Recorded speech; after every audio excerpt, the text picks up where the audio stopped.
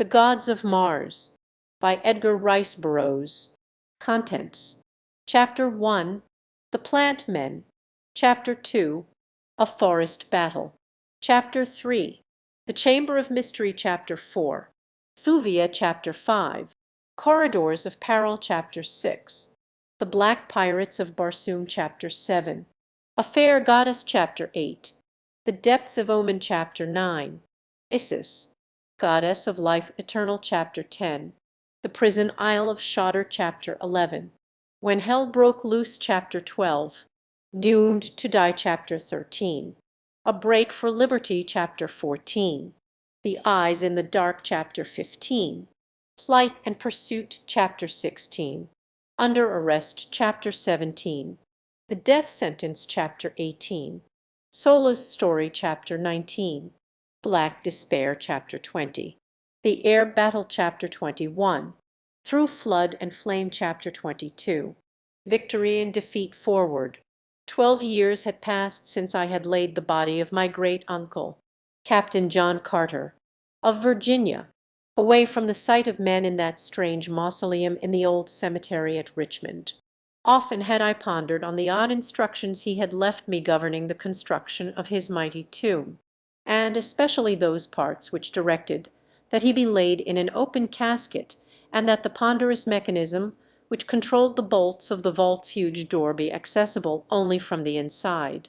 12 years had passed since I had read the remarkable manuscript of this remarkable man, who was always young and yet who had dandled my grandfather's great-grandfather upon his knee, this man who had spent 10 years upon the planet Mars, who had fought for the green men of Barsoom and fought against them, who had fought for and against the red men, and who had won the ever-beautiful Dejah Thoris, Princess of Helium, for his wife, and for nearly 10 years had been a prince of the house of Tardos Mers, Jeddak of Helium. 12 years had passed since his body had been found upon the bluff before his cottage overlooking the Hudson, and oft-times during these long years I had wondered if John Carter were really dead, or if he again roamed the Dead Sea bottoms of that dying planet, if he had returned to Barsoom to find that he had opened the frowning portals of the mighty atmosphere plant in time to save the countless millions who were dying of asphyxiation on that far-gone day that had seen him hurtled ruthlessly through 48 million miles of space back to Earth once more. I had wondered if he had found his black-haired princess, and the slender son he had dreamed was with her in the royal gardens of Tardos Mers, awaiting his return, or had he found that he had been too late, and thus gone back to a living death upon a dead world, or was he really dead after all, never to return either to his mother Earth or his beloved Mars? Thus was I lost in useless speculation one sultry August evening when old Ben, my body servant, handed me a telegram. Tearing it open I read, "Meet me tomorrow, Hotel Raleigh, Richmond. John Carter." Early the next morning I took the first train for Richmond, and within 2 hours was being ushered into the room occupied by John Carter. As I entered he rose to greet me, his old-time cordial smile of welcome lighting his handsome face. Apparently he had not aged a minute, but was still the straight, clean-limbed fighting man of 30. His keen gray eyes were undimmed, and the only lines upon his face were the lines of iron character and determination that always had been there since first I remembered him, nearly 35 years before. "Well, nephew," he greeted me, "do you feel as though you were seeing a ghost, or suffering from the effects of too many of Uncle Ben's juleps?" "Juleps, I reckon," I replied, "for I certainly feel mighty good. But maybe it's just the sight of you again that affects me. You have been back to Mars. Tell me, and Dejah Thoris, you found her well and awaiting you?" "Yes, I have been to Barsoom again, but it's a long story, too long to tell in the limited time I have before I must return. I have learned the secret, nephew, and I may traverse the trackless void at my will, coming and going between the countless planets as I list. But my heart is always in Barsoom. and while it is there in the keeping of my Martian princess, I doubt that I shall ever again leave the dying world that is my life. I have come now because my affection for you prompted me to see you once more before you pass over forever into that other life that I shall never know, and which, though I have died thrice and shall die again tonight, as you know death, I am as unable to fathom as are you, even the wise and mysterious Therns of Barsoom, that ancient cult which for countless ages has been credited with holding the secret of life and death in their impregnable fastnesses upon the hither slopes of the mountains of Ots, are as ignorant as we. I have proved it, though I near lost my life in the doing of it. But you shall read it all in the notes I have been making during the last 3 months that I have been back upon earth." He patted a swelling portfolio that lay on the table at his elbow. "I know that you are interested, and that you believe. And I know that the world, too, is interested, though they will not believe for many years.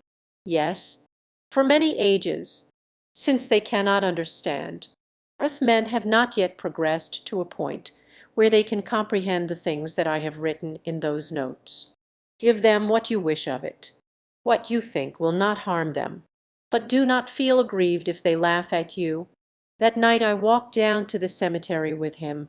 At the door of his vault he turned and pressed my hand. 'Good-bye, nephew,' he said. 'I may never see you again, for I doubt that I can ever bring myself to leave my wife and boy while they live. And the span of life upon Barsoom is often more than 1,000 years.'" He entered the vault. The great door swung slowly to. The ponderous bolts grated into place. The lock clicked. I have never seen Captain John Carter, of Virginia, since. But here is the story of his return to Mars on that other occasion, as I have gleaned it from the great mass of notes which he left for me upon the table of his room in the hotel at Richmond. There is much which I have left out, much which I have not dared to tell. But you will find the story of his second search for Dejah Thoris, Princess of Helium, even more remarkable than was his first manuscript, which I gave to an unbelieving world a short time since, and through which we followed the fighting Virginian across Dead Sea bottoms under the moons of Mars. R.V. Chapter 1. The Plant Men.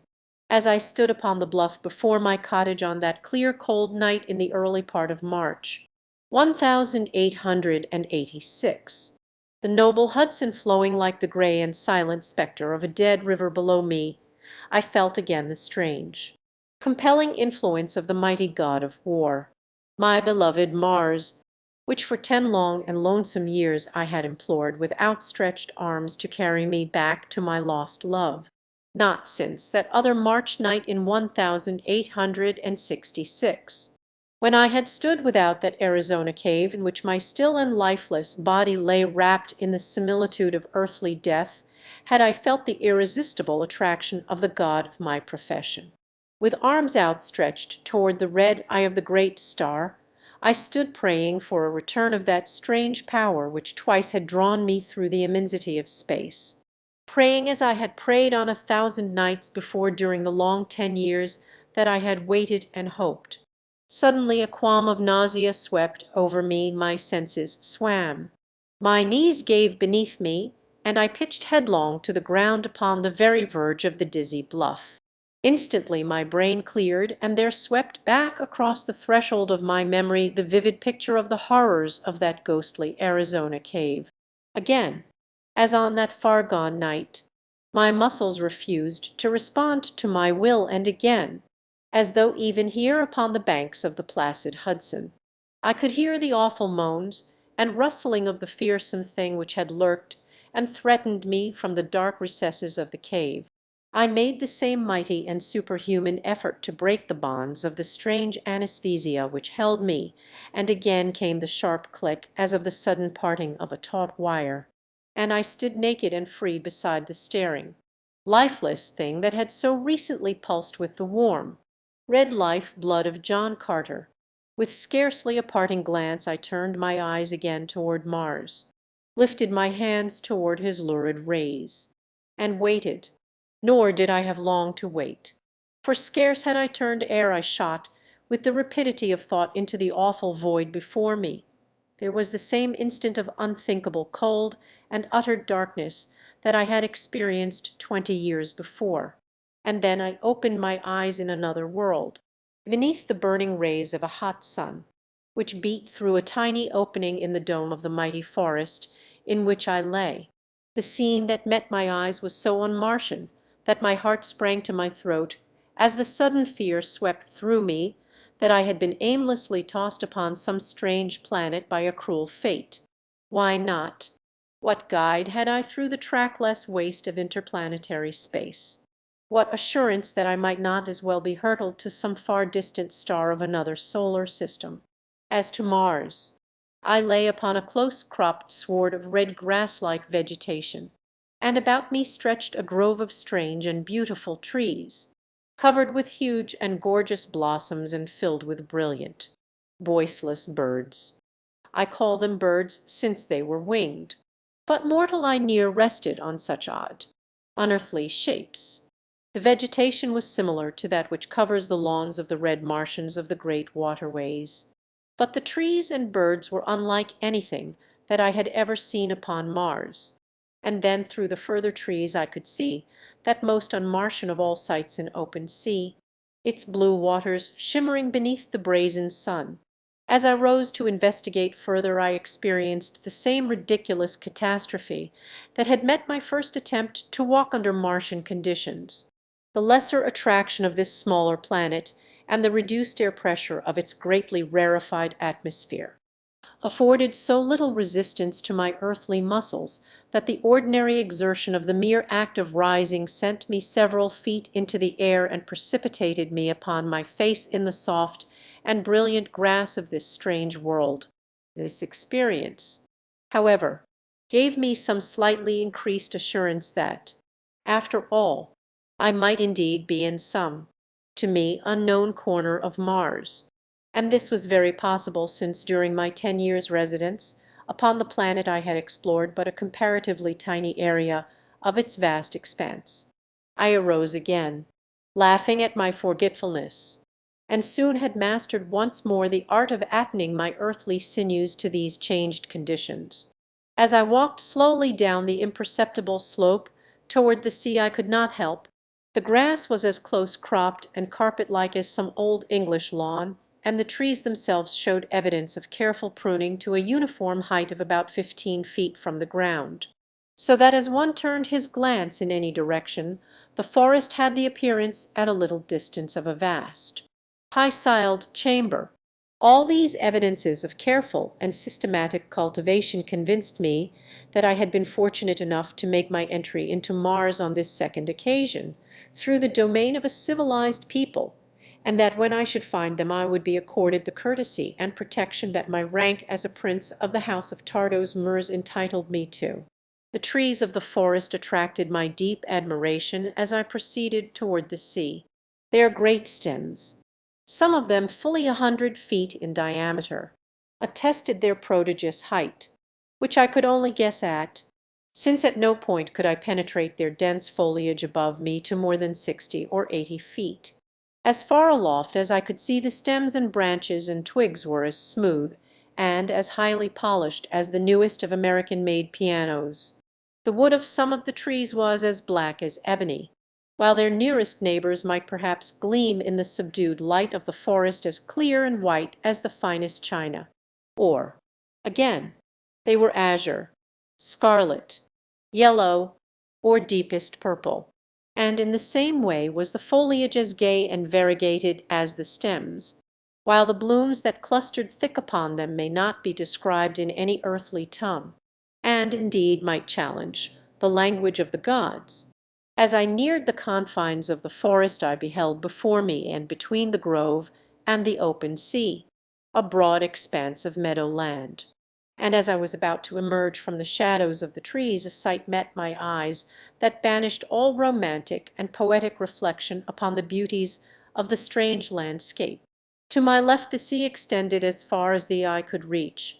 Before me only a vague, dim line indicated its further shore, while at my right a mighty river, broad, placid, and majestic, flowed between scarlet banks to empty into the quiet sea before me. At a little distance up the river rose mighty perpendicular bluffs, from the very base of which the great river seemed to rise.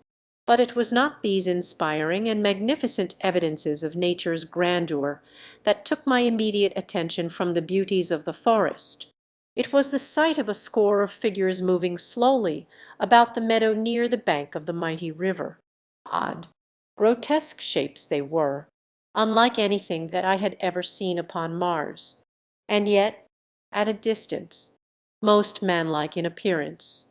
The larger specimens appeared to be about 10 or 12 feet in height when they stood erect, and to be proportioned as to torso and lower extremities precisely as is earthly man their arms, however, were very short, and from where I stood seemed as though fashioned much after the manner of an elephant's trunk, in that they moved in sinuous and snake-like undulations, as though entirely without bony structure, or if there were bones it seemed that they must be vertebral in nature.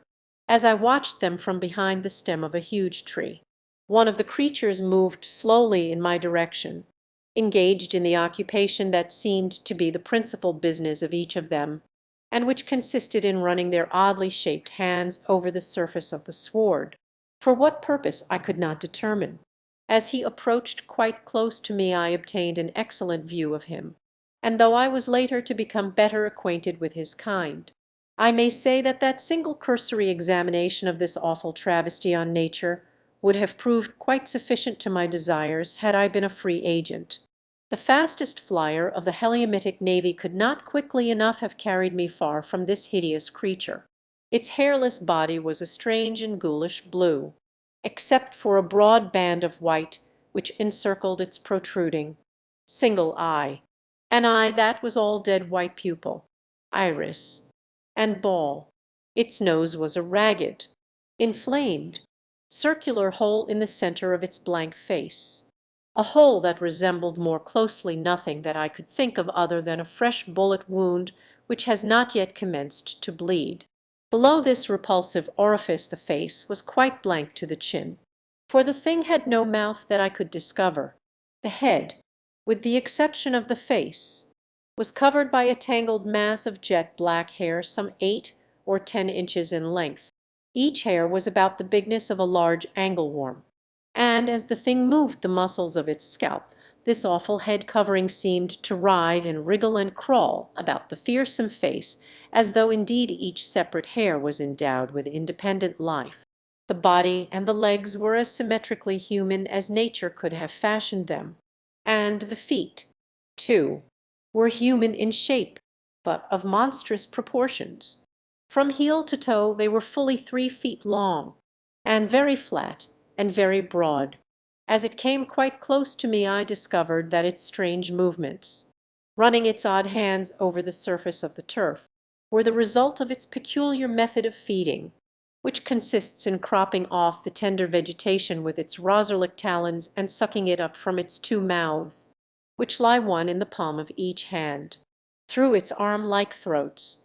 In addition to the features which I have already described, the beast was equipped with a massive tail about 6 feet, quite round where it joined the body, but tapering to a flat, thin blade toward the end, which trailed at right angles to the ground.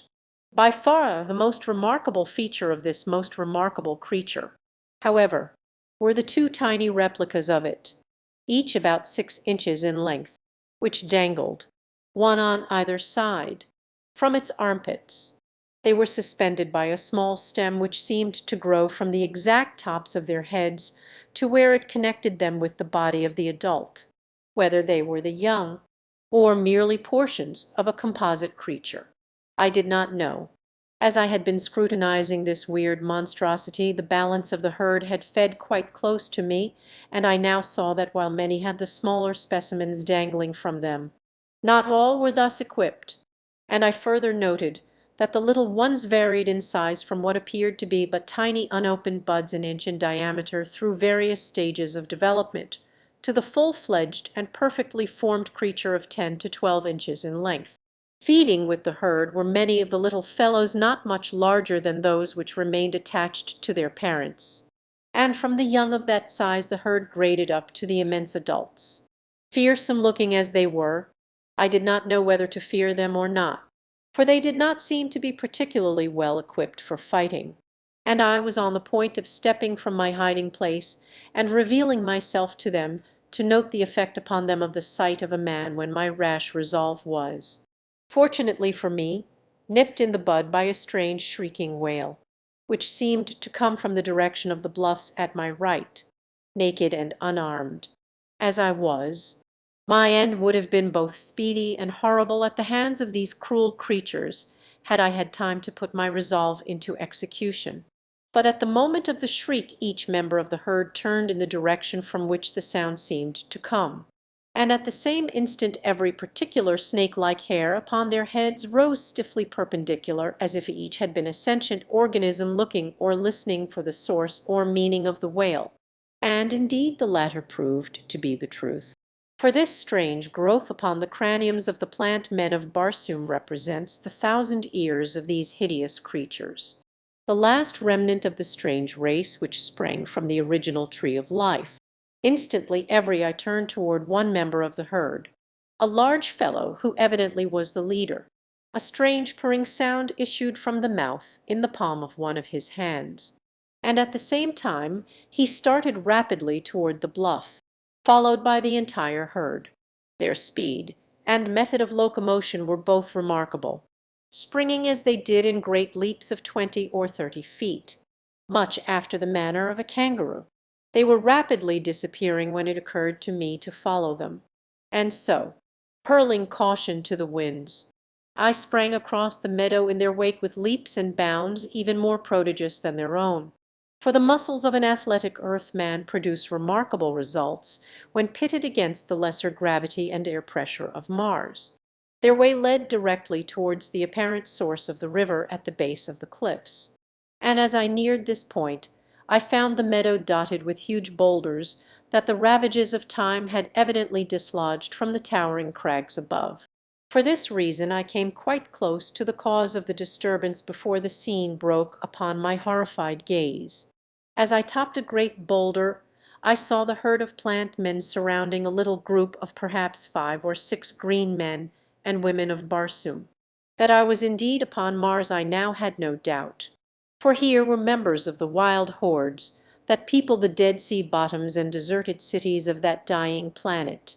Here were the great males towering in all the majesty of their imposing height.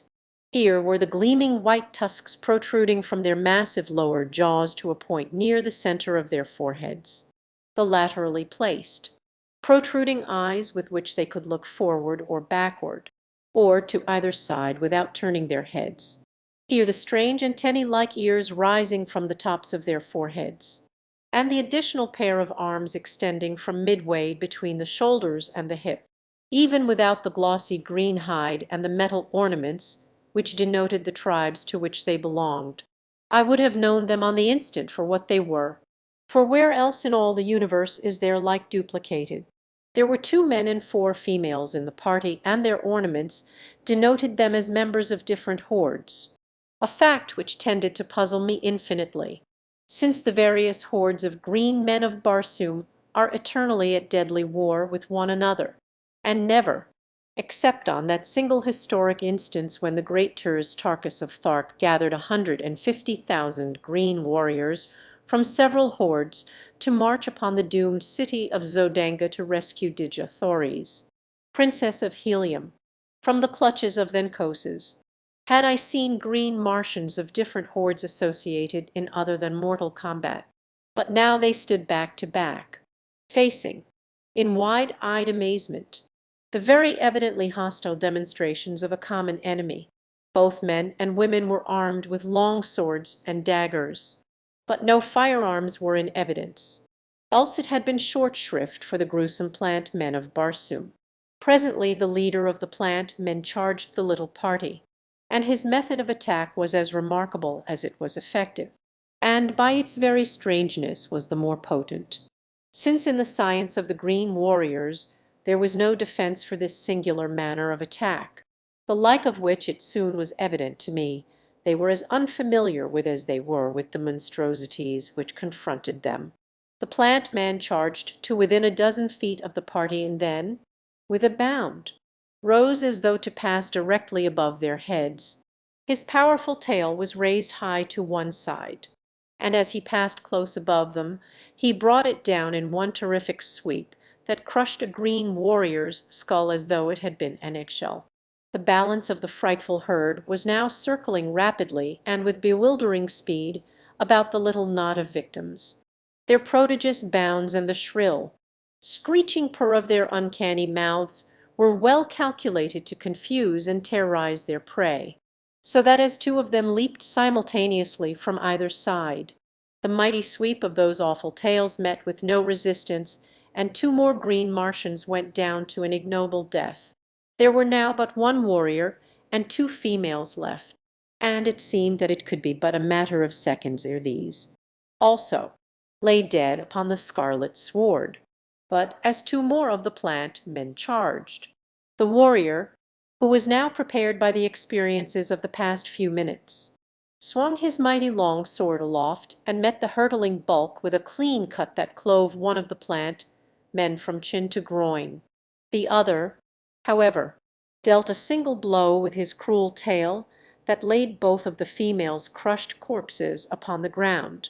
As the green warrior saw the last of his companions go down, and at the same time perceived that the entire herd was charging him in a body, he rushed boldly to meet them, swinging his long sword in the terrific manner that I had so often seen the men of his kind wield it in their ferocious and almost continual warfare among their own race.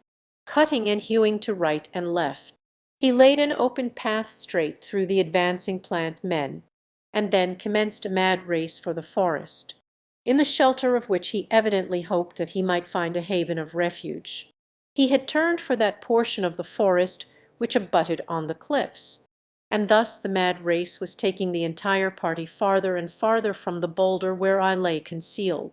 As I had watched the noble fight which the great warrior had put up against such enormous odds, my heart had swelled in admiration for him, and acting as I am wont to do, more upon impulse than after mature deliberation, I instantly sprang from my sheltering rock and bounded quickly toward the bodies of the dead green Martians. A well-defined plan of action already formed, half a dozen great leaps brought me to the spot, and another instant saw me again in my stride in quick pursuit of the hideous monsters that were rapidly gaining on the fleeing warrior.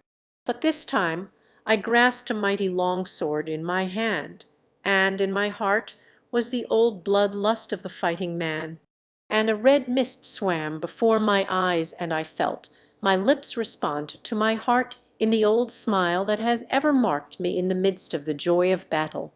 Swift as I was none too soon, for the green warrior had been overtaken ere he had made half the distance to the forest, and now he stood with his back to a boulder, while the herd, temporarily balked, hissed and screeched about him, with their single eyes in the center of their heads, and every eye turned upon their prey. They did not note my soundless approach, so that I was upon them with my great long sword, and four of them lay dead ere they knew that I was among them.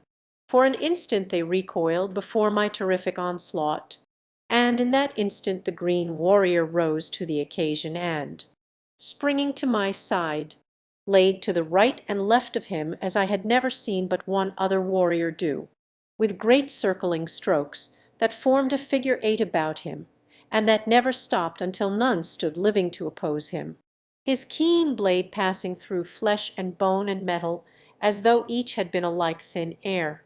As we bent to the slaughter, far above us rose that shrill, weird cry which I had heard once before, and which had called the herd to the attack upon their victims. Again and again it rose, but we were too much engaged with the fierce and powerful creatures about us to attempt to search out even with our eyes the author of the horrid notes. Great tails lashed in frenzied anger about us. Razor-like talons cut our limbs and bodies, and a green and sticky syrup, such as oozes from a crushed caterpillar, smeared us from head to foot. For every cut and thrust of our longswords brought spurts of this stuff upon us from the severed arteries of the plant men, through which it courses in its sluggish viscidity in lieu of blood. Once I felt the great weight of one of the monsters upon my back, and as keen talons sank into my flesh I experienced the frightful sensation of moist lips sucking the life-blood from the wounds to which the claws still clung. I was very much engaged with a ferocious fellow who was endeavouring to reach my throat from in front, while two more, one on either side, were lashing viciously at me with their tails.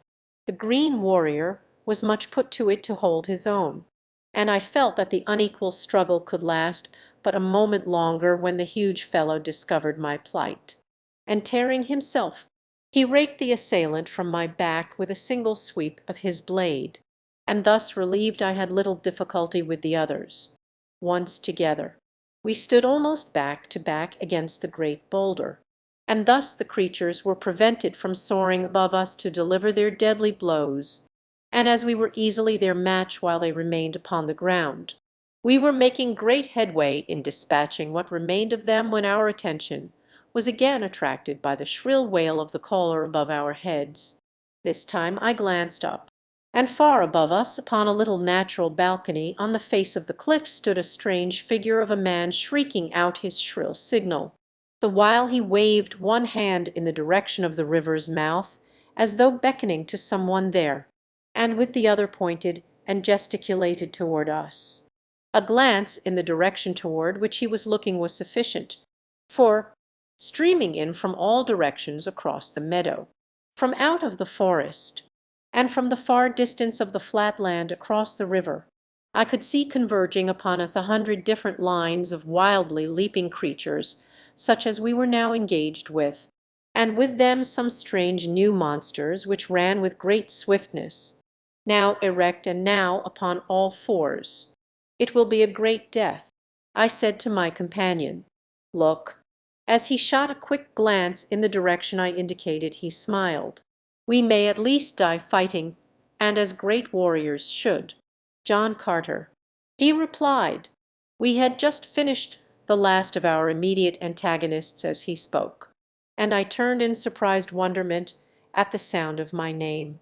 And there before my astonished eyes I beheld the greatest of the green men of Barsoom, their shrewdest statesman, their mightiest general, my great and good friend, Turs Tarkas, Jeddak of Thark. Chapter 2. A Forest Battle. Turs Tarkas and I found no time for an exchange of experiences as we stood there before the great boulder surrounded by the corpses of our grotesque assailants. For from all directions down the broad valley was streaming a perfect torrent of terrifying creatures in response to the weird call of the strange figure far above us. "Come," cried Turs Tarkas, "we must make for the cliffs. There lies our only hope of even temporary escape. There we may find a cave or a narrow ledge which two may defend for ever against this motley, unarmed horde." Together we raced across the scarlet sward, I timing my speed that I might not outdistance my slower companion. We had, perhaps, 300 yards to cover between our boulder and the cliffs, and then to search out a suitable shelter for our stand against the terrifying things that were pursuing us.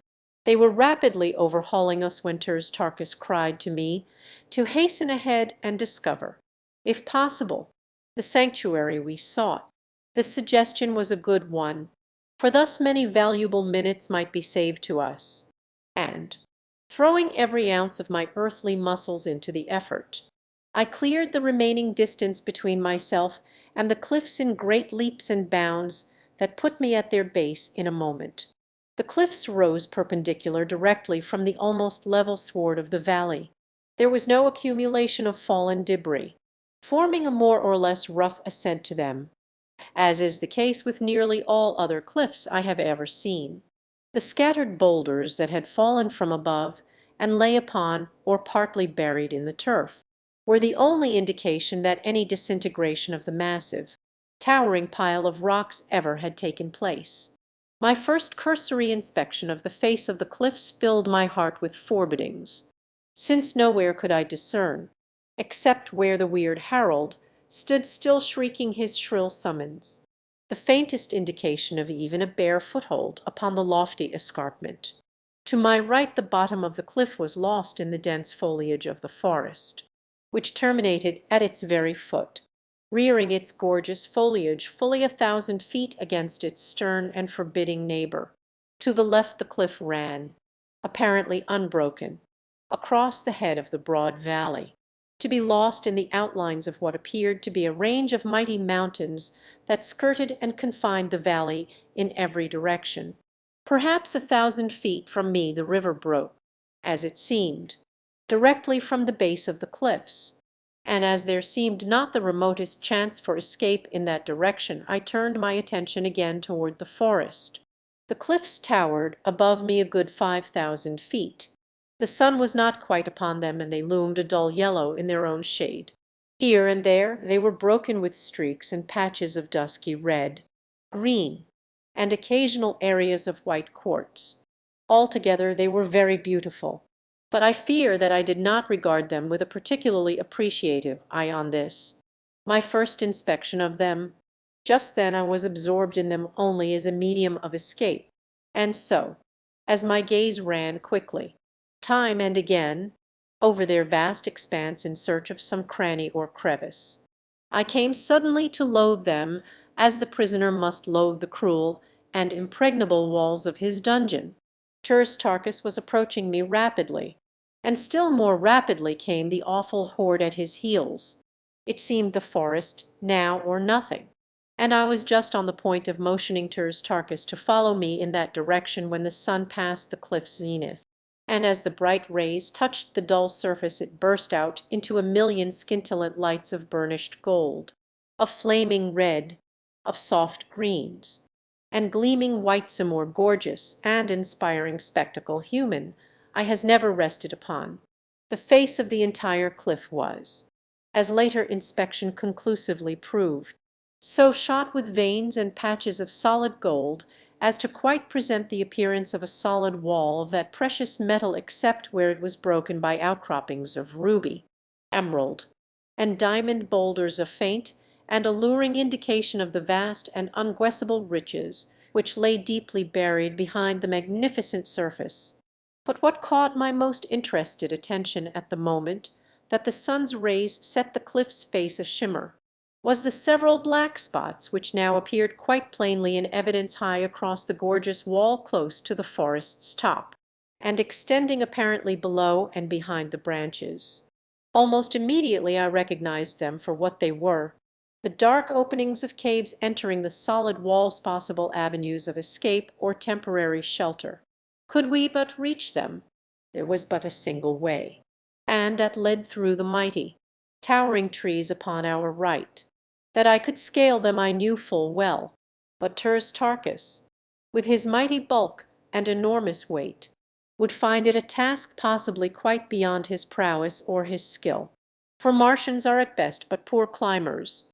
Upon the entire surface of that ancient planet I never before had seen a hill or mountain that exceeded 4,000 feet in height above the Dead Sea bottoms, and as the ascent was usually gradual, nearly to their summits, they presented but few opportunities for the practice of climbing. Nor would the Martians have embraced even such opportunities as might present themselves, for they could always find a circuitous route about the base of any eminence, and these roads they preferred and followed in preference to the shorter but more arduous ways. However, there was nothing else to consider than an attempt to scale the trees contiguous to the cliff in an effort to reach the caves above. The Thark grasped the possibilities and the difficulties of the plan at once, but there was no alternative, and so we set out rapidly for the trees nearest the cliff. Our relentless pursuers were now close to us, so close that it seemed that it would be an utter impossibility for the Jeddak of Thark to reach the forest in advance of them. Nor was there any considerable will in the efforts that Tarkus made, for the green men of Barsoom do not relish flight, nor ever before had I seen one fleeing from death in whatsoever form it might have confronted him, but that Tarkus was the bravest of the brave he had proven thousands of times. Yes, tens of thousands in countless mortal combats with men and beasts. And so I knew that there was another reason than fear of death behind his flight. As he knew that a greater power than pride or honor spurred me to escape these fierce destroyers, in my case it was love of the divine Thores. And the cause of the Thark's great and sudden love of life I could not fathom. For it is oftener that they seek death than life, these strange, loveless, unhappy people. At length, however, we reached the shadows of the forest, while right behind us sprang the swiftest of our pursuers, a giant plant man with claws outreaching to fasten his blood-sucking mouths upon us.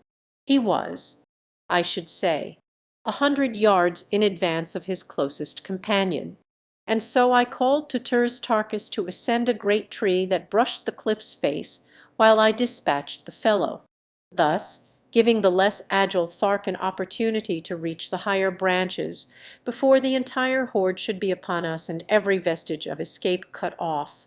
But I had reckoned without a just appreciation either of the cunning of my immediate antagonist or the swiftness with which his fellows were covering the distance which had separated them from me as I raised my long sword to deal the creature its death, as my sword cut harmlessly through the empty air. The great tail of the thing swept with the power of a grizzly's arm across the sward and carried me bodily from my feet to the ground. In an instant the brute was upon me, but ere it could fasten its hideous mouths into my breast and throat I grasped a writhing tentacle in either hand. The plant man was well muscled, heavy, and powerful, but my earthly sinews and greater agility, in conjunction with the deathly strangle hold I had upon him, would have given me, I think, an eventual victory had we had time to discuss the merits of our relative prowess uninterrupted. But as we strained and struggled about the tree into which Tarkus was clambering with infinite difficulty, I suddenly caught a glimpse over the shoulder of my antagonist of the great swarm of pursuers that now were fairly upon me now. At last I saw the nature of the other monsters who had come with the plant men in response to the weird calling of the man upon the cliff's face. They were that most dreaded of Martian creatures, great white apes of Barsoom. My former experiences upon Mars had familiarized me thoroughly with them and their methods, and I may say that of all the fearsome and terrible, weird and grotesque inhabitants of that strange world, it is the white apes that come nearest to familiarizing me with the sensation of fear. I think that the cause of this feeling which these apes engender within me is due to their remarkable resemblance in form to our earth men, which gives them a human appearance that is most uncanny when coupled with their enormous size. They stand 15 feet in height and walk erect upon their hind feet, like the green Martians. They have an intermediary set of arms midway between their upper and lower limbs. Their eyes are very close set, but do not protrude as do those of the green men of Mars. Their ears are high set, but more laterally located than are the green men's, while their snouts and teeth are much like those of our African gorilla. Upon their heads grows an enormous shock of bristly hair. It was into the eyes of such as these and the terrible plant men that I gazed above the shoulder of my foe, and then, in a mighty wave of snarling, snapping, screaming, purring rage, they swept over me, and of all the sounds that assailed my ears as I went down beneath them, to me the most hideous was the horrid purring of the plant men. Instantly a score of cruel fangs and keen talons were sunk into my flesh. Cold, sucking lips fastened themselves upon my arteries.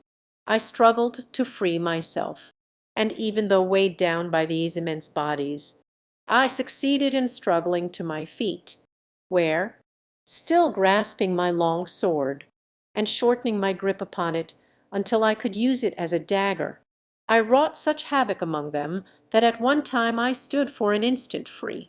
What it has taken minutes to write occurred in but a few seconds, but during that time Tarkus had seen my plight and had dropped from the lower branches, which he had reached with such infinite labor. and as I flung the last of my immediate antagonists from me the great Thark leaped, and again we fought, back to back, as we had done 100 times before. Time and again the ferocious apes sprang in to close with us, and time and again we beat them back with our swords. The great tails of the plant men lashed with tremendous power about us as they charged from various directions or sprang with the agility of greyhounds above our heads. But every attack met a gleaming blade in sword hands that had been reputed for 20 years the best that Mars ever had known. For Tarkus and John Carter were names that the fighting men of the world of warriors loved best to speak. But even the two best swords in a world of fighters can avail not forever against overwhelming numbers of fierce and savage Brutus that know not what defeat means until cold steel teaches their hearts no longer to beat. And so, step by step, we were forced back. At length we stood against the giant tree that we had chosen for our ascent. And then, as charge after charge hurled its weight upon us, we gave back again and again, until we had been forced halfway around the huge base of the colossal trunk. Tarkus was in the lead, and suddenly I heard a little cry of exultation from him. "Here is shelter for one at least, John Carter," he said, and, glancing down, I saw an opening in the base of the tree about 3 feet in diameter.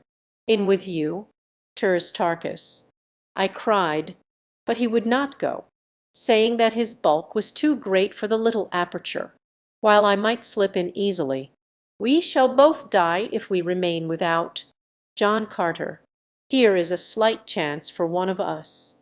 Take it, and you may live to avenge me. It is useless for me to attempt to worm my way into so small an opening with this horde of demons besetting us on all sides." "Then we shall die together, Tarkus," I replied, "for I shall not go first. Let me defend the opening while you get in. Then my smaller stature will permit me to slip in with you before they can prevent." We still were fighting furiously as we talked in broken sentences, punctured with vicious cuts and thrusts at our swarming enemy. At length he yielded, for it seemed the only way in which either of us might be saved from the ever-increasing numbers of our assailants, who were still swarming upon us from all directions across the broad valley. "It was ever your way, John Carter, to think last of your own life," he said, "but still more your way to command the lives and actions of others, even to the greatest of Jedaks who rule upon Barsoom."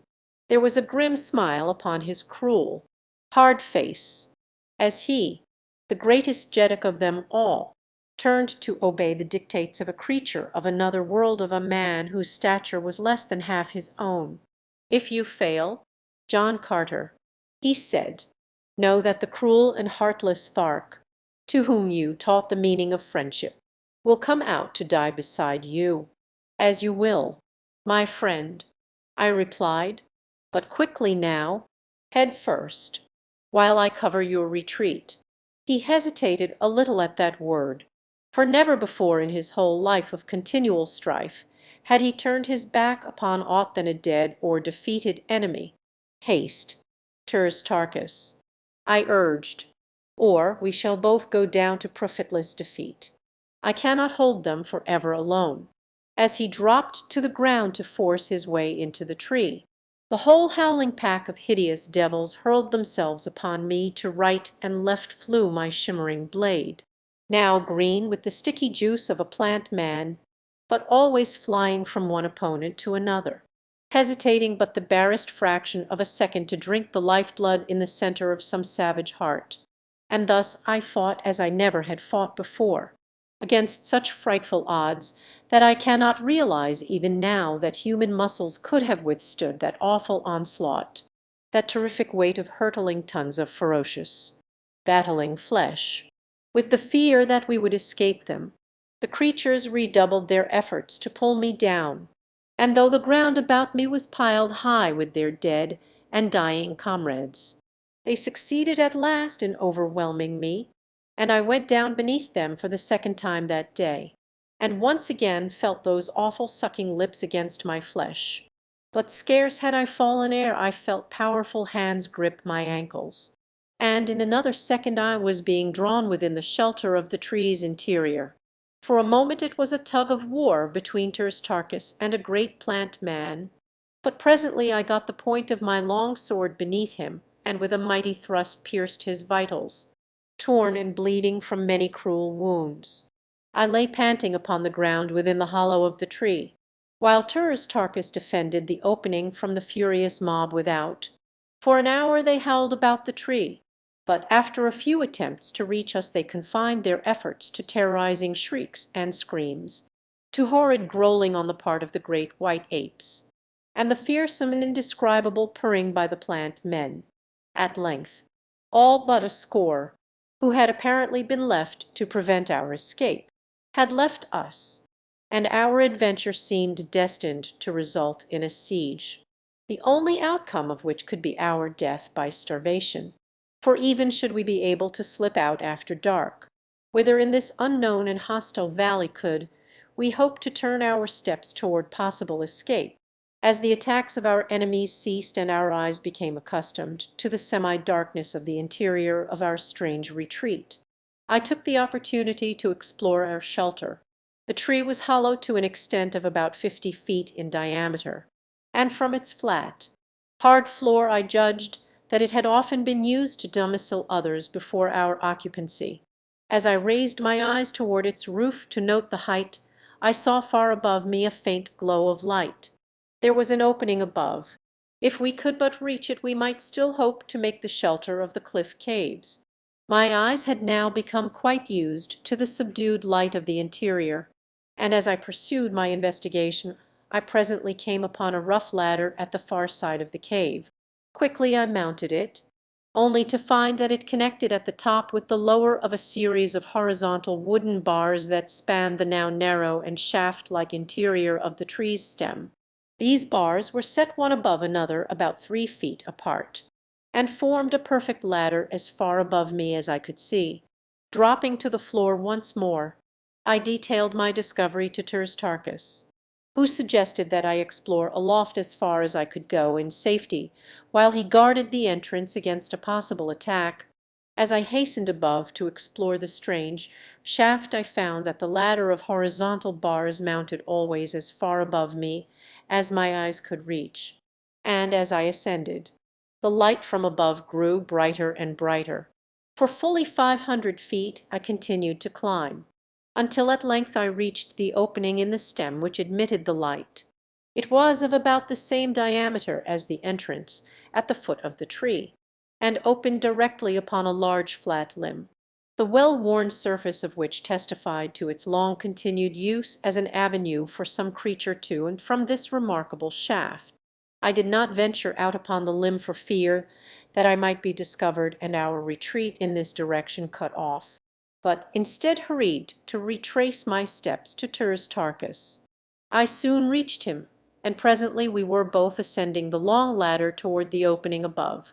Terstarchus went in advance, and as I reached the first of the horizontal bars I drew the ladder up after me and, handing it to him, he carried it 100 feet further aloft, where he wedged it safely between one of the bars and the side of the shaft.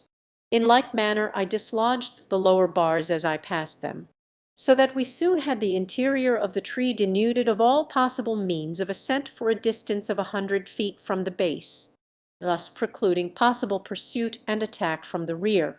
As we were to learn later, this precaution saved us from dire predicament, and was eventually the means of our salvation. When we reached the opening at the top Terstarchus drew to one side that I might pass out and investigate, as, owing to my lesser weight and greater agility, I was better fitted for the perilous threading of this dizzy, hanging pathway. The limb upon which I found myself ascended at a slight angle toward the cliff, and as I followed it I found that it terminated a few feet above a narrow ledge which protruded from the cliff's face at the entrance to a narrow cave. As I approached the slightly more slender extremity of the branch it bent beneath my weight until, as I balanced perilously upon its outer tip, it swayed gently on a level with the ledge at a distance of a couple of feet. 500 feet below me lay the vivid scarlet, nearly 5,000 feet above towered the mighty, gleaming face of the gorgeous cliffs. The cave that I faced was not one of those that I had seen from the ground, and which lay much higher, possibly 1,000 feet, but so far as I might know it was as good for our purpose as another. And so I returned to the tree for Turs Tarkas. Together we warmed our way along the waving pathway. But when we reached the end of the branch we found that our combined weight so depressed the limb that the cave's mouth was now too far above us to be reached. We finally agreed that Turs Tarkas should return along the branch, leaving his longest leather harness strap with me, and that when the limb had risen to a height that would permit me to enter the cave I was to do so, and on Turs Tarkas' return I could then lower the strap and haul him up to the safety of the ledge. This we did without mishap, with a magnificent view of the valley spreading out below us. As far as the eye could reach gorgeous forest, and crimson sward skirted a silent sea, and about all towered the brilliant monster guardian cliffs. Once we thought we discerned a gilded minaret gleaming in the sun amidst the waving tops of far distant trees. But we soon abandoned the idea in the belief, yet forbidding, spot. Below us, upon the river's bank, the great white apes were devouring the last remnants of Turs Tarkas' former companions, while great herds of plant men grazed in ever-widening circles about the sward which they kept as close-clipped as the smoothest of lawns. Knowing that attack from the tree was now improbable, we determined to explore the cave, which we had every reason to believe was but a continuation of the path we had already traversed, leading the gods alone knew where, but quite evidently away from this valley of grim ferocity. As we advanced we found a well-proportioned tunnel cut from the solid cliff. Its walls rose some 20 feet above the floor, which was about 5 feet in width. The roof was arched. We had no means of making a light, and so groped our way slowly into the ever-increasing darkness, Turs Tarkas keeping in touch with one wall while I felt along the other, while, to prevent our wandering into diverging branches and becoming separated or lost in some intricate and labyrinthine maze, we clasped hands. How far we traversed the tunnel in this manner I do not know, but presently we came to an obstruction which blocked our further progress. It seemed more like a partition than a sudden ending of the cave, for it was constructed not of the material of the cliff, but of something which felt like very hard wood. Silently I groped over its surface with my hands, and presently was rewarded by the feel of the button which as commonly denotes a door on Mars as does a door knob on earth. Gently pressing it, I had the satisfaction of feeling the door slowly give before me, and in another instant, which, so far as we could see, was unoccupied. Without more ado I swung the door wide open and, followed by the huge Thark, stepped into the chamber. As we stood for a moment in silence gazing about the room, a slight noise behind caused me to turn quickly, when, to my astonishment, I saw the door close with a sharp click as though by an unseen hand. Instantly I sprang toward it to wrench it open again, for something in the uncanny movement of the thing and the tense and almost palpable silence of the chamber seemed to portend a lurking evil lying hidden in this rock-bound chamber within the bowels of the golden cliffs. My fingers clawed futilely at the unyielding portal, while my eyes sought in vain for a duplicate of the button which had given us ingress. And then, from unseen lips, a cruel and mocking peal of laughter rang through the desolate place. Chapter 3. The Chamber of Mystery. For moments after that awful laugh had ceased reverberating through the rocky room, Turs Tarkas and I stood in tense and expectant silence. But no further sound broke the stillness, nor within the range of our vision did aught move. At length Turs Tarkas laughed softly, after the manner of his strange kind when in the presence of the horrible or terrifying. It is not an hysterical laugh, but rather the genuine expression of the pleasure they derive from the things that move earth men to loathing or to tears. Often and again have I seen them roll upon the ground in mad fits of uncontrollable mirth when witnessing the death agonies of women and little children beneath the torture of that hellish green Martian fate, the Great Games. I looked up at the Thark, a smile upon my own lips. For here in truth was greater need for a smiling face than a trembling chin. "What do you make of it all?" I asked.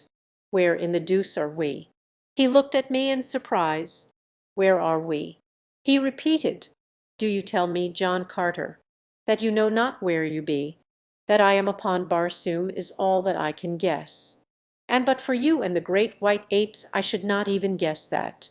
For the sights I have seen this day are as unlike the things of my beloved Barsoom, as I knew it 10 long years ago, as they are unlike the world of my birth. No, Turs Tarkas, I know not where we be. Where have you been since you opened the mighty portals of the atmosphere plant years ago, after the keeper had died and the engines stopped and all Barsoom was dying, that had not already died, of asphyxiation? Your body even was never found, though the men of a whole world sought after it for years, though the Jeddak of Helium and his granddaughter, your princess, offered such fabulous rewards that even princes of royal blood joined in the search. There was but one conclusion to reach when all efforts to locate you had failed, and that you had taken the long, last pilgrimage down the mysterious river Is, to await in the valley door upon the shores of the lost sea of Chorus the beautiful Dija Thoris, your princess. Why you had gone none could guess, for your princess still lived, thank God. I interrupted him. I did not dare to ask you, for I feared I might have been too late to save her. She was very low when I left her in the royal gardens of Tardos Mers that long gone night. So very low that I scarcely hoped even then to reach the atmosphere plant ere her dear spirit had fled from me for ever. And she lives yet. She lives. John Carter, you have not told me where we are." I reminded him. "We are where I expected to find you, John Carter, and another. Many years ago you heard the story of the woman who taught me the thing that green Martians are reared to hate, the woman who taught me to love. You know the cruel tortures and the awful death her love won for her at the hands of the beast. Tal Hages, she, I thought, awaited me by the lost sea of Chorus. You know that it was left for a man from another world, for yourself, John Carter, to teach this cruel Thark what friendship is, and you, I thought, also roamed the carefree valley door.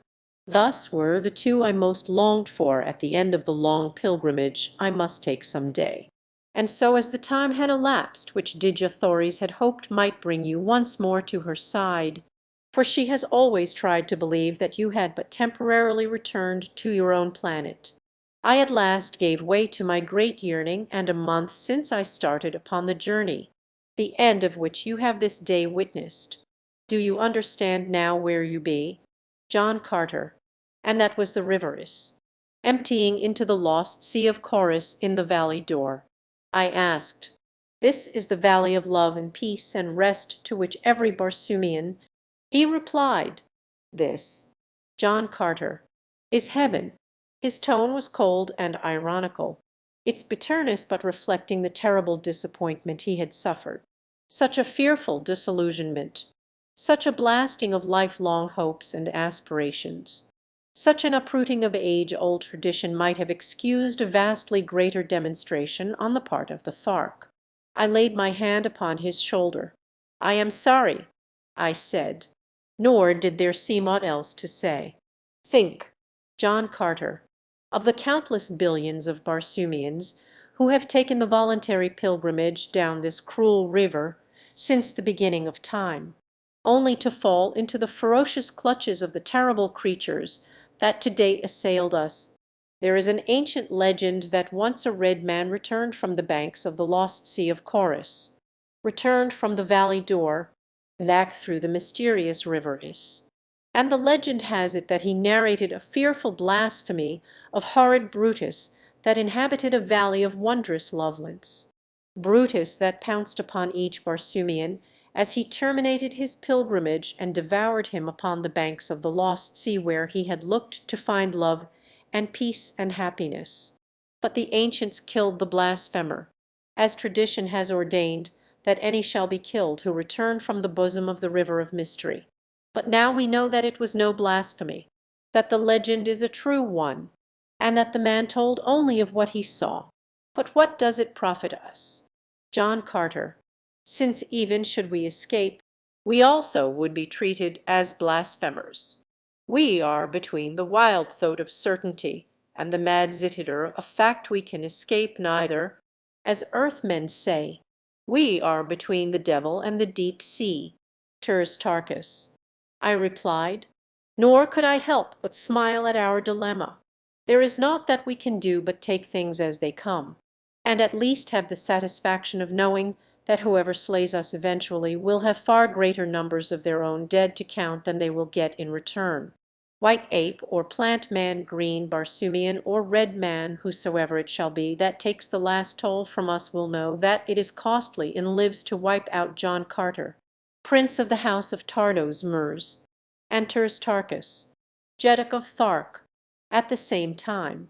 I could not help but laugh at his grim humour, and he joined in with me in one of those rare laughs of real enjoyment which was one of the attributes of this fierce Tharkian chief which marked him from the others of his kind.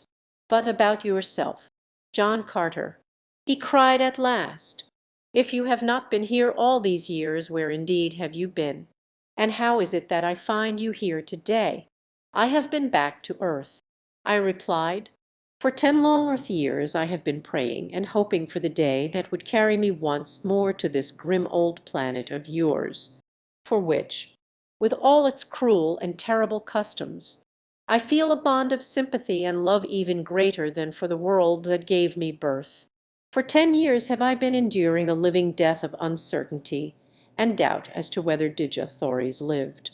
And now that for the first time in all these years my prayers have been answered, and my doubt relieved, I find myself, through a cruel whim of fate, hurled into the one tiny spot of all Barsoom from which there is apparently no escape, and if there were, at a price which would put out forever the last flickering hope which I may cling to of seeing my princess again in this life. And you have seen today with what pitiful futility man yearns toward a material hereafter.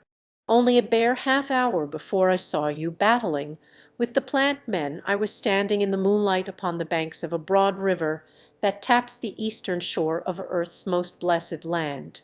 I have answered you, my friend. Do you believe? I believe, replied Ters Tarkas, though I cannot understand. As we talked I had been searching the interior of the chamber with my eyes. It was, perhaps, 200 feet in length and half as broad, with what appeared to be a doorway in the center of the wall directly opposite that through which we had entered. The apartment was hewn from the material of the cliff, showing mostly dull gold in the dim light which a single-minute radium illuminator in the center of the roof diffused throughout its great dimensions. Here and there polished surfaces of ruby, emerald, and diamond patched the golden walls and ceiling. The floor was of another material, very hard, and worn by much use to the smoothness of glass. Aside from the 2 doors I could discern no sign of other aperture, and as one we knew to be locked against us I approached the other. As I extended my hand to search for the controlling button, that cruel and mocking laugh rang out once more, so close to me this time that I involuntarily shrank back, tightening my grip upon the hilt of my great sword. And then from the far corner of the great chamber a hollow voice chanted, "There is no hope, there is no hope.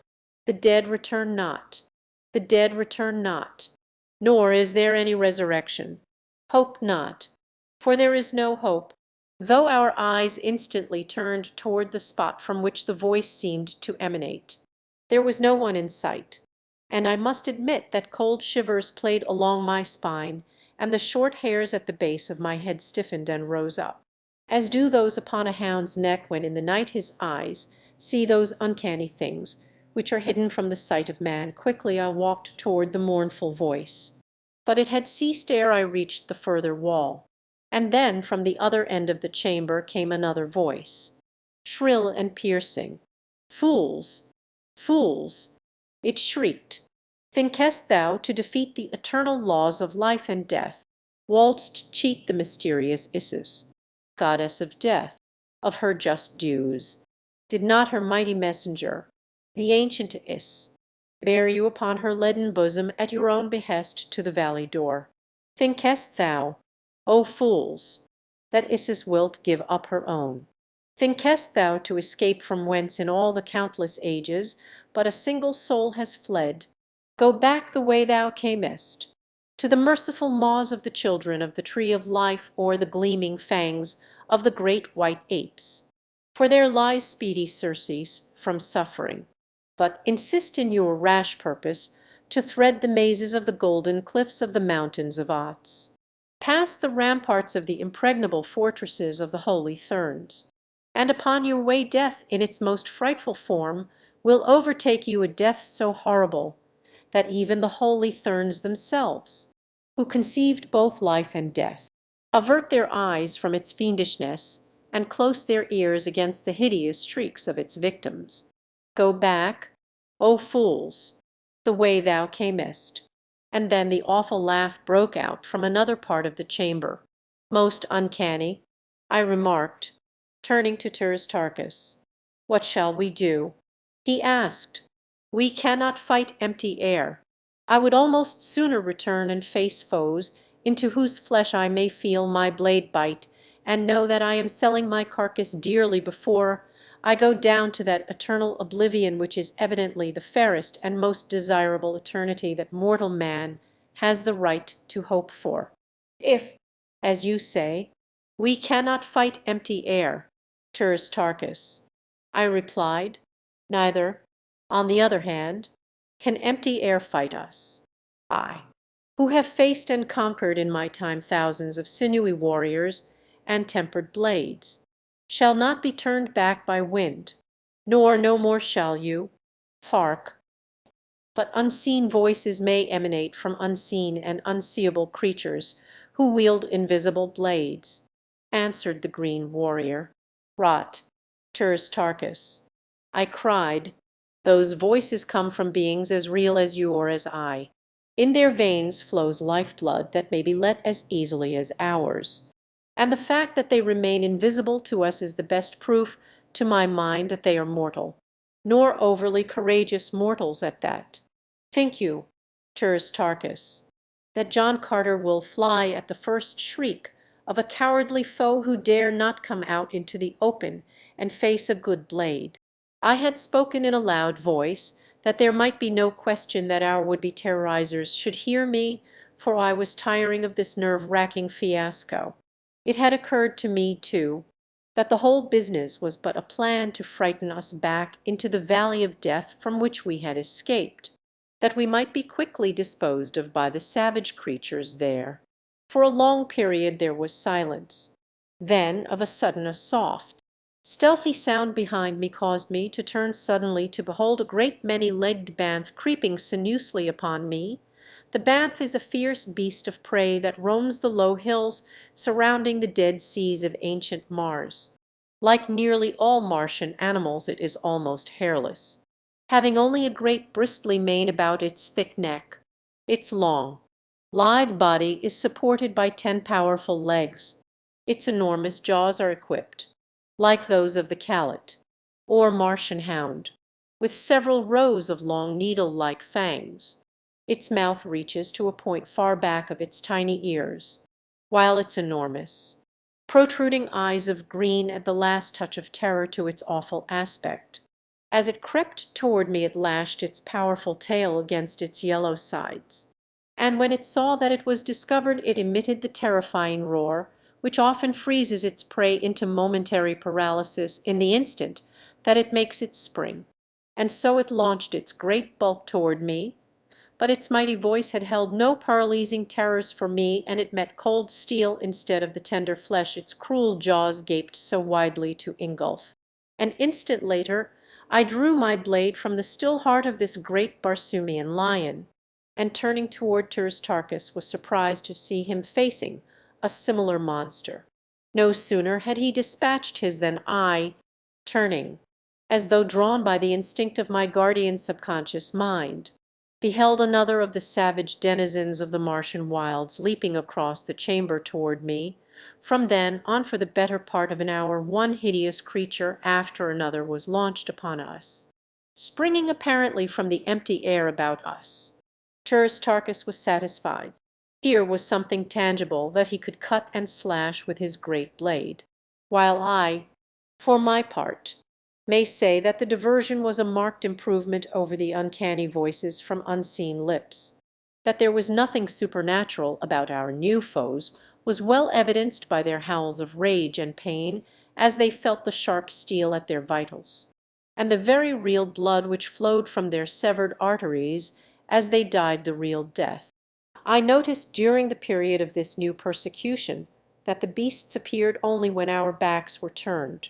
We never saw one really materialize from thin air, nor did I for an instant sufficiently lose my excellent reasoning faculties among the ornaments of Tarkus leather harness, which is the only manner of clothing worn by Martians other than silk capes and robes of silk, and for protection from the cold after dark, was a small mirror, about the bigness of a lad's hand glass, which hung midway between his shoulders and his waist against his broad back.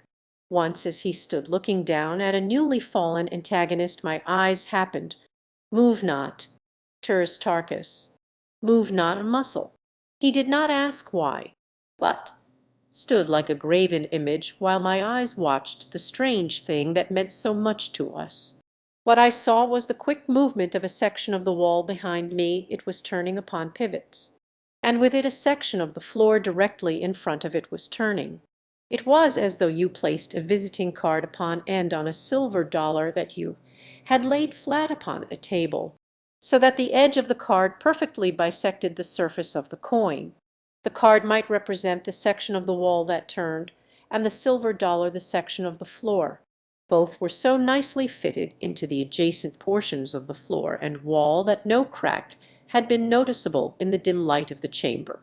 As the turn was half completed, a great beast was revealed sitting upon its haunches upon that part of the revolving floor that had been on the opposite side before the wall commenced to move.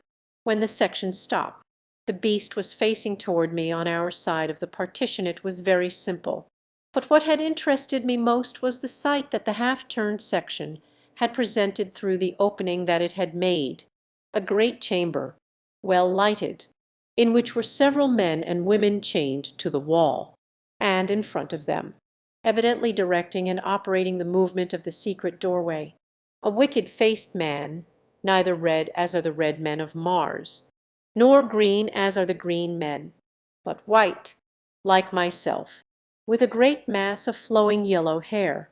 The prisoners behind him were red Martians.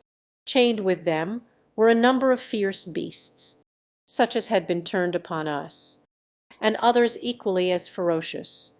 As I turned to meet my new foe, it was with a heart considerably lightened. "Watch the wall at your end of the chamber, Tarkus," I cautioned. "It is through secret doorways in the wall that the brutes are loosed upon us." I was very close to him and spoke in a low whisper, that my knowledge of their secret might not be disclosed to our tormentors.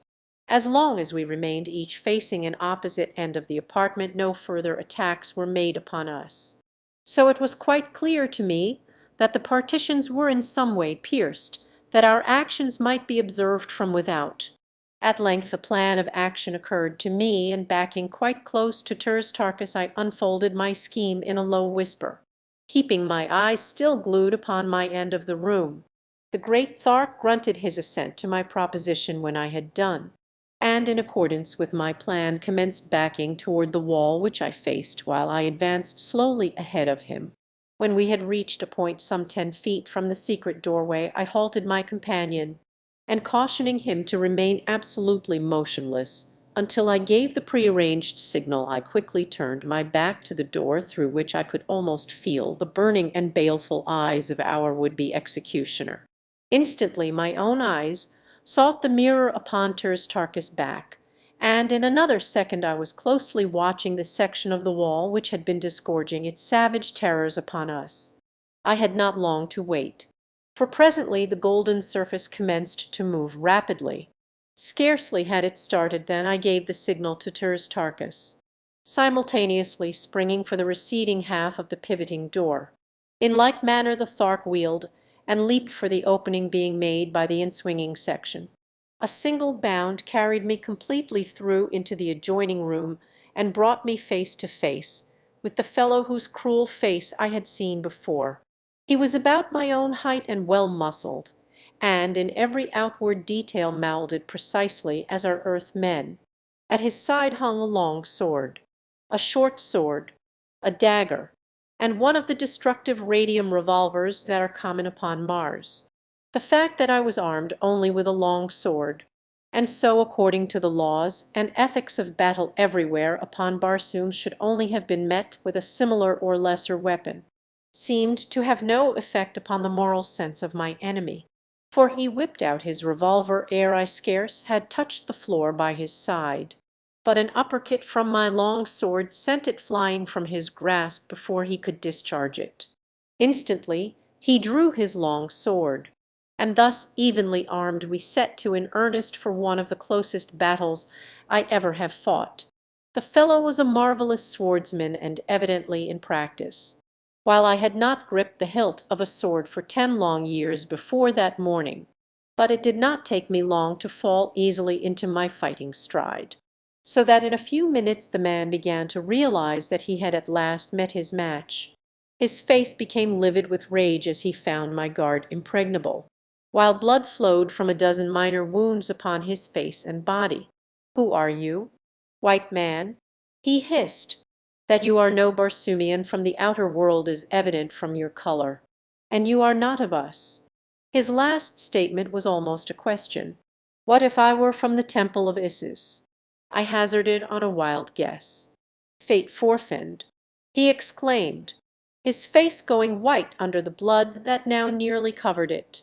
I did not know how to follow up my lead, but I carefully laid the idea away for future use should circumstances require it. His answer indicated that for all he knew I might be from the temple of Isis, and in it were men like unto myself. And either this man feared the inmates of the temple, or else he held their persons or their power in such reverence that he trembled to think of the harm and indignities he had heaped upon one of them. But my present business with him was of a different nature than that which requires any considerable abstract reasoning. It was to get my sword between his ribs, and this I succeeded in doing within the next few seconds. Nor was I an instant too soon. The chained prisoners had been watching the combat in tense silence. Not a sound had fallen in the room other than the clashing of our contending blades, the soft shuffling of our naked feet, and the few whispered words we had hissed at each other through clenched teeth. But as the body of my antagonist sank an inert mass to the floor, a cry of warning broke from one of the female prisoners. "Turn, turn, behind you!" she shrieked. And as I wheeled at the first note of her shrill cry, I found myself facing a second man of the same race as he who lay at my feet. The fellow had crept stealthily from a dark corridor, and was almost upon me with raised sword ere I saw him. Tarkus was nowhere in sight, and the secret panel in the wall, through which I had come, was closed. How I wished that he were by my side now! I had fought almost continuously for many hours.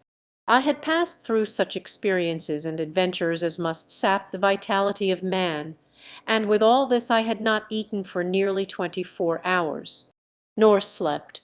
I was fagged out, and for the first time in years felt a question as to my ability to cope with an antagonist. But there was naught else for it than to engage my man, and that as quickly and ferociously as lay in me, for my only salvation was to rush him off his feet.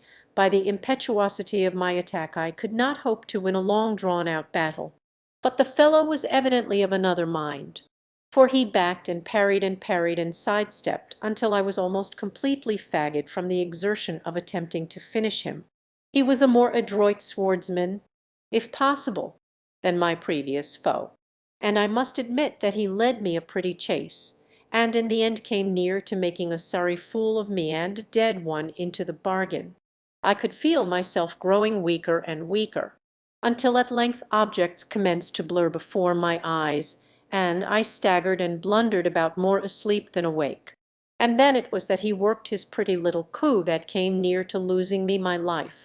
He had backed me around so that I stood in front of the corpse of his fellow, and then he rushed me suddenly so that I was forced back, and as my heel struck it the impetus of my body flung me backward across the dead man, my head struck the hard pavement with a resounding whack.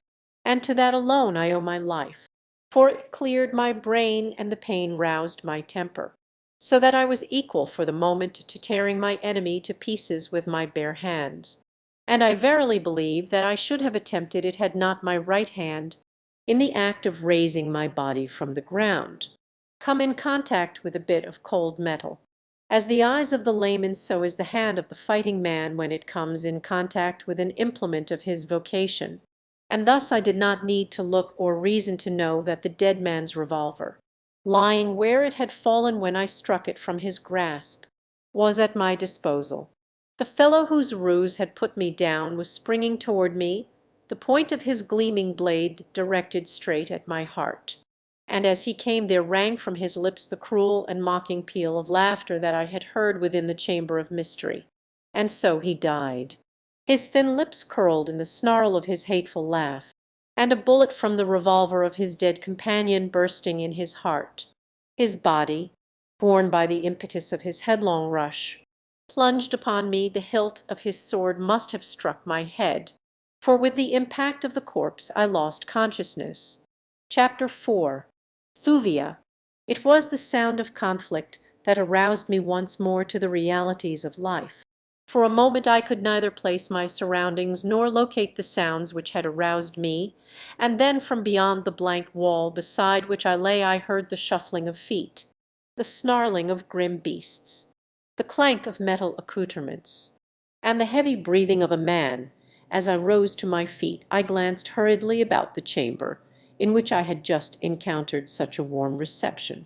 The prisoners and the savage Brutus rested in their chains by the opposite wall, eyeing me with varying expressions of curiosity, sullen rage, surprise, and hope.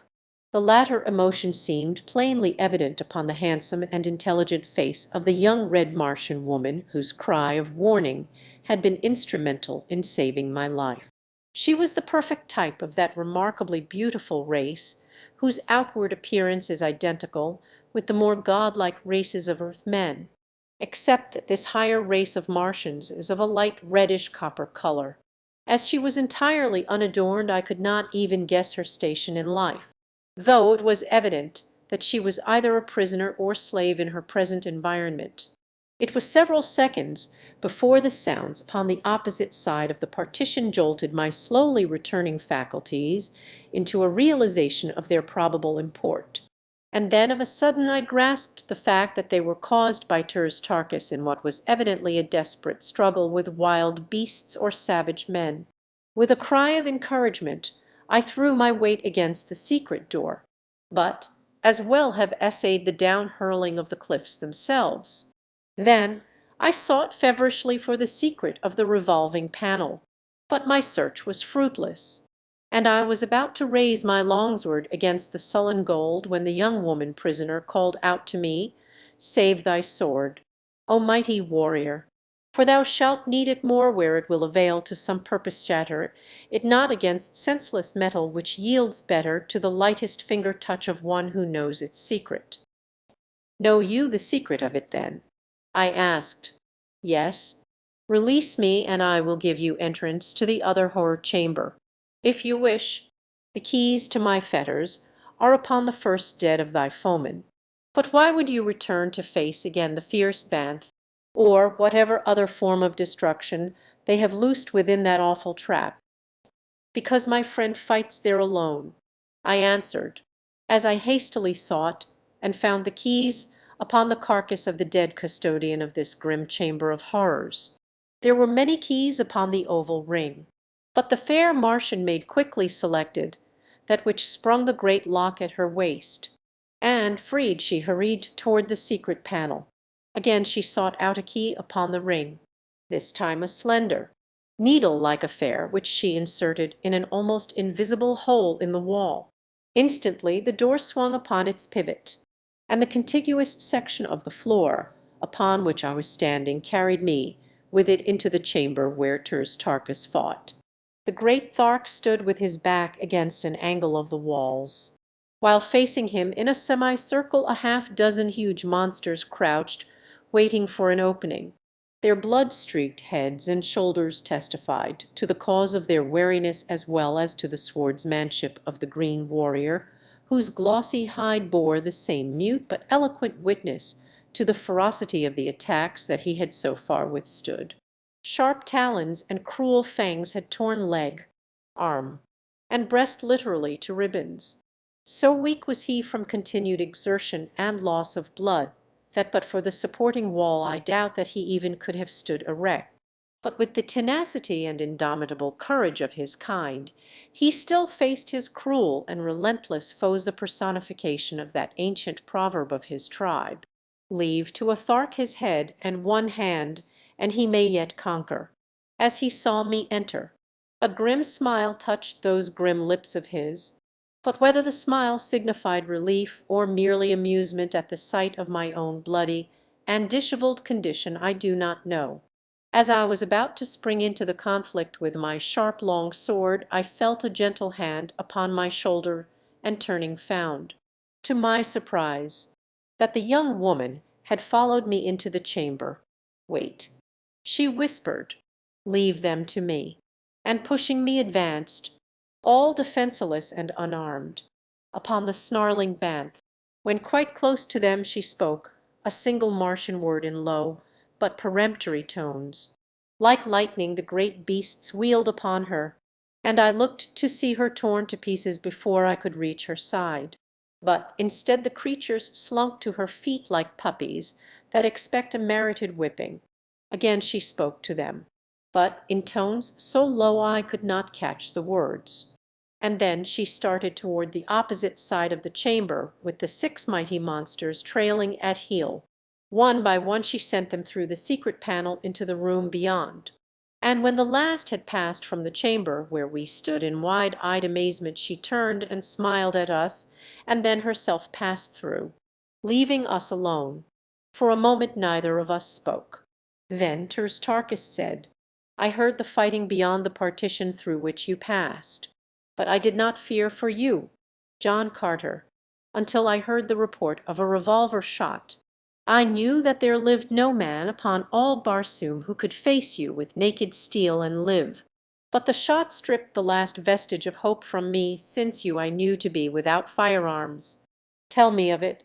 I did as he bade, and then together we sought the secret panel through which I had just entered the apartment, the one at the opposite end of the room from that through which the girl had led her savage companions. To our disappointment, the panel eluded our every effort to negotiate its secret lock. We felt that once beyond it we might look with some little hope of success for a passage to the outside world. The fact that the prisoners within were securely chained led us to believe that surely there must be an avenue of escape from the terrible creatures which inhabited this unspeakable place. Again and again we turned from one door to another, from the baffling golden panel at one end of the chamber to its mate at the other equally baffling. When we had about given up all hope, one of the panels turned silently toward us, and the young woman who had led away the banths stood once more beside us. "Who are you?" she asked, "and what your mission, that you have the temerity to attempt to escape from the valley door, and the death you have chosen?" "I have chosen no death, maiden," I replied. "I am not of Barsoom, nor have I taken yet the voluntary pilgrimage upon the river Is. My friend here is Jeddak of all the Tharks, and though he has not yet expressed a desire to return to the living world, I am taking him with me from the living lie that hath lured him to this frightful place. I am of another world. I am John Carter, Prince of the House of Tardos Murs. Jeddak of helium. Perchance some faint rumor of me may have leaked within the confines of your hellish abode." She smiled. "Yes," she replied. "Naught that passes in the world we have left is unknown here. I have heard of you many years ago. The Therns have ofttimes wondered whither you had flown, since you had neither taken the pilgrimage, nor could be found upon the face of Barsoom. Tell me," I said, "and who be you, and why a prisoner, yet with power over the ferocious beasts of the place that denotes familiarity and authority far beyond that which might be expected of a prisoner or a slave?" "Slave I am," she answered, "for 15 years a slave in this terrible place. And now that they have tired of me and become fearful of the power which my knowledge of their ways has given me, I am but recently condemned to die the death." She shuddered. "What death?" I asked.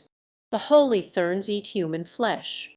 She answered me, but only that which has died beneath the sucking lips of a plant man flesh from which the defilling blood of life has been drawn.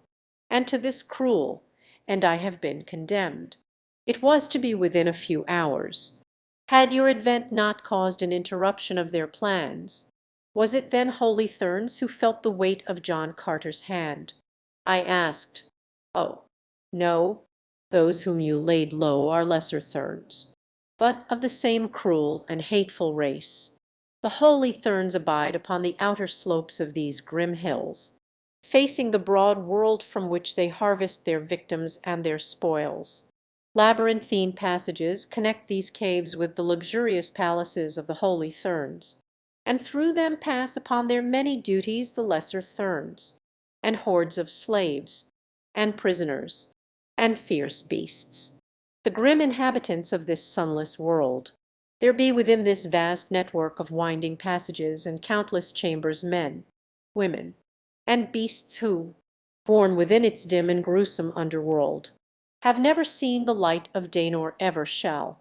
They are kept to do the bidding of the race of Therns, to furnish at once their sport and their sustenance. Now and again some hapless pilgrim, drifting out upon the silent sea from the cold escapes the plant men and the great white apes that guard the temple of Isis and falls into the remorseless clutches of the Therns, or, as was my misfortune, is coveted by the holy Thern who chances to be upon watch in the balcony above the river where it issues from the bowels of the mountains through the cliffs of gold to empty into the lost sea of Chorus. All who reach the valley door are, by custom, the rightful prey of the plant men and the apes, while their arms and ornaments become the portion of the Therns. But if one escapes the terrible denizens of the valley for even a few hours, the Therns may claim such a one as their own. And again the holy Thern on watch, should he see a victim he covets, often tramples upon the rights of the unreasoning Brutus of the valley and takes his prize by foul means if he cannot gain it by fair. It is said that occasionally some deluded victim of Barsoomian superstition. But what fate awaits one there not even the holy Therns may guess. For who has passed within those gilded walls never has returned to unfold the mysteries they have held. The temple of Isis is to the Therns what the valley door is imagined by the peoples of the outer world to be to them.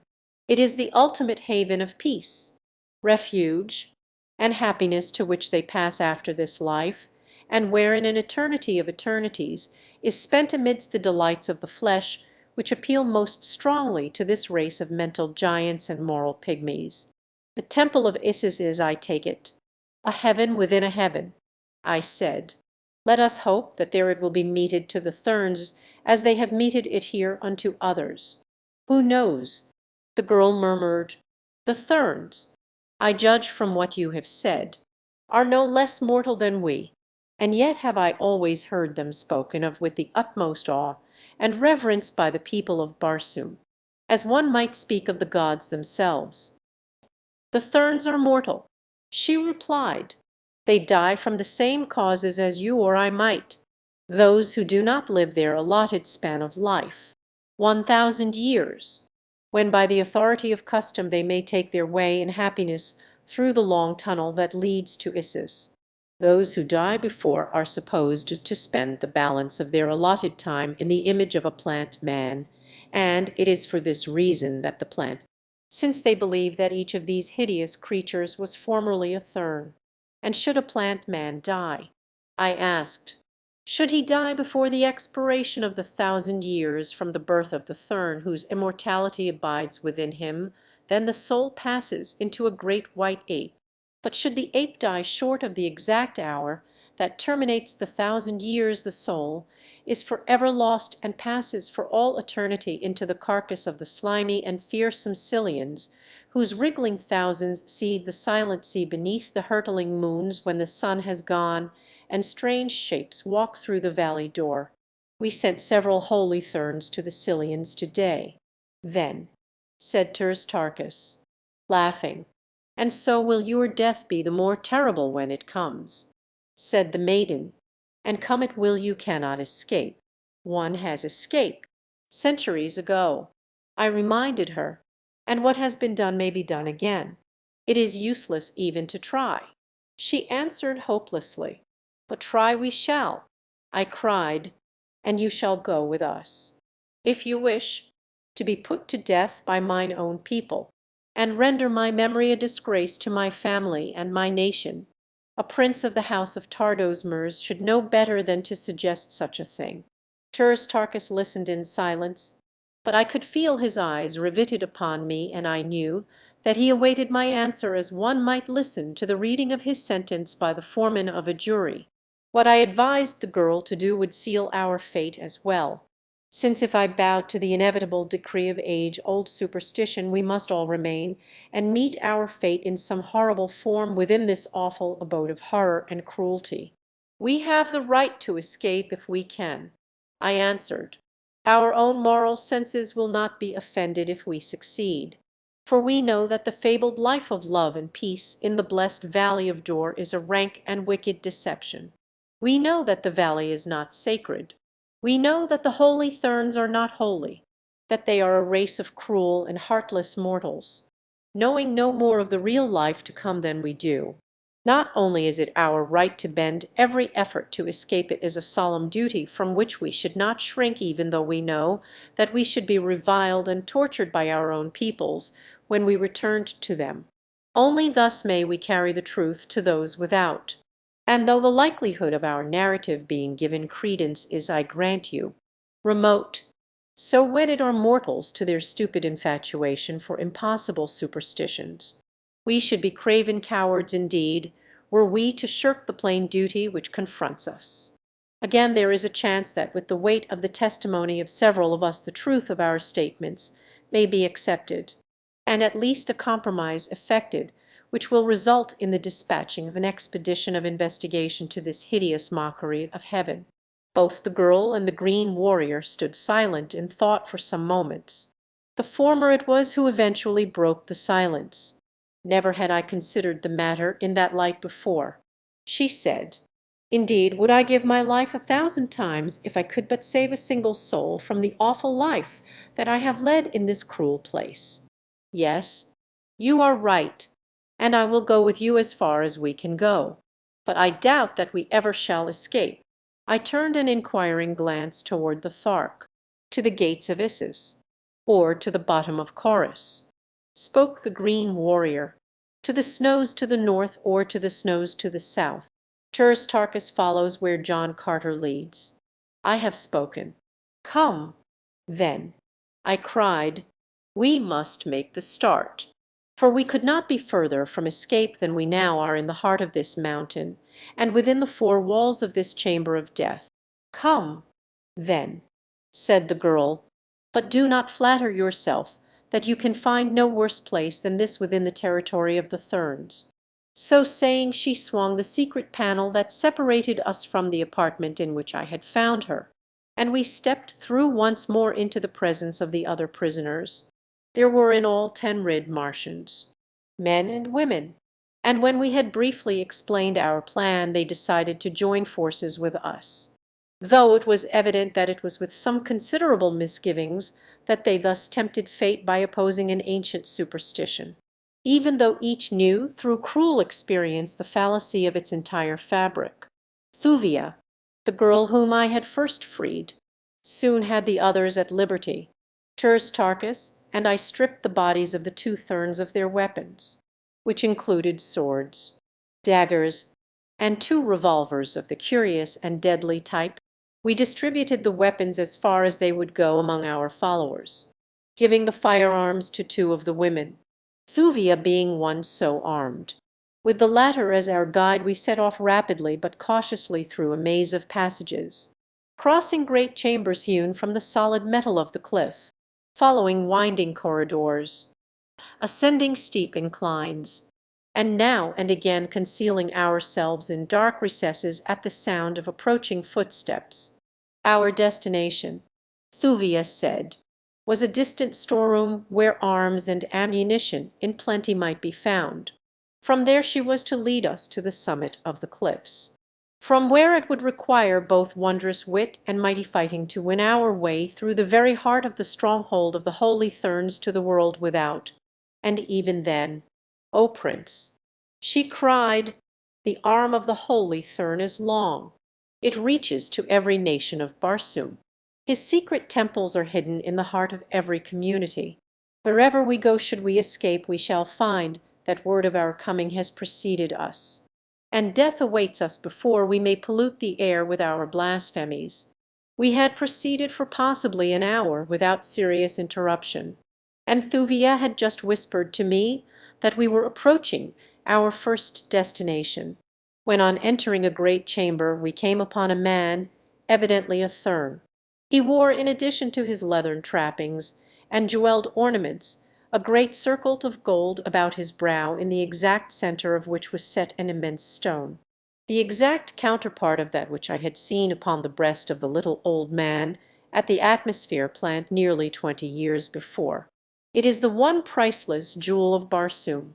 Only two are known to exist, and these were worn as the insignia of their rank and position by the two old men in whose charge was placed the operation of the great engines which pump the artificial atmosphere to all parts of Mars from the huge atmosphere plant, the secret to whose mighty portals placed in my possession. The stone worn by the Thern who confronted us was of about the same size as that which I had seen before, an inch in diameter, I should say. It scintillate 9 different and distinct rays, the 7 primary colors of our earthly prism, and the 2 rays which are unknown upon earth, but whose wondrous beauty is indescribable. As the Thern saw us, his eyes narrowed to 2 nasty slits. "Stop!" he cried. "What means this?" "Thuvia." For answer the girl raised her revolver and fired point blank at him. Without a sound he sank to the earth. "Dead, beast," she hissed. "After all these years I am at last revenged." Then, as she turned toward me, evidently with a word of explanation on her lips, her eyes suddenly widened as they rested upon me, and with a little exclamation, she cried, "Fate is indeed kind to us. The way is still difficult, but through this vile thing upon the floor we may yet win to the outer world. Notest thou not the remarkable resemblance between this holy Thern and thyself? The man was indeed of my precise stature, nor were his eyes and features unlike mine, but his hair was a mass of flowing yellow locks, like those of the two I had killed, while mine is black and close cropped. What of the resemblance?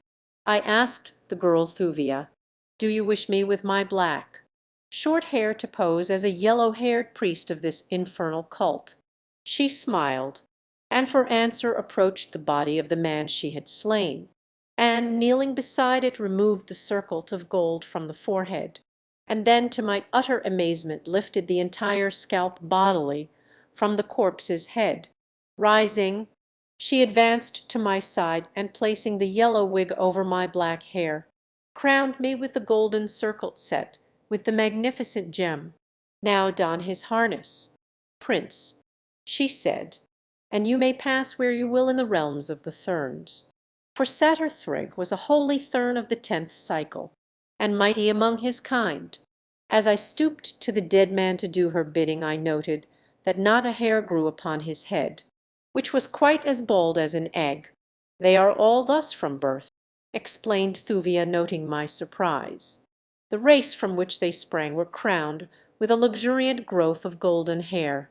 But for many ages the present race has been entirely bald. The wig, however, has come to be a part of their apparel, and so important a part do they consider it, that it is cause for the deepest disgrace were a thern to appear in public without it. In another moment I stood garbed in the habiliments of a holy thern." At Thuvia's suggestion 2 of the released prisoners bore the body of the dead thern upon their shoulders with us as we continued our journey toward the storeroom, which we reached without further mishap. Here the keys which Thuvia bore from the dead thern of the prison vault were the means of giving us immediate entrance to the chamber, and very quickly we were thoroughly outfitted with arms and ammunition. By this time I was so thoroughly fagged out that I could go no further, so I threw myself upon the floor, bidding Tarkus to do likewise, and cautioning 2 of the released prisoners to keep. In an instant I was asleep. Chapter 5. Corridors of Peril. How long I slept upon the floor of the storeroom I do not know, but it must have been many hours. I was awakened with a start by cries of alarm, and scarce were my eyes opened, nor had I yet sufficiently collected my wits to quite realize where I was, when a fusillade of shots rang out, reverberating through the subterranean corridors in a series of deafening echoes. In an instant I was upon my feet. A dozen lesser therns confronted us from a large doorway at the opposite end of the storeroom from which we had entered. About me lay the bodies of my companions, with the exception of Thuvia and Tarkus, who, like myself, had been asleep upon the floor and thus escaped the first raking fire. As I gained my feet the therns lowered their wicked rifles, their faces distorted in mingled chagrin, consternation, and alarm. Instantly I rose to the occasion. "What means this?" I cried in tones of fierce anger. "Is Satyr Thrygg to be murdered by his own vassals? Have mercy, O master of the 10th cycle!" cried one of the fellows, while the others edged toward the doorway as though to attempt a surreptitious escape from the presence of the mighty one. "Ask them their mission here," whispered Thuvia at my elbow. "What do you here?" "Fellows," I cried, "two from the outer world are at large within the dominions of the Therns. We sought them at the command of the father of Therns." One was white with black hair, the other a huge green warrior, and here the fellow cast a suspicious glance toward Tarkus. "Here, then, is one of them," spoke Thuvia, indicating the Thark, "and if you will look upon this dead man by the door perhaps you will recognize the other. It was left for Satyr Thrygg and his poor slaves to accomplish what the lesser Therns of the guard were unable to do. We have killed one and captured the other. For this had Satyr Thrygg given us our liberty. And now in your stupidity have you come and killed all but myself, and like to have killed the mighty Satyr Thrygg himself." The men looked very sheepish and very scared. Had they not better throw these bodies to the plant men and then return to their quarters? "O mighty one," asked Thuvia of me. "Yes, do as Thuvia bids you," I said. As the men picked up the bodies I noticed that the one who stooped to gather up the late Satyr Thrygg started as his closer scrutiny fell upon the upturned face, and then the fellow stole a furtive, sneaking glance in my direction from the corner of his eye. That he suspicioned something of the truth I could have sworn, but that it was only a suspicion which he did not dare voice was evidenced by his silence. Again, as he bore the body from the room, he shot a quick but searching glance toward me, and then his eyes fell once more upon the bald and shiny dome of the dead man in his arms. The last fleeting glimpse that I obtained of his profile as he passed from my sight without the chamber revealed a cunning smile of triumph upon his lips. Only Tarkus, Thuvia, and I were left. The fatal marksmanship of the Therns had snatched from our companions whatever slender chance they had of gaining the perilous freedom of the world without, So soon as the last of the gruesome procession had disappeared the girl urged us to take up our flight once more. She, too, had noted the questioning attitude of the Thurn who had borne Satyr Thrig away. "It bodes no good for us, O Prince," she said, "for even though this fellow dared not chance accusing you in error, there be those above with power sufficient to demand a closer scrutiny, and that, Prince, would indeed prove fatal." I shrugged my shoulders. It seemed that in any event the outcome of our plight must end in death. I was refreshed from my sleep, but still weak from loss of blood. My wounds were painful. No medicinal aid seemed possible. How I longed for the almost miraculous healing power of the strange salves and lotions of the green Martian women. In an hour they would have had me as new. I was discouraged. Never had a feeling of such utter hopelessness come over me in the face of danger. Then the long flowing, yellow locks of the holy Thurn, caught by some vagrant draught, blew about my face. Might they not still open the way of freedom, if we acted in time? Might we not even yet escape before the general alarm was sounded? We could at least try. What will the fellow do first? "Thuvia," I asked, "how long will it be before they may return for us?" "He will go directly to the father of Thurns, old Mate Shang. He may have to wait for an audience, but since he is very high among the lesser Thurns, in fact as a Thorian among them, it will not be long that Mate Shang will keep him waiting. Then, if the father of Thurns puts credence in his story, another hour will see the galleries and chambers, the courts and gardens, filled with searchers. What we do then must be done within an hour. What is the best way?" "Thuvia, the shortest way out of this celestial Hades. Straight to the top of the cliffs, Prince," she replied, "and then through the gardens to the inner courts. From there our way will lie within the temples of the Thurns and across them to the outer court. Then the ramparts, O Prince. It is hopeless. 10,000 warriors could not hew a way to liberty from out this awful place. Since the beginning of time, little by little, stone by stone, have the Thurns been ever adding to the defences of their stronghold. A continuous line of impregnable fortifications circles the outer slopes of the mountains of Ots. Within the temples that lie behind the ramparts 1,000,000 fighting men are ever ready. The courts and gardens are filled with slaves, with women and with children. None could go a stone's throw without detection. If there is no other way, Thuvia, why dwell upon the difficulties of this? We must face them. Can we not better make the attempt after dark?" asked Turs Tarkas. "There would seem to be no chance by day. There would be a little better chance by night. But even then the ramparts are well guarded, possibly better than by day.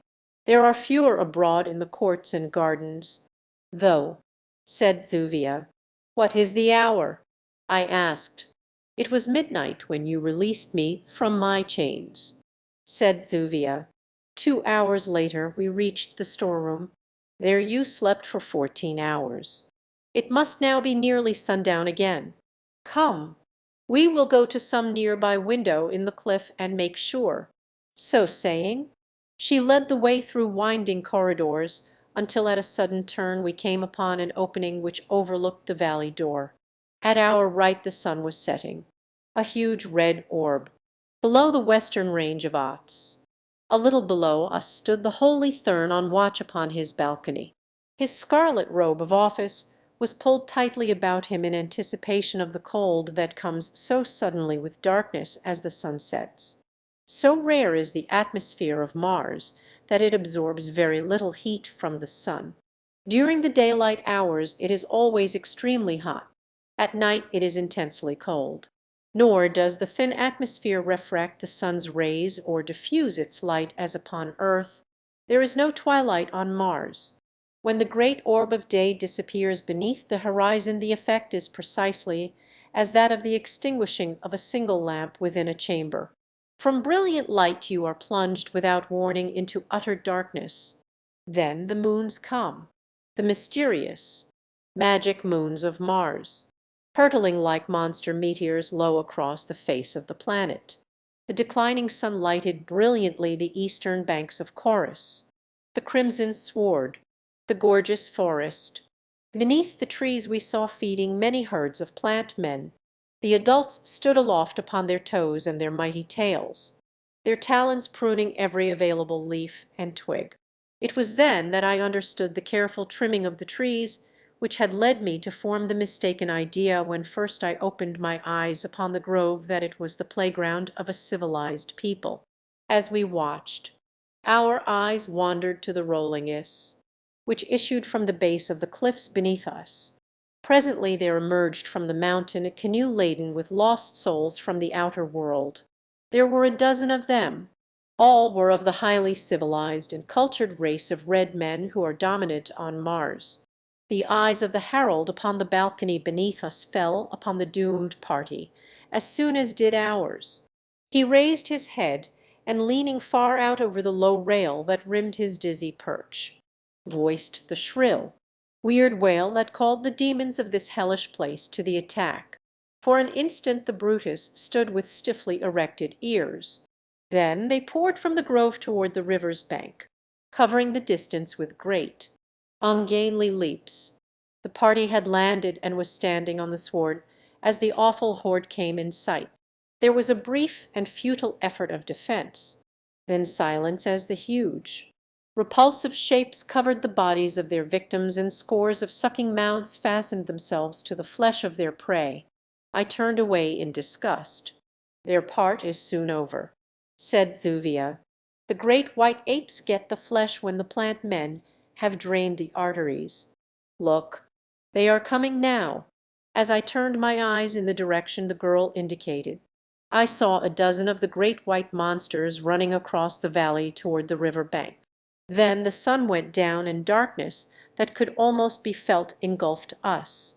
Thuvia lost no time in leading us toward the corridor, which winds back and forth up through the cliffs toward the surface thousands of feet above the level on which we had been.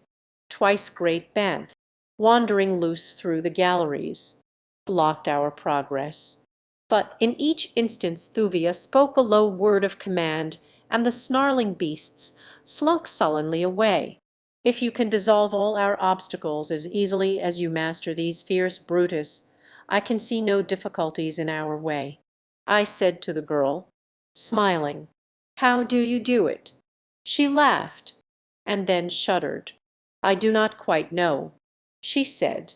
"When first I came here I angered Satyr Thrig, because I repulsed him. He ordered me to be thrown into one of the great pits in the inner gardens. It was filled with banths. In my own country I had been accustomed to command. Something in my voice, I do not know what, cowed the beasts as they sprang to attack me instead of tearing me to pieces. As Satyr Thrig had desired, they fawned at my feet. So greatly were Satyr Thrig and his friends amused by the sight that they kept me to train and handle the terrible creatures. I know them all by name. There are many of them wandering through these lower regions. They are the scavengers. Many prisoners die here in their chains. The banths solve the problem of sanitation, at least in this respect. In the gardens and temples above they are kept in pits. The Therns fear them. It is because of the banths that they seldom venture below ground except as their duties call them. An idea occurred to me suggested by what Thuvia had just said. Why not take a number of banths and set them loose before us above ground? I asked. Thuvia laughed. It would distract attention from us. "I am sure," she said. She commenced calling in a low sing-song voice that was half purr. She continued this as we wound our tedious way through the maze of subterranean passages and chambers. Presently soft, padded feet sounded close behind us, and as I turned I saw a pair of great, green eyes shining in the dark shadows at our rear.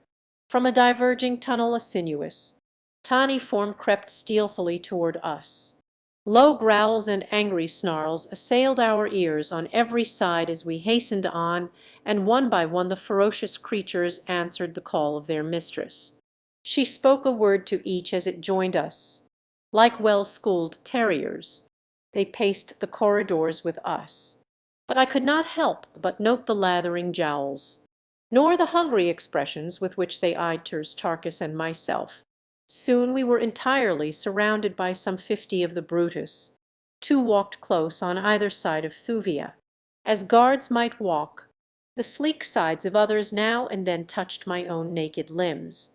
It was a strange experience, the almost noiseless passage of naked human feet and padded paws, the golden walls splashed with precious stones, the dim light cast by the tiny radium bulbs set at considerable distances along the roof, the huge, maned beasts of prey crowding with low growls about us, the mighty green warrior towering high above us all, myself crowned with the priceless diadem of a holy thurn, and leading the procession the beautiful girl, Thuvia.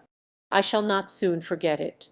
Presently we approached a great chamber more brightly lighted than the corridors. Thuvia halted us. Quietly she stole toward the entrance and glanced within. Then she motioned us to follow her. The room was filled with specimens of the strange beings that inhabit this underworld, a heterogeneous collection of hybrids, the offspring of the prisoners from the outside world, red and green Martians and the white race of Therns. Constant confinement below ground had wrought odd freaks upon their skins. They more resemble corpses than living beings.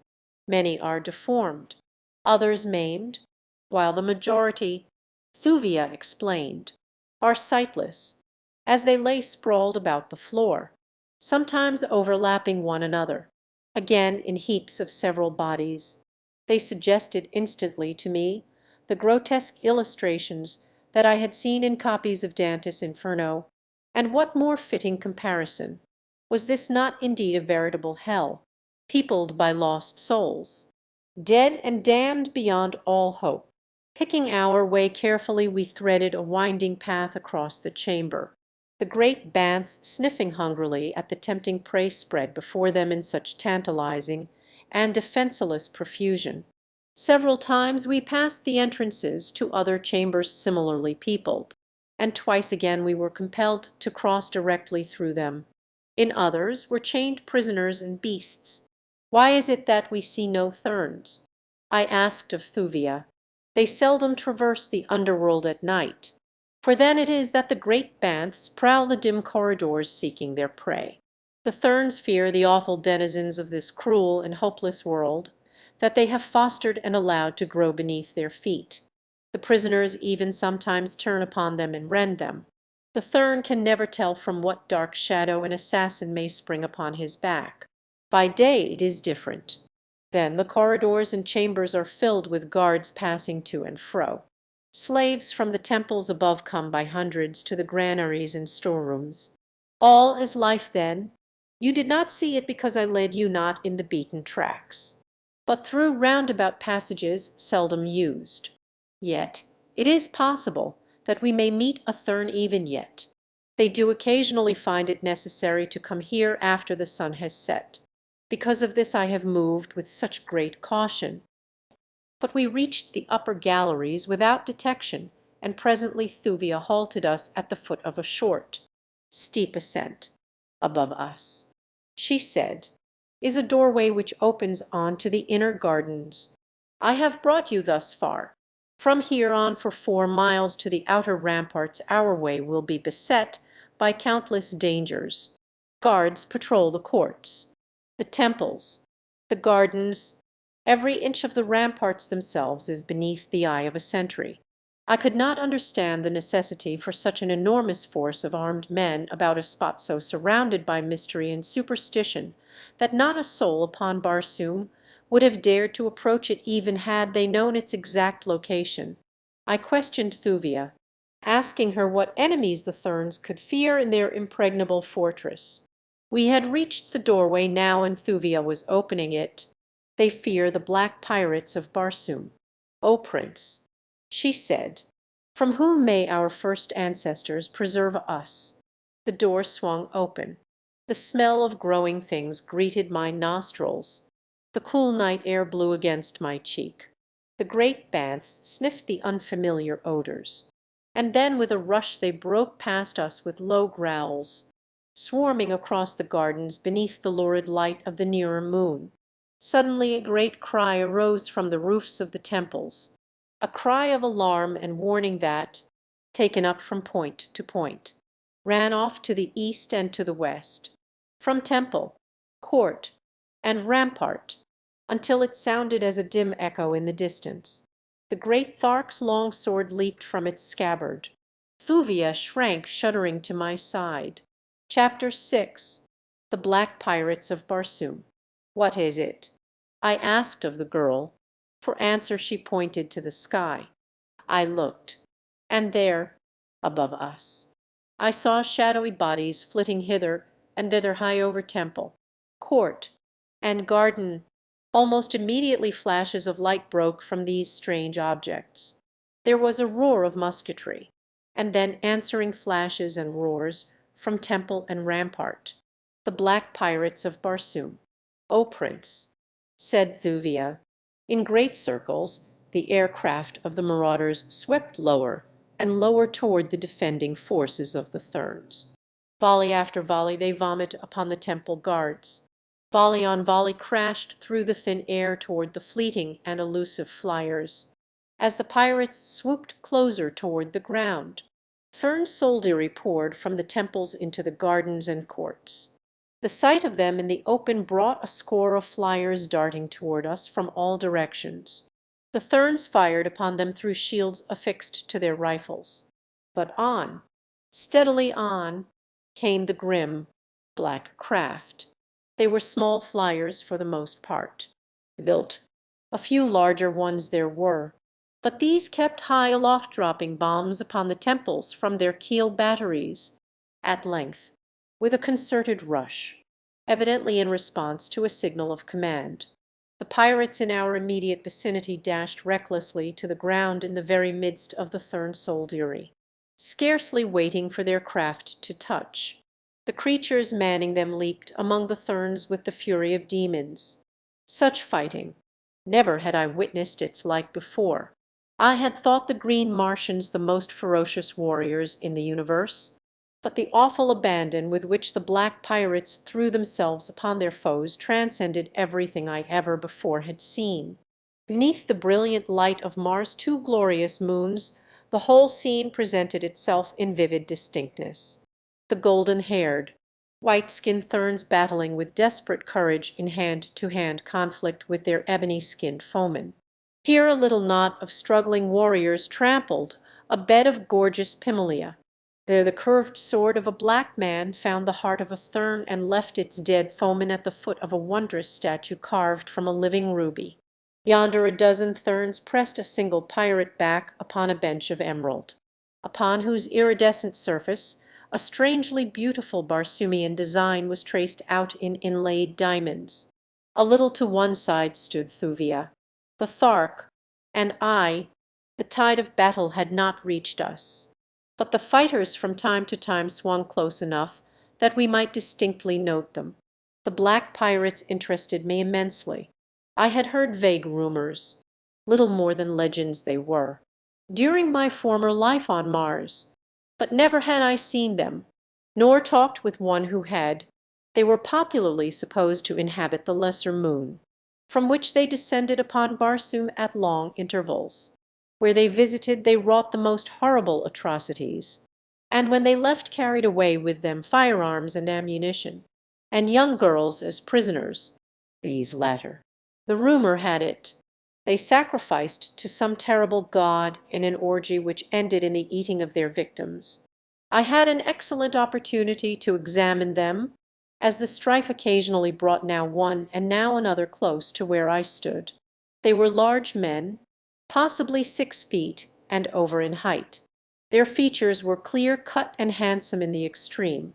Their eyes were well set and large, though a slight narrowness lent them a crafty appearance. The iris, as well as I could determine by moonlight, was of extreme blackness, while the eyeball itself was quite white and clear. The physical structure of their bodies seemed identical with those of the Therns, the red men, and my own. Only in the color of their skin did they differ materially from us. That is, of the appearance of polished ebony, and odd as it may seem for a Southerner to say it, adds to rather than detracts from their marvelous beauty. But if their bodies are divine, their hearts, apparently, are quite the reverse. Never did I witness such a malign lust for blood as these demons of the outer air evinced in their mad battle with the Therns.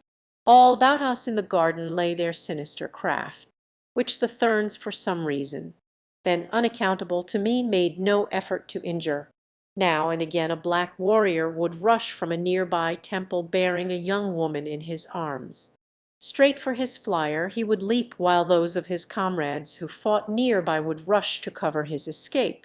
The Therns on their side would hasten to rescue the girl, and in an instant the two would be swallowed in the vortex of a maelstrom of yelling devils, hacking and hewing at one another, like fiends incarnate, but always, it seemed, were the black pirates of Barsoom victorious, and the girl, brought miraculously unharmed through the conflict, borne away into the outer darkness upon the deck of a swift flyer.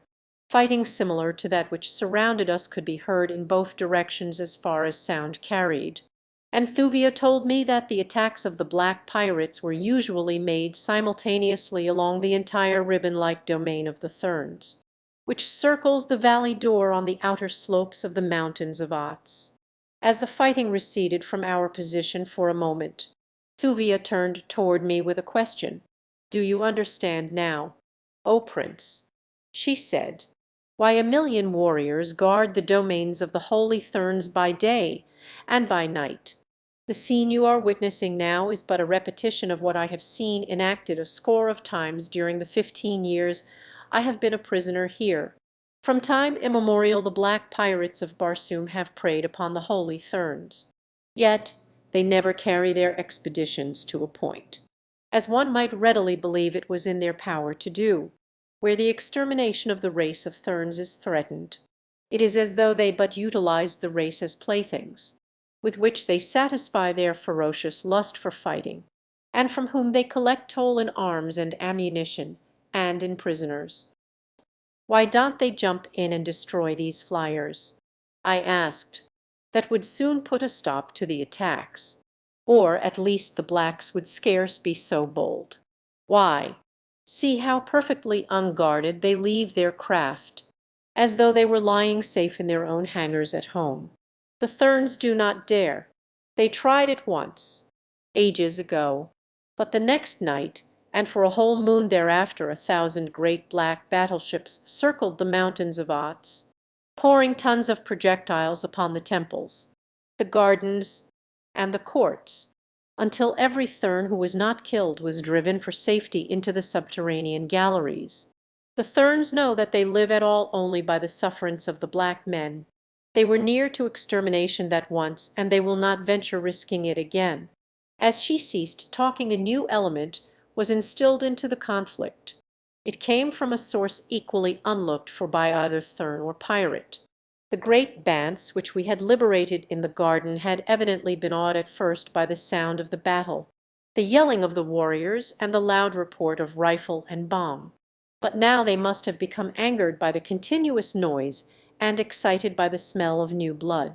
For all of a sudden a great form shot from a clump of low shrubbery into the midst of a struggling mass of humanity. A horrid scream of bestial rage broke from the banth as he felt warm flesh beneath his powerful talons, as though his cry was but a signal to the others. The entire great pack hurled themselves among the fighters. Panic reigned in an instant. Thern and black man turned alike against the common enemy, for the banths showed no partiality toward either. The awful beasts bore down 100 men by the mere weight of their great bodies as they hurled themselves into the thick of the fight. Leaping and clawing, they mowed down the warriors with their powerful paws, turning for an instant to rend their victims with frightful fangs. The scene was fascinating in its terribleness, but suddenly it came to me that we were wasting valuable time watching this conflict, which in itself might prove a means of our escape.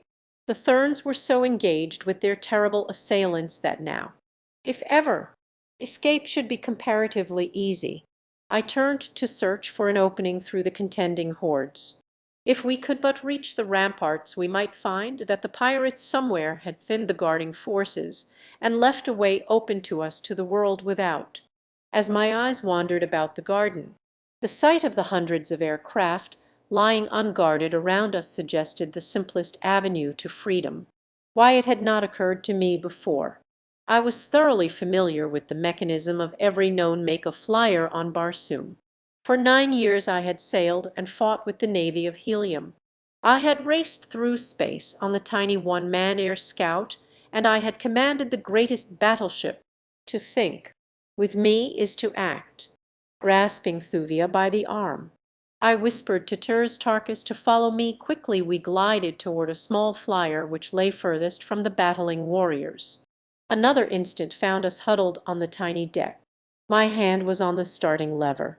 I pressed my thumb upon the button which controls the ray of repulsion, that splendid discovery of the Martians which permits them to navigate the thin atmosphere of their planet in huge ships that dwarf the dreadnoughts of our earthly navies into pitiful insignificance. The craft swayed slightly, but she did not move. Then a new cry of warning broke upon our ears. Turning, I saw a dozen black pirates dashing toward us from the melee. We had been discovered. With shrieks of rage the demons sprang for us. With frenzied insistence I continued to press the little button which should have sent us racing out into space. But still the vessel refused to budge. Then it came to me the reason that she would not rise. We had stumbled upon a two-man flyer. Its ray tanks were charged only with sufficient repulsive energy to lift 2 ordinary men. The Thark's great weight was anchoring us to our doom. The blacks were nearly upon us. There was not an instant to be lost in hesitation or doubt.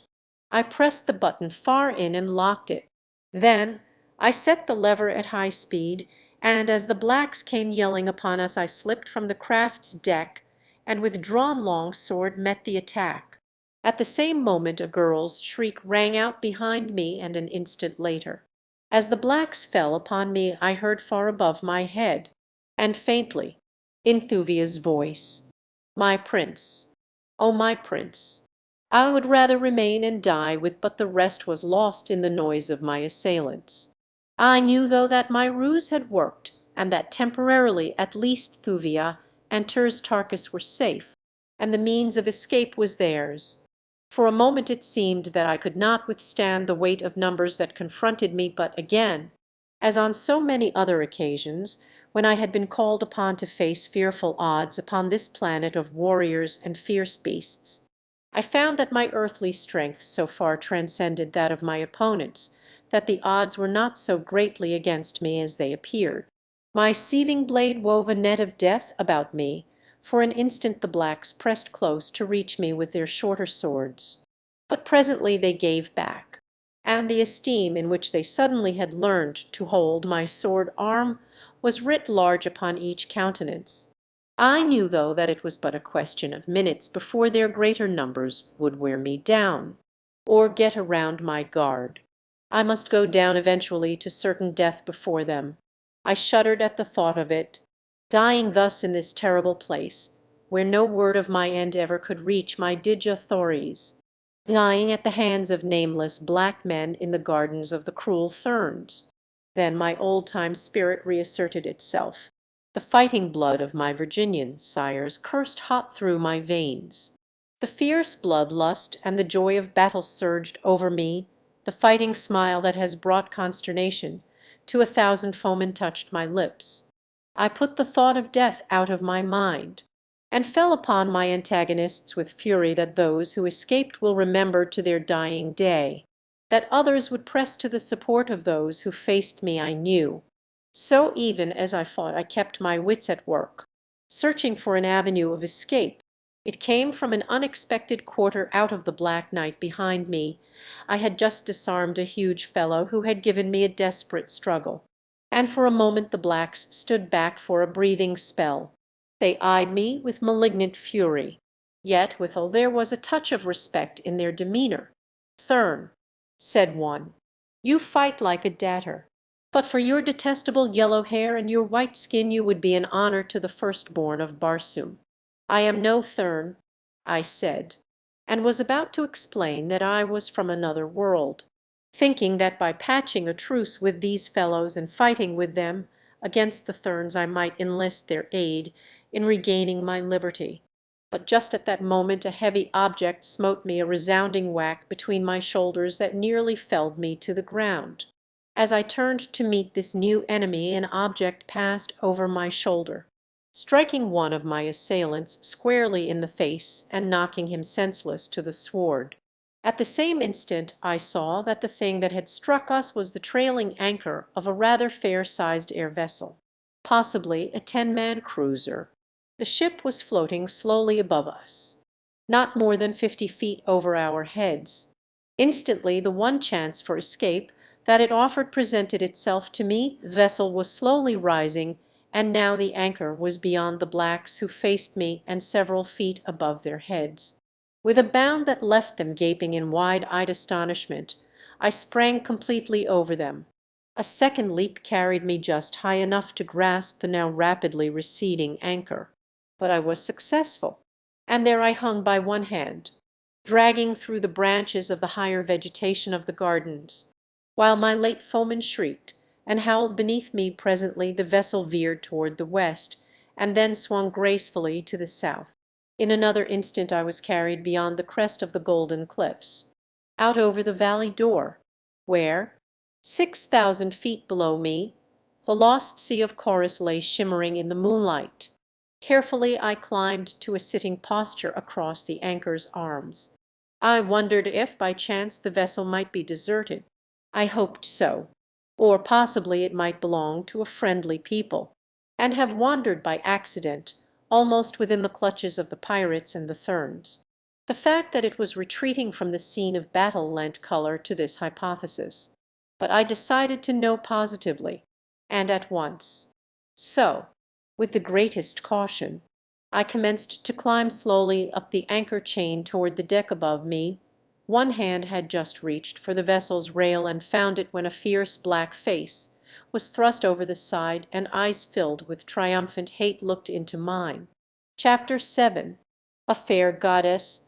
For an instant the black pirate and I remained motionless, glaring into each other's eyes. Then a grim smile curled the handsome lips above me as an ebony hand came slowly in sight from above the edge of the deck, and the cold, hollow eye of a revolver sought the center of my forehead. The cold, hollow eye of a revolver sought the center of my forehead. Simultaneously my free hand shot out for the black throat, just within reach, and the ebony finger tightened on the trigger. The pirate's hissing, "Die, cursed Thurn," was half choked in his windpipe by my clutching fingers. The hammer fell with a futile click upon an empty chamber. Before he could fire again I had pulled him so far over the edge of the deck that he was forced to drop his firearm and clutch the rail with both hands. My grasp upon his throat effectually prevented any outcry, and so we struggled in grim silence, he to tear away from my hold, I to drag him over to his death. His face was taking on a livid hue. His eyes were bulging from their sockets. It was evident to him that he soon must die unless he tore loose from the steel fingers that were choking the life from him. With a final effort he threw himself further back upon the deck, at the same instant releasing his hold upon the rail to tear frantically with both hands at my fingers in an effort to drag them from his throat. That little second was all that I awaited. With one mighty downward surge I swept him clear of the deck. His falling body came near to tearing me from the frail hold that my single free hand had upon the anchor chain and plunging me with him to the waters of the sea below. I did not relinquish my grasp upon him, however, for I knew that a single shriek from those lips as he hurtled to his death in the silent waters of the sea would bring his comrades from above to avenge him. Instead I held grimly to him, choking, ever choking, while his frantic struggles dragged me lower and lower toward the end of the chain. Gradually his contortions became spasmodic, lessening by degrees until they ceased entirely. Then I released my hold upon him, and in an instant he was swallowed by the black shadows far below. Again I climbed to the ship's rail. This time I succeeded in raising my eyes to the level of the deck, where I could take a careful survey of the conditions immediately confronting me. The nearer moon had passed below the horizon, but the clear effulgence of the further satellite bathed the deck of the cruiser, bringing into sharp relief the bodies of 6 or 8 black men sprawled about in sleep. Huddled close to the base of a rapid-fire gun was a young white girl, securely bound. Her eyes were widespread in an expression of horrified anticipation and fixed directly upon me as I came in sight above the edge of the deck. Unutterable relief instantly filled them, as if they fell upon the mystic jewel which sparkled in the center of my stolen headpiece. She did not speak. Instead her eyes warned me to beware the sleeping figures that surrounded her. Noiselessly I gained the deck. The girl nodded to me to approach her. As I bent low she whispered to me to release her. "I can aid you," she said, "and you will need all the aid available when they awaken. Some of them will awake in chorus." I replied, smiling. She caught the meaning of my words, and the cruelty of her answering smile horrified me. One is not astonished by cruelty in a hideous face, but when it touches the features of a goddess whose fine chiselled lineaments might more fittingly portray love and beauty. The contrast is appalling. Quickly I released her. "Give me a revolver," she whispered. "I can use that upon those your sword does not silence in time." I did as she bid. Then I turned toward the distasteful work that lay before me. This was no time for fine compunctions, nor for a chivalry that these cruel demons would neither appreciate nor reciprocate. Stealthily I approached the nearest sleeper. When he awoke he was well on his journey to the bosom of Chorus. His piercing shriek as consciousness returned to him came faintly up. The second awoke as I touched him, and, though I succeeded in hurling him from the cruiser's deck, his wild cry of alarm brought the remaining pirates to their feet. There were 5 of them. As they arose the girl's revolver spoke in sharp staccato, and one sank back to the deck again to rise no more. The others rushed madly upon me with drawn swords. The girl evidently dared not fire for fear of wounding me, but I saw her sneak stealthily and cat-like toward the flank of the attackers. Then they were on me. For a few minutes I experienced some of the hottest fighting I had ever passed through. The quarters were too small for footwork. It was stand your ground and give and take.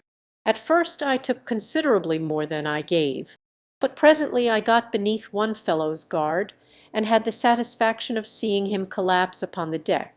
The others redoubled their efforts. The crashing of their blades upon mine raised a terrific din that might have been heard for miles through the silent night. Sparks flew as steel smote steel, and then there was the dull and sickening sound of a shoulder bone parting beneath the keen edge of my Martian sword. 3 now faced me, but the girl was working her way to a point that would soon permit her to reduce the number by 1 at least. Then things happened with such amazing rapidity that I can scarce comprehend even now all that took place in that brief instant. The 3 rushed me with the evident purpose of forcing me back the few steps that would carry my body over the rail into the void below. At the same instant the girl fired, and my sword arm made 2 moves. One man dropped with a bullet in his brain. A sword flew clattering across the deck and dropped over the edge beyond as I disarmed one of my opponents, and the third went down with my blade buried to the hilt in his breast and 3 feet of it protruding from his back, and falling wrenched the sword from my grasp.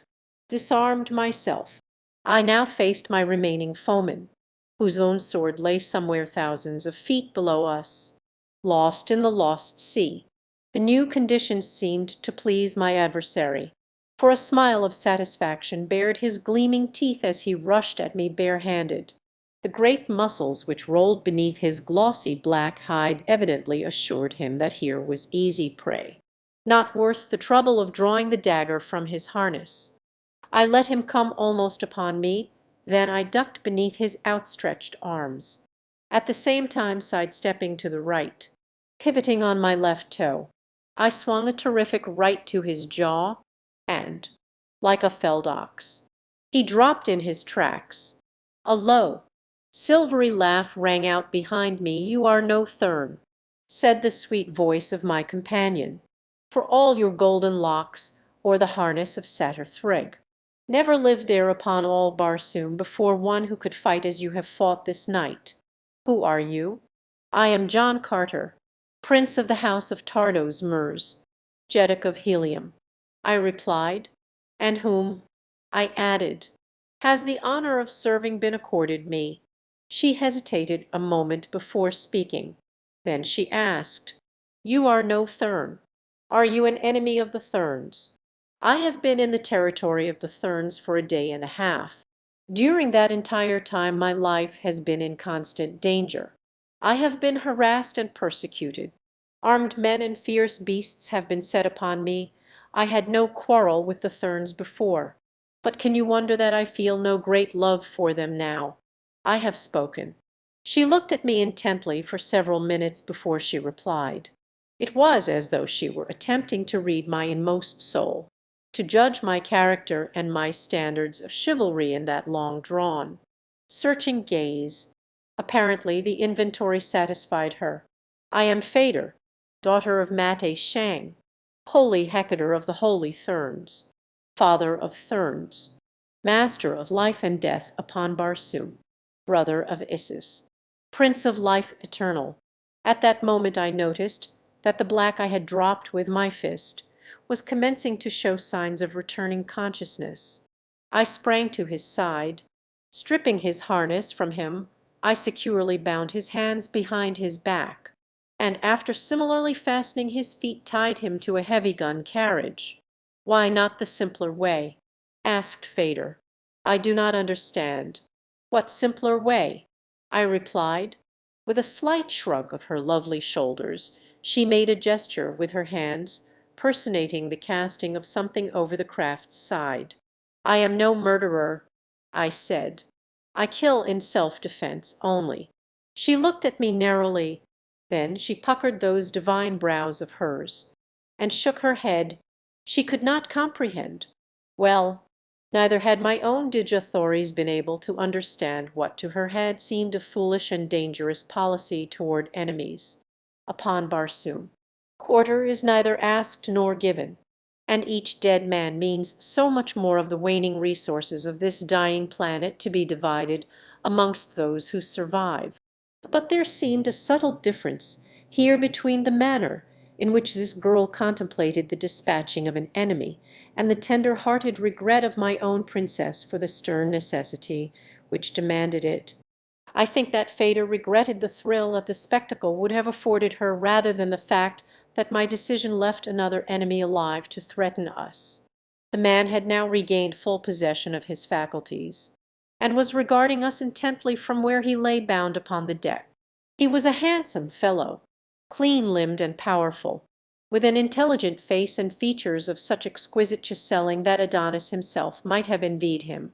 The vessel, unguided, had been moving slowly across the valley, but now I thought it time to take the helm and direct her course. Only in a very general way could I guess the location of the valley door.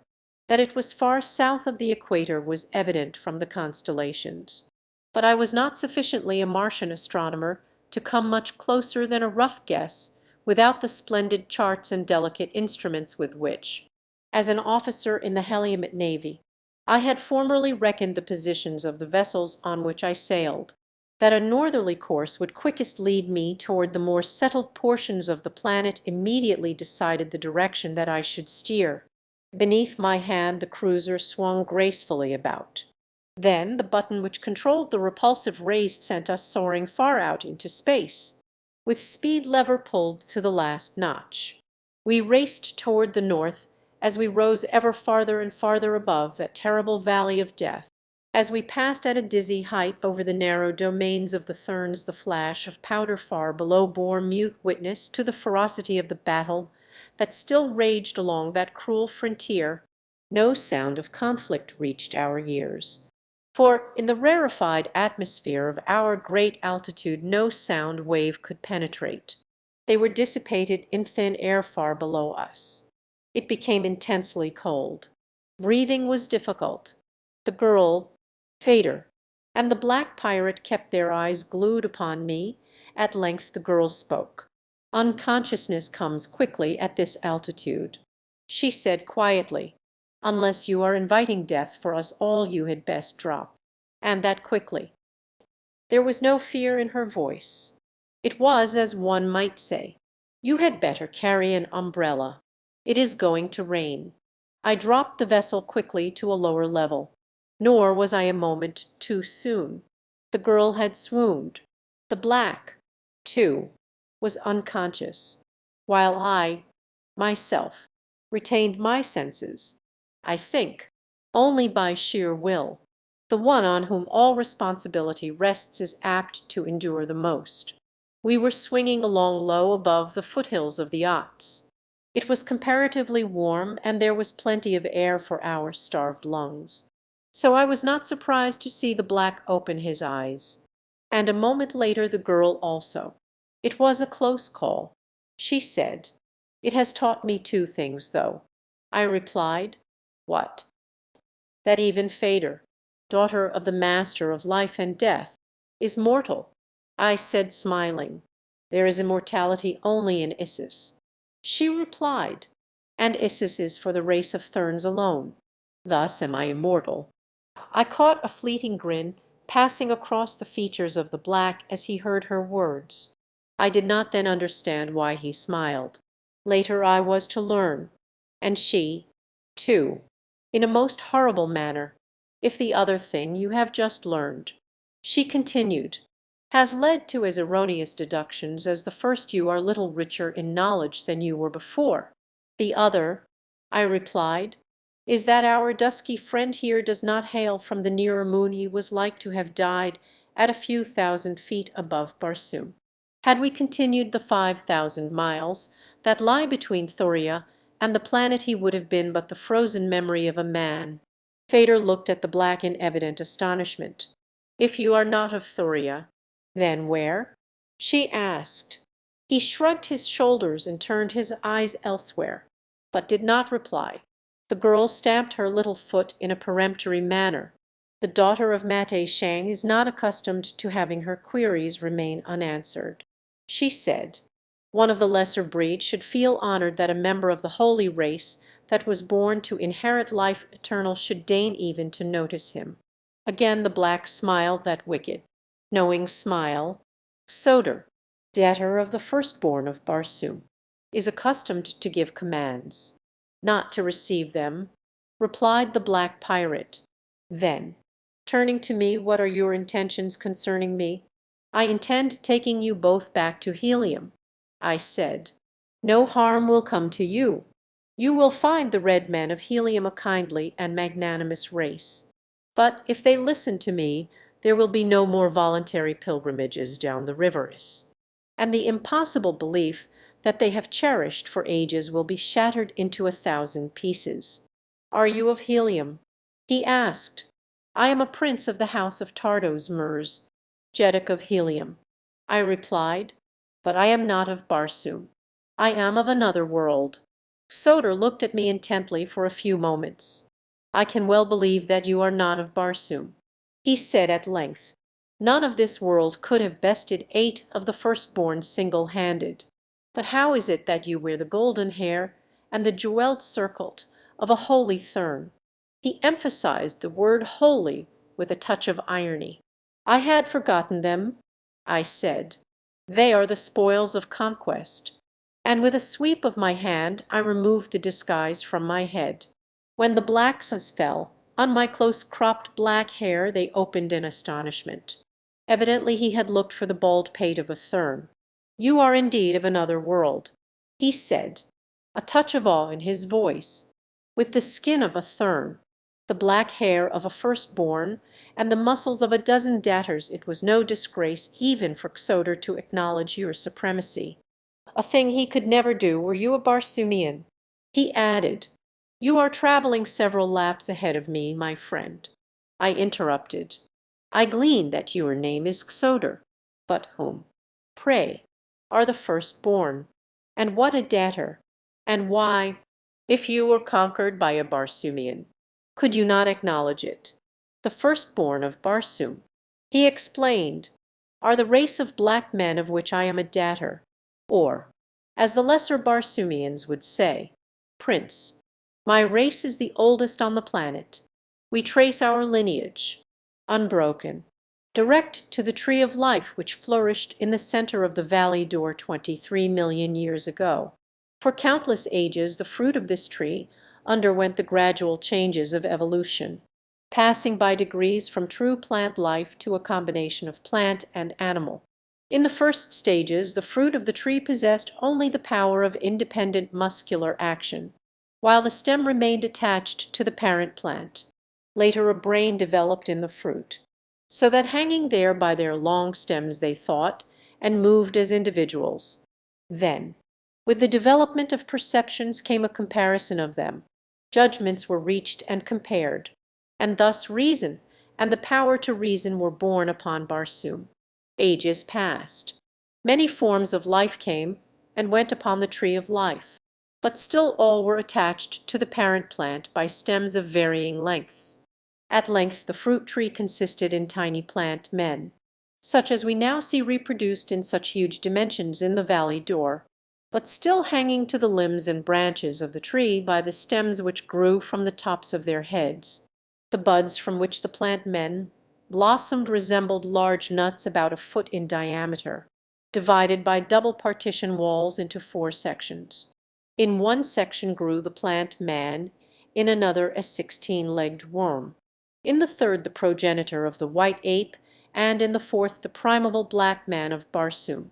When the bud burst, the plant man remained dangling at the end of his stem, but the 3 other sections fell to the ground, where the efforts of their imprisoned occupants to escape sent them hopping about in all directions.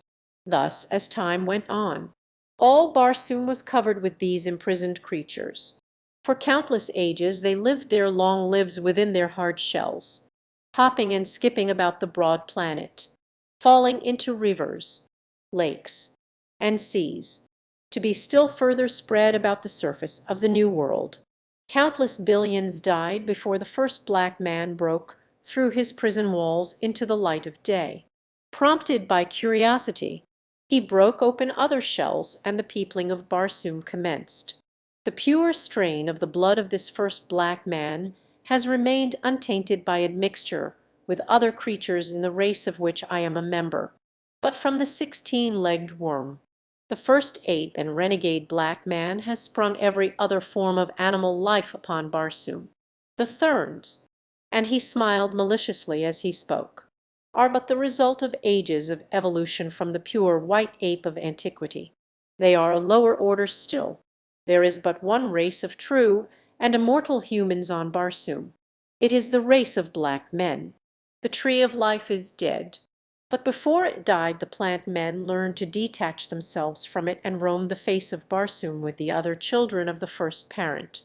Now their bisexuality permits them to reproduce themselves after the manner of true plants, but otherwise they have progressed but little in all the ages of their existence. Their actions and movements are largely matters of instinct and not guided to any great extent by reason.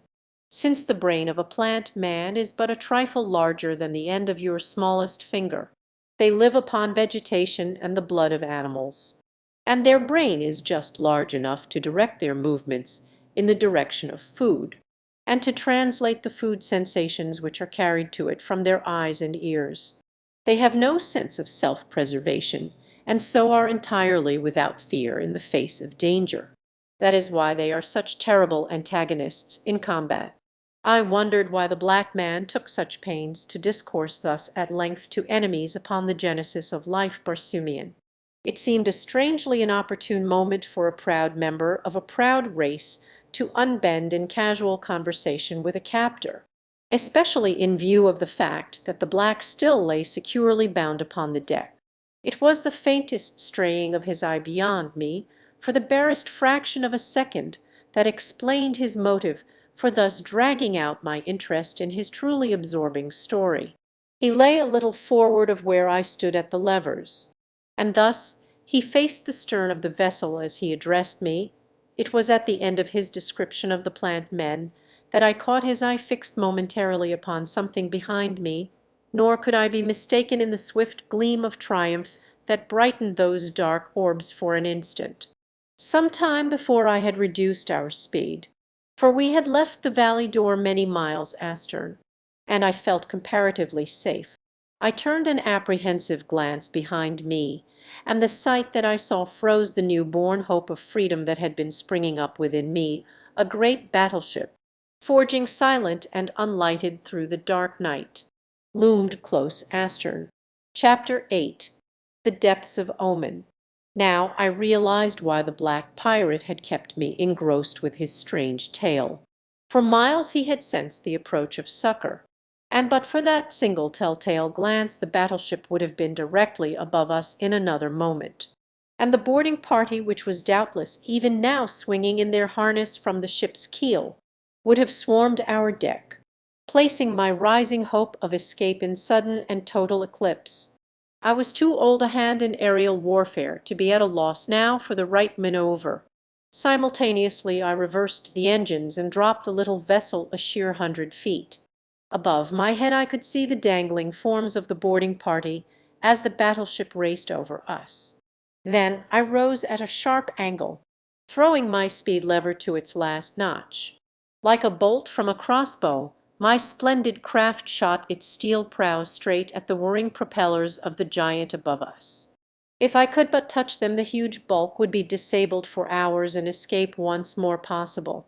At the same instant the sun shot above the horizon, disclosing 100 grim, black faces peering over the stern of the battleship upon us. At sight of us a shout of rage went up from 100 throats. Orders were shouted, but it was too late to save the giant propellers, and with a crash we rammed them. Instantly, with the shock of impact, I reversed my engine, but my prow was wedged in the hole it had made in the battleship's stern. Only a second I hung there before tearing away, but that second was amply long to swarm my deck with black devils. There was no fight. In the first place, there was no room to fight. We were simply submerged by numbers. Then, as swords menaced me, a command from Xoder stayed the hands of his fellows. "Secure them," he said, "but do not injure them." Several of the pirates already had released Xoder. He now personally attended to my disarming and saw that I was properly bound. At least he thought that the binding was secure. It would have been had I been a Martian, but I had to smile at the puny strands that confined my wrists. When the time came I could snap them as they had been cotton string. The girl they bound also, and then they fastened us together. In the meantime they had brought our craft alongside the disabled battleship, and soon we were transported to the latter's deck. Fully 1,000 black men manned the great engine of destruction. Her decks were crowded with them as they pressed forward as far as discipline would permit to get a glimpse of their captives. The girl's beauty elicited many brutal comments and vulgar jests. It was evident that these self-thought supermen were far inferior to the red men of Barsoom in refinement and in chivalry. My close-cropped black hair and thorn complexion were the subjects of much comment. When Xoder told his fellow nobles of my fighting ability and strange origin, they crowded about me with numerous questions. The fact that I wore the harness and metal of a Thurn who had been killed by a member of my party convinced them that I was an enemy of their hereditary foes, and placed me on a better footing in their estimation. Without exception the blacks were handsome men, and well built. The officers were conspicuous through the wondrous magnificence of their resplendent trappings. Many harnesses were so encrusted with gold, platinum, silver, and precious stones as to entirely hide the leather beneath. The harness of the commanding officer was a solid mass of diamonds. Against the ebony background of his skin they blazed out with a peculiarly accentuated effulgence. The whole scene was enchanting. The handsome men, the barbaric splendour of the accoutrements, the polished skeelwood of the deck, the gloriously grained sorapus of the cabins, inlaid with priceless jewels and precious metals in intricate and beautiful design, the burnished gold of handrails, the shining metal of the guns. Fader and I were taken below decks, where, still fast bound, we were thrown into a small compartment which contained a single porthole. As our escort left us they barred the door behind them. We could hear the men working on the broken propellers, and from the porthole we could see that the vessel was drifting lazily toward the south. For some time neither of us spoke. Each was occupied with his own thoughts. For my part I was wondering as to the fate of Tarkas and the girl. Thuvia, even if they succeeded in eluding pursuit, they must eventually fall into the hands of either red men or green, and as fugitives from the valley door they could look for but little else than a swift and terrible death. How I wished that I might have accompanied them! It seemed to me that I could not fail to impress upon the intelligent red men of Barsoom the wicked deception that a cruel and senseless superstition had foisted upon them. Tardosmers would believe me, of that I was positive, and that he would have the courage of his convictions. My knowledge of his character assured me Dija Thoris would believe me, not a doubt as to that entered my head. Then there were 1,000 of my red and green warrior friends whom I knew would face eternal damnation gladly for my sake. Like Tarkas, where I led they would follow. My only danger lay in that should I ever escape the black pirates, it might be to fall into the hands of unfriendly red or green men. Then it would mean short shrift for me. Well, there seemed little to worry about on that score, for the likelihood of my ever escaping the blacks was extremely remote. The girl and I were linked together by a rope which permitted us to move only about 3 or 4 feet from each other. When we had entered the compartment we had seated ourselves upon a low bench beneath the porthole. The bench was the only furniture of the room. It was of sorapus wood.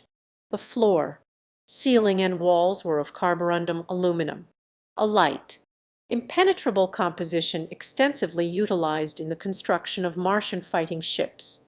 As I had sat meditating upon the future my eyes had been riveted upon the porthole which was just level with them as I sat. Suddenly I looked toward Fader. She was regarding me with a strange expression I had not before seen upon her face. She was very beautiful then. Instantly her white lids veiled her eyes, and I thought I discovered a delicate flush tinging her cheek. Evidently she was embarrassed at having been detected in the act of staring at a lesser creature. I thought, "Do you find the study of the lower orders interesting?" I asked, laughing. She looked up again with a nervous but relieved little laugh. "Oh, very," she said, "especially when they have such excellent profiles." It was my turn to flush, but I did not. I felt that she was poking fun at me, and I admired a brave heart that could look for humor on the road to death, and so I laughed with her. "Do you know where we are going?" she said. "To solve the mystery of the eternal hereafter." "I imagine," I replied. "I am going to a worse fate than that," she said, with a little shudder. "What do you mean?" "I can only guess," she replied. "Since no Thurn damsel of all the millions that have been stolen away by black pirates during the ages they have raided our domains has ever returned to narrate her experiences among them. That they never take a man prisoner lends strength to the belief that the fate of the girls they steal is worse than death. Is it not a just retribution?" I could not help but ask, "What do you mean?" "Do not the Therns themselves do likewise with the poor creatures who take the voluntary pilgrimage down the river of mystery? Was not Thuvia for 15 years a plaything and a slave? Is it less than just that you should suffer as you have caused others to suffer?" "You do not understand," she replied. "We Therns are a holy race. It is an honor to a lesser creature to be a slave among us. Did we not occasionally save a few of the lower orders that stupidly float down an unknown river to an unknown, and all would become the prey of the plant men and the apes. But do you not by every means encourage the superstition among those of the outside world?" I argued. "That is the wickedest of your deeds. Can you tell me why you foster the cruel deception? All life on Barsoom," she said, "is created solely for the support of the race of Therns. How else could we live did the outer world not furnish our labor and our food? Think you that a Thern would demean himself by labor? It is true, then, that you eat human flesh?" I asked in horror. She looked at me in pitying commiseration for my ignorance. "Truly we eat the flesh of the lower orders. Do not you also? The flesh of beasts?" "Yes," I replied, "but not the flesh of man. As man may eat of the flesh of beasts, so may gods eat of the flesh of man. The holy Therns are the gods of Barsoom." I was disgusted, and I imagine that I showed it. "You are an unbeliever now," she continued gently. "But should we be fortunate enough to escape the clutches of the black pirates and come again to the court of Mate Sheng, I think that we shall find an argument to convince you of the error of your ways. And," she hesitated, "perhaps we shall find a way to keep you as one of us." Again her eyes dropped to the floor, and a faint color suffused her cheek. I could not understand her meaning, nor did I for a long time. Dejathories was wont to say that in some things I was a veritable simpleton, and I guessed that she was right. "I fear that I would ill requite your father's hospitality," I answered, "since the first thing that I should do were I a Thern would be to set an armed guard at the mouth of the river, is to escort the poor deluded voyagers back to the outer world. Also should I devote my life to the extermination of the hideous plant men and their horrible companions, the great white apes." She looked at me really horror-struck. "No, no," she cried, "you must not say such terribly sacrilegious things, you must not even think them. Should they ever guess that you entertained such frightful thoughts, should we chance to regain the temples of the Therns, they would mete out a frightful death to you. Not even my again," she flushed, and started over. "Not even I could save you." I said no more. Evidently it was useless. She was even more steeped in superstition than the Martians of the outer world. They only worshipped a beautiful hope for a life of love and peace and happiness in the hereafter. The Therns worshipped the hideous plant men and the apes, or at least they reverenced them as the abodes of the departed spirits of their own dead. At this point the door of our prison opened to admit Xoder. He smiled pleasantly at me, and when he smiled his expression was kindly anything but cruel or vindictive. "Since you cannot escape under any circumstances," he said, "I cannot see the necessity for keeping you confined below. I will cut your bonds and you may come on deck. You will witness something very interesting, and as you never shall return to the outer world, it will do no harm to permit you to see it. You will see what no other than the firstborn and their slaves know, the existence of a subterranean entrance to the real heaven of Barsoom. It will be an excellent lesson for this daughter of the Therns." He added, "For she shall see the temple of Isis, and Isis, perchance, shall embrace her." Fader's head went high. "What blasphemy is this, dog of a pirate?" she cried. "Isis would wipe out your entire breed an you ever came within sight of her temple. You have much to learn, Thern," replied Xoder, with an ugly smile, "nor do I envy you the manner in which you will learn it." As we came on deck I saw to my surprise that the vessel was passing over a great field of snow and ice. As far as the eye could reach in any direction naught else was visible. There could be but one solution to the mystery. We were above the south polar ice cap. Only at the poles of Mars is there ice or snow upon the planet. No sign of life appeared below us. Evidently we were too far south even for the great forbearing animals which the Martians so delight in hunting. Xoder was at my side as I stood looking out over the ship's rail. "What course?" I asked him. "A little west of south." He replied, "You will see the Ots Valley directly. We shall skirt it for a few hundred miles." "The Ots Valley!" I exclaimed. "But, man, is not there where lie the domains of the Therns from which I but just escaped?" "Yes," answered Soter. "You crossed this ice field last night in the long chase that you led us. The Ots Valley lies in a mighty depression at the South Pole. It is sunk thousands of feet below the level of the surrounding country. Like a great round bowl, 100 miles from its northern boundary rise the Ots Mountains, which circle the inner valley of Dor, in the exact centre of which lies the lost Sea of Chorus. On the shore of this sea stands the golden temple of Isis in the land of the firstborn. It is there that we are bound." As I looked I commenced to realize why it was that in all the ages only one had escaped from the valley door. My only wonder was that even the one had been successful. To cross this frozen, wind-swept waste of bleak ice alone and on foot would be impossible. Only by air boat could the journey be made. I finished aloud. It was thus that one did escape the Therns in bygone times. But none has ever escaped the firstborn, said Soter, with a touch of pride in his voice. We had now reached the southernmost extremity of the great ice barrier.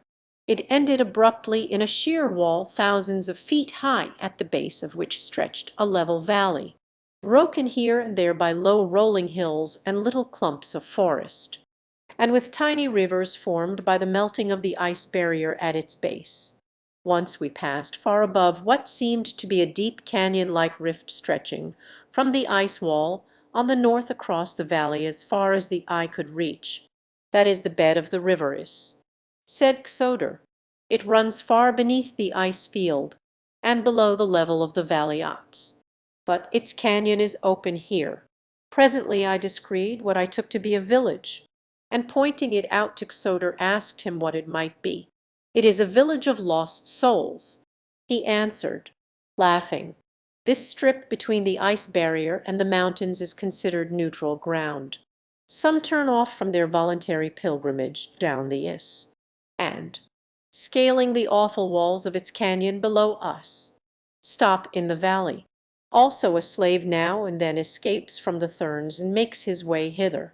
They do not attempt to recapture such, since there is no escape from this outer valley, and as a matter of fact they fear the patrolling cruisers of the firstborn too much to venture from their own domains. The poor creatures of this outer valley are not molested by us since they have nothing that we desire, nor are they numerically strong enough to give us an interesting fight, so we too leave them alone. There are several villages of them, but they have increased in numbers but little in many years, since they are always warring among themselves." Now we swung a little north of west, leaving the Valley of Lost Souls, and shortly I discerned over our starboard bow what appeared to be a black mountain rising from the desolate waste of ice. It was not high and seemed to have a flat top. Soter had left us to attend to some duty on the vessel, and Fader and I stood alone beside the rail. The girl had not once spoken since we had been brought to the deck. "Is what he has been telling me true?" I asked her. "In part, yes," she answered. "That about the outer valley is true. But what he says of the location of the temple of Isis in the center of his country is false." "If it is not false," she hesitated. "Oh, it cannot be true. It cannot be true. For if it were true, then for countless ages have my people gone, instead of to the beautiful life eternal that we have been taught to believe Isis holds for us, as the lesser Barsoomians of the outer world have been lured by you to the terrible valley door. So may it be that the Therns themselves have been lured by the firstborn to an equally horrid fate," I suggested. "It would be a stern and awful retribution." "Fader, but a just one." "I cannot believe it," she said. "We shall see," I answered, and then we fell silent again, for we were rapidly approaching the Black Mountains, which in some indefinable way seemed linked with the answer to our problem. As we neared the dark, truncated cone the vessel's speed was diminished until we barely moved. Then we topped the crest of the mountain, and below us I saw yawning the mouth of a huge circular well, the bottom of which was lost in inky blackness. The diameter of this enormous pit was fully 1,000 feet. The walls were smooth and appeared to be composed of a black, basaltic rock. For a moment the vessel hovered motionless directly above the center of the gaping void. Then slowly she began to settle into the black chasm. Lower and lower she sank until as darkness enveloped us her lights were thrown on, and in the dim halo of her own radiance the monster battleship dropped on and on down into what seemed to me must be the very bowels of Barsoom. For quite half an hour we descended, and then the shaft terminated abruptly in the dome of a mighty subterranean world. Below us rose and fell the billows of a buried sea. A phosphorescent radiance illuminated the scene. Thousands of ships dotted the bosom of the ocean. Little islands rose here and there to support the strange and colorless vegetation of this strange world. Slowly and with majestic grace the battleship dropped until she rested on the water. Her great propellers had been drawn and housed during our descent of the shaft, and in their place had been run out the smaller but more powerful water propellers. As these commenced to revolve, the ship took up its journey once more, riding the new element as buoyantly and as safely as she had the air. Fader and I were dumbfounded. Neither had either heard or dreamed that such a world existed beneath the surface of Barsoom. Nearly all the vessels we saw were war craft. There were a few lighters and barges, but none of the great merchantmen such as ply the upper air between the cities of the outer world. "Here is the harbor of the navy of the firstborn," said a voice behind us, and turning we saw Soder watching us with an amused smile on his lips. "This sea," he continued, "is larger than Chorus. It receives the waters of the lesser sea above it.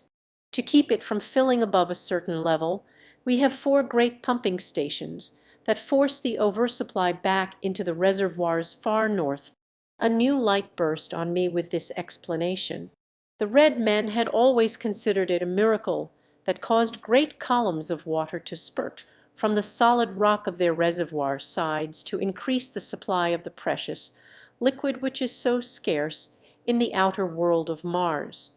Never had their learned men been able to fathom the secret of the source of this enormous volume of water. As ages passed they had simply come to accept it as a matter of course and ceased to question its origin. We passed several islands on which were strangely shaped circular buildings, apparently roofless, and pierced midway between the ground and their tops with small, heavily barred windows. They bore the earmarks of prisons, which were further accentuated by the armed guards who squat on low benches without, or patrolled the short beach lines. Few of these islets contained over an acre of ground, but presently we sighted a much larger one directly ahead. This proved to be our destination, and the great ship was soon made fast against the steep shore. Soder signaled us to follow him, and with a half-dozen officers and men we left the battleship and approached a large oval structure a couple of 100 yards from the shore. "You shall soon see Isis," said Soder to Fader. "The few prisoners we take are presented to her.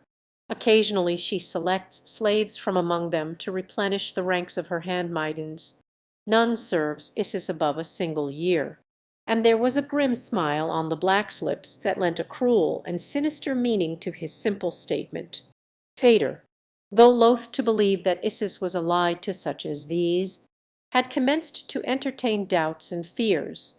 She clung very closely to me, no longer the proud daughter of the master of life and death upon Barsoom, but a young and frightened girl in the power of relentless enemies.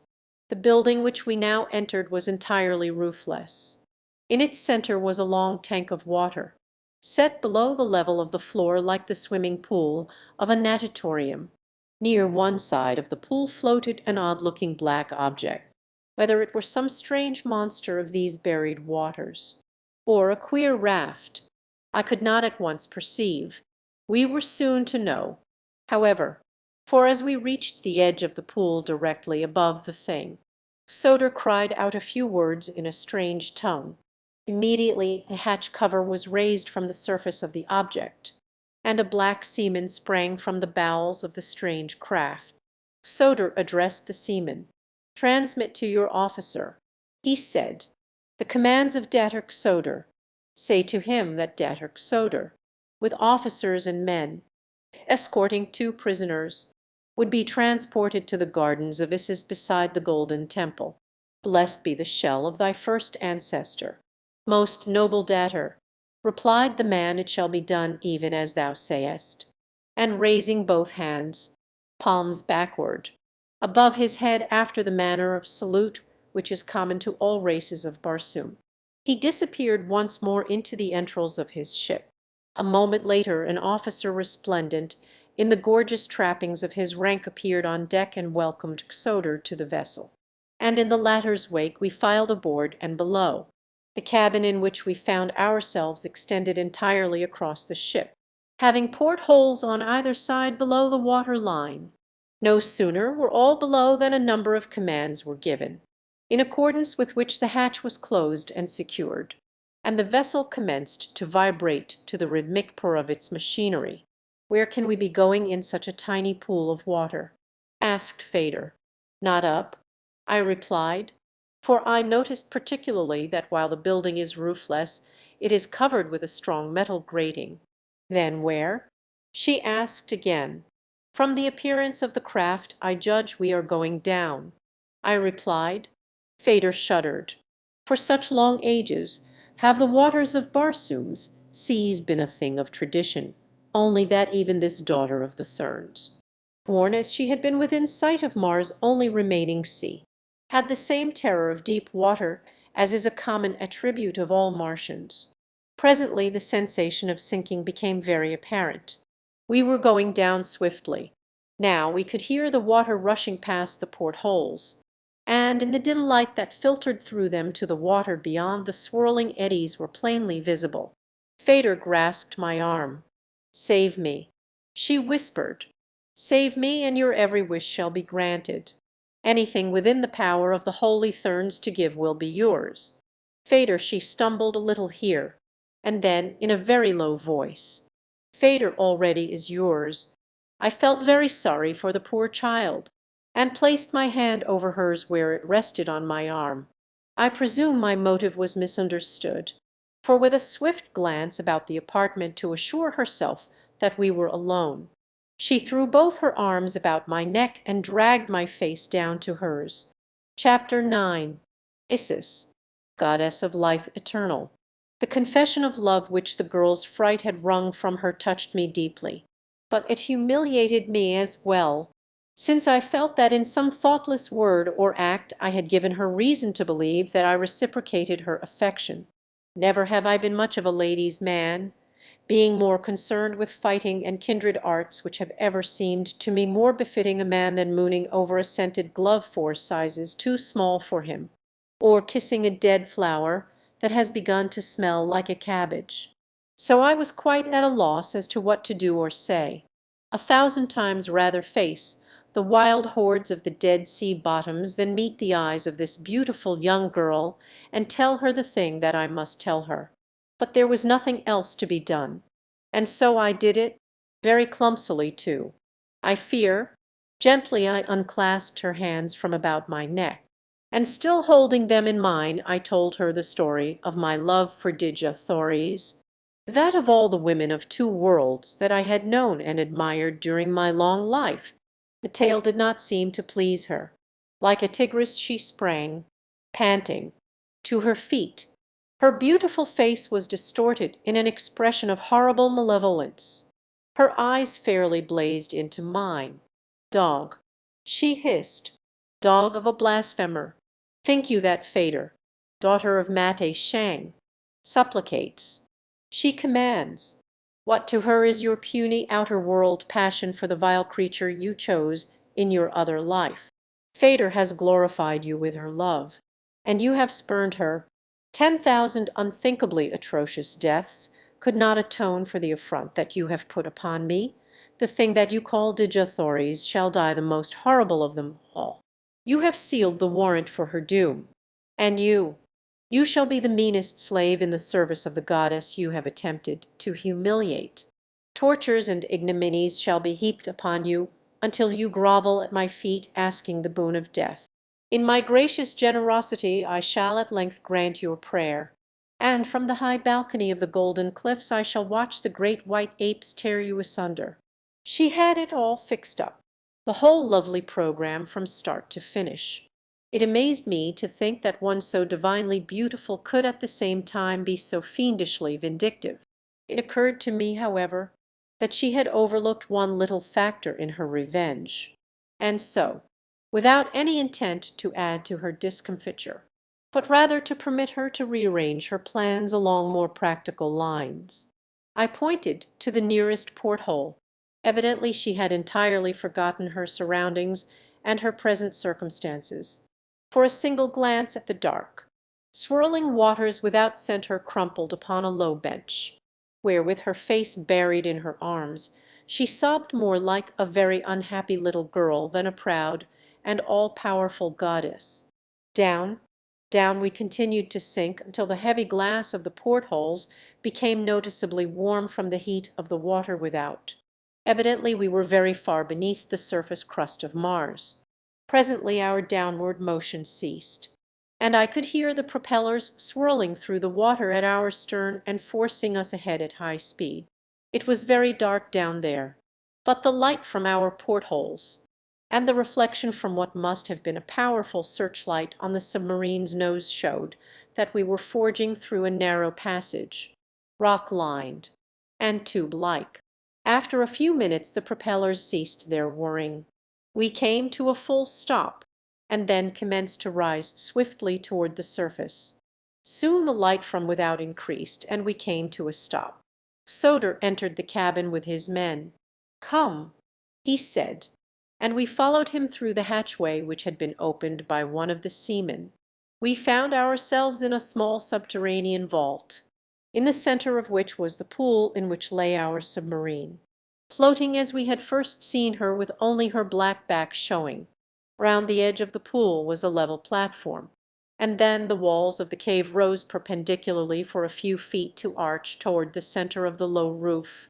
The walls about the ledge were pierced with a number of entrances to dimly lighted passageways. Toward one of these our captors led us, and after a short walk halted before a steel cage which lay at the bottom of a shaft rising above us as far as one could see. The cage proved to be one of the common types of elevator cars that I had seen in other parts of Barsoom.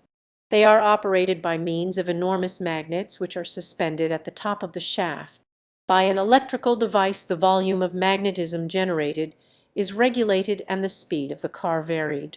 In long stretches they move at a sickening speed, especially on the upward trip, since the small force of gravity inherent to Mars results in very little opposition to the powerful force above. Scarcely had the door of the car closed behind us than we were slowing up to stop at the landing above. So rapid was our ascent of the long shaft. When we emerged from the little building which houses the upper terminus of the elevator, we found ourselves in the midst of a veritable fairyland of beauty. The combined languages of Earthmen hold no words to convey to the mind the gorgeous beauties of the scene. One may speak of scarlet sward and ivory stem trees decked with brilliant purple blooms, of winding walks paved with crushed rubies, with emerald, with turquoise, even with diamonds themselves, of a magnificent temple of burnished gold, hand-wrought with marvelous designs. But where are the words to describe the glorious colors that are unknown to earthly eyes? Where the mind or the imagination that can grasp the gorgeous scintillations of unheard-of rays as they emanate from the thousand nameless jewels of Barsoom? Even my eyes, for long years accustomed to the barbaric splendors of a Martian jedik's court, were amazed at the glory of the scene. Fader's eyes were wide in amazement. The temple of Isis, she whispered, half to herself. Soder watched us with his grim smile, partly of amusement and partly malicious gloating. The gardens swarmed with brilliantly trapped black men and women. Among them moved red and white females serving their every want. The places of the outer world and the temples of the Therns had been robbed of their princesses and goddesses that the blacks might have their slaves. Through this scene we moved toward the temple. At the main entrance we were halted by a cordon of armed guards. Soter spoke a few words to an officer who came forward to question us. Together they entered the temple, where they remained for some time. When they returned it was to announce that Isis desired to look upon the daughter of Mate Shang, and the strange creature from another world who had been a prince of Helium. Slowly we moved through endless corridors of unthinkable beauty, through magnificent apartments and noble halls. At length we were halted in a spacious chamber in the center of the temple. One of the officers who had accompanied us advanced to a large door in the further end of the chamber. Here he must have made some sort of signal, for immediately the door opened and another richly trapped courtier emerged. We were then led up to the door, where we were directed to get down on our hands and knees with our backs toward the room we were to enter. The doors were swung open, and after being cautioned not to turn our heads, under penalty of instant death, we were commanded to back into the presence of Isis. Never have I been in so humiliating a position in my life, and only my love for Dija Thoris and the hope which still clung to me that I might again see her kept me from rising to face the goddess of the firstborn and go down to my death like a gentleman, facing my foes and with their blood mingling with mine. After we had crawled in this disgusting fashion for a matter of a couple of 100 feet, we were halted by our escort. "Let them rise," said a voice behind us, a thin, wavering voice, yet one that had evidently been accustomed to command for many years. "Rise," said our escort, "but do not face toward Isis." "The woman pleases me," said the thin, wavering voice again after a few moments of silence. "She shall serve me the allotted time. The man you may return to the Isle of Shadr, which lies against the northern shore of the Sea of Oman. Let the woman turn and look upon Isis." Knowing that those of the lower orders who gaze upon the holy vision of her radiant face survive the blinding glory but a single year, I watched Phaedra from the corner of my eye. She paled to a ghastly hue. Slowly, very slowly she turned, as though drawn by some invisible yet irresistible force. She was standing quite close to me, so close that her bare arm touched mine as she finally faced Isis, goddess of life eternal. I could not see the girl's face as her eyes rested for the first time on the supreme deity of Mars, but felt the shudder that ran through her in the trembling flesh of the arm that touched mine. It must be dazzling loveliness indeed, thought I, to cause such emotion in the breast of so radiant a beauty as Phaedra, daughter of Mate Shang. "Let the woman remain. Remove the man, go." Thus spoke Isis, and the heavy hand of the officer fell upon my shoulder. In accordance with his instructions I dropped to my hands and knees once more and crawled from the presence. It had been my first audience with deity, but I am free to confess that I was not greatly impressed other than with the ridiculous figure I cut scrambling about on my marrow bones. Once without the chamber the doors closed behind us and I was bid to rise. Soter joined me, and together we slowly retraced our steps toward the gardens. "You spared my life when you easily might have taken it," he said after we had proceeded some little way in silence, "and I would aid you if I might. I can help to make your life here more bearable. But your fate is inevitable. You may never hope to return to the outer world." "What will be my fate?" I asked. "That will depend largely upon Isis. So long as she does not send for you and reveal her face to you, you may live on for years in as mild a form of bondage as I can arrange for you." "Why should she send for me?" I asked. "The men of the lower orders she often uses for various purposes of amusement. Such a fighter as you, for example, would render fine sport in the monthly rites of the temple. There are men pitted against men, and against beasts for the edification of Isis and the replenishment of her larder. She eats human flesh." I asked, not in horror, however, for since my recently acquired knowledge of the holy Therns I was prepared for anything in this still less accessible heaven. where all was evidently dictated by a single omnipotence. Their ages of narrow fanaticism and self-worship had eradicated all the broader humanitarian instincts that the race might once have possessed. They were a people drunk with power and success, looking upon the other inhabitants of Mars as we look upon the beasts of the field and the forest. Why then should they not eat of the flesh of the lower orders, whose lives and characters they no more understood than do we the inmost thoughts and sensibilities of the cattle we slaughter for our earthly tables? She eats only the flesh of the best bred of the holy Therns and the red Barsoomians. The flesh of the others goes to our boards. The animals are eaten by the slaves. She also eats other dainties. I did not understand then that there lay any special significance in his reference to other dainties. I thought the limit of ghoulishness already had been reached in the recitation of Isis's menu. I still had much to learn as to the depths of cruelty and bestiality to which omnipotence may drag its possessor. We had about reached the last of the many chambers and corridors which led to the gardens when an officer overtook us. Isis would look again upon this man. He said, "The girl has told her that he is of wondrous beauty, and of such prowess that alone he slew 7 of the firstborn, and with his bare hands took Sodor captive, binding him with his own harness." Sodor looked uncomfortable. Evidently he did not relish the thought that Isis had learned of his inglorious defeat. Without a word he turned, and we followed the officer once again to the closed doors before the audience chamber of Isis, goddess of life eternal. Here the ceremony of entrance was repeated. Again Isis bid me rise. For several minutes all was silent as the tomb.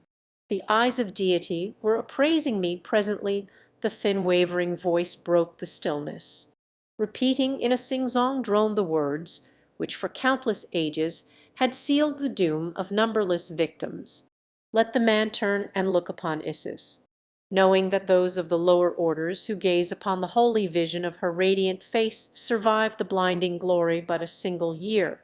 I turned as I had been bid, expecting such a treat as only the revealment of divine glory to mortal eyes might produce. What I saw was a solid phalanx of armed men between myself and a dais supporting a great bench of carved sorapus wood. On this bench, or throne, squat a female black. She was evidently very old. Not a hair remained upon her wrinkled skull. With the exception of 2 yellow fangs, she was entirely toothless. On either side of her thin, hawk-like nose her eyes burned from the depths of horribly sunken sockets. The skin of her face was seamed and creased with a million deep-cut furrows. Her body was as wrinkled as her face, and as repulsive. Emaciated arms and legs attached to a torso which seemed to be mostly distorted abdomen completed the holy vision of her radiant beauty. Surrounding her were a number of female slaves, among them Phaedr, white and trembling. This is the man who slew 7 of the firstborn and, bare-handed, bound Datrix Sodor with his own harness. Asked Isis, "Most glorious vision of divine loveliness." "It is," replied the officer who stood at my side. "Produce Datrix Sodor." She commanded. Sodor was brought from the adjoining room. Isis glared at him, a baleful light in her hideous eyes. "And such as you are a dater of the firstborn." She squealed, "For the disgrace you have brought upon the immortal race, you shall be degraded to a rank below the lowest. No longer be you a dater, but for evermore a slave of slaves, to fetch and carry for the lower orders that serve in the gardens of Isis. Remove his harness. Cowards and slaves wear no trappings." Sodor stood stiffly erect. Not a muscle twitched, nor a tremor shook his giant frame as a soldier of the guard roughly stripped his gorgeous trappings from him. "Begone!" screamed the infuriated little old woman. "Begone! But instead of the light of the gardens of Isis let you serve, as a slave of this slave who conquered you in the prison on the Isle of Shadr in the Sea of Omen. Take him away out of the sight of my divine eyes." Slowly and with high-held head the proud Sodor turned and stalked from the chamber. Isis rose and turned to leave the room by another exit. Turning to me, she said, "You shall be returned to Shadr for the present. Later Isis will see the manner of your fighting. Go." Then she disappeared, followed by her retinue. Only Phaedr lagged behind, and as I started to follow my guard toward the gardens, the girl came running after me. "Oh, do not leave me in this terrible place," she begged. "Forgive the things I said to you, my prince. I did not mean them.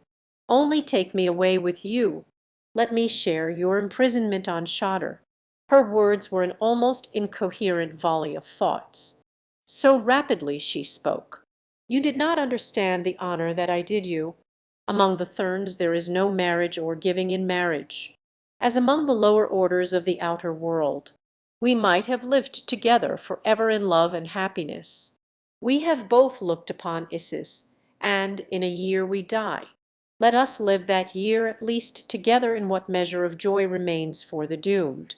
If it was difficult for me to understand you, Phaedr, I replied, can you not understand that possibly it is equally difficult for you to understand the motives, the customs and the social laws that guide me?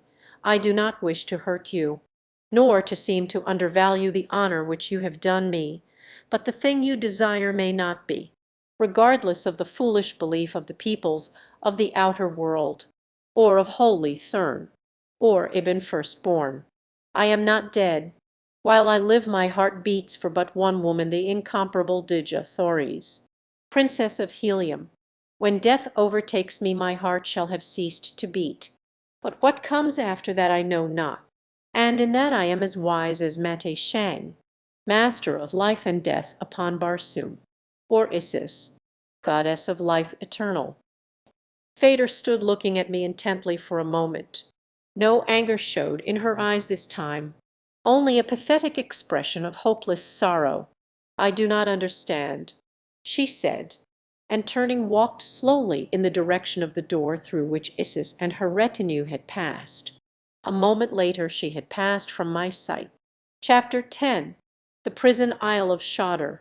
In the outer gardens, to which the guard now escorted me, I found Xodr surrounded by a crowd of noble blacks. They were reveling and cursing him. The men slapped his face. The women spat upon him. When I appeared they turned their attentions toward me. "Ah," cried one, "so this is the creature who overcame the great Xodr bare-handed. Let us see how it was done." "Let him bind Thurid," suggested a beautiful woman, laughing. "Thurid is a noble datter. Let Thurid show the dog what it means to face a real man." "Yes, Thurid, Thurid," cried a dozen voices. "Here he is now," exclaimed another, and turning in the direction indicated I saw a huge black weighed down with resplendent ornaments, and arms advancing with noble and gallant bearing toward us. "What now?" he cried. "What would you of Thurid?" Quickly a dozen voices explained. Thurid turned toward Xodr, his eyes narrowing to two nasty slits. "Callet," he hissed, "ever did I think you carried the heart of a Sorach in your putrid breast. Often have you bested me in the secret councils of Isis, but now in the field of war where men are truly gauged your scabby heart hath revealed its sores to all the world. Callet, I spurn you with my foot." And with the words he turned to kick Xodr. My blood was up. For minutes it had been boiling at the cowardly treatment they had been according this once powerful comrade, because he had fallen from the favor of Isis. I had no love for Xodr, but I cannot stand the sight of cowardly injustice and persecution without seeing red as through a haze of bloody mist, and doing things on the impulse of the moment that I presume I never should do after mature deliberation. I was standing close beside Xodr as Thurid swung his foot for the cowardly kick. The degraded datter stood erect and motionless as a carven image. He was prepared to take whatever his former comrades had to offer in the way of insults and reproaches, and take them in manly silence and stoicism. But as Thurid's foot swung, so did mine, and I caught him a painful blow upon the shin bone that saved Xodr from this added ignominy. For a moment there was tense silence. Then Thurid, with a roar of rage sprang from my throat, just as Xoder had upon the deck of the cruiser. The results were identical. I ducked beneath his outstretched arms, and as he lunged past me planted a terrific right on the side of his jaw. The big fellow spun around like a top. His knees gave beneath him, and he crumpled to the ground at my feet. The blacks gazed in astonishment, first at the still form of the proud datter lying there in the ruby dust of the pathway, then at me as though they could not believe that such a thing could be. "You asked me to bind Thurid," I cried. "Behold!" And then I stooped beside the prostrate form, tore the harness from it, and bound the fellow's arms and legs securely.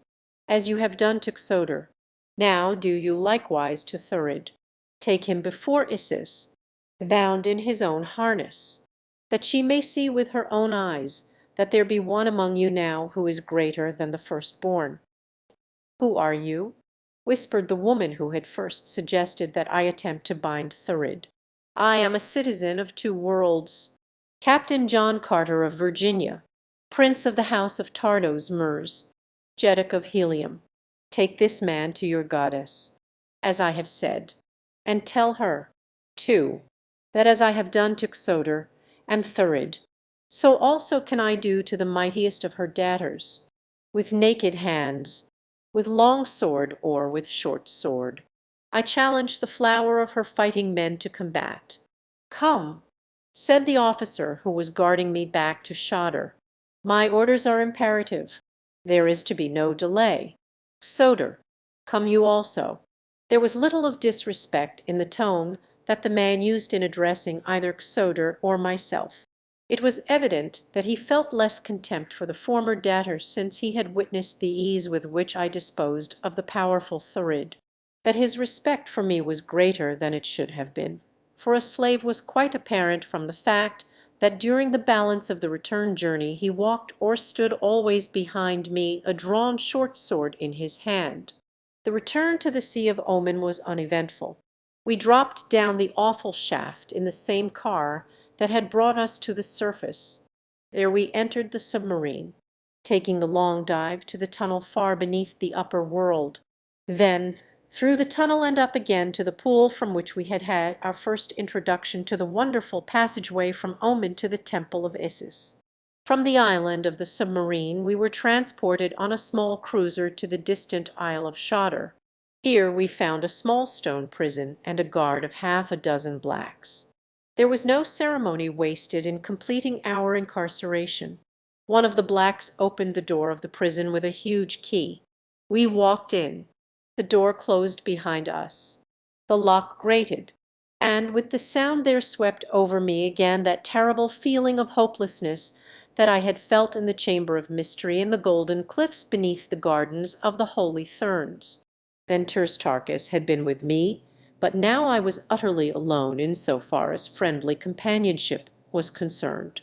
I fell to wondering about the fate of the great Thark, and of his beautiful companion, the girl Thuvia, even should they by some miracle have escaped and been received and spared by a friendly nation.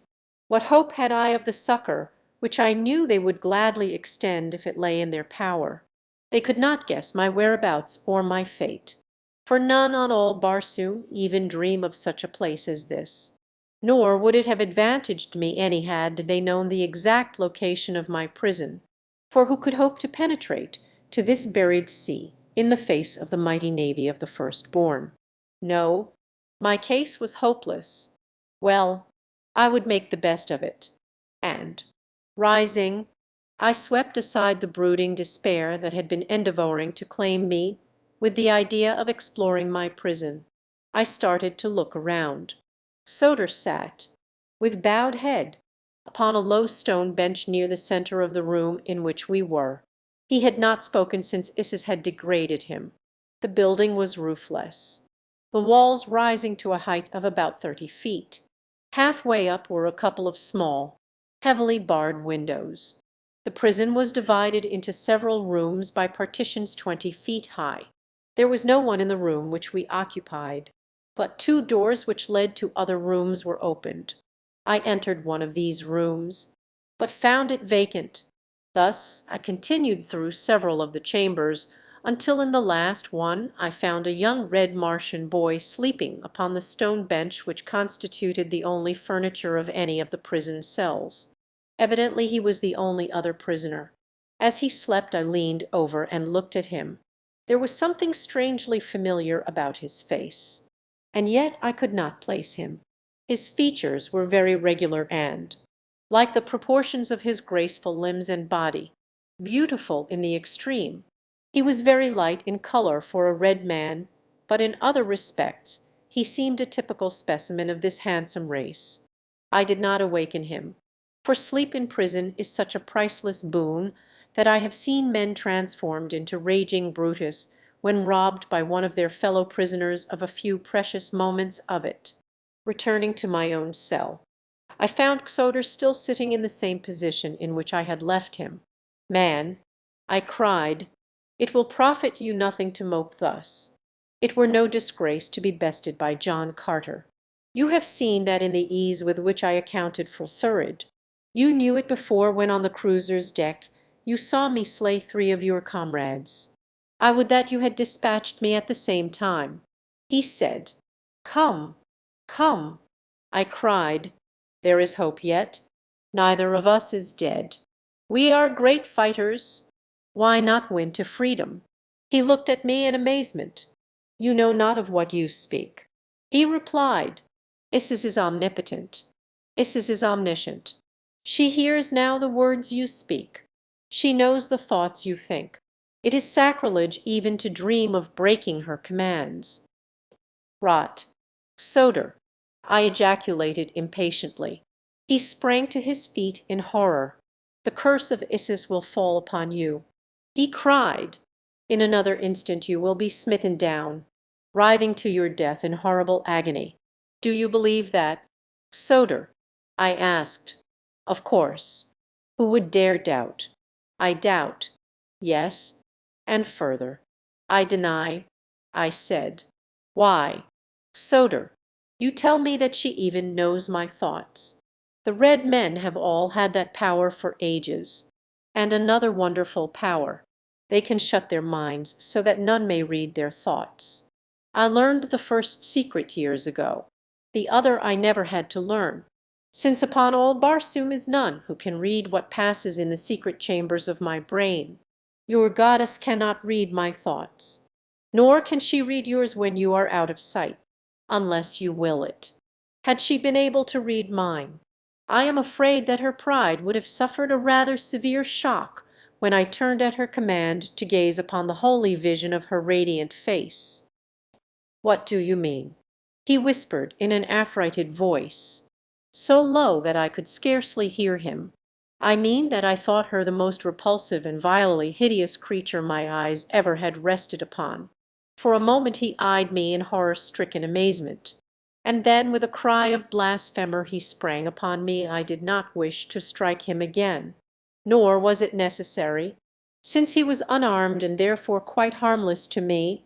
As he came I grasped his left wrist with my left hand, and, swinging my right arm about his left shoulder, caught him beneath the chin with my elbow and bore him backward across my thigh.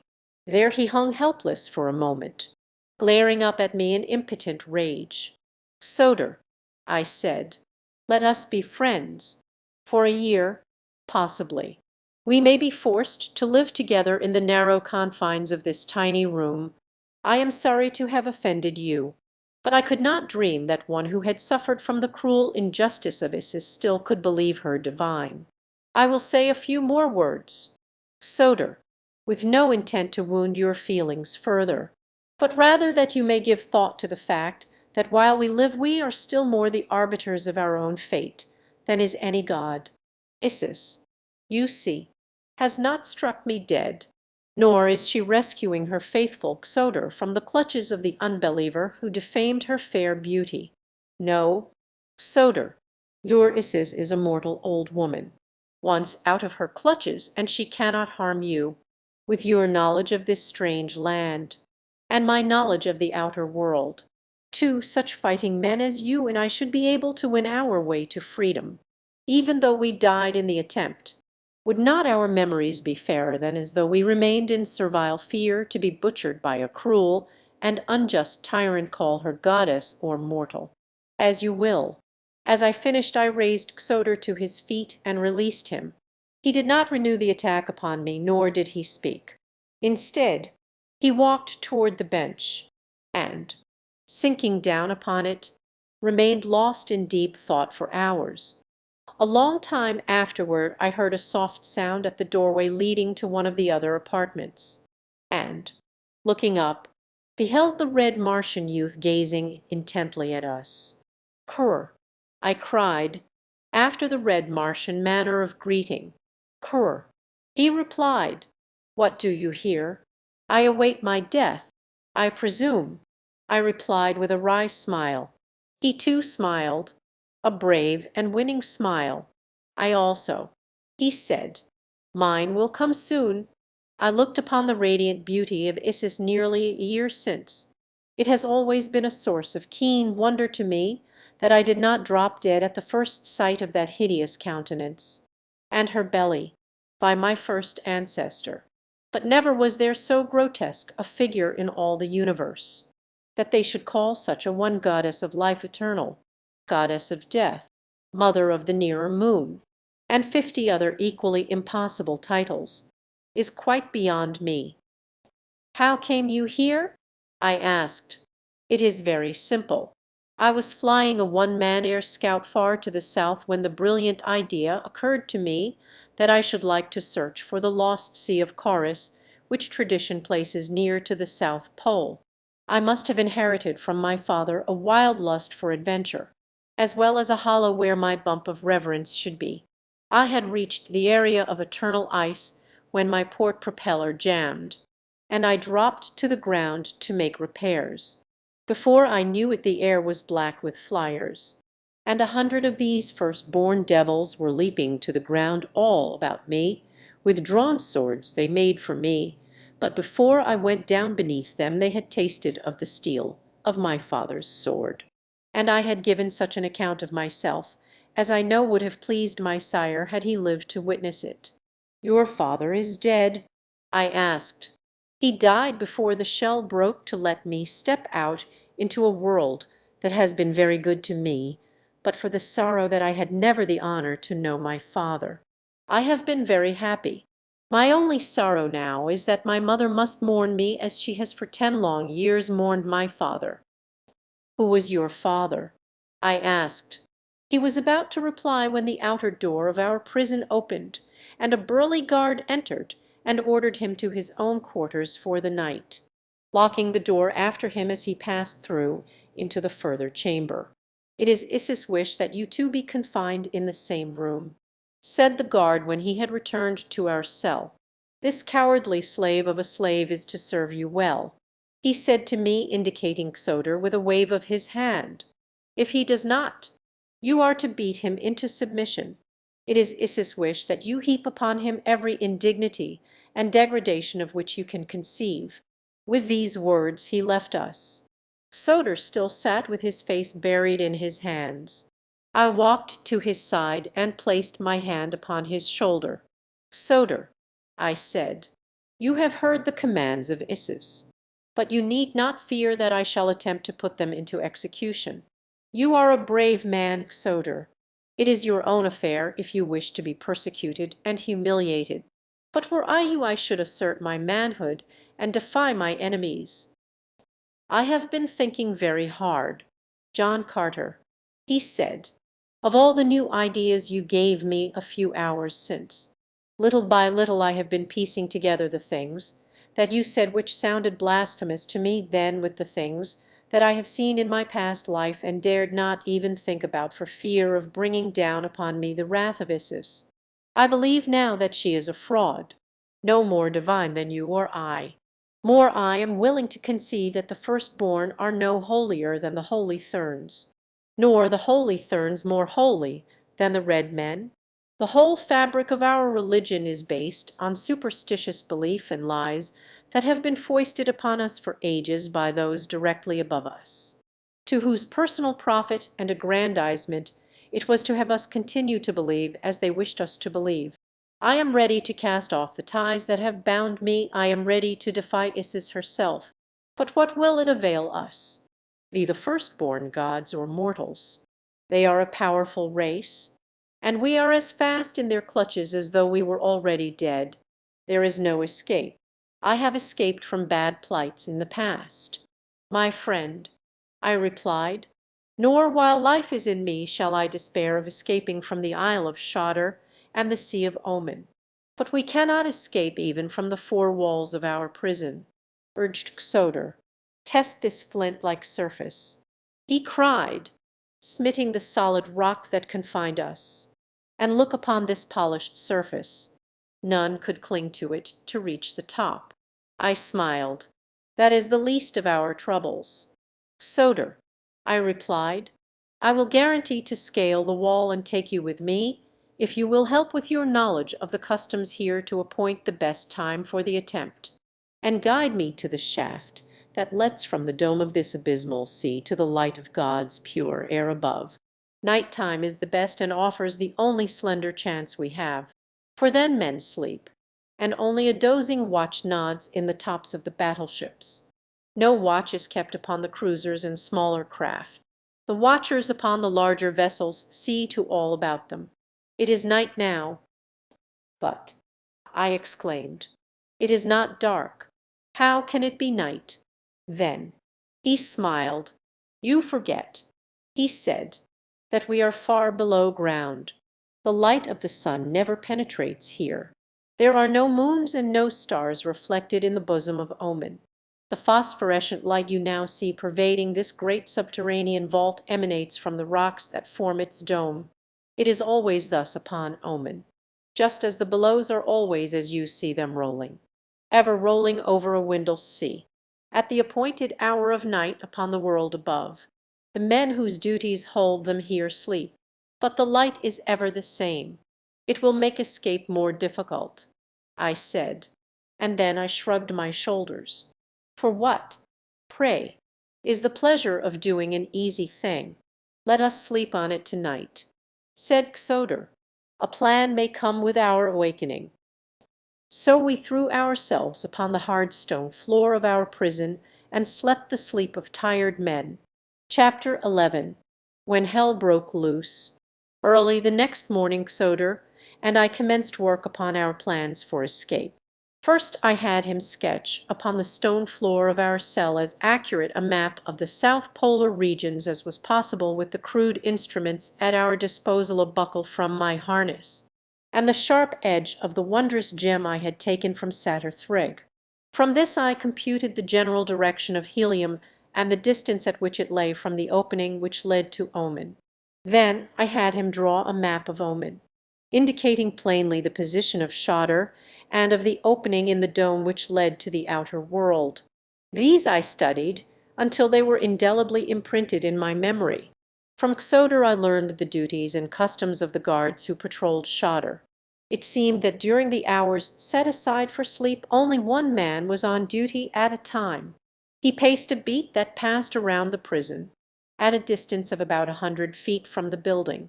The pace of the sentries, Xodar said, was very slow, requiring nearly 10 minutes to make a single round.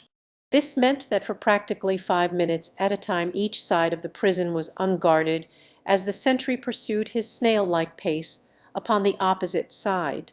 This information, you ask, said Xodar, will be all very valuable after we get out. But nothing that you have asked has any bearing on that first and most important consideration. We will get out all right, I replied, laughing. Leave that to me. When shall we make the attempt? He asked. The first night that finds a small craft moored near the shore of Shadar, I replied. But how will you know that any craft is moored near Shadar? The windows are far beyond our reach. Not so, friend Xodar. Look. With a bound I sprang to the bars of the window opposite us, and took a quick survey of the scene without. Several small craft and 2 large battleships lay within 100 yards of Shadar. Tonight, I thought, and was just about to voice my decision to Xodor, when, without warning, the door of our prison opened and a guard stepped in. If the fellow saw me there, our chances of escape might quickly go glimmering, for I knew that they would put me in irons if they had the slightest conception of the wonderful agility which my earthly muscles gave me upon Mars. The man had entered and was standing facing the center of the room, so that his back was toward me. 5 feet above me was the top of a partition wall separating our cell from the next. There was my only chance to escape detection. If the fellow turned, I was lost. Nor could I have dropped to the floor undetected, since he was so nearly below me that I would have struck him had I done so.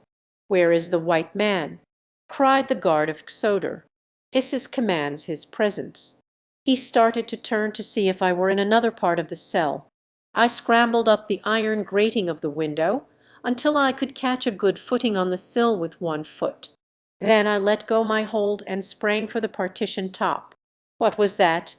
I heard the deep voice of the black bellow as my metal grated against the stone wall as I slipped over. Then I dropped lightly to the floor of the cell beyond. "Where is the white slave?" again cried the guard. "I know not," replied Xodor. "He was here even as you entered. I am not his keeper. Go find him." The black grumbled something that I could not understand, and then I heard him unlocking the door into one of the other cells on the further side. Listening intently, I caught the sound as the door closed behind him. Then I sprang once more to the top of the partition and dropped into my own cell beside the astonished Xodor. "Do you see now how we will escape?" I asked him in a whisper. "I see how you may," he replied, "but I am no wiser than before as to how I am to pass these walls.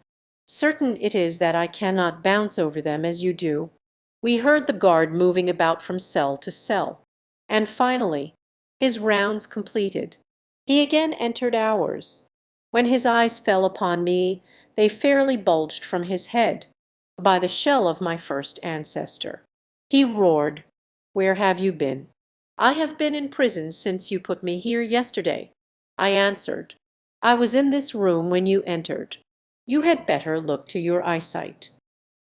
He glared at me in mingled rage and relief. "Come," he said. "Isis commands your presence."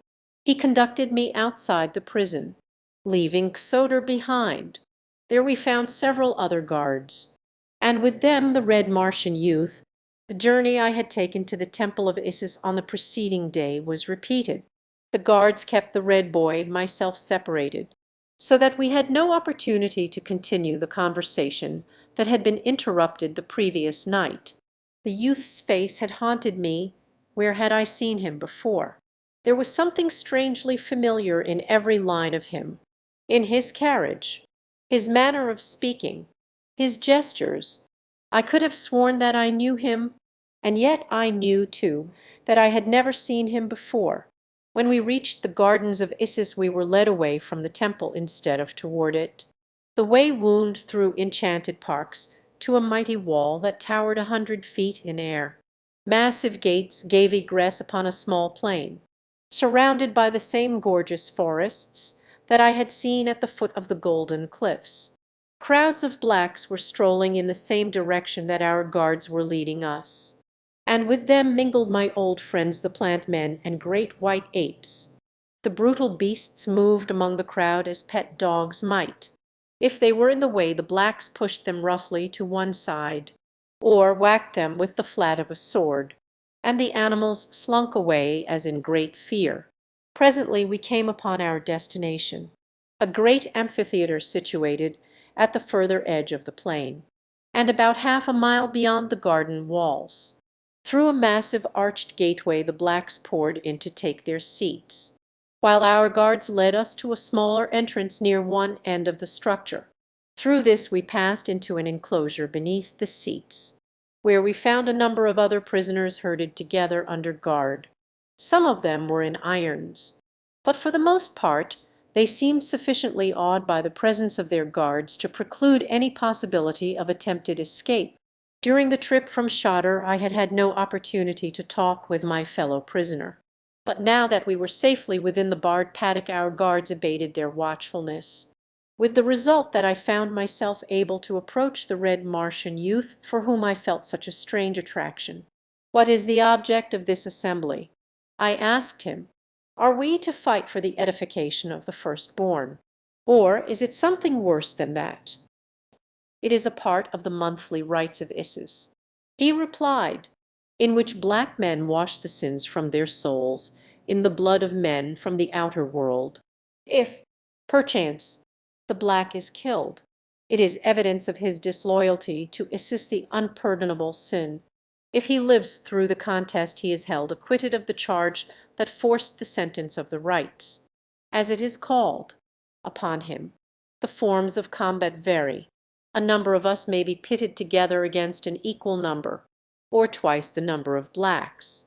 Or singly we may be sent forth to face wild beasts, or some famous black warrior. And if we are victorious," I asked, "what then freedom?" He laughed. "Freedom, forsooth! The only freedom for us death. None who enters the domains of the firstborn ever leave. If we prove able fighters, we are permitted to fight often. If we are not mighty fighters," he shrugged his shoulders, "sooner or later we die in the arena." "And you have fought often?" I asked. "Very often," he replied. "It is my only pleasure.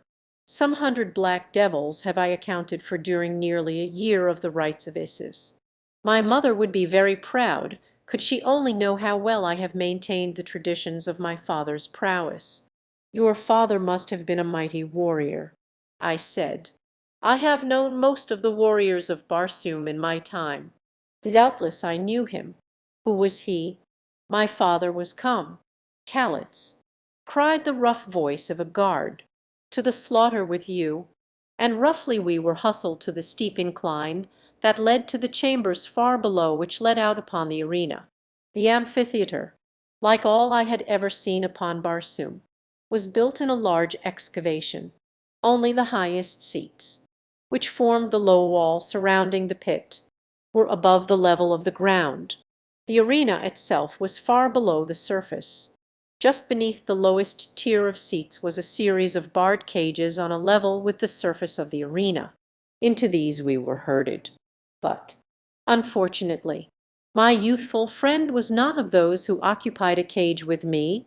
Directly opposite my cage was the throne of Isis. Here the horrid creature squat, surrounded by 100 slave maidens sparkling in jewelled trappings. Brilliant cloths of many hues and strange patterns formed the soft cushion covering of the dais upon which they reclined about her. On 4 sides of the throne and several feet below it stood 3 solid ranks of heavily armed soldiery, elbow to elbow. In front of these were the high dignitaries of this mock heaven, gleaming blacks bedecked with precious stones. Upon their foreheads the insignia of their rank set in circles of gold. On both sides of the throne stretched a solid mass of humanity from top to bottom of the amphitheatre. There were as many women as men, and each was clothed in the wondrously wrought harness of his station and his house. With each black was from 1 to 3 slaves, drawn from the domains of the Therns and from the outer world. The blacks are all noble. There is no peasantry among the firstborn. Even the lowest soldier is a god, and has his slaves to wait upon him. The firstborn do no work. The men fight, that is a sacred privilege and duty. To fight and die for Isis. The women do nothing, absolutely nothing. Slaves wash them, slaves dress them, slaves feed them. There are some, even, who have slaves that talk for them, and I saw one who sat during the rites with closed eyes while a slave narrated to her the events that were transpiring within the arena. The first event of the day was the tribute to Isis. It marked the end of those poor unfortunates who had looked upon the divine glory of the goddess a full year before. There were 10 of them, splendid beauties from the proud courts of mighty Jeddaks and from the temples of the holy Therns. For a year they had served in the retinue of Isis. Today they were to pay the price of this divine preferment with their lives. Tomorrow they would grace the tables of the court functionaries. A huge black entered the arena with the young women. Carefully he inspected them, felt of their limbs and poked them in the ribs. Presently he selected one of their number whom he led before the throne of Isis. He addressed some words to the goddess which I could not hear. Isis nodded her head. The black raised his hands above his head in token of salute, grasped the girl by the wrist, and dragged her from the arena through a small doorway below the throne. "Isis will dine well tonight," said a prisoner beside me. "What do you mean?" I asked. "That was her dinner that old Thebes is taking to the kitchens." Didst not note how carefully he selected the plumpest and tenderest of the lot? I growled out my curses on the monster sitting opposite us on the gorgeous throne. "Fume not," admonished my companion. "You will see far worse than that if you live even a month among the firstborn." I turned again in time to see the gate of a nearby cage thrown open and three monstrous white apes spring into the arena. The girls shrank in a frightened group in the center of the enclosure. One was on her knees with imploring hands outstretched toward Isis. But the hideous deity only leaned further forward in keener anticipation of the entertainment to come. At length the apes spied the huddled knot of terror-stricken maidens, and with demoniacal shrieks of bestial frenzy charged upon them. A wave of mad fury surged over me. The cruel coward lines of the power-drunk creature, whose malignant mind conceived such frightful forms of torture, stirred to their uttermost depths my resentment and my manhood. The blood-red haze that presaged death to my foes swam before my eyes. The guard lolled before the unbarred gate of the cage which confined me. What need of bars, indeed, to keep those poor victims from rushing into the arena which the edict of the gods had appointed as their death place? A single blow sent the black unconscious to the ground. Snatching up his long sword, I sprang into the arena. The apes were almost upon the maidens, but a couple of mighty bounds were all my earthly muscles required to carry me to the center of the sand-strewn floor. For an instant silence reigned in the great amphitheater. Then a wild shout arose from the cages of the doomed. My long sword circled, whirring through the air, and a great ape sprawled, headless, at the feet of the fainting girls. The other apes turned now upon me, and as I stood facing them a sullen roar from the audience answered the wild cheers from the cages. From the tail of my eye I saw a score of guards rushing across the glistening sand toward me. Then a figure broke from one of the cages behind them. It was the youth whose personality so fascinated me. He paused a moment before the cages, with upraised sword. "Come, men of the outer world," he shouted, "let us make our deaths worth while, and at the back of this unknown warrior turn this day's tribute to Isis into an orgy of revenge that will echo through the ages and cause black skins to blanch at each repetition of the rites of Isis. Come, the racks without your cages are filled with blades." Without waiting to note the outcome of his plea, he turned and bounded toward me. From every cage that harbored red men a thunderous shout went up in answer to his exhortation.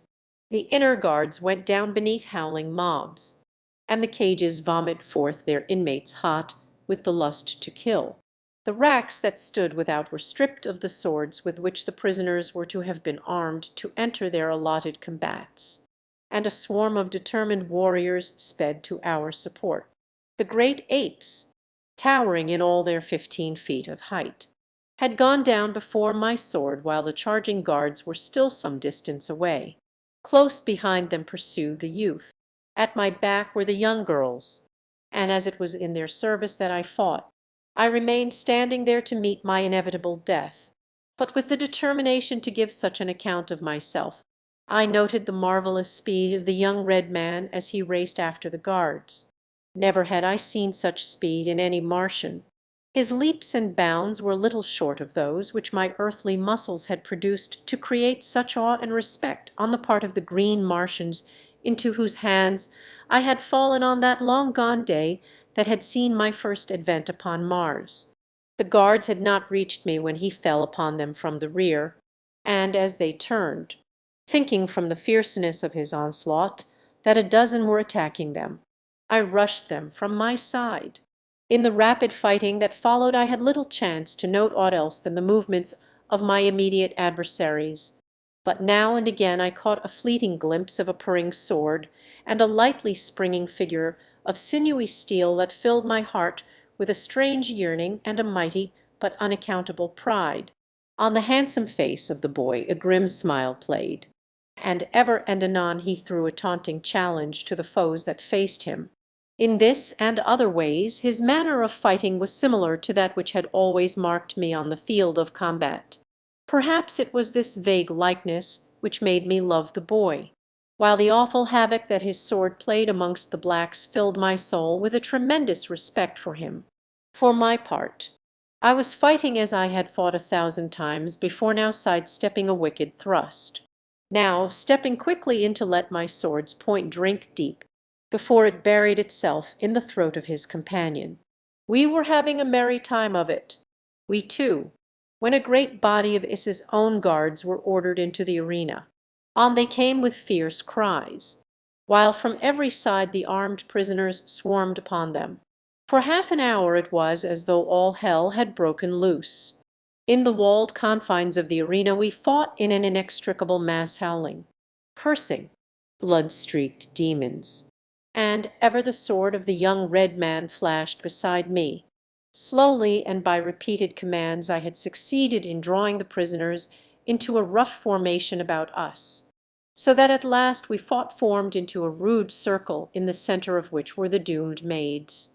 Many had gone down on both sides, but by far the greater havoc had been wrought in the ranks of the guards of Issus.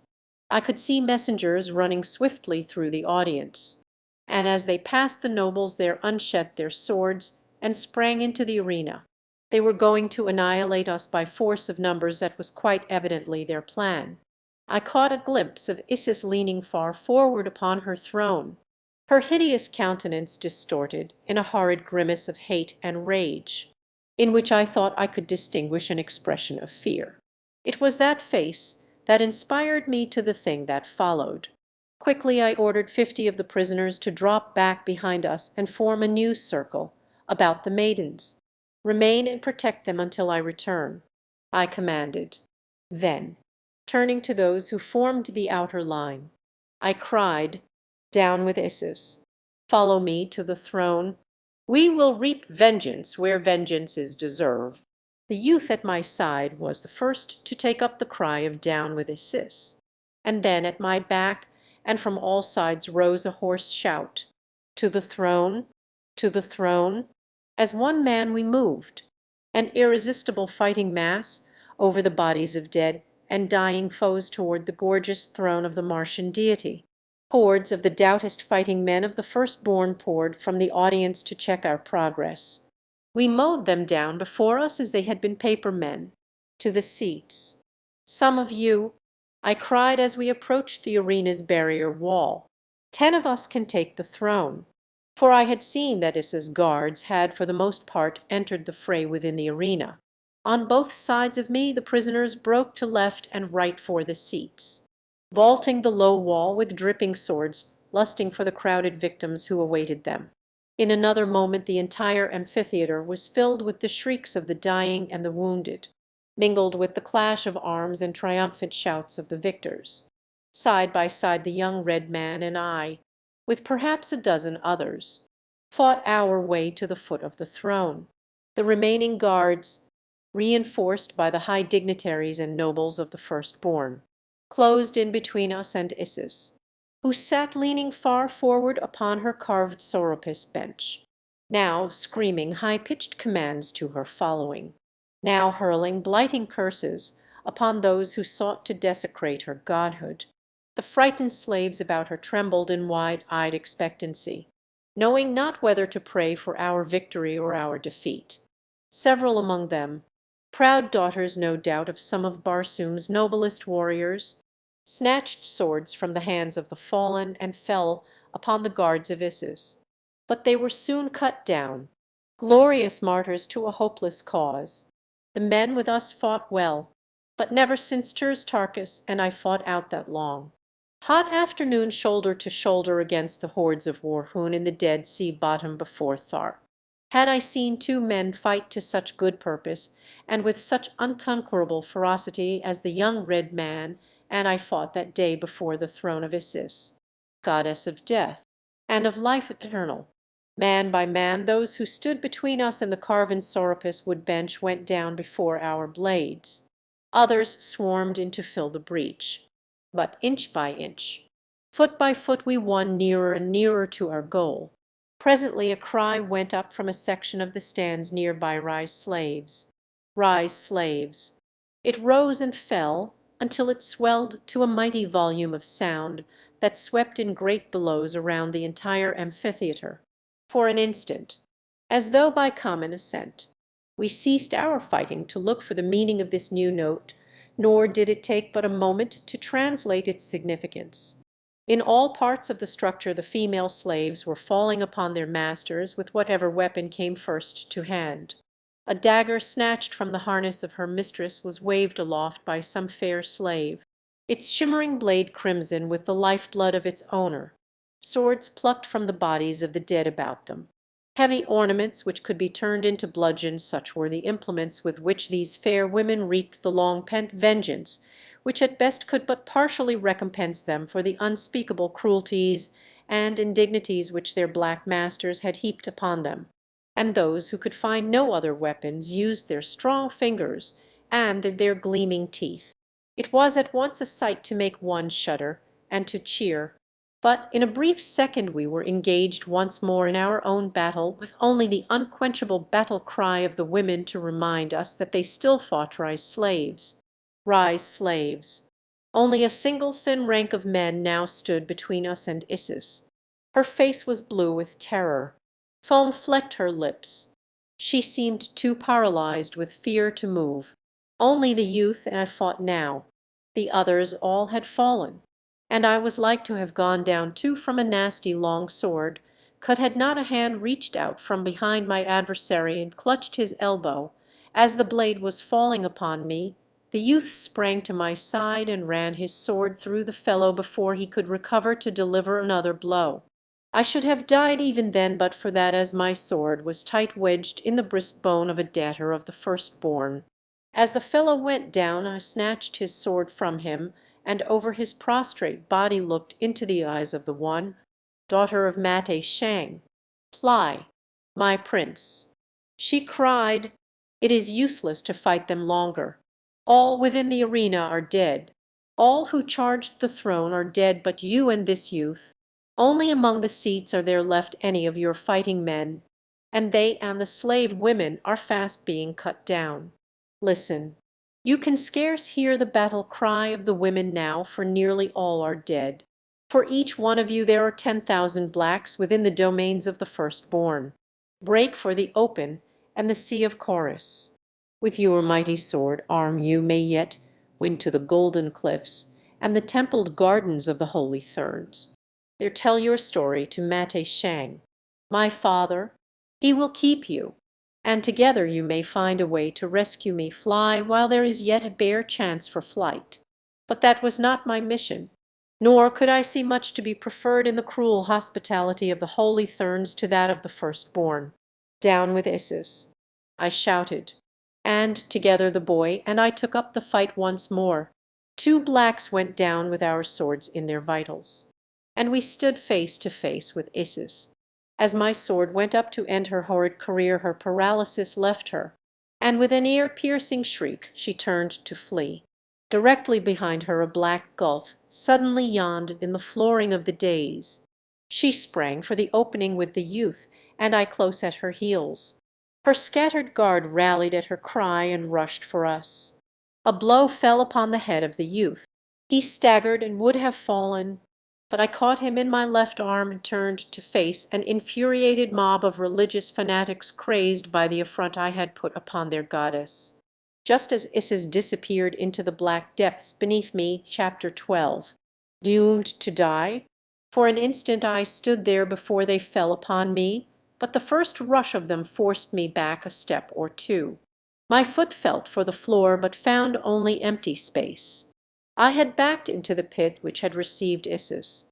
For a second I toppled there upon the brink. Then I too, with the boy still tightly clutched in my arms, pitched backward into the black abyss. We struck a polished chute. The opening above us closed as magically as it had opened, and we shot down, unharmed, into a dimly lighted apartment far below the arena. As I rose to my feet, the first thing I saw was the malignant countenance of Issus glaring at me through the heavy bars of a grated door at one side of the chamber. "Rash mortal," she shrilled, "you shall pay the awful penalty for your blasphemy in this secret cell. Here you shall lie alone and in darkness, with the carcass of your accomplice festering in its rottenness by your side, until crazed by loneliness and hunger you feed upon the crawling maggots that were once a man." That was all. In another instant she was gone, and the dim light which had filled the cell faded into Cimmerian blackness. "Pleasant old lady," said a voice at my side. "Who speaks?" I asked. "'Tis I, your companion, who has had the honor this day of fighting shoulder to shoulder with the greatest warrior that ever wore metal upon Barsoom. I thank God that you are not dead," I said. "I feared for that nasty cut upon your head. It but stunned me?" He replied, "A mere scratch. Maybe it were as well had it been final." I said, "We seem to be in a pretty fix here, with a splendid chance of dying of starvation and where are we?" "Beneath the arena," I replied. We tumbled down the shaft that swallowed Issus as she was almost at our mercy. He laughed a low laugh of pleasure and relief, and then reaching out through the inky blackness he sought my shoulder and pulled my ear close to his mouth. Nothing could be better. He whispered, "There are secrets within the secrets of Issus of which Issus herself does not dream." "What do you mean?" "I labored with the other slaves a year since in the remodeling of these subterranean galleries, and at that time we found below these an ancient system of corridors and chambers that had been sealed up for ages. The blacks in charge of the work explored them, taking several of us along to do whatever work there might be occasion for. I know the entire system perfectly. There are miles of corridors honeycombing the ground beneath the gardens and the temple itself, and there is one passage that leads down to and connects with the lower regions that open on the water shaft that gives passage to Oman. If we can reach the submarine undetected, we may yet make the sea, in which there are many islands where the blacks never go. There we may live for a time, and who knows what may transpire to aid us to escape." He had spoken all in a low whisper, evidently fearing spying ears even here, and so I answered him in the same subdued tone. "Lead back to Shadr, my friend," I whispered. "Sodor, the black, is there. We were to attempt our escape together, so I cannot desert him." "No," said the boy, "one cannot desert a friend. It were better to be recaptured ourselves than that." Then he commenced groping his way about the floor of the dark chamber, searching for the trap that led to the corridors beneath. At length he summoned me by a low "SST," and I crept toward the sound of his voice to find him kneeling on the brink of an opening in the floor. "There is a drop here of about 10 feet," he whispered. "Hang by your hands, and you will alight safely on a level floor of soft sand." Very quietly I lowered myself from the inky cell above into the inky pit below. So utterly dark was it that we could not see our hands at an inch from our noses. Never, I think, have I known such complete absence of light as existed in the pits of Issus. For an instant I hung in mid-air. There is a strange sensation connected with an experience of that nature which is quite difficult to describe.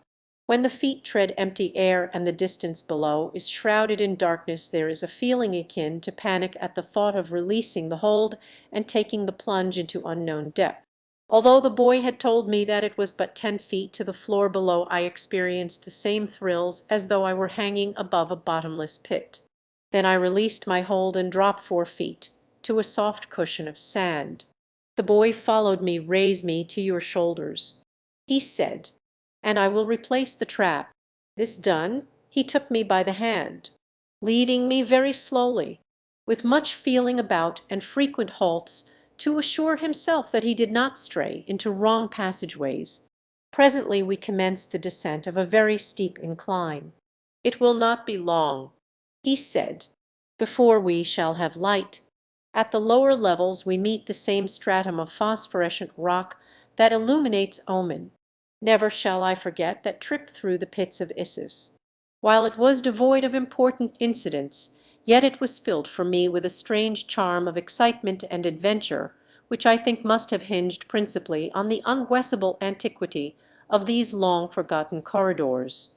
The things which the Stygian darkness hid from my objective I could not have been half so wonderful as the pictures which my imagination, the intrigues, the mysteries and the cruelties which they had practised to make their last stand against the swarming hordes of the Dead Sea bottoms that had driven them step by step to the uttermost pinnacle of the world, where they were now entrenched behind an impenetrable barrier of superstition.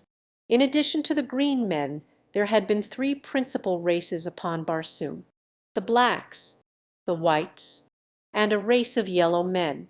As the waters of the planet dried and the seas receded, all other resources dwindled until life upon the planet became a constant battle for survival. The various races had made war upon one another for ages, and the three higher types had easily bested the green savages of the water places of the world. But now that the receding seas necessitated constant abandonment of their fortified cities, and forced upon them a more or less nomadic life, in which they became separated into smaller communities, they soon fell prey to the fierce hordes of green men. The result was a partial amalgamation of the blacks, whites, and yellows, the result of which is shown in the present splendid race of red men. I had always supposed that all traces of the original races had disappeared from the face of Mars. Yet within the past 4 days I had found both whites and blacks in great multitudes. Could it be possible that in some far-off corner of the planet there still existed a remnant of the ancient race of yellow men? My reveries were broken in upon by a low exclamation from the boy. At last, "The lighted way!" he cried, and looking up I beheld at a long distance before us a dim radiance.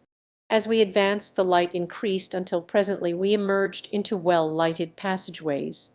From then on our progress was rapid, until we came suddenly to the end of a corridor that led directly upon the ledge surrounding the pool of the submarine.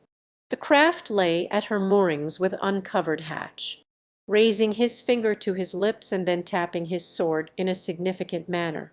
The youth crept noiselessly toward the vessel. I was close at his heels. Silently we dropped to the deserted deck, and on hands and knees crawled toward the hatchway. A stealthy glance below revealed no guard in sight, and so with the quickness and the soundlessness of cats we dropped together into the main cabin of the submarine. Even here was no sign of life. Quickly we covered and secured the hatch. Then the boy stepped into the pilot house, touched a button, and the boat sank amid swirling waters toward the bottom of the shaft. Even then there was no scurrying of feet as we had expected, and while the boy remained to direct the boat I slid from cabin to cabin in futile search for some member of the crew. The craft was entirely deserted. Such good fortune seemed almost unbelievable. When I returned to the pilot house to report the good news to my companion, he handed me a paper.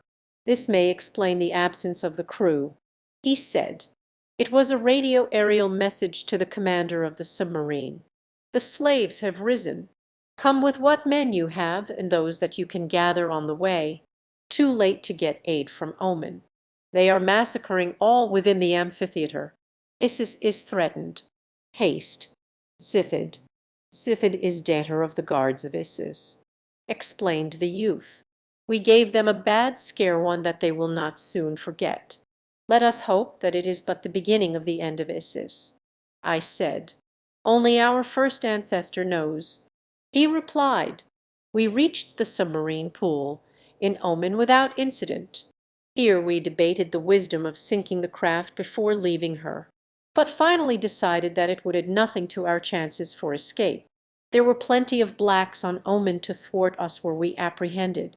However many more might come from the temples and gardens of Isis would not in any way decrease our chances. We were now in a quandary as to how to pass the guards who patrolled the island about the pool. At last I hit upon a plan. "What is the name or title of the officer in charge of these guards?" I asked the boy. "A fellow named Torith was on duty when we entered this morning." He replied, "Good. And what is the name of the commander of the submarine?" "Yersted." I found a dispatch blank in the cabin and wrote the following order: "Datter Torith, return these 2 slaves at once to Shadr." "Yersted." "That will be the simpler way to return," I said, smiling, as I handed the forged order to the boy. "Come, we shall see now how well it works." "But our swords," he exclaimed. "What shall we say to explain them?" "Since we cannot explain them, we shall have to leave them behind us," I replied. "Is it not the extreme of rashness to thus put ourselves again, unarmed, in the power of the firstborn?" "It is the only way," I answered. "You may trust me to find a way out of the prison of Shadr.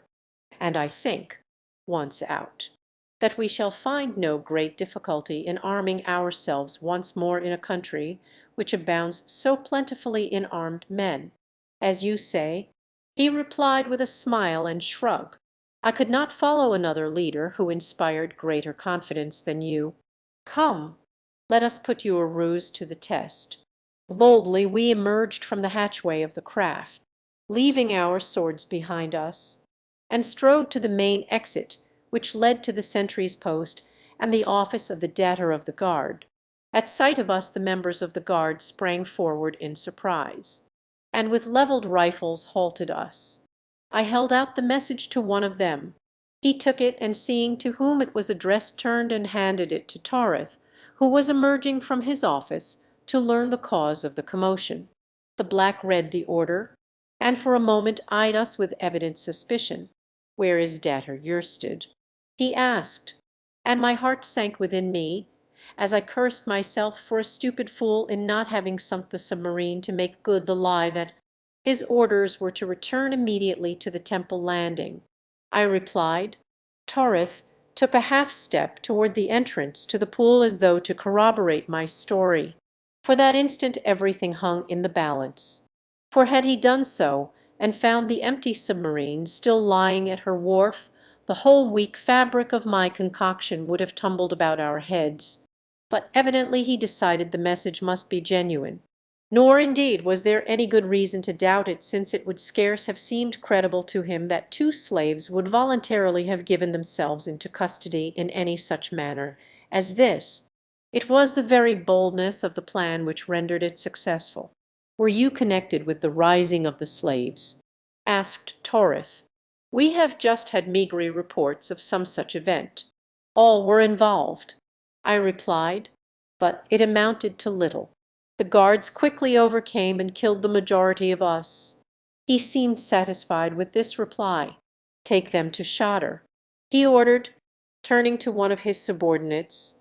We entered a small boat lying beside the island, and in a few minutes were disembarking upon Shadr. Here we were returned to our respective cells, I with Xodr, the boy by himself, and behind locked doors we were again prisoners of the firstborn. Chapter 13. A Break for Liberty. Xodr listened in incredulous astonishment. He could scarce conceive, even though he had already professed his doubt as to the deity of Isis, that one could threaten her with sword in hand and not be blasted into 1,000 fragments by the mere fury of her divine wrath. "It is the final proof," he said, at last. "No more is needed to completely shatter the last remnant of my superstitious belief in the divinity of Isis. She is only a wicked old woman, wielding a mighty power for evil through machinations that have kept her own people and all Barsoom in religious ignorance for ages. She is still all-powerful here, however," I replied, "so it behooves us to leave at the first moment that appears at all propitious. I hope that you may find a propitious moment," he said, with a laugh, "for it is certain that in all my life I have never seen one in which a prisoner of the firstborn might escape. To-night will do as well as any." I replied, "It will soon be night." Said Xodor, "How may I aid in the adventure? Can you swim?" I asked him. No slimy Scylian that haunts the depths of Chorus is more at home in water than is Xodor. He replied, "Good. The Red One in all probability cannot swim." I said, "Since there is scarce enough water in all their domains to float the tiniest craft. One of us therefore will have to support him through the sea to the craft we select." I had hoped that we might make the entire distance below the surface, but I fear that the Red Youth could not thus perform the trip. Even the bravest of the brave among them are terrorized at the mere thought of deep water. For it has been ages since their forebears saw a lake, a river, or a sea. "The Red One is to accompany us?" asked Xodor. "Yes." "It is well. 3 swords are better than 2, especially when the third is as mighty as this fellow's. I have seen him battle in the arena at the rites of Isis many times. Never, until I saw you fight, had I seen one who seemed unconquerable even in the face of great odds. One might think you two master and pupil, or father and son. Come to recall his face, there is a resemblance between you. It is very marked when you fight. There is the same grim smile, the same maddening contempt for your adversary apparent in every movement of your bodies, and in every changing expression of your faces. Be that as it may, Xodor, he is a great fighter. I think that we will make a trio difficult to overcome, and if my friend Terstarchus, Jeddak of Thark, were but one of us, we could fight our way from one end of Barsoom to the other, even though the whole world were pitted against us."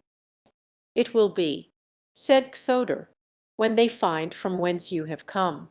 That is but one of the superstitions which Isis has foisted upon a credulous humanity. She works through the holy Therns, who are as ignorant of her real self as are the Barsoomians of the outer world. Her decrees are borne to the Therns written in blood upon a strange parchment. The poor deluded fools think that they are receiving the revelations of a goddess through some supernatural agency, since they find these messages upon their guarded altars, to which none could have access without detection. I myself have borne these messages for Isis for many years. There is a long tunnel from the temple of Isis to the principal temple of Mate Shang. It was dug ages ago by the slaves of the firstborn in such utter secrecy that no Thern ever guessed its existence. The Therns for their part have temples dotted about the entire civilized world. Here priests whom the people never see communicate the doctrine of the mysterious river Is, the valley door, and the lost sea of Chorus, to persuade the poor deluded creatures to take the voluntary pilgrimage that swells the wealth of the holy Therns and adds to the numbers of their slaves. Thus the Therns are used as the principal means for collecting the wealth and labor that the firstborn wrest from them as they need it. Occasionally the firstborn themselves make raids upon the outer world. It is then that they capture many females of the royal houses of the red men, and take the newest in battleships and the trained artisans who build them, that they may copy what they cannot create. We are a non-productive race, priding ourselves upon our non-productiveness. It is criminal for a firstborn to labor or invent. That is the work of the lower orders, who live merely that the firstborn may enjoy long lives of luxury and idleness. With us fighting is all that counts. Were it not for that, there would be more of the firstborn than all the creatures of Barsoom could support. For in so far as I know none of us ever dies a natural death.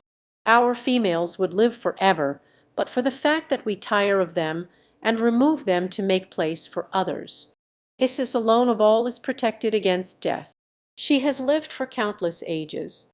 Would not the other Barsoomians live forever, but for the doctrine of the voluntary pilgrimage, which drags them to the bosom of Isad or before their 1000th year?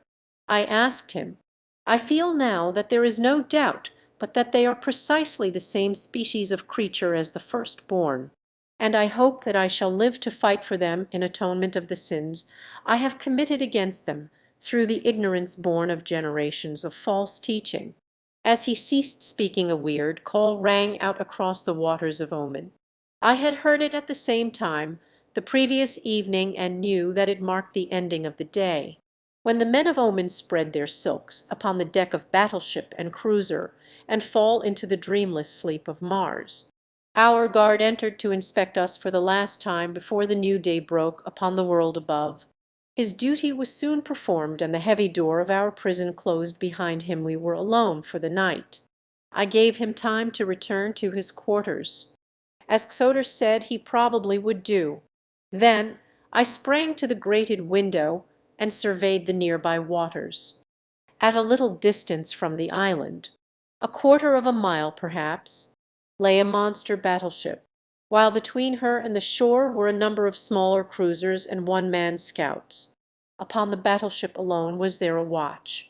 I could see him plainly in the upper works of the ship, and as I watched I saw him spread his sleeping silks upon the tiny platform in which he was stationed. Soon he threw himself at full length upon his couch. The discipline on Oman was lax indeed, but it is not to be wondered at, since no enemy guessed the existence upon Barsoom of such a fleet, or even of the firstborn, or the Sea of Oman. Why indeed should they maintain a watch? Presently I dropped to the floor again and talked with Xoder, describing the various craft I had seen. "There is one there," he said, "my personal property, built to carry 5 men. That is the swiftest of the swift. If we can board her we can at least make a memorable run for liberty." And then he went on to describe to me the equipment of the boat, her engines, and all that went to make her the flyer that she was. In his explanation I recognized a trick of gearing that Kantos Kan had taught me that time we sailed under false names in the navy of Zodanga beneath Subthan, the prince, and I knew then that the firstborn had stolen it from the ships of Helium, for only they are thus geared. And I knew too that Xoder spoke the truth when he lauded the speed of his little craft, for nothing that cleaves the thin air of Mars can approximate the speed of the ships of Helium. We decided to wait for an hour at least, until all the stragglers had sought their silks.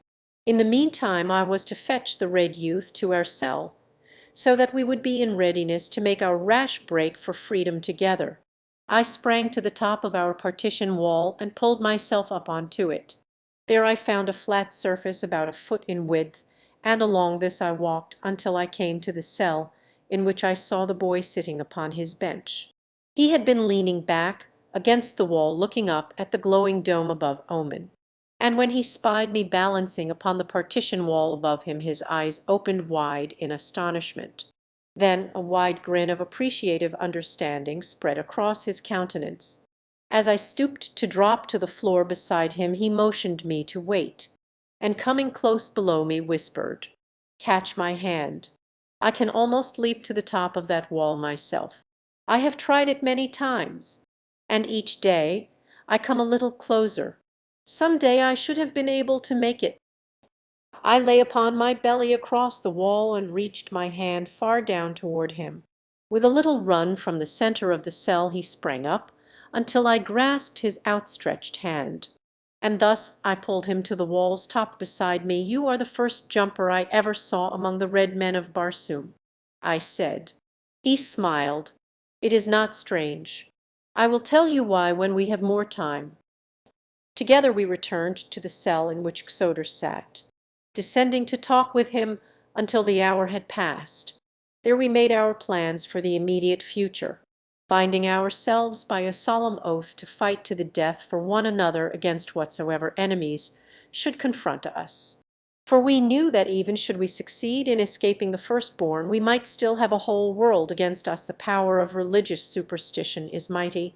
It was agreed that I should navigate the craft after we had reached her, and that if we made the outer world in safety we should attempt to reach Helium without a stop. "Why Helium?" asked the red youth. "I am a prince of Helium," I replied. He gave me a peculiar look.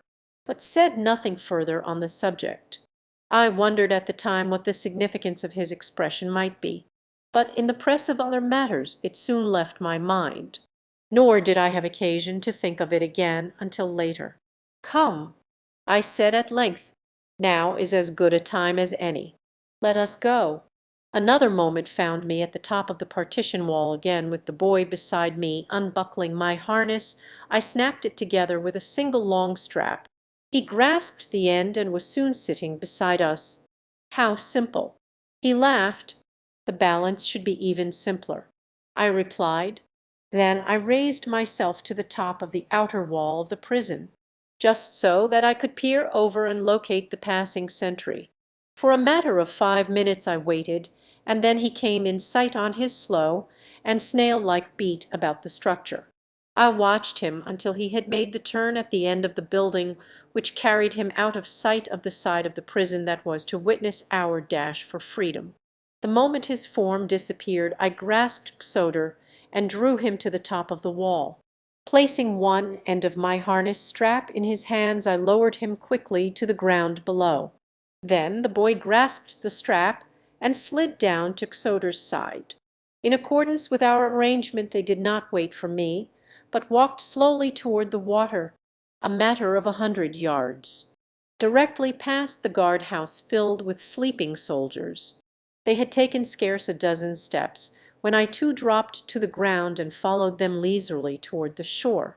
As I passed the guard-house the thought of all the good blades lying there gave me pause. For if ever men were to have need of swords it was my companions, and I on the perilous trip upon which we were about to embark. I glanced toward Soder and the youth and saw that they had slipped over the edge of the dock into the water. In accordance with our plan they were to remain there clinging to the metal rings which studded the concrete-like substance of the dock at the water's level, with only their mouths and noses above the surface of the sea, until I should join them. The lure of the swords within the guard-house was strong upon me, and I hesitated a moment, half inclined to risk the attempt to take the few we needed. That he who hesitates is lost proved itself a true aphorism in this instance, for another moment saw me creeping stealthily toward the door of the guard-house. Gently I pressed it open a crack, enough to discover a dozen blacks stretched upon their silks in profound slumber. At the far side of the room a rack held the swords and firearms of the men. Warily I pushed the door a trifle wider to admit my body. A hinge gave out a resentful groan. One of the men stirred, and my heart stood still. I cursed myself for a fool to have thus jeopardized our chances for escape. But there was nothing for it now but to see the adventure through. With a spring as swift and as noiseless as a tiger's I lit beside the guardsman who had moved. My hands hovered about his throat awaiting the moment that his eyes should open. For what seemed an eternity to my overwrought nerves I remained poised thus. Then the fellow turned again upon his side and resumed the even respiration of deep slumber. Carefully I picked my way between and over the soldiers until I had gained the rack at the far side of the room. Here I turned to survey the sleeping men. All were quiet. Their regular breathing rose and fell in a soothing rhythm that seemed to me the sweetest music I ever had heard. Gingerly I drew a long sword from the rack. The scraping of the scabbard against its holder as I withdrew it sounded like the filing of cast iron with a great rasp, and I looked to see the room immediately filled with alarmed and attacking guardsmen. But none stirred. The second sword I withdrew noiselessly, but the third clanked in its scabbard with a frightful din. I knew that it must awaken some of the men at least, and was on the point of forestalling their attack by a rapid charge for the doorway, when again, to my intense surprise, not a black moved. Either they were wondrous heavy sleepers, or else the noises that I made were really much less than they seemed to me. I was about to leave the rack when my attention was attracted by the revolvers. I knew that I could not carry more than one away with me, for I was already too heavily laden to move quietly with any degree of safety or speed. As I took one of them from its pin my eye fell for the first time on an open window beside the rack. Ah, here was a splendid means of escape. for it let directly upon the dock, not 20 feet from the water's edge, and as I congratulated myself, I heard the door opposite me open, and there, looking me full in the face, stood the officer of the guard. He evidently took in the situation at a glance and appreciated the gravity of it as quickly as I, for our revolvers came up simultaneously, and the sounds of the two reports were as one as we touched the buttons on the grips that exploded the cartridges. I felt the wind of his bullet as it whizzed past my ear, and at the same instant I saw him crumple to the ground. Where I hit him I do not know, nor if I killed him, for scarce had he started to collapse when I was through the window at my rear. In another second the waters of Oman closed above my head, and the three of us were making for the little flyer 100 yards away. Soder was burdened with the boy, and I with the three long swords. The revolver I had dropped, so that while we were both strong swimmers it seemed to me that we moved at a snail's pace through the water. I was swimming entirely beneath the surface, but Soder was compelled to rise often to let the youth breathe. So it was a wonder that we were not discovered long before we were. In fact, we reached the boat's side, and were all aboard before the watch upon the battleship, aroused by the shots, detected us.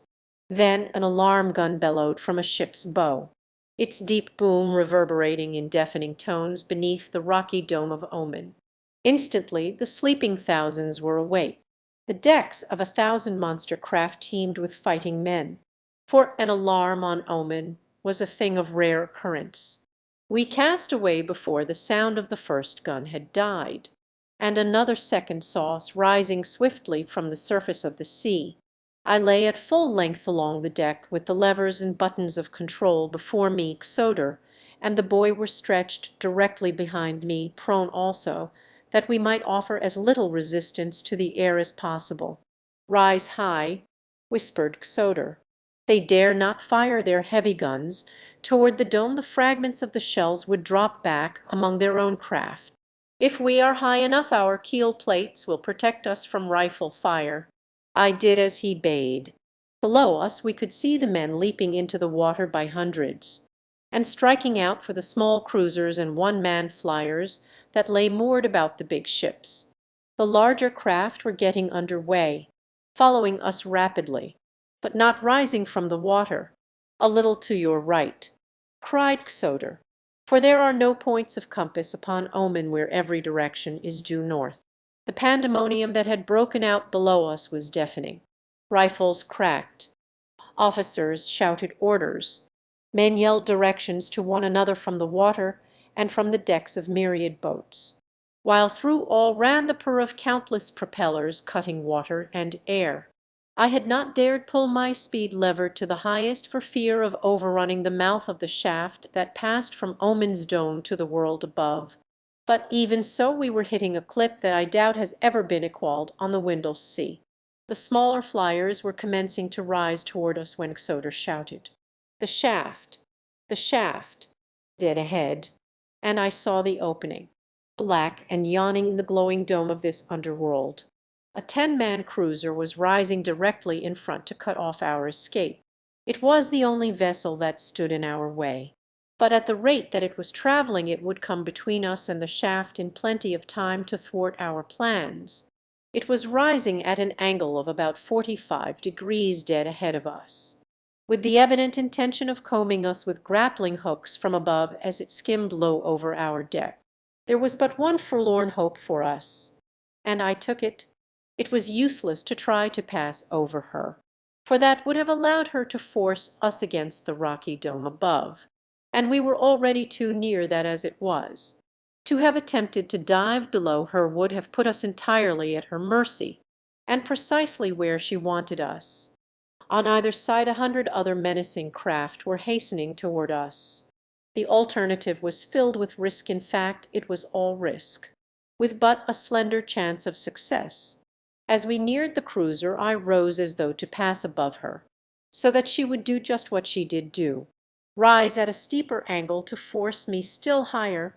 Then as we were almost upon her I yelled to my companions to hold tight. and throwing the little vessel into her highest speed, I deflected her bows at the same instant until we were running horizontally and at terrific velocity straight for the cruiser's keel. Her commander may have seen my intentions then, but it was too late. Almost at the instant of impact I turned my bows upward, and then with a shattering jolt we were in collision. What I had hoped for happened.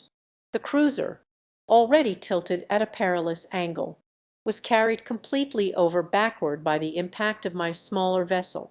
Her crew fell twisting and screaming through the air to the water far below, while the cruiser, her propellers still madly churning, dived swiftly headforemost after them to the bottom of the Sea of Oman. The collision crushed our steel bows, and notwithstanding every effort on our part came near to hurling us from the deck. As it was, we landed in a wildly clutching heap at the very extremity of the flyer, where Soder and I succeeded in grasping the handrail. But the boy would have plunged overboard had I not fortunately grasped his ankle as he was already partially over. Unguided, our vessel careened wildly in its mad flight, rising ever nearer the rocks above. It took but an instant, however, for me to regain the levers, and with the roof barely 50 feet above, I turned her nose once more into the horizontal plane and headed her again for the black mouth of the shaft. The collision had retarded our progress, and now 100 swift scouts were close upon us. Soder had told me that ascending the shaft by virtue of our repulsive rays alone would give our enemies their best chance to overtake us. Since our propellers would be idle and in rising we would be outclassed by many of our pursuers. The swifter craft are seldom equipped with large buoyancy tanks, since the added bulk of them tends to reduce a vessel's speed. As many boats were now quite close to us, it was inevitable that we would be quickly overhauled in the shaft and captured or killed in short order. To me there always seems a way to gain the opposite side of an obstacle, if one cannot pass over it, or below it, or around it. Why, then there is but a single alternative left, and that is to pass through it. I could not get around the fact that many of these other boats could rise faster than ours by the fact of their greater buoyancy, but I was none the less determined to reach the outer world far in advance of them, or die a death of my own choosing in event of failure. "Reverse!" screamed Soder. "Behind me, for the love of your first ancestor. Reverse! We are at the shaft. Hold tight!" I screamed in reply. "Grasp the buoy and hold tight, we are going straight up the shaft." The words were scarce out of my mouth as we swept beneath the pitch-black opening. I threw the bow hard up, dragged the speed lever to its last notch, and clutching a stanchion with one hand and the steering wheel with the other, hung on like grim death and consigned my soul to its author. I heard a little exclamation of surprise from Soder, followed by a grim laugh. The boy laughed too, and said something which I could not catch. I looked above my head, hoping to catch the gleam of stars by which I could direct our course and hold the hurtling thing that bore us true to the center of the shaft. To have touched the side at the speed we were making would doubtless have resulted in instant death for us all, but not a star showed above, only utter and impenetrable darkness. Then I glanced below me, and there I saw a rapidly diminishing circle of light, the mouth of the opening above the phosphorescent radiance of Oman. By this I steered, endeavoring to keep the circle of light below me ever perfect. At best it was but a slender cord that held us from destruction, and I think that I steered that night more by intuition and blind faith than by skill or reason. We were not long in the shaft, and possibly the very fact of our enormous speed saved us. For evidently we started in the right direction, and so quickly were we out again that we had no time to alter our course. Oman lies perhaps 2 miles below the surface crust of Mars. Our speed must have approximated 200 miles an hour, for Martian flyers are swift, so that at most we were in the shaft not over 40 seconds. We must have been out of it for some seconds before I realized that we had accomplished the impossible. Black darkness enshrouded all about us. There were neither moons nor stars. Never before had I seen such a thing upon Mars, and for the moment I was nonplussed. Then the explanation came to me. It was summer at the South Pole. The ice cap was melting, and those meteoric phenomena, clouds, unknown upon the greater part of Barsoom, were shutting out the light of heaven from this portion of the planet. Fortunate indeed it was for us. Nor did it take me long to grasp the opportunity for escape which this happy condition offered us. Keeping the boat's nose at a stiff angle, I raced her for the impenetrable curtain which nature had hung above this dying world to shut us out from the sight of our pursuing enemies. We plunged through the cold damp fog without diminishing our speed, and in a moment emerged into the glorious light of the 2 moons and the million stars. I dropped into a horizontal course and headed due north. Our enemies were a good half hour behind us with no conception of our direction. We had performed the miraculous and come through 1,000 dangers unscathed. We had escaped from the land of the firstborn. No other prisoners in all the ages of Barsoom had done this thing. And now as I looked back upon it, it did not seem to have been so difficult after all. I said as much to Xoder, over my shoulder. "It is very wonderful, nevertheless." He replied, "No one else could have accomplished it but John Carter." At the sound of that name the boy jumped to his feet. "John Carter!" he cried. "John Carter! Why, man, John Carter, Prince of Helium, has been dead for years. I am his son." Chapter 14. The Eyes in the Dark. My son! I could not believe my ears. Slowly I rose and faced the handsome youth. Now that I looked at him closely, I commenced to see why his face and personality had attracted me so strongly.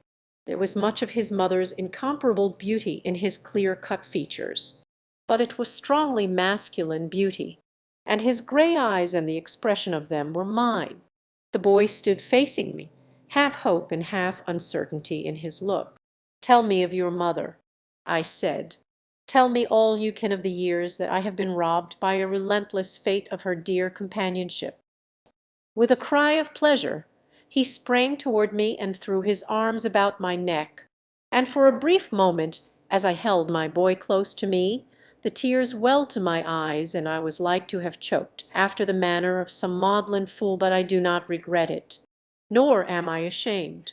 A long life has taught me that a man may seem weak where women and children are concerned, and yet be anything but a weakling in the sterner avenues of life. Your stature, your manner, the terrible ferocity of your swordsmanship," said the boy, "are as my mother has described them to me 1,000 times, but even with such evidence I could scarce credit the truth of what seemed so improbable to me, however much I desired it to be true. Do you know what thing it was that convinced me more than all the others?" "What?" "My boy," I asked. "Your first words to me, they were of my mother. None else but the man who loved her as she has told me my father did would have thought first of her. For long years, my son, I can scarce recall a moment that the radiant vision of your mother's face has not been ever before me. Tell me of her."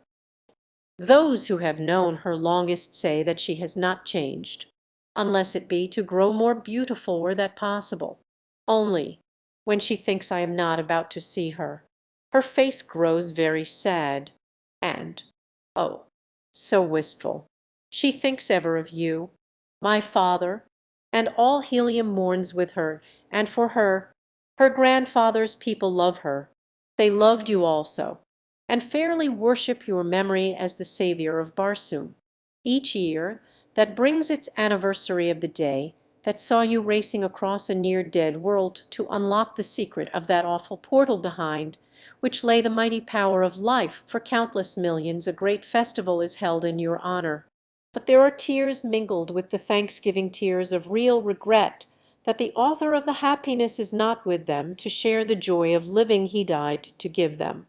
Upon all Barsoom there is no greater name than John Carter.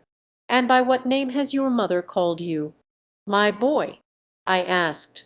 The people of Helium asked that I be named with my father's name. But my mother said no, that you and she had chosen a name for me together, and that your wish must be honored before all others. So the name that she called me is the one that you desired, a combination of hers and yours, Carthoris. Soter had been at the wheel as I talked with my son, and now he called me.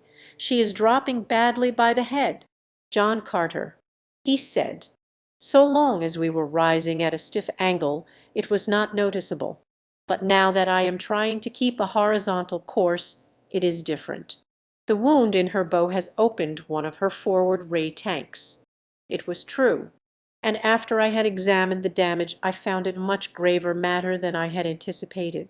Not only was the forced angle at which we were compelled to maintain the bow in order to keep a horizontal course greatly impeding our speed, but at the rate that we were losing our repulsive rays from the forward tanks it was but a question of an hour or more when we would be floating stern up and helpless. We had slightly reduced our speed with the dawning of a sense of security, but now I took the helm once more and pulled the noble little engine wide open, so that again we raced north at terrific velocity. In the meantime Carthoris and Soter with tools in hand were puttering with the great rent in the bow in a hopeless endeavor to stem the tide of escaping rays. It was still dark when we passed the northern boundary of the ice cap and the area of clouds. Below us lay a typical Martian landscape, rolling ochre sea bottom of long dead seas, low surrounding hills, with here and there the grim and silent cities of the dead past, great piles of mighty architecture tenanted only by age-old memories of a once powerful race, and by the great white apes of Barsoom. It was becoming more and more difficult to maintain our little vessel in a horizontal position. Lower and lower sagged the bow until it became necessary to stop the engine to prevent our flight terminating in a swift dive to the ground. As the sun rose and the light of a new day swept away the darkness of night, our craft gave a final spasmodic plunge, turned half upon her side, and then with deck tilting at a sickening angle swung in a slow circle, her bow dropping further below her stern each moment. To handrail and stanchion we clung, and finally, as we saw the end approaching, snapped the buckles of our harness to the rings at her sides. In another moment the deck reared at an angle of 90 degrees, and we hung in our leather with feet dangling 1,000 yards above the ground. I was swinging quite close to the controlling devices, so I reached out to the lever that directed the rays of repulsion. The boat responded to the touch, and very gently we began to sink toward the ground. It was fully half an hour before we touched. Directly north of us rose a rather lofty range of hills, toward which we decided to make our way, since they afforded greater opportunity for concealment from the pursuers we were confident might stumble in this direction. An hour later found us in the time-rounded gullies of the hills, amid the beautiful flowering plants that abound in the arid waste places of Barsoom. There we found numbers of huge milk-giving shrubs, that strange plant which serves in great part as food and drink for the wild hordes of green men. It was indeed a boon to us, for we all were nearly famished. Beneath a cluster of these which afforded perfect concealment, we lay down to sleep for me the first time in many hours. This was the beginning of my 5th day upon Barsoom since I had found myself suddenly translated from my cottage on the Hudson to Dore, the valley beautiful, the valley hideous. In all this time I had slept but twice, though once the clock around within the storehouse of the Therns. It was mid-afternoon when I was awakened by some one seizing my hand and covering it with kisses. With a start I opened my eyes to look into the beautiful face of Thuvia. "My prince, my prince," she cried in an ecstasy of happiness. "'Tis you whom I had mourned as dead. My ancestors have been good to me. I have not lived in vain." The girl's voice awoke Soter and Carthoris. The boy gazed upon the woman in surprise, but she did not seem to realize the presence of another than I. She would have thrown her arms about my neck and smothered me with caresses, had I not gently but firmly disengaged myself. "Come, come, Thuvia," I said soothingly. "You are overwrought by the danger and hardships you have passed through. You forget yourself, as you forget that I am the husband of the Princess of Helium. I forget nothing, my prince." She replied, "You have spoken no word of love to me, nor do I expect that you ever shall. But nothing can prevent me loving you. I would not take the place of Dejethores. My greatest ambition is to serve you, my prince, forever as your slave. No greater boon could I ask, no greater honor could I crave, no greater happiness could I hope. As I have before said, I am no lady's man, and I must admit that I seldom have felt so uncomfortable and embarrassed as I did that moment. While I was quite familiar with the Martian custom which allows female slaves to Martian men, whose high and chivalrous honor is always ample protection for every woman in his household. Yet I had never myself chosen other than men as my body servants. And I ever returned to Helium. "Thuvia," I said, "you shall go with me, but as an honored equal, and not as a slave. There you shall find plenty of handsome young nobles who would face Isis herself to win a smile from you, and we shall have you married in short order to one of the best of them. Forget your foolish gratitude begotten infatuation, which your innocence has mistaken for love. I like your friendship better. Thuvia, you are my master. It shall be as you say." She replied simply, but there was a note of sadness in her voice. "How came you here?" "Thuvia," I asked, "and where is Tarkus?" "The great Thark, I fear, is dead," she replied sadly. "He was a mighty fighter, but a multitude of green warriors of another horde than his overwhelmed him. The last that I saw of him they were bearing him, wounded and bleeding, to the deserted city from which they had sallied to attack us." "You are not sure that he is dead, then?" I asked. "And where is this city of which you speak?" "It is just beyond this range of hills. The vessel in which you so nobly resigned a place that we might find escape defied our small skill in navigation, with the result that we drifted aimlessly about for 2 days. Then we decided to abandon the craft and attempt to make our way on foot to the nearest waterway. Yesterday we crossed these hills and came upon the dead city beyond. We had passed within its streets and were walking toward the central portion, when at an intersecting avenue we saw a body of green warriors approaching. Tarkus was in advance, and they saw him, but me they did not see. The Thark sprang back to my side and forced me into an adjacent doorway, where he told me to remain in hiding until I could escape, making my way to Helium if possible. "There will be no escape for me now," he said, "for these be the Warhoon of the South.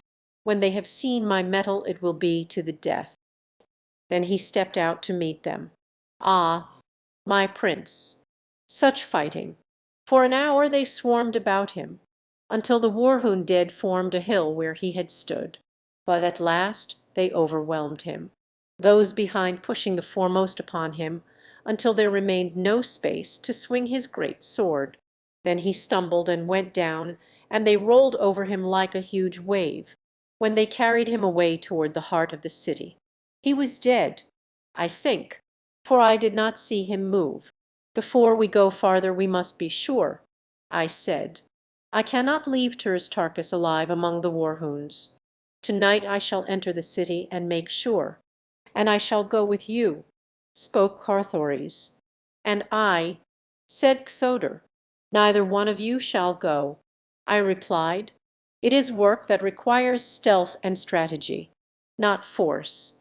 One man alone may succeed where more would invite disaster. I shall go alone. If I need your help, I will return for you." They did not like it, but both were good soldiers, and it had been agreed that I should command. The sun already was low, so that I did not have long to wait before the sudden darkness of Barsoom engulfed us. With a parting word of instructions to Carthoris and Xodor, in case I should not return, I bade them all farewell and set forth at a rapid dogtrot toward the city. As I emerged from the hills the nearer moon was winging its wild flight through the heavens, its bright beams turning to burnished silver the barbaric splendour of the ancient metropolis. The city had been built upon the gently rolling foothills that in the dim and distant past had sloped down to meet the sea. It was due to this fact that I had no difficulty in entering the streets unobserved. The green hordes that use these deserted cities seldom occupy more than a few squares about the central plaza, and as they come and go always across the Dead Sea bottoms that the cities face, it is usually a matter of comparative ease to enter from the hillside once within the streets. I kept close in the dense shadows of the walls. At intersections I halted a moment to make sure that none was in sight before I sprang quickly to the shadows of the opposite side. Thus I made the journey to the vicinity of the plaza without detection. As I approached the purlieus of the inhabited portion of the city I was made aware of the proximity of the warriors' quarters by the squealing and grunting of the thoats and zitiders corralled within the hollow courtyards formed by the buildings surrounding each square. These old familiar sounds that are so distinctive of green Martian life sent a thrill of pleasure surging through me. It was as one might feel on coming home after a long absence. It was amid such sounds that I had first courted the incomparable Dejah-Thoris in the age-old marble halls of the dead city of Corid. As I stood in the shadows at the far corner of the first square which housed members of the horde, I saw warriors emerging from several of the buildings. They all went in the same direction, toward a great building which stood in the center of the plaza. My knowledge of green Martian customs convinced me that this was either the quarters of the principal chieftain or contained the audience chamber wherein the Jeddak met his Jeds and lesser chieftains. In either event, it was evident that something was afoot which might have a bearing on the recent capture of Turs Tarkas. To reach this building, which I now felt it imperative that I do, I must needs traverse the entire length of one square and cross a broad avenue and a portion of the plaza.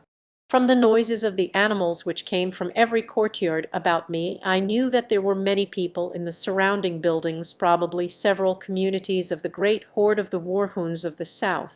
To pass undetected among all these people was in itself a difficult task.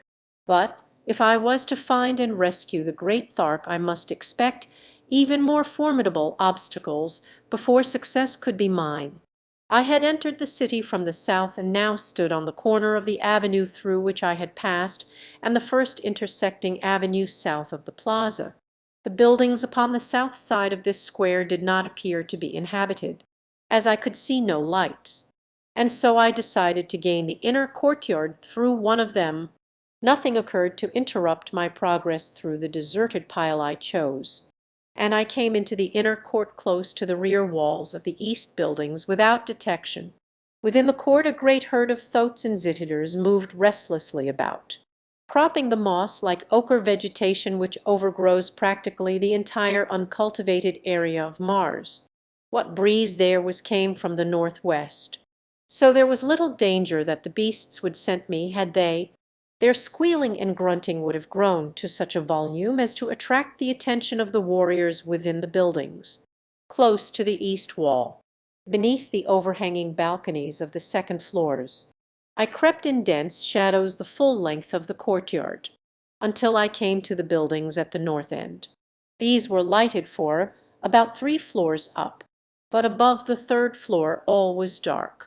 To pass through the lighted rooms was, of course, out of the question, since they swarmed with green Martian men and women. My only path lay through the upper floors, and to gain these it was necessary to scale the face of the wall. The reaching of the balcony of the 2nd floor was a matter of easy accomplishment and agile leap. In another instant I had drawn myself up on the balcony. Here through the open windows I saw the green folk squatting upon their sleeping silks and furs, grunting an occasional monosyllable, which, in connection with their wondrous telepathic powers, is ample for their conversational requirements. As I drew closer to listen to their words, a warrior entered the room from the hall beyond. "Come!" Tangama. He cried, "We are to take the Thark before Kubkaya. Bring another with you." The warrior addressed a Rosand, beckoning to a fellow squatting near. The three turned and left the apartment. If I could but follow them, the chance might come to free Turs Tarkas at once. At least I would learn the location of his prison.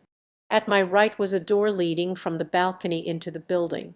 It was at the end of an unlighted hall, and on the impulse of the moment I stepped within. The hall was broad and led straight through to the front of the building. On either side were the doorways of the various apartments which lined it. I had no more than entered the corridor than I saw the three warriors at the other end, those whom I had just seen leaving the apartment. Then a turn to the right took them from my sight again. Quickly I hastened along the hallway in pursuit. My gait was reckless, but I felt that fate had been kind indeed to throw such an opportunity within my grasp, and I could not afford to allow it to elude me now. At the far end of the corridor I found a spiral stairway leading to the floors above and below. The three had evidently left the floor by this avenue.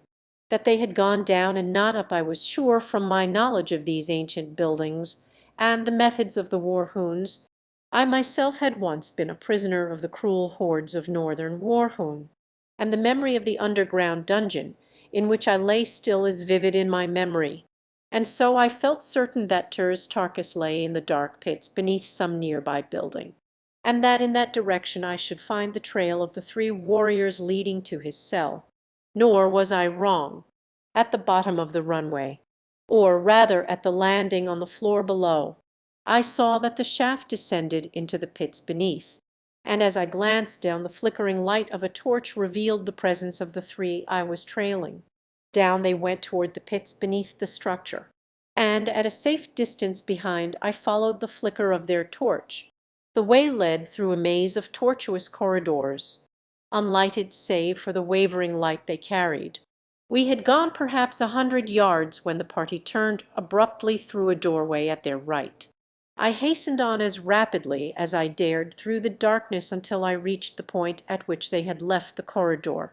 There, through an open door, I saw them removing the chains that secured the great Thark, Turs Tarkas, to the wall, hustling him roughly between them. They came immediately from the chamber, so quickly in fact that I was near to being apprehended, but I managed to run along the corridor in the direction I had been going in my pursuit of them far enough to be without the radius of their meagre light as they emerged from the cell. I had naturally assumed that they would return with Turs Tarkas the same way that they had, which would have carried them away from me, but, to my chagrin, they wheeled directly in my direction as they left the room.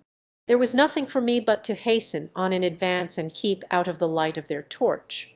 I dared not attempt to halt in the darkness of any of the many intersecting corridors, for I knew nothing of the direction they might take. Chance was as likely as not to carry me into the very corridor they might choose to enter. The sensation of moving rapidly through these dark passages was far from reassuring. I knew not at what moment I might plunge headlong into some terrible pit or meet with some of the ghoulish creatures that inhabit these lower worlds beneath the dead cities of dying Mars. There filtered to me a faint radiance from the torch of the men behind just enough. Presently I came to a place where 5 corridors diverged from a common point. I had hastened along one of them for some little distance when suddenly the faint light of the torch disappeared from behind me. I paused to listen for sounds of the party behind me, but the silence was as utter as the silence of the tomb. Quickly I realized that the warriors had taken one of the other corridors with their prisoner, and so I hastened back with a feeling of considerable relief to take up a much safer and more desirable position behind them. It was much slower work returning, however, than it had been coming, for now the darkness was as utter as the silence.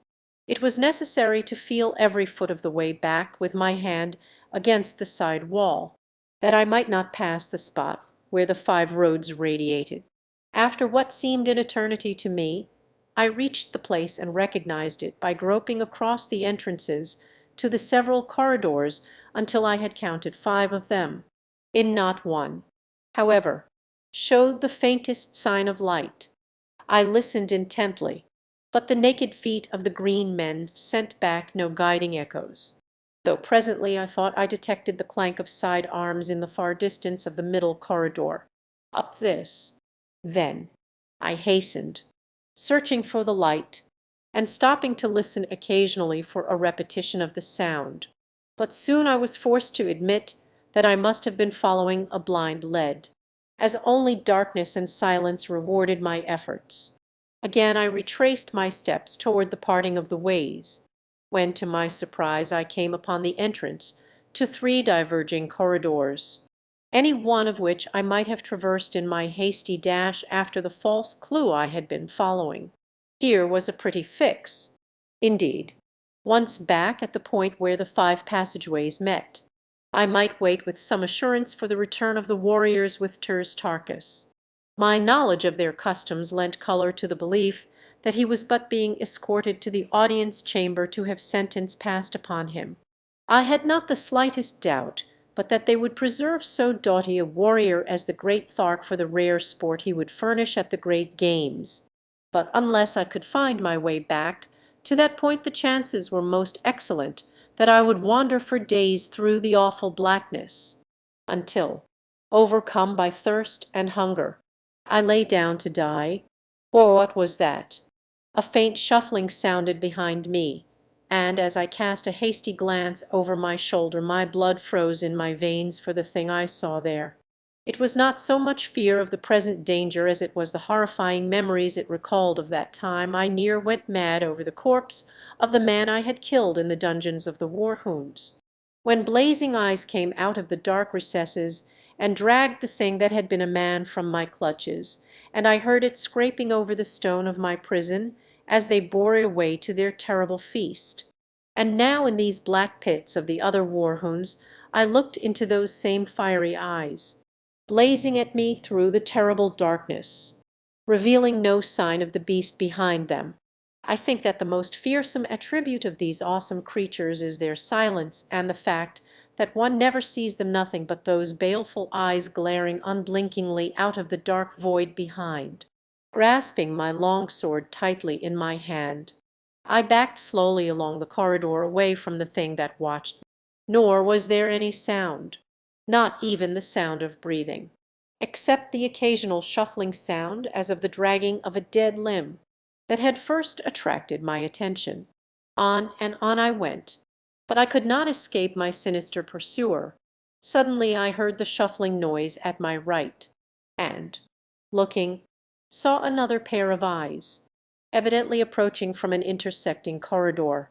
As I started to renew my slow retreat I heard the noise repeated behind me, and then before I could turn I heard it again at my left. The things were all about me. They had me surrounded at the intersection of 2 corridors. Retreat was cut off in all directions, unless I chose to charge one of the beasts. Even then I had no doubt but that the others would hurl themselves upon my back. I could not even guess the size or nature of the weird creatures. That they were of goodly proportions I guessed from the fact that the eyes were on a level with my own. Why is it that darkness so magnifies our dangers? By day I would have charged the great Banth itself, had I thought it necessary, but hemmed in by the darkness of these silent pits, I hesitated before a pair of eyes. Soon I saw that the matter shortly would be taken entirely from my hands, for the eyes at my right were moving slowly nearer me, as were those at my left and those behind, and before me gradually they were closing in upon me, but still that awful stealthy silence. For what seemed hours the eyes approached gradually closer and closer, until I felt that I should go mad for the horror of it. I had been constantly turning this way, and that to prevent any sudden rush from behind, until I was fairly worn out.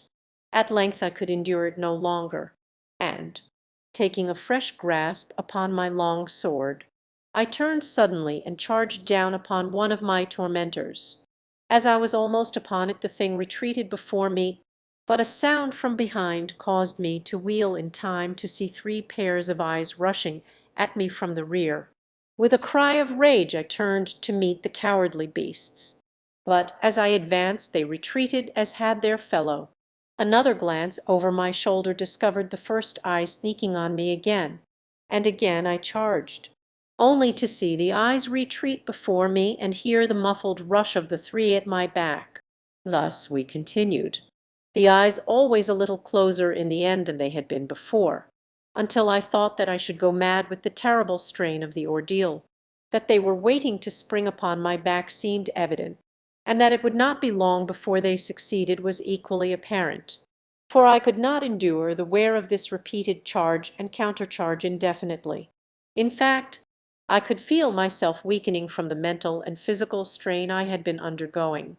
At that moment I caught another glimpse from the corner of my eye of the single pair of eyes at my back making a sudden rush upon me.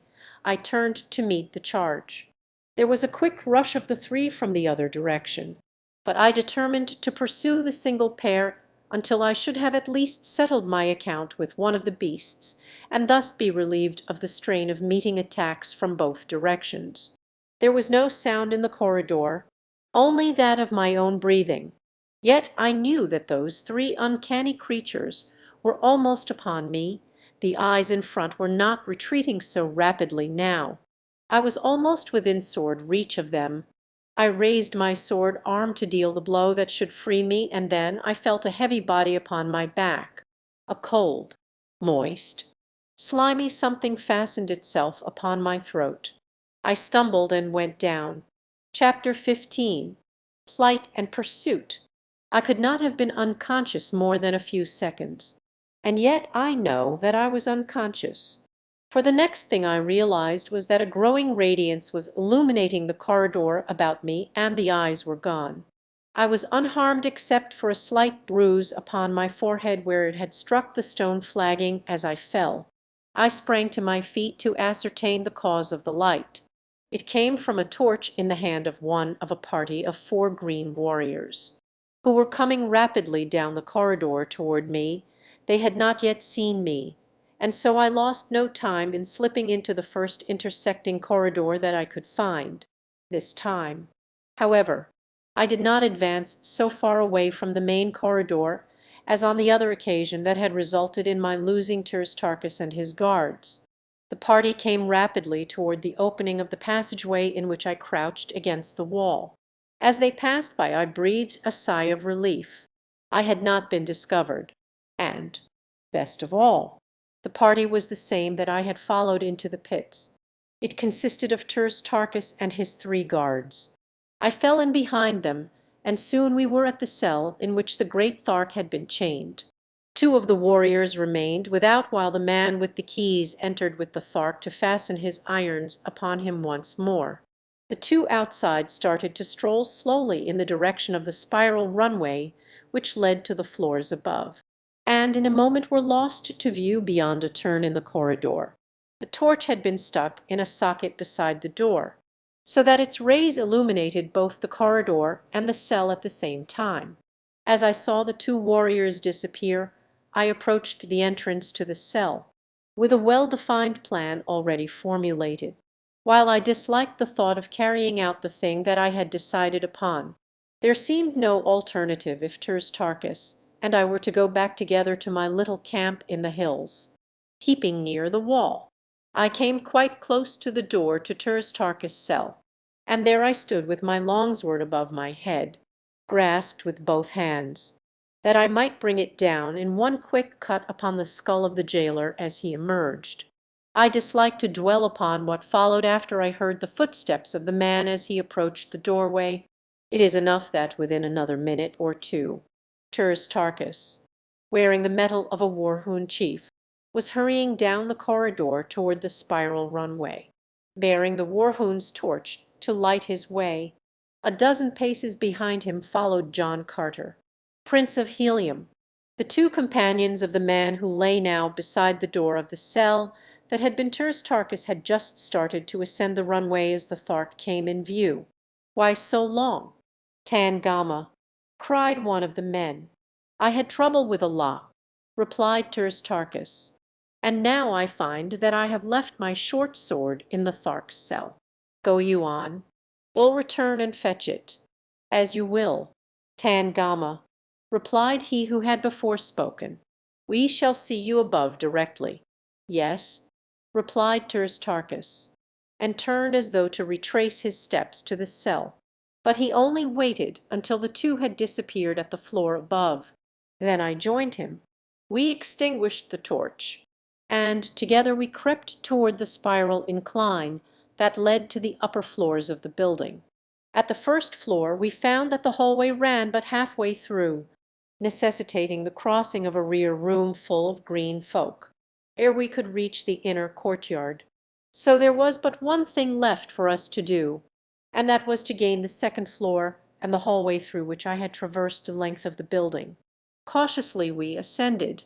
We could hear the sounds of conversation coming from the room above, but the hall still was unlighted, nor was any one in sight as we gained the top of the runway. Together we threaded the long hall and reached the balcony overlooking the courtyard. Without being detected, at our right was the window letting into the room in which I had seen Tangama and the other warriors as they started to Terstarchus' cell earlier in the evening. His companions had returned here, and we now overheard a portion of their conversation. "What can be detaining Tangama?" asked one. "He certainly could not be all this time fetching his short sword from the Thark's cell," spoke another. "His short sword?" asked a woman. "What mean you?" "Tangama left his short sword in the Thark's cell," explained the first speaker, "and left us at the runway to return and get it." "Tangama wore no short sword this night," said the woman.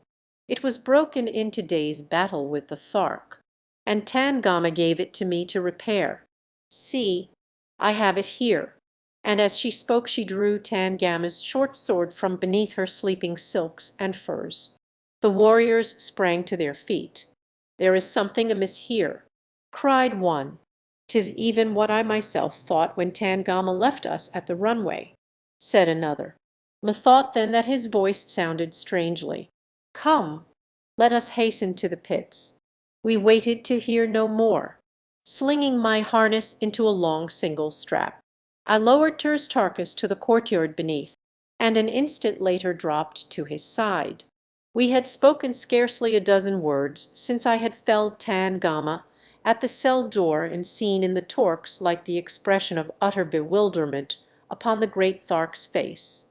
By this time, he had said, I should have learned to wonder at nothing which John Carter accomplishes. That was all. He did not need to tell me that he appreciated the friendship which had prompted me to risk my life to rescue him. Nor did he need to say that he was glad to see me. This fierce green warrior had been the first to greet me that day, now 20 years gone, which had witnessed my first advent upon Mars. He had met me with levelled spear and cruel hatred in his heart as he charged down upon me bending low at the side of his mighty throat as I stood beside the incubator of his horde upon the dead sea bottom beyond Corid. And now among the inhabitants of two worlds I counted none a better friend than Terstarchus, Jeddak of the Tharks. As we reached the courtyard we stood in the shadows beneath the balcony for a moment to discuss our plans. "There be 5 now in the party, Terstarchus," I said. "Thuvia, Soter, Carthares, and ourselves. We shall need 5 thoats to bear us. Carthares." He cried, "Your son?" "Yes. I found him in the prison of Shadar, on the Sea of Omin, in the land of the firstborn. I know not any of these places. John Carter, be they upon Barsoom, upon and below, my friend. But wait until we shall have made good our escape, and you shall hear the strangest narrative that ever a Barsoomian of the outer world gave ear to. Now we must steal our thoats and be well away to the north before these fellows discover how we have tricked them." In safety we reached the great gates at the far end of the courtyard, through which it was necessary to take our thoats to the avenue beyond. It is no easy matter to handle 5 of these great, fierce beasts. which by nature are as wild and ferocious as their masters and held in subjection by cruelty and brute force alone. As we approached them they sniffed our unfamiliar scent and with squeals of rage circled about us. Their long, massive necks upreared raised their great, gaping mouths high above our heads. They are fearsome appearing brutes at best, but when they are aroused they are fully as dangerous as they look. The thoat stands a good 10 feet at the shoulder. His hide is sleek and hairless, and of a dark slate color on back and sides, shading down his 8 legs to a vivid yellow at the huge, padded, nailless feet. The belly is pure white, a broad, flat tail, larger at the tip than at the root, completes the picture of this ferocious green Martian mount a fit war steed for these warlike people, as the thoats are guided by telepathic means alone. There is no need for rein or bridle, and so our object now was to find two that would obey our unspoken commands. As they charged about us we succeeded in mastering them sufficiently to prevent any concerted attack upon us. But the din of their squealing was certain to bring investigating warriors into the courtyard were it to continue much longer. At length I was successful in reaching the side of one great brute, and ere he knew what I was about I was firmly seated astride his glossy back. A moment later Turs Tarkas had caught and mounted another, and then between us we herded 3 or 4 more toward the great gates.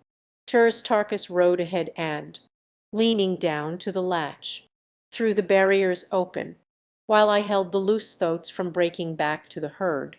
Then together we rode through into the avenue with our stolen mounts and, without waiting to close the gates, hurried off toward the southern boundary of the city. Thus far our escape had been little short of marvelous, nor did our good fortune desert us, for we passed the outer purlieus of the dead city and came to our camp without hearing even the faintest sound of pursuit. Here a low whistle, the prearranged signal, apprised the balance of our party that I was returning, and we were met by the 3 with every manifestation of enthusiastic rejoicing. But little time was wasted in narration of our adventure. Turs Tarkas and Carthoris exchanged the dignified and formal greetings common upon Barsoom, but I could tell intuitively that the Thark loved my boy and that Carthoris reciprocated his affection. Soder and the green Jeddak were formally presented to each other. Then Thuvia was lifted to the least fractious thoat. Soder and Carthoris mounted 2 others, and we set out at a rapid pace toward the east. At the far extremity of the city we circled toward the north, and under the glorious rays of the 2 moons we sped noiselessly across the Dead Sea bottom, away from the Warhoons and the firstborn. But to what new dangers and adventures we knew not. Toward noon of the following day we halted to rest our mounts and ourselves. The beasts we hobbled, that they might move slowly about cropping the ochre moss-like vegetation which constitutes both food and drink for them on the march. Thuvia volunteered to remain on watch while the balance of the party slept for an hour.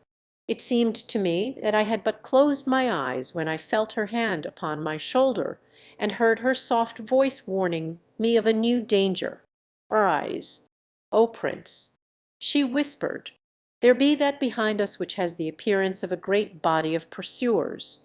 The girl stood pointing in the direction from whence we had come, and as I arose and looked, I, too, thought that I could detect a thin dark line on the far horizon. I awoke the others. Turs Tarkas, whose giant stature towered high above the rest of us, could see the farthest. "It is a great body of mounted men," he said, "and they are traveling at high speed." There was no time to be lost.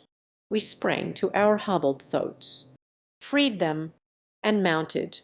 Then we turned our faces once more toward the north and took our flight again at the highest speed of our slowest beast. For the balance of the day and all the following night we raced across that ochre wilderness with the pursuers at our back ever gaining upon us. Slowly but surely they were lessening the distance between us. Just before dark they had been close enough for us to plainly distinguish that they were green Martians. and all during the long night we distinctly heard the clanking of their accoutrements behind us. As the sun rose on the second day of our flight it disclosed the pursuing horde not a half-mile in our rear. As they saw us a fiendish shout of triumph rose from their ranks. Several miles in advance lay a range of hills, the farther shore of the Dead Sea we had been crossing.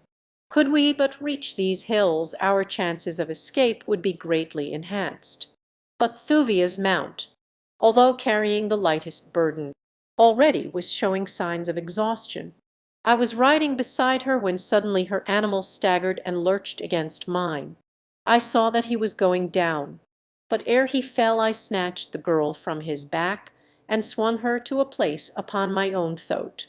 Behind me, where she clung with her arms about me, this double burden soon proved too much for my already overtaxed beast, and thus our speed was terribly diminished, for the others would proceed no faster than the slowest of us could go.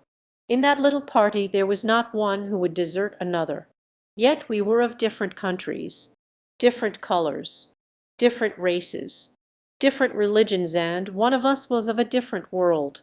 We were quite close to the hills, but the war-hounds were gaining so rapidly that we had given up all hope of reaching them in time. Thuvia and I were in the rear, for our beast was lagging more and more. Suddenly I felt the girl's warm lips press a kiss upon my shoulder. "For thy sake, O my prince," she murmured. Then her arms slipped from about my waist and she was gone. I turned and saw that she had deliberately slipped to the ground in the very path of the cruel demons who pursued us, thinking that by lightening the burden of my mount it might thus be enabled to bear me to the safety of the hills. Poor child! She should have known John Carter better than that. Turning my throat, I urged him after her, hoping to reach her side and bear her on again in our hopeless flight. Carthoris must have glanced behind him at about the same time and taken in the situation, for by the time I had reached Thuvia's side he was there also, and, springing from his mount, he threw her upon its back and, turning the animal's head toward the hills, gave the beast a sharp crack across the rump with the flat of his sword. Then he attempted to do the same with mine. The brave boy's act of chivalrous self-sacrifice filled me with pride. Nor did I care that it had wrested from us our last frail chance for escape. The war-hounds were now close upon us. Turstarchus and Xoter had discovered our absence and were charging rapidly to our support. Everything pointed toward a splendid ending of my second journey to Barsoom. I hated to go out without having seen my divine princess, and held her in my arms once again. But if it were not writ upon the book of fate that such was to be, then would I take the most that was coming to me, and in these last few moments that were to be vouchsafed me before I passed over into that unguessed future I could at least give such an account of myself in my chosen vocation as would leave the war-hounds of the South food for discourse for the next 20 generations. As Carthoris was not mounted, I slipped from the back of my own mount and took my place at his side to meet the charge of the howling devils bearing down upon us. A moment later Turstarchus and Xoter ranged themselves on either hand, turning their throats loose that we might all be on an equal footing. The war-hounds were perhaps 100 yards from us when a loud explosion sounded from above and behind us, and almost at the same instant a shell burst in their advancing ranks. At once all was confusion. 100 warriors toppled to the ground. Riderless thoats plunged hither and thither among the dead and dying. Dismounted warriors were trampled underfoot in the stampede which followed. All semblance of order had left the ranks of the green men, and as they looked far above our heads to trace the origin of this unexpected attack, disorder turned to retreat and retreat to a wild panic. In another moment they were racing as madly away from us as they had before been charging down upon us. We turned to look in the direction from whence the first report had come, and there we saw, just clearing the tops of the nearer hills, a great battleship swinging majestically through the air. Her bow-gun spoke again even as we looked, and another shell burst among the fleeing war-hounds, As she drew nearer I could not repress a wild cry of elation, for upon her bows I saw the device of helium. Chapter 16. Under Arrest.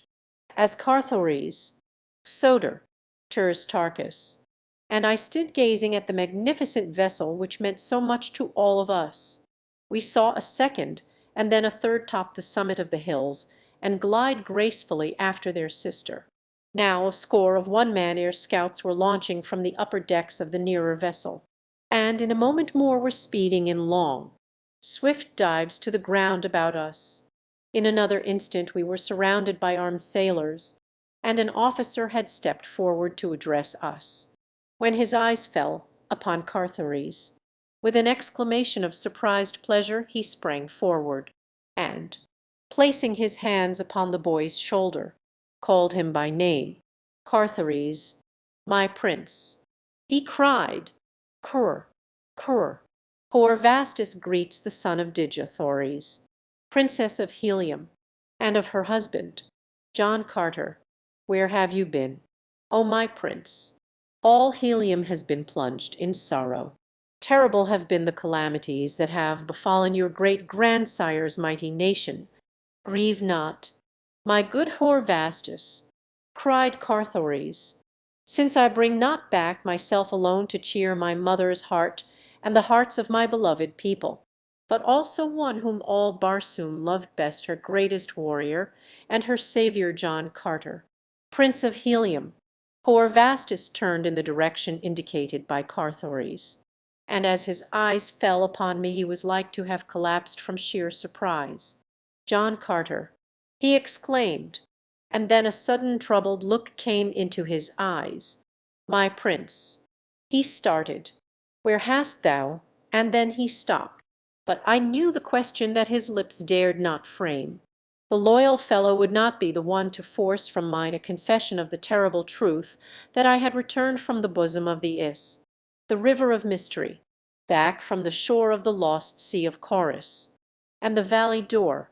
"Ah, my prince," he continued, as though no thought had interrupted his greeting, "that you are back is sufficient.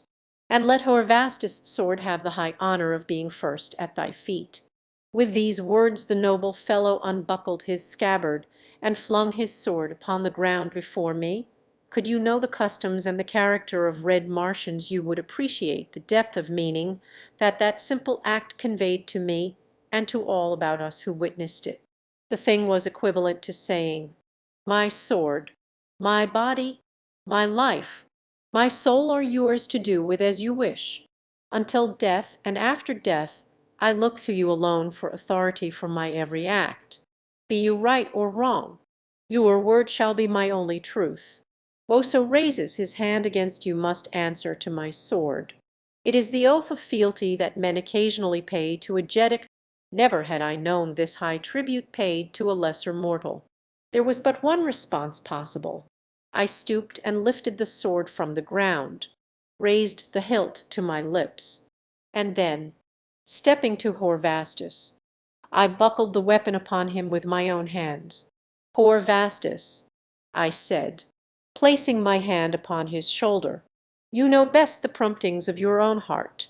That I shall need your sword I have little doubt, but accept from John Carter upon his sacred honour the assurance that he will never call upon you to draw this sword other than in the cause of truth, justice, and righteousness.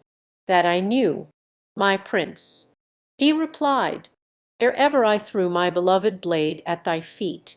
As we spoke other flyers came and went between the ground and the battleship, and presently a larger boat was launched from above, one capable of carrying a dozen persons, perhaps, and dropped lightly near us. As she touched, an officer sprang from her deck to the ground, and, advancing to Hor Vastus, saluted. "Cantos Can desires that this party whom we have rescued be brought immediately to the deck of the Xavarian," he said. As we approached the little craft I looked about for the members of my party, and for the first time noticed that Thuvia was not among them. Questioning elicited the fact that none had seen her since Carthoris had sent her thode galloping madly toward the hills. in the hope of carrying her out of harm's way. Immediately Horvastus dispatched a dozen air scouts in as many directions to search for her. It could not be possible that she had gone far since we had last seen her. We others stepped to the deck of the craft that had been sent to fetch us, and a moment later were upon the Xavarian. The first man to greet me was Cantos Can himself. My old friend had won to the highest place in the navy of Helium, but he was still to me the same brave comrade who had shared with me the privations of a war-hewn dungeon, the terrible atrocities of the great games, and later the dangers of our search for Digathories within the hostile city of Zodanga. Then I had been an unknown wanderer upon a strange planet, and he a simple padwar in the navy of Helium. Today he commanded all Helium's great terrors of the skies, and I was a prince of the house of Tardos Murs, Jeddak of Helium. He did not ask me where I had been. Like Horvastus, he too dreaded the truth, and would not be the one to wrest a statement from me that it must come some time he well knew. But until it came he seemed satisfied to but know that I was with him once more. He greeted Carthoris and Terstarchus with the keenest delight, but he asked neither where he had been. He could scarcely keep his hands off the boy. "You do not know, John Carter," he said to me, "how we of Helium love this son of yours. It is as though all the great love we bore his noble father and his poor mother had been centred in him, when it became known that he was lost. 10,000,000 people wept. What mean you?" "Cantos Can," I whispered, "by his poor mother," for the words had seemed to carry a sinister meaning which I could not fathom. He drew me to one side. "For a year," he said, "ever since Carthoris disappeared, Digathoris has grieved and mourned for her lost boy. The blow of years ago, when you did not return from the atmosphere plant, was lessened to some extent by the duties of motherhood, for your son broke his white shell that very night. That she suffered terribly then, all Helium knew, for did not all Helium suffer with her the loss of her lord? But with the boy gone there was nothing left, and after expedition upon expedition returned with the same hopeless tale of no clue as to his whereabouts.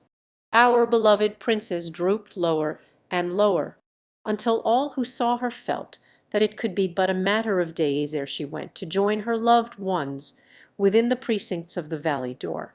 As a last resort, Murs Kajik, her father, and Tardos Murs, her grandfather, took command of two mighty expeditions, and a month ago sailed away to explore every inch of ground in the northern hemisphere of Barsoom. For 2 weeks no word has come back from them, but rumors were rife that they had met with a terrible disaster and that all were dead. About this time Zit'eras renewed his importunities for her hand in marriage. He has been forever after her since you disappeared. She hated him and feared him, but with both her father and grandfather gone, Zit'eras was very powerful, for he is still Jed of Zodanga, to which position, you will remember, Tardos Murs appointed him after you had refused the honor. He had a secret audience with her 6 days ago. What took place none knows, but the next day Digathoris had disappeared, and with her had gone a dozen of her household guard and body servants, including Sola the Green Womanter's Tarkus daughter. You recall, no word left they of their intentions. But it is always thus with those who go upon the voluntary pilgrimage from which none returns. We cannot think aught than that Digathoris has sought the icy bosom of Is, and that her devoted servants have chosen to accompany her. Zit'eras was at Helium when she disappeared. He commands this fleet which has been searching for her since. No trace of her have we found, and I fear that it be a futile quest. While we talked, poor Vastus flyers were returning to the Xavarian. Not one, however, had discovered a trace of Thuvia. I was much depressed over the news of Digathoris' disappearance, and now there was added the further burden of apprehension concerning the fate of this girl, whom I believed to be the daughter of some proud Barsoomian house. and it had been my intention to make every effort to return her to her people. I was about to ask Cantos Can to prosecute a further search for her when a flyer from the flagship of the fleet arrived at the Xavarian with an officer bearing a message to Cantos Can from Ares. My friend read the dispatch and then turned to me. "Cit Ares commands me to bring our prisoners before him. There is naught else to do. He is supreme in Helium.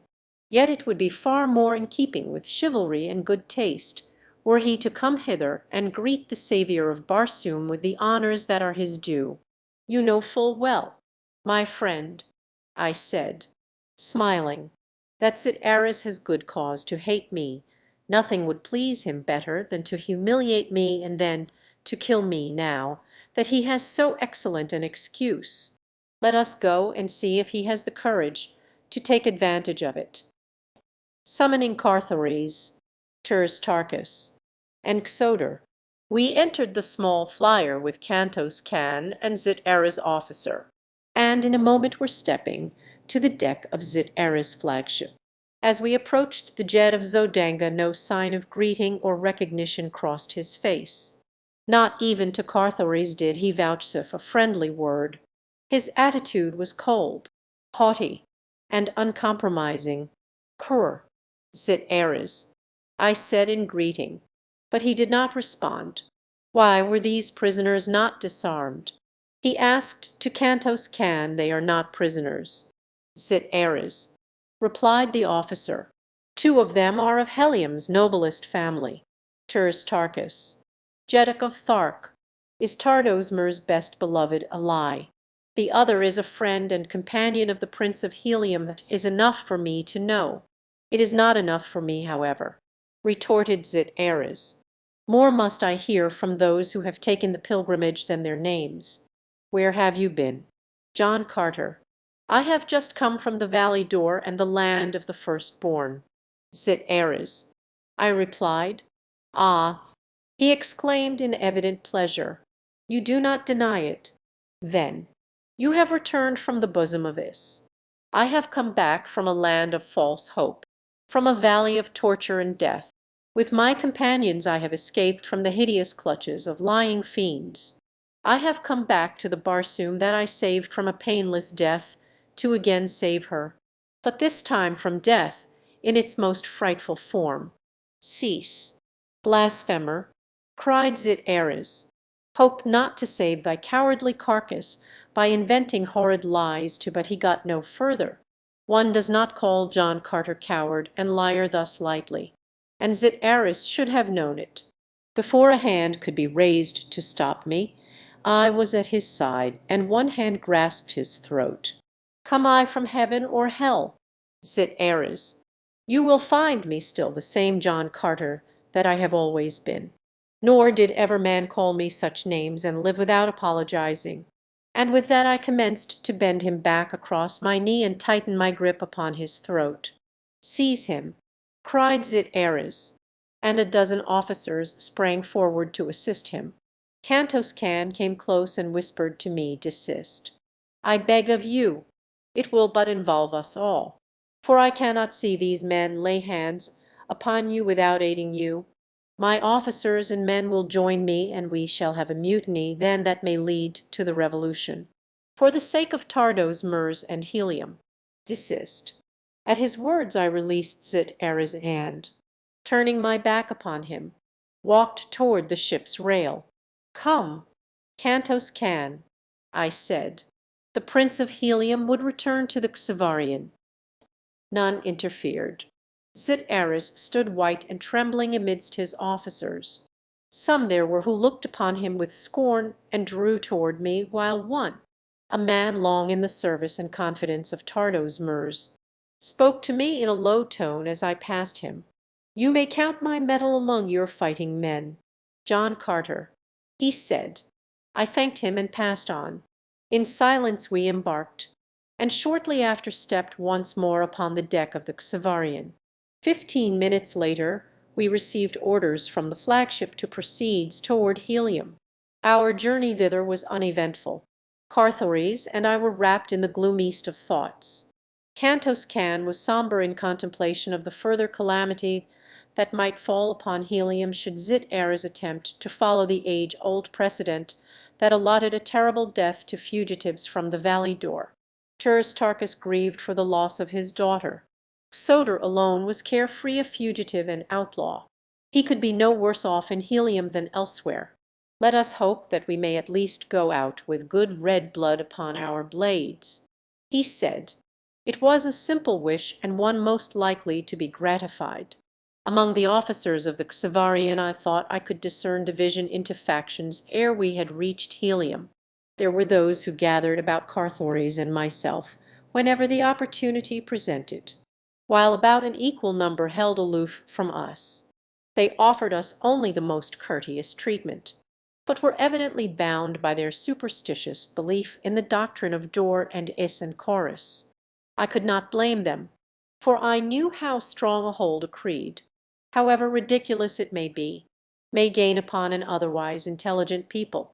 By returning from Dor we had committed a sacrilege.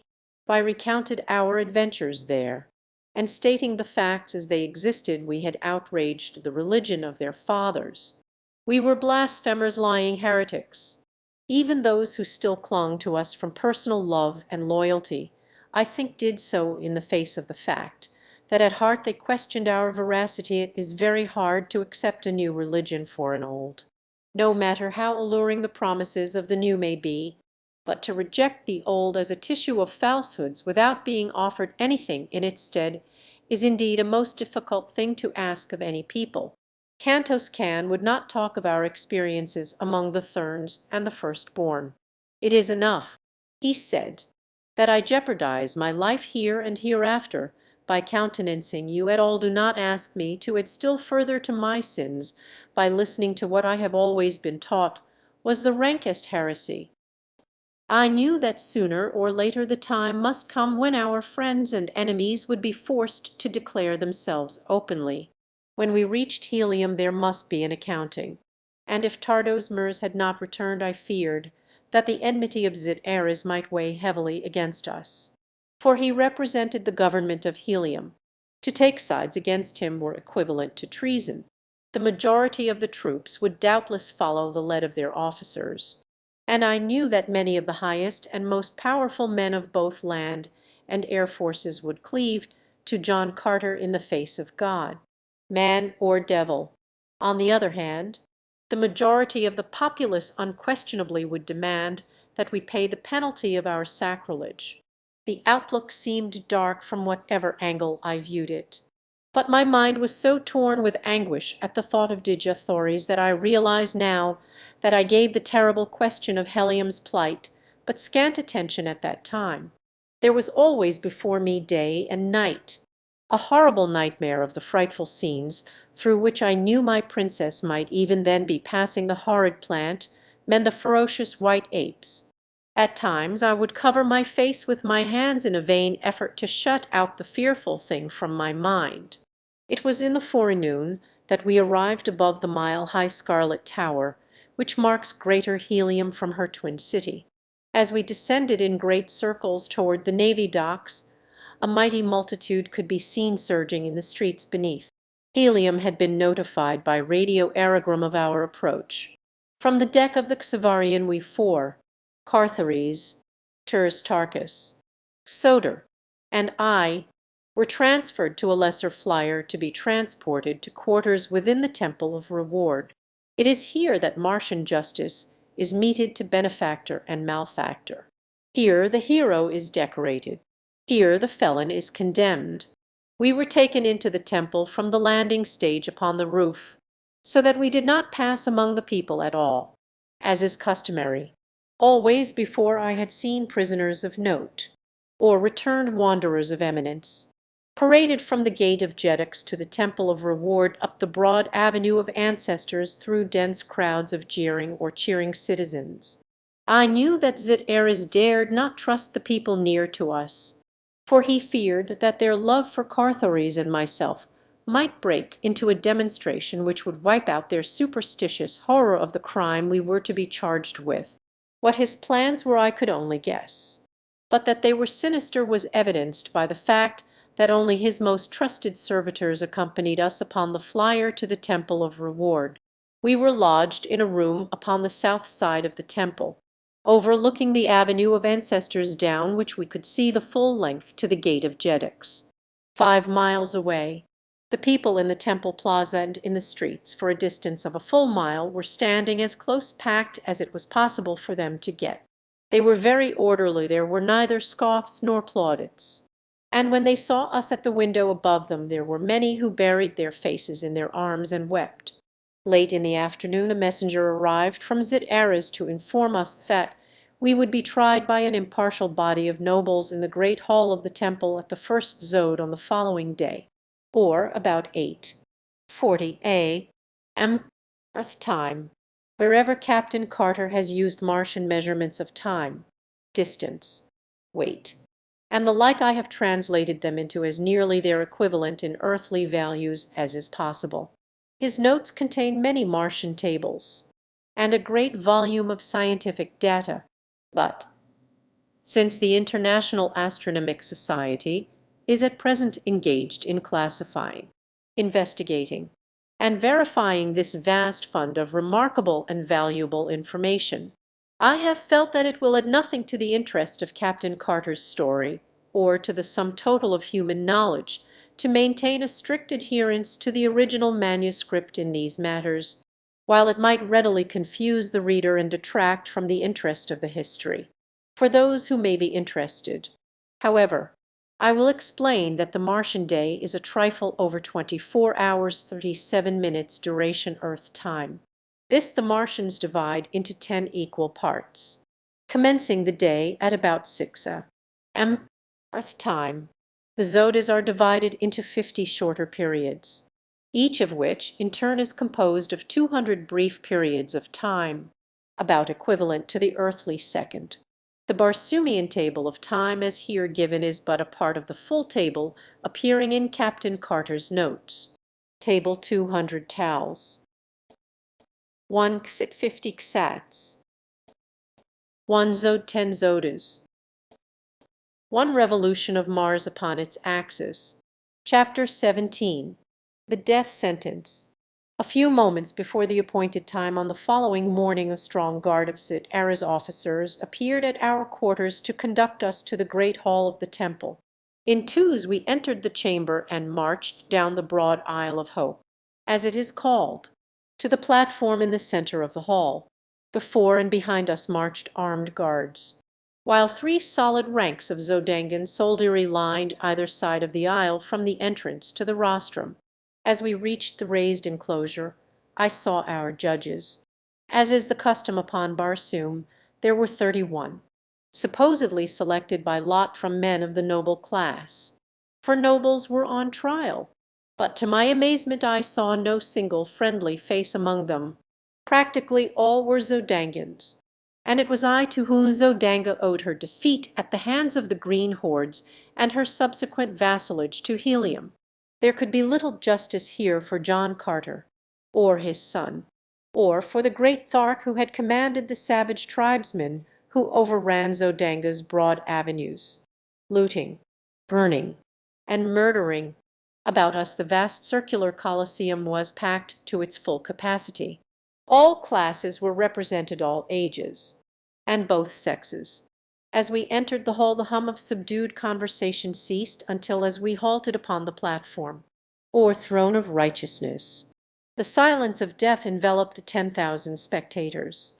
The judges were seated in a great circle about the periphery of the circular platform. We were assigned seats with our backs toward a small platform in the exact center of the larger one. This placed us facing the judges and the audience. Upon the smaller platform each would take his place while his case was being heard. Zit-Aras himself sat in the golden chair of the presiding magistrate. As we were seated and our guards retired to the foot of the stairway leading to the platform, he arose and called my name. John Carter, he cried, take your place upon the pedestal of truth, to be judged impartially according to your acts, and here to know the reward you have earned thereby. Then turning to and fro toward the audience, he narrated the acts upon the value of which my reward was to be determined. "Know you, O judges and people of Helium," he said, "that John Carter, one time Prince of Helium, has returned by his own statement from the valley door and even from the temple of Isis itself, that, in the presence of many men of Helium, he has blasphemed against the sacred Is, and against the valley door, and the lost sea of Chorus, and the holy Therns themselves, and even against Isis, goddess of death and of life eternal. And know you further by witness of thine own eyes that see him here now upon the pedestal of truth, that he has indeed returned from these sacred precincts in the face of our ancient customs, and in violation of the sanctity of our ancient religion. He who be once dead may not live again. He who attempts it must be made dead forever. Judges, your duty lies plain before you here can be no testimony in contravention of truth. What reward shall be meted to John Carter in accordance with the acts he has committed?" "Death," shouted one of the judges, and then a man sprang to his feet in the audience, and raising his hand on high, cried, "Justice, justice, justice." It was Cantos Can, and as all eyes turned toward him he leaped past the Zodangan soldiery and sprang upon the platform. "What manner of justice be this?" he cried to Zit Ayres. "The defendant has not been heard, nor has he had an opportunity to call others in his behalf. In the name of the people of Helium I demand fair and impartial treatment for the Prince of Helium." A great cry arose from the audience then, "Justice, justice, justice," and Zit Ayres dared not deny them. "Speak, then," he snarled, turning to me, "but blaspheme not against the things that are sacred upon Barsoom." "Men of Helium," I cried, turning to the spectators, and speaking over the heads of my judges, "how can John Carter expect justice from the men of Zodanga? He cannot, nor does he ask it. It is to the men of Helium that he states his case, nor does he appeal for mercy to any. It is not in his own cause that he speaks now, it is in thine, in the cause of your wives and daughters, and of wives and daughters yet unborn. It is to save them from the unthinkably atrocious indignities that I have seen heaped upon the fair women of Barsoom in the place men call the Temple of Isis. It is to save them from the sucking embrace of the plant men, from the fangs of the great white apes of Dor, from the cruel lust of the holy Therns, from all that the cold Denis carries them to from homes of love and life and happiness. Sits there no man here who does not know the history of John Carter, how he came among you from another world and rose from a prisoner among the green men, through torture and persecution, to a place high among the highest of Barsoom? Nor ever did you know John Carter to lie in his own behalf, or to say aught that might harm the people of Barsoom, or to speak lightly of the strange religion which he respected without understanding. There be no man here, or elsewhere upon Barsoom today, who does not owe his life directly to a single act of mine, in which I sacrificed myself and the happiness of my princess that you might live. And so, men of Helium, I think that I have the right to demand that I be heard, that I be believed, and that you let me serve you and save you from the false hereafter of Dor and Isis as I saved you from the real death that other day. It is to you of Helium that I speak now. When I am done, let the men of Zodanga have their will with me. Speak, John Carter, Prince of Helium," cried a great noble from the audience, and the multitude echoed his permission, until the building rocked with the noise of their demonstration. Zit Ayres knew better than to interfere with such a sentiment as was expressed that day in the Temple of Reward, and so for 2 hours I talked with the people of Helium. But when I had finished, Zit Ayres arose and, turning to the judges, said in a low tone, "My nobles, you have heard John Carter's plea. Every opportunity has been given him to prove his innocence if he be not guilty, but instead he has but utilized the time in further blasphemy. What? "Gentlemen, is your verdict death to the blasphemer?" cried one, springing to his feet, and in an instant the entire 31 judges were on their feet with upraised swords in token of the unanimity of their verdict. If the people did not hear Zit-Era's charge, they certainly did hear the verdict of the tribunal. A sullen murmur rose louder and louder about the packed Colosseum, and then Cantos Can, who had not left the platform since first he had taken his place near me, raised his hand for silence. When he could be heard he spoke to the people in a cool and level voice.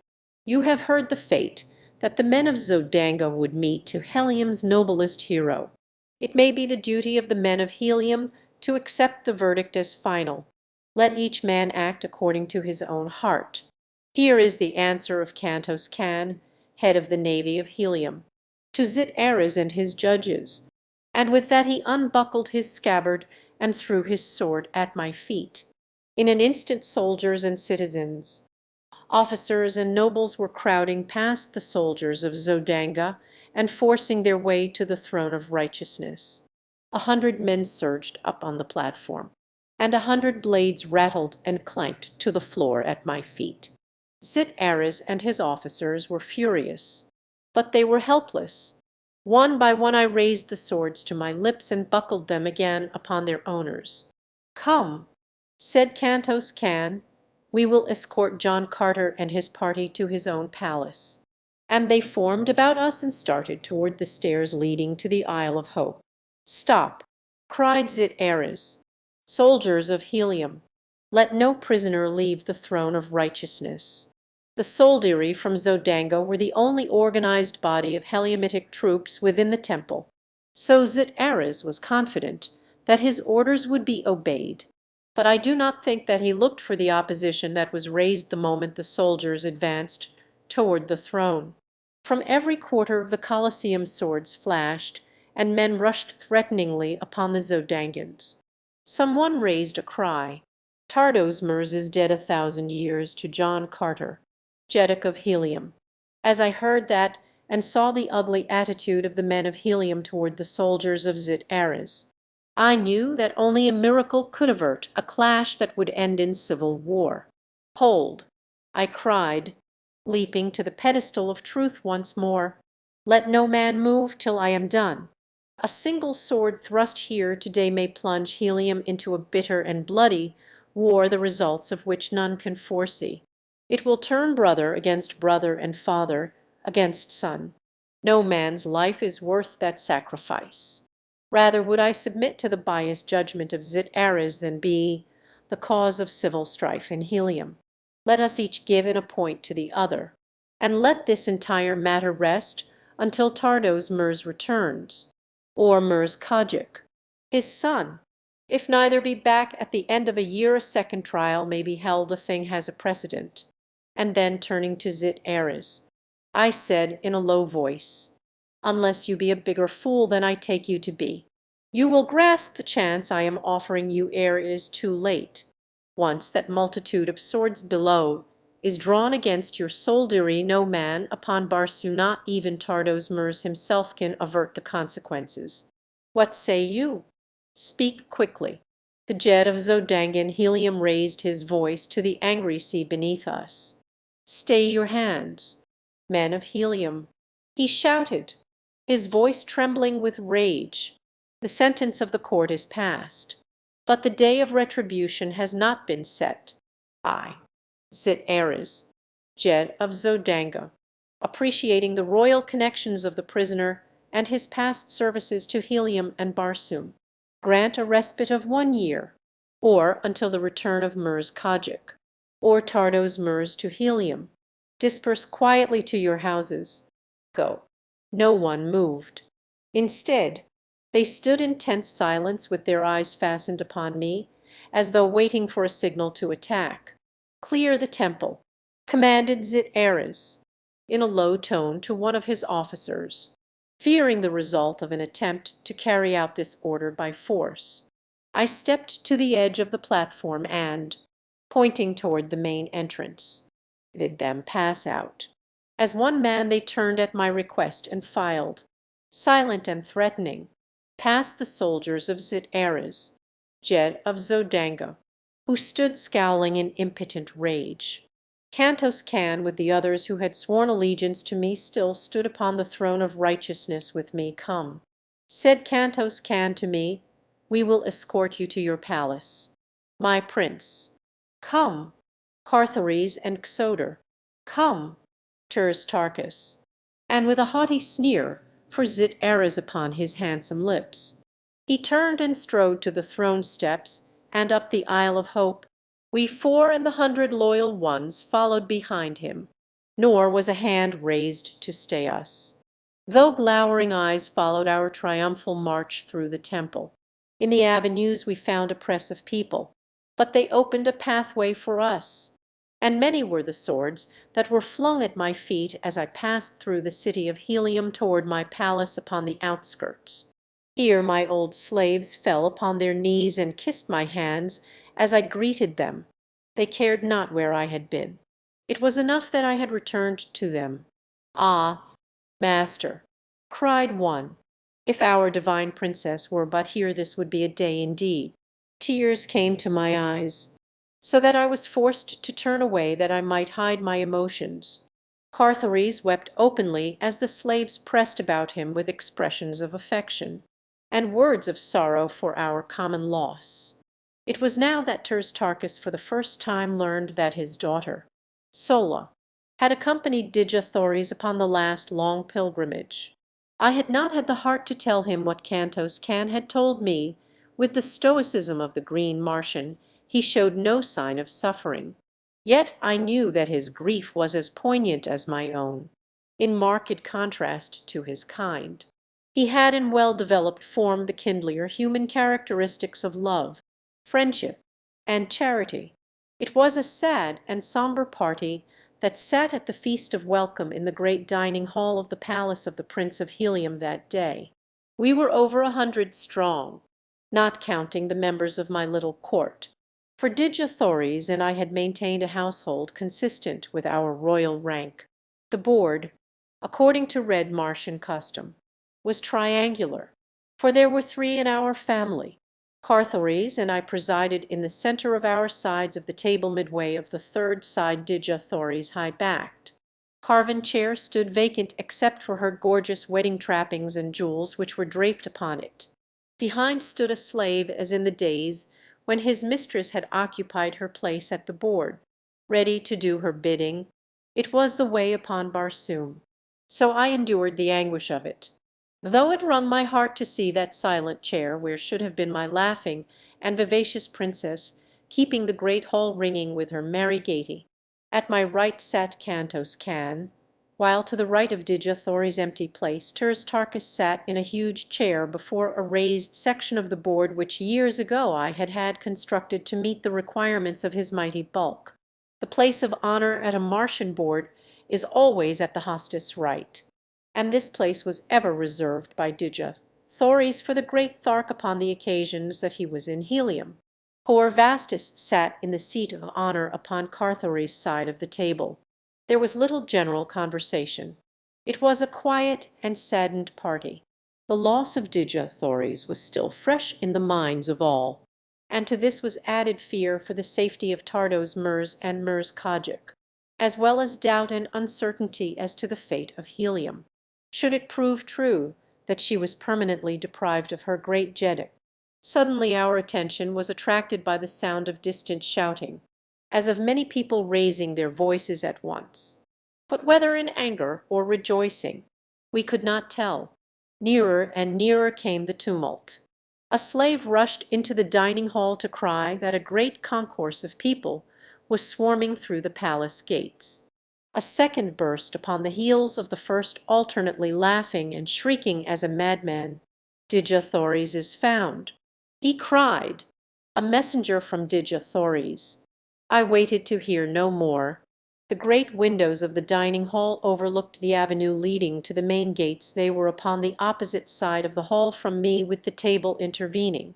I did not waste time in circling the great board. With a single leap I cleared table and diners and sprang upon the balcony beyond. 30 feet below lay the scarlet sward of the lawn, and beyond were many people crowding about a great thoat which bore a rider headed toward the palace. I vaulted to the ground below and ran swiftly toward the advancing party. As I came near to them I saw that the figure on the thoat was Sola. "Where is the Princess of Helium?"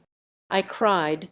The green girl slid from her mighty mount and ran toward me. "Oh, my prince, my prince!"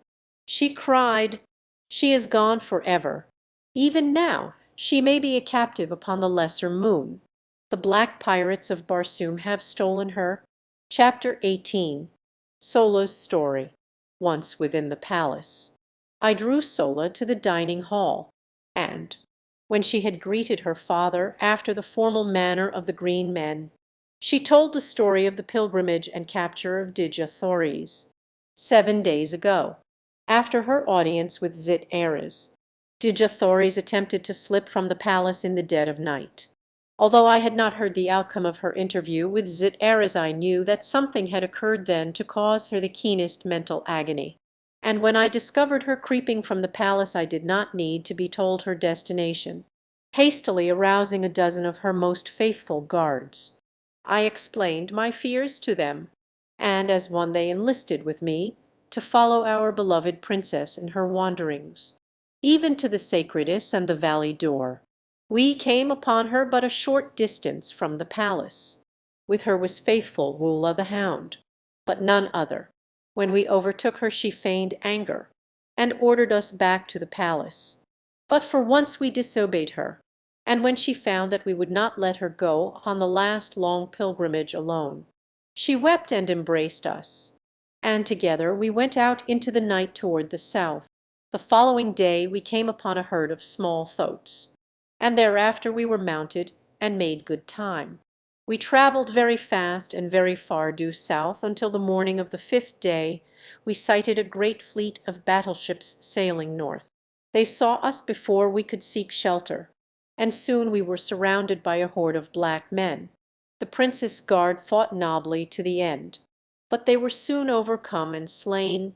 Only Dejathories and I were spared. When she realized that she was in the clutches of the black pirates, she attempted to take her own life, but one of the blacks tore her dagger from her, and then they bound us both so that we could not use our hands. The fleet continued north after capturing us. There were about 20 large battleships in all, besides a number of small swift cruisers. That evening one of the smaller cruisers that had been far in advance of the fleet returned with a prisoner, a young red woman, whom they had picked up in a range of hills under the very noses, they said, of a fleet of 3 red Martian battleships. From scraps of conversation which we overheard it was evident that the black pirates were searching for a party of fugitives that had escaped them several days prior. That they considered the capture of the young woman important was evident from the long and earnest interview the commander of the fleet held with her when she was brought to him. Later she was bound and placed in the compartment with Dejathories and myself. The new captive was a very beautiful girl. She told Dejathories that many years ago she had taken the voluntary pilgrimage from the court of her father, the Jeddak of Tarth. She was Thuvia, the princess of Tarth, and then she asked Dejathories who she might be, and when she heard she fell upon her knees and kissed Dejathories' fettered hands, and told her that that very morning she had been with John Carter, Prince of Helium, and Carthories, her son. Dejathories could not believe her at first, but finally when the girl had narrated all the strange adventures that had befallen her since she had met John Carter, and told her of the things John Carter and Carthories and Xoder had narrated of their adventures in the land of the firstborn, Dejathories knew that it could be none other than the Prince of Helium. For who, she said, upon all Barsoom other than John Carter could have done the deeds you tell of? And when Thuvia told Dejathories of her love for John Carter, and his loyalty and devotion to the princess of his choice, Dejathories broke down and wept, cursing Zit-Ares and the cruel fate that had driven her from Helium but a few brief days before the return of her beloved lord. I do not blame you for loving him, Thuvia, she said, "and that your affection for him is pure and sincere I can well believe from the candor of your avowal of it to me." The fleet continued north nearly to Helium, but last night they evidently realized that John Carter had indeed escaped them, and so they turned toward the south once more. Shortly thereafter a guard entered our compartment and dragged me to the deck. "There is no place in the land of the firstborn for a green one," he said, and with that he gave me a terrific shove that carried me toppling from the deck of the battleship. Evidently this seemed to him the easiest way of ridding the vessel of my presence and killing me at the same time. But a kind fate intervened, and by a miracle I escaped with but slight bruises. The ship was moving slowly at the time, and as I lunged overboard into the darkness beneath I shuddered at the awful plunge I thought awaited me, for all day the fleet had sailed thousands of feet above the ground. But to my utter surprise I struck upon a soft mass of vegetation not 20 feet from the deck of the ship. In fact, the keel of the vessel must have been grazing the surface of the ground at the time. I lay all night where I had fallen, and the next morning brought an explanation of the fortunate coincidence that had saved me from a terrible death. As the sun rose I saw a vast panorama of sea bottom and distant hills lying far below me. I was upon the highest peak of a lofty range. The fleet in the darkness of the preceding night had barely grazed the crest of the hills, and in the brief span that they hovered close to the surface the blackguard had pitched me, as he supposed, to my death. A few miles west of me was a great waterway. When I reached it I found to my delight that it belonged to Helium. Here a thoat was procured for me, the rest you know. For many minutes none spoke. Digathories in the clutches of the firstborn. I shuddered at the thought, but of a sudden the old fire of unconquerable self-confidence surged through me. I sprang to my feet, and with back-thrown shoulders and upraised sword took a solemn vow to reach, rescue, and revenge my princess. 100 swords leaped from 100 scabbards, and 100 fighting men sprang to the table-top and pledged me their lives and fortunes to the expedition. Already my plans were formulated. I thanked each loyal friend, and leaving Carthoris to entertain them, withdrew to my own audience chamber with Cantos Cantors Tarchus, Soter, and Horvastus. Here we discussed the details of our expedition until long after dark. Soter was positive that Isis would choose both Digathoris and Thuvia to serve her for a year. For that length of time at least they will be comparatively safe, he said, and we will at least know where to look for them. In the matter of equipping a fleet to enter Oman the details were left to Cantos Can and Soter. The former agreed to take such vessels as we required into dock as rapidly as possible, where Soter would direct their equipment with water propellers. For many years the Black had been in charge of the refitting of captured battleships that they might navigate Oman, and so was familiar with the construction of the propellers, housings, and the auxiliary gearing required. It was estimated that it would require 6 months to complete our preparations in view of the fact that the utmost secrecy must be maintained to keep the project from the ears of Zit Ares. Cantos Can was confident now that the man's ambitions were fully aroused, and that nothing short of the title of Jeddak of Helium would satisfy him. I doubt, he said, if he would even welcome Digathoris' return, for it would mean another nearer the throne than he. With you and Carthoris out of the way, there would be little to prevent him from assuming the title of Jeddak, and you may rest assured that so long as he is supreme here there is no safety for either of you. There is a way, cried Horvastus, to thwart him effectually and forever. What? I asked. He smiled. I shall whisper it here, but some day I shall stand upon the dome of the Temple of Reward and shout it to cheering multitudes below. What do you mean? Asked Cantos Can John Carter, Jeddak of Helium. Said Horvastus in a low voice. The eyes of my companions lighted, and grim smiles of pleasure and anticipation overspread their faces, as each I turned toward me questioningly, but I shook my head. No, My friends, I said, smiling, I thank you, but it cannot be. Not yet. At least, when we know that Tardos Mers and Mers Kajik are gone to return no more. If I be here, then I shall join you all to see that the people of Helium are permitted to choose fairly their next Jeddak. Whom they choose may count upon the loyalty of my sword. Nor shall I seek the honor for myself. Until then Tardos Mers is Jeddak of Helium, and Zit Aris is his representative. As you will, John Carter, said Horvastus. But what was that? He whispered, pointing toward the window overlooking the gardens. The words were scarce out of his mouth ere he had sprung to the balcony without. There he goes! He cried excitedly. The guards! Below there! The guards! We were close behind him, and all saw the figure of a man run quickly across a little piece of sward and disappear in the shrubbery beyond.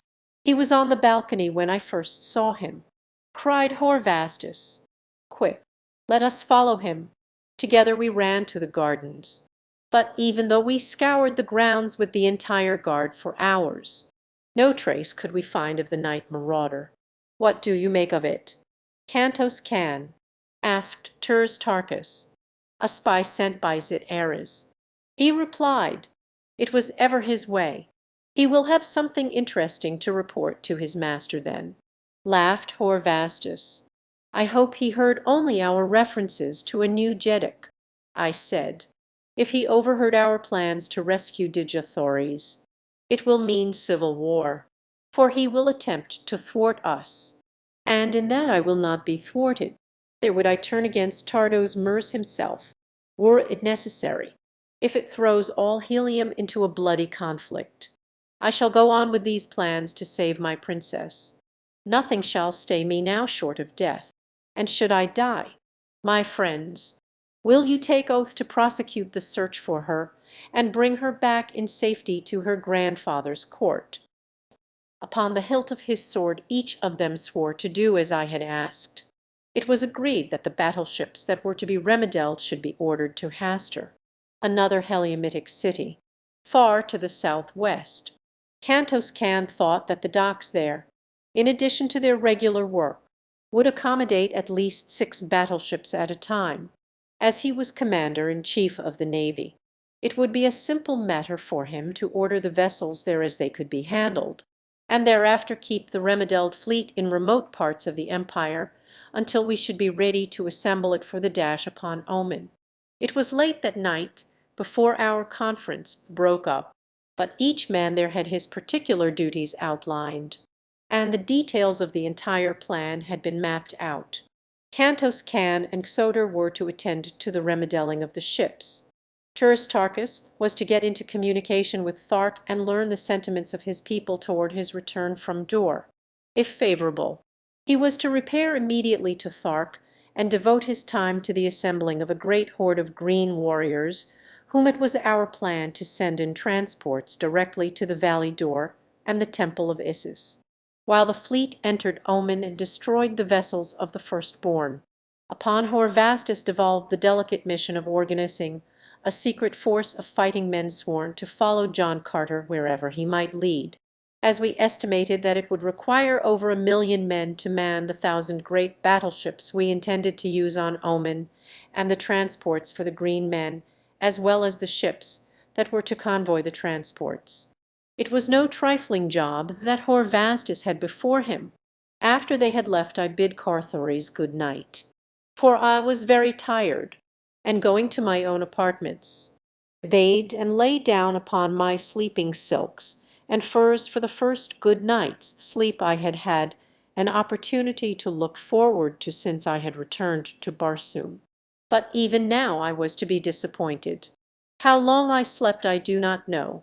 When I awoke suddenly it was to find 6 powerful men upon me, a gag already in my mouth, and a moment later my arms and legs securely bound. So quickly had they worked, and to such good purpose, that I was utterly beyond the power to resist them by the time I was fully awake. Never a word spoke they, and the gag effectually prevented me speaking. Silently they lifted me and bore me toward the door of my chamber. As they passed the window through which the farther moon was casting its brilliant beams, I saw that each of the party had his face swathed in layers of silk. I could not recognize one of them. When they had come into the corridor with me, they turned toward a secret panel in the wall which led to the passage that terminated in the pits beneath the palace.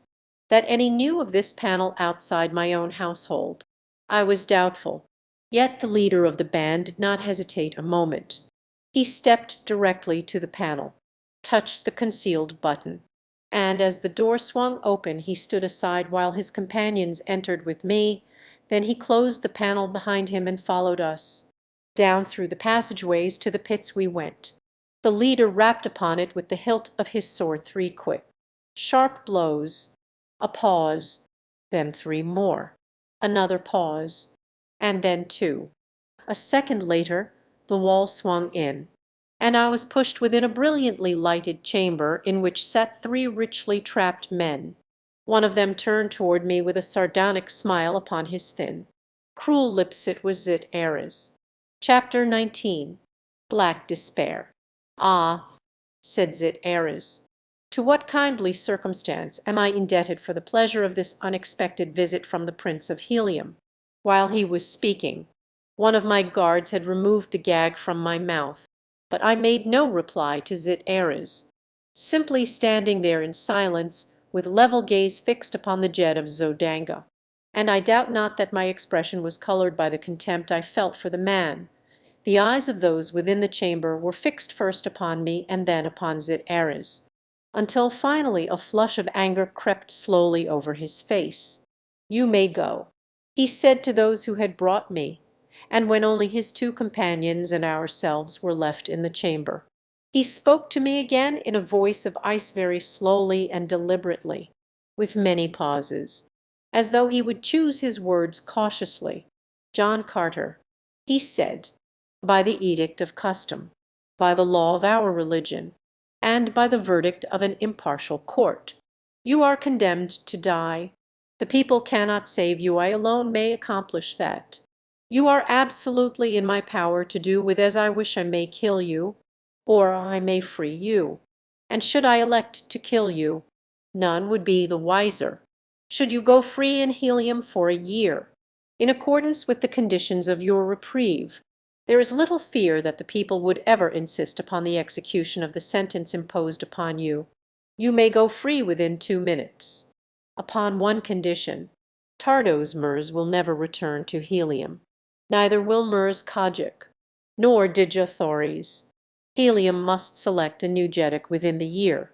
Zit Ayres would be Jeddak of Helium. Say that you will espouse my cause. This is the price of your freedom. I am done." I knew it was within the scope of Zit Ayres' cruel heart to destroy me, and if I were dead I could see little reason to doubt that he might easily become Jeddak of Helium. Free, I could prosecute the search for Digathories. Were I dead, my brave comrades might not be able to carry out our plans. So, by refusing to accede to his request, it was quite probable that not only would I not prevent him from becoming Jeddak of Helium, but that I would be the means of sealing Digathories' fate, of consigning her, through my refusal, to the horrors of the arena of Issus. For a moment I was perplexed, but for a moment only. The proud daughter of 1,000 Jeddaks would choose death to a dishonorable alliance such as this. Nor could John Carter do less for Helium than his princess would do. Then I turned to Zit Ayres. "There can be no alliance," I said, "between a traitor to Helium and a prince of the house of Tardos Mers.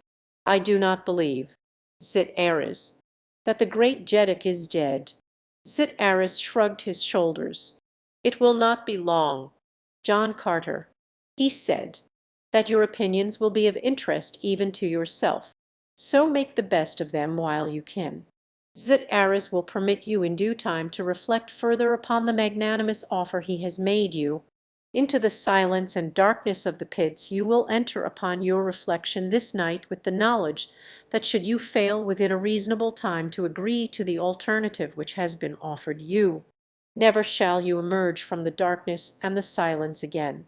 Nor shall you know at what minute the hand will reach out through the darkness and the silence with the keen dagger that shall rob you of your last chance to win again the warmth and the freedom and joyousness of the outer world." Zit-Eris clapped his hands as he ceased speaking. The guards returned. Zit-Eris waved his hand in my direction. "To the pits," he said. That was all. 4 men accompanied me from the chamber, and with a radium hand light to illumine the way, escorted me through seemingly interminable tunnels, down, ever down beneath the city of helium. At length they halted within a fair-sized chamber. There were rings set in the rocky walls. To them chains were fastened, and at the ends of many of the chains were human skeletons. One of these they kicked aside, and, unlocking the huge padlock that had held a chain about what had once been a human ankle, they snapped the iron band about my own leg. Then they left me, taking the light with them. Utter darkness prevailed. For a few minutes I could hear the clanking of accoutrements, but even this grew fainter and fainter, until at last the silence was as complete as the darkness. I was alone with my gruesome companions, with the bones of dead men whose fate was likely but the index of my own. How long I stood listening in the darkness I do not know, but the silence was unbroken, and at last I sunk to the hard floor of my prison, where, leaning my head against the stony wall, I slept. It must have been several hours later that I awakened to find a young man standing before me. In one hand he bore a light, in the other a receptacle containing a gruel-like mixture, the common prison fare of Barsoom.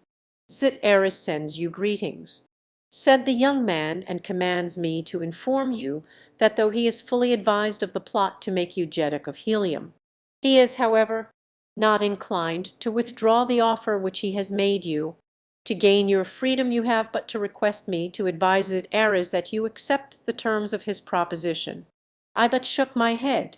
The youth said no more, and, after placing the food upon the floor at my side, returned up the corridor, taking the light with him. Twice a day for many days this youth came to my cell with food, and ever the same greetings from Zit-Eris. For a long time I tried to engage him in conversation upon other matters, but he would not talk, and so, at length, I desisted. For months I sought to devise methods to inform Carthoris of my whereabouts. For months I scraped and scraped upon a single link of the massive chain which held me, hoping eventually to wear it through, that I might follow the youth back through the winding tunnels to a point where I could make a break for liberty. I was beside myself with anxiety for knowledge of the progress of the expedition which was to rescue Dejathoris. I felt that Carthoris would not let the matter drop, were he free to act. But in so far as I knew, he also might be a prisoner in Zit-Eris' pits. That Zit-Eris' spy had overheard our conversation relative to the selection of a new Jeddak, I knew, and scarcely a half-dozen minutes prior we had discussed the details of the plan to rescue Dejathoris. The chances were that that matter, too, was well known to him. Carthoris, Cantos Cantors Tarkus, Hor Vastus, and Xodor might even now be the victims of Zit-Eris' assassins, or else his prisoners. I determined to make at least one more effort to learn something, and to this and I adopted strategy when next the youth. I had noticed that he was a handsome fellow, about the size and age of Carthoris, and I had also noticed that his shabby trappings but illy comported with his dignified and noble bearing. It was with these observations as a basis that I opened my negotiations with him upon his next subsequent visit. "You have been very kind to me during my imprisonment here," I said to him, "and as I feel that I have at best but a very short time to live, I wish, ere it is too late, to furnish substantial testimony of my appreciation of all that you have done to render my imprisonment bearable. Promptly you have brought my food each day, seeing that it was pure and of sufficient quantity. Never by word or deed have you attempted to take advantage of my defenseless condition to insult or torture me. You have been uniformly courteous and considerate. Is this more than any other thing which prompts my feeling of gratitude and my desire to give you some slight token of it? In the guard room of my palace are many fine trappings. Go thou there and select the harness which most pleases you, it shall be yours. All I ask is that you wear it, that I may know that my wish has been realized. Tell me that you will do it." The boy's eyes had lighted with pleasure as I spoke, and I saw him glance from his rusty trappings to the magnificence of my own. For a moment he stood and thought before he spoke, and for that moment my heart fairly ceased beating, so much for me there was which hung upon the substance of his answer. And I went to the palace of the Prince of Helium with any such demand. They would laugh at me and, into the bargain, would more than likely throw me headforemost into the avenue. No, it cannot be. Though I thank you for the offer. Why, if Zit'eres even dreamed that I contemplated such a thing, he would have my heart cut out of me. There can be no harm in it. My boy, I urged, by night you may go to my palace with a note from me to Carthoris. My son, you may read the note before you deliver it, that you may know that it contains nothing harmful to Zit'eres. My son will be discreet, and so none but us three need know. It is very simple, and such a harmless act that it could be condemned by no one." Again he stood silently in deep thought. "And there is a jewelled short sword which I took from the body of a northern Jeddak. When you get the harness, see that Carthoris gives you that also. With it and the harness which you may select there will be no more handsomely accoutred warrior in all Zodanga. Bring writing materials when you come next to my cell, and within a few hours we shall see you garbed in a style befitting your birth and carriage." Still in thought, and without speaking, he turned and left me. I could not guess what his decision might be, and for hours I sat fretting over the outcome of the matter. If he accepted a message to Carthoris, it would mean to me that Carthoris still lived and was free. If the youth returned wearing the harness and the sword, I would know that Carthoris had received my note and that he knew that I still lived. That the bearer of the note was a Zodangan would be sufficient to explain to Carthoris that I was a prisoner of Zit'eres. It was with feelings of excited expectancy which I could scarce hide that I heard the youth's approach upon the occasion of his next regular visit. I did not speak beyond my accustomed greeting of him. As he placed the food upon the floor by my side he also deposited writing materials at the same time. My heart fairly bounded for joy. I had won my point. For a moment I looked at the materials in feigned surprise, but soon I permitted an expression of dawning comprehension to come into my face, and then, picking them up, I penned a brief order to Carthoris to deliver to Parthik a harness of his selection, and the short sword which I described. That was all, but it meant everything to me and to Carthoris. I laid the note open upon the floor. Parthik picked it up and, without a word, left me as nearly as I could estimate. I had at this time been in the pits for 300 days. If anything was to be done to save Dejah Thoris, it must be done quickly. For, were she not already dead, her end must soon come, since those whom Mrs. chose lived but a single year. The next time I heard approaching footsteps I could scarce await to see if Parthik wore the harness and the sword. But judge, if you can, my chagrin and disappointment when I saw that he who bore my food was not Parthik. "What has become of Parthik?"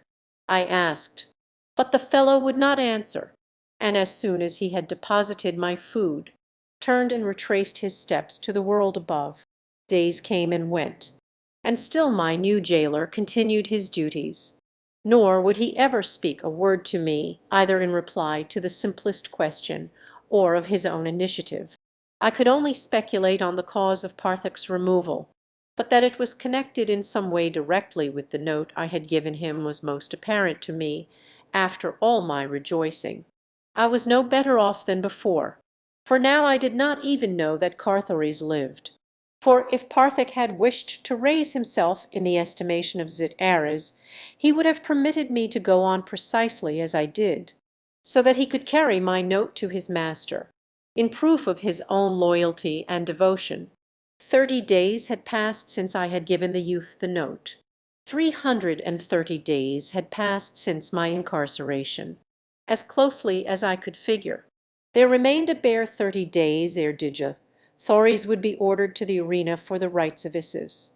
As the terrible picture forced itself vividly across my imagination, I buried my face in my arms, and only with the greatest difficulty was it that I repressed the tears that welled to my eyes despite my every effort. To think of that beautiful creature torn and rended by the cruel fangs of the hideous white apes. It was unthinkable. Such a horrid fact could not be. And yet my reason told me that within 30 days my incomparable princess would be fought over in the arena of the firstborn by those very wild beasts, that her bleeding corpse would be dragged through the dirt and the dust, until at last a part of it would be rescued to be served as food upon the tables of the black nobles. I think that I should have gone crazy but for the sound of my approaching jailer. It distracted my attention from the terrible thoughts that had been occupying my entire mind. Now a new and grim determination came to me. I would make one superhuman effort to escape, kill my jailer by a ruse, and trust to fate to lead me to the outer world in safety.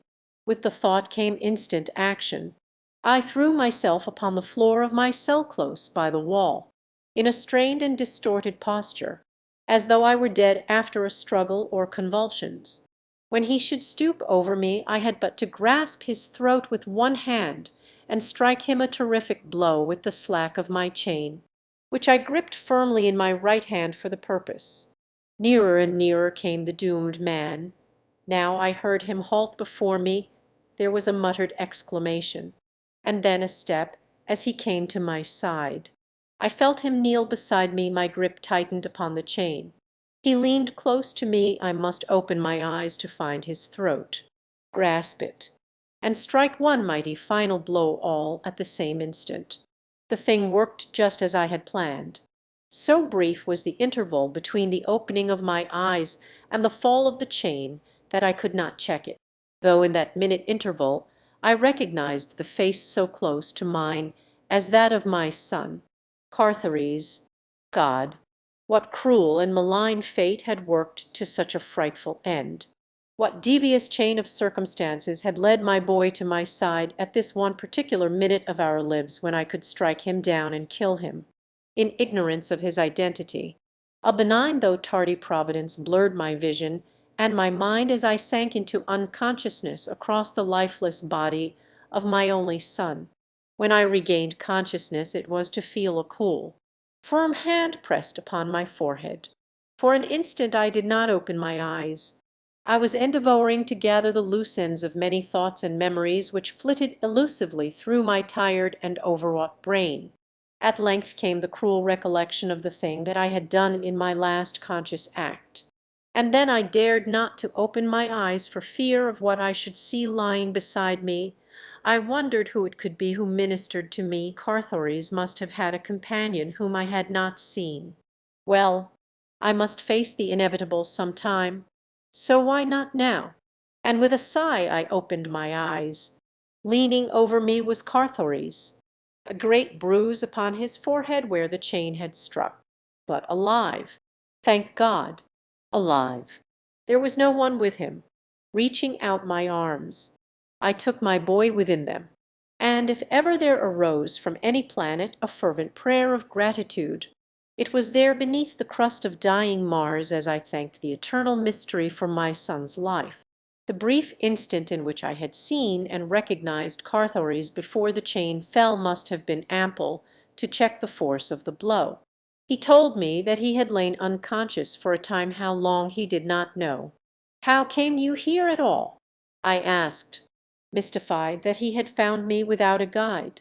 "It was by your wit in appraising me of your existence and imprisonment through the youth, Parthik, until he came for his harness and his sword. We had thought you dead. When I had read your note I did as you had bid. giving Parthik his choice of the harnesses in the guardroom, and later bringing the jewelled short sword to him. But the minute that I had fulfilled the promise you evidently had made him, my obligation to him ceased. Then I commenced to question him, but he would give me no information as to your whereabouts. He was intensely loyal to Zit Ares. Finally I gave him a fair choice between freedom and the pits beneath the palace, the price of freedom to be full information as to where you were imprisoned and directions which would lead us to you. But still he maintained his stubborn partisanship. Despairing, I had him removed to the pits, where he still is. No threats of torture or death, no bribes, however fabulous, would move him. His only reply to all our importunities was that whenever Parthik died, were it tomorrow or 1,000 years hence, no man could truly say. A traitor is gone to his deserts. Finally, Sodor, who is a fiend for subtle craftance, evolved a plan whereby we might worm the information from him, and so I caused Horvastus to be harnessed in the metal of a Zodangan soldier and chained in Parthik's cell beside him. For 15 days the noble Horvastus has languished in the darkness of the pits, but not in vain. Little by little he won the confidence and friendship of the Zodangan, until only to-day Parthik, thinking that he was speaking not only to a countryman, but to a dear friend, revealed to Horvastus the exact cell in which you lay. It took me but a short time to locate the plans of the pits of helium among the official papers. To come to you, though, was a trifle more difficult matter. As you know, while all the pits beneath the city are connected, there are but single entrances from those beneath each section and its neighbor, and that at the upper level just underneath the ground. Of course, these openings which led from contiguous pits to those beneath government buildings are always guarded. And so, while I easily came to the entrance to the pits beneath the palace which Zit Ares is occupying, I found there a Zodangan soldier on guard. There I left him when I had gone by, but his soul was no longer with him, and here I am, just in time to be nearly killed by you." He ended, laughing. As he talked, Carthoris had been working at the lock which held my fetters. And now, with an exclamation of pleasure, he dropped the end of the chain to the floor, and I stood up once more, freed from the galling irons I had chafed in for almost a year. He had brought a long sword and a dagger for me, and thus armed we set out upon the return journey to my palace. At the point where we left the pits of Zit Ares we found the body of the guard Carthoris had slain.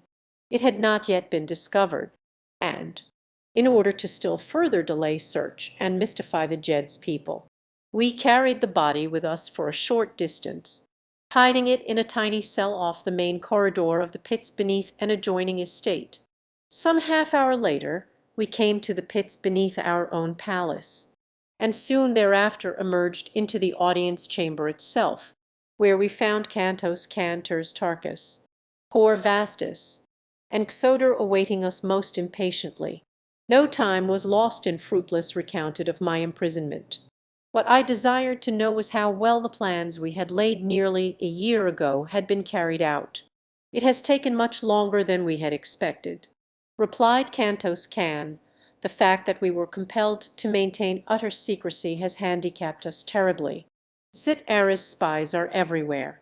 Yet, to the best of my knowledge, no word of our real plans has reached the villain's ear. Tonight there lies about the great docks at Hastur a fleet of 1,000 of the mightiest battleships that ever sailed above Barsoom, and each equipped to navigate the air of Oman and the waters of Oman itself.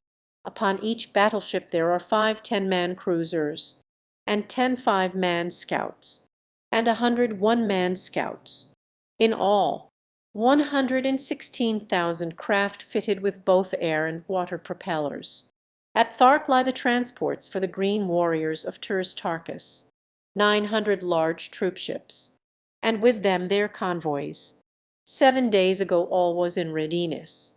But we waited in the hope that by so doing your rescue might be encompassed in time for you to command the expedition.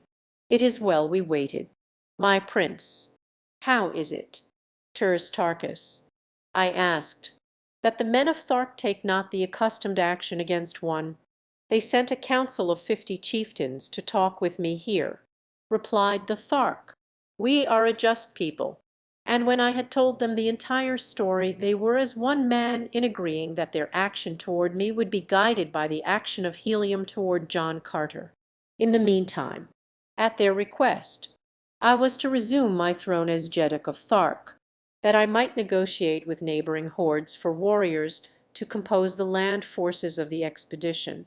I have done that which I agreed, 250,000 fighting men, gathered from the ice cap at the north to the ice cap at the south, and representing 1,000 different communities, from 100 wild and warlike hordes.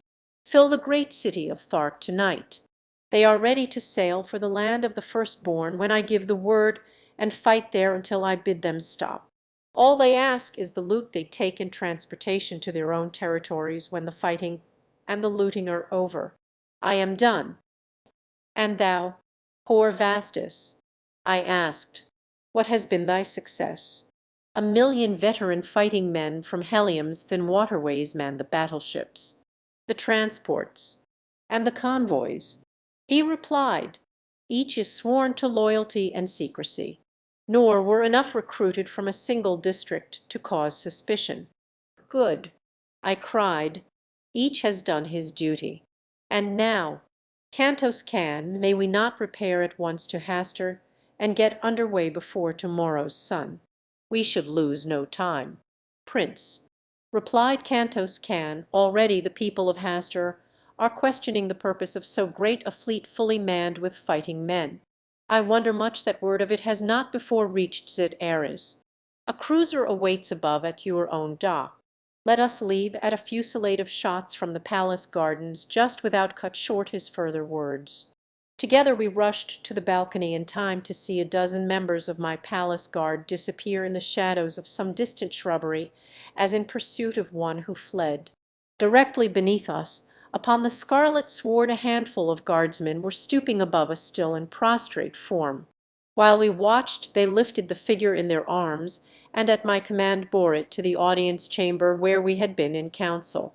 When they stretched the body at our feet, we saw that it was that of a red man. In the prime of life his metal was plain, such as common soldiers wear, or those who wish to conceal their identity. Another of Zit Ares' spies, said Horvastus. So it would seem, I replied, and then to the guard, you may remove the body. Wait, said Xodor, if you will. Prince, ask that a cloth and a little thoat oil be brought. I nodded to one of the soldiers, who left the chamber, returning presently with the things that Xodor had requested. The black kneeled beside the body and, dipping a corner of the cloth in the thoat oil, rubbed for a moment on the dead face before him. Then he turned to me with a smile, pointing to his work. I looked and saw that where Xodor had applied the thoat oil the face was white as mine. And then Xodor seized the black hair of the corpse, and with a sudden wrench tore it all away, revealing a hairless pate beneath. Guardsmen and nobles pressed close about the silent witness upon the marble floor. Many were the exclamations of astonishment and questioning wonder as Xodor's acts confirmed the suspicion which he had held. A Thurn, whispered Turs Tarkas. Worse than that, I fear, replied Xodor. But let us see. With that he drew his dagger and cut open a locked pouch which had dangled from the Thurn's harness, and from it he brought forth a circlet of gold set. He was a holy Thurn, said Xodor. Fortunate indeed it is for us that he did not escape. The officer of the guard entered the chamber at this juncture. My prince, he said, I have to report that this fellow's companion escaped to us. I think that it was with the connivance of one or more of the men at the gate. I have ordered them all under arrest. Xodor handed him the thoat oil and cloth. With this you may discover the spy among you, he said. I at once ordered a secret search within the city. For every Martian noble maintains a secret service of his own. A half hour later the officer of the guard came again to report. This time it was to confirm our worst fears. Half the guards at the gate that night had been Therns disguised as red men. "Come!" I cried. "We must lose no time. On to Hastur at once. Should the Therns attempt to check us at the southern verge of the ice cap, it may result in the wrecking of all our plans and the total destruction of the expedition." 10 minutes later we were speeding through the night toward Hastur, prepared to strike the first blow for the preservation of Digiothories. Chapter 20. The Air Battle. 2 hours after leaving my palace at Helium, or about midnight, Cantos can Xodor, and I arrived at Hastur. Carthares, Turs Tarkas, and Horvastus had gone directly to Thark upon another cruiser. The transports were to get under way immediately and move slowly south. The fleet of battleships would overtake them on the morning of the second day. At Hastur we found all in readiness. And so perfectly had Cantos Can planned every detail of the campaign that within 10 minutes of our arrival the first of the fleet had soared aloft from its dock. And thereafter, at the rate of one a second, the great ships floated gracefully out into the night to form a long, thin line which stretched for miles toward the south. It was not until after we had entered the cabin of Cantos Can that I thought to ask the date, for up to now I was not positive how long I had lain in the pits of Zit Ares. When Cantos Can told me, I realized with a pang of dismay that I had misreckoned the time while I lay in the utter darkness of my cell.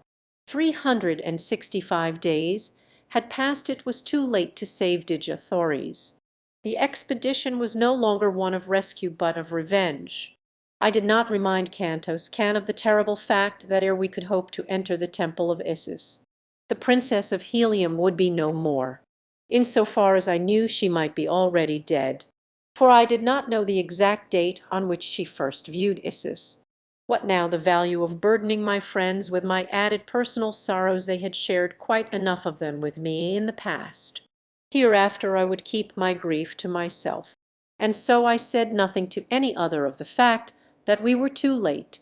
The expedition could yet do much if it could but teach the people of Barsoom the facts of the cruel deception that had been worked upon them for countless ages, and thus save thousands each year from the horrid fate that awaited them at the conclusion of the voluntary pilgrimage.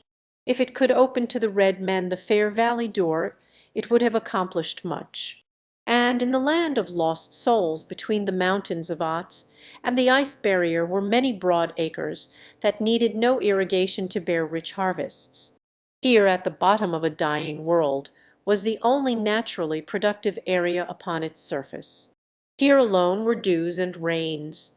Here alone was an open sea. Here was water in plenty. And all this was but the stamping ground of fierce Brutus, and from its boutose and fertile expanse the wicked remnants of two once mighty races barred all the other millions of Barsoom. Could I but succeed in once breaking down the barrier of religious superstition which had kept the red races from this El Dorado, it would be a fitting memorial to the immortal virtues of my princess. I should have again served Barsoom, and Digiothories' martyrdom would not have been in vain. On the morning of the second day we raised the great fleet of transports and their consorts at the first flood of dawn, and soon were near enough to exchange signals. I may mention here that radio aerograms are seldom if ever used in war time, or for the transmission of secret dispatches at any time, for as often as one nation discovers a new cipher, or invents a new instrument for wireless purposes, its neighbors bend every effort until they are able to intercept and translate the messages. For so long a time has this gone on that practically every possibility of wireless communication has been exhausted, and no nation dares transmit dispatches of importance in this way. Turs Tarkas reported all well with the transports. The battleships passed through to take an advanced position, and the combined fleets moved slowly over the ice cap, hugging the surface closely to prevent detection by the Therns whose land we were approaching. Far in advance of all, a thin line of one man air scouts protected us from surprise, and on either side they flanked us, while a smaller number brought up the rear some 20 miles behind the transports. In this formation we had progressed toward the entrance to Oman for several hours when one of our scouts returned from the front to report that the cone-like summit of the entrance was in sight. At almost the same instant another scout from the left flank came racing toward the flagship. His very speed bespoke the importance of his information. Cantos Can and I awaited him upon the little forward deck which corresponds with the bridge of earthly battleships. Scarcely had his tiny flyer come to rest upon the broad landing deck of the flagship ere he was bounding up the stairway to the deck where we stood. A great fleet of battleships south-southeast. "My prince," he cried, "there must be several thousands, and they are bearing down directly upon us." The Thurn spies were not in the palace of John Carter for nothing. Said Cantos Can to me, "Your orders, Prince.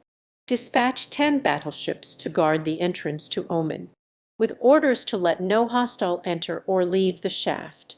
That will bottle up the great fleet of the firstborn.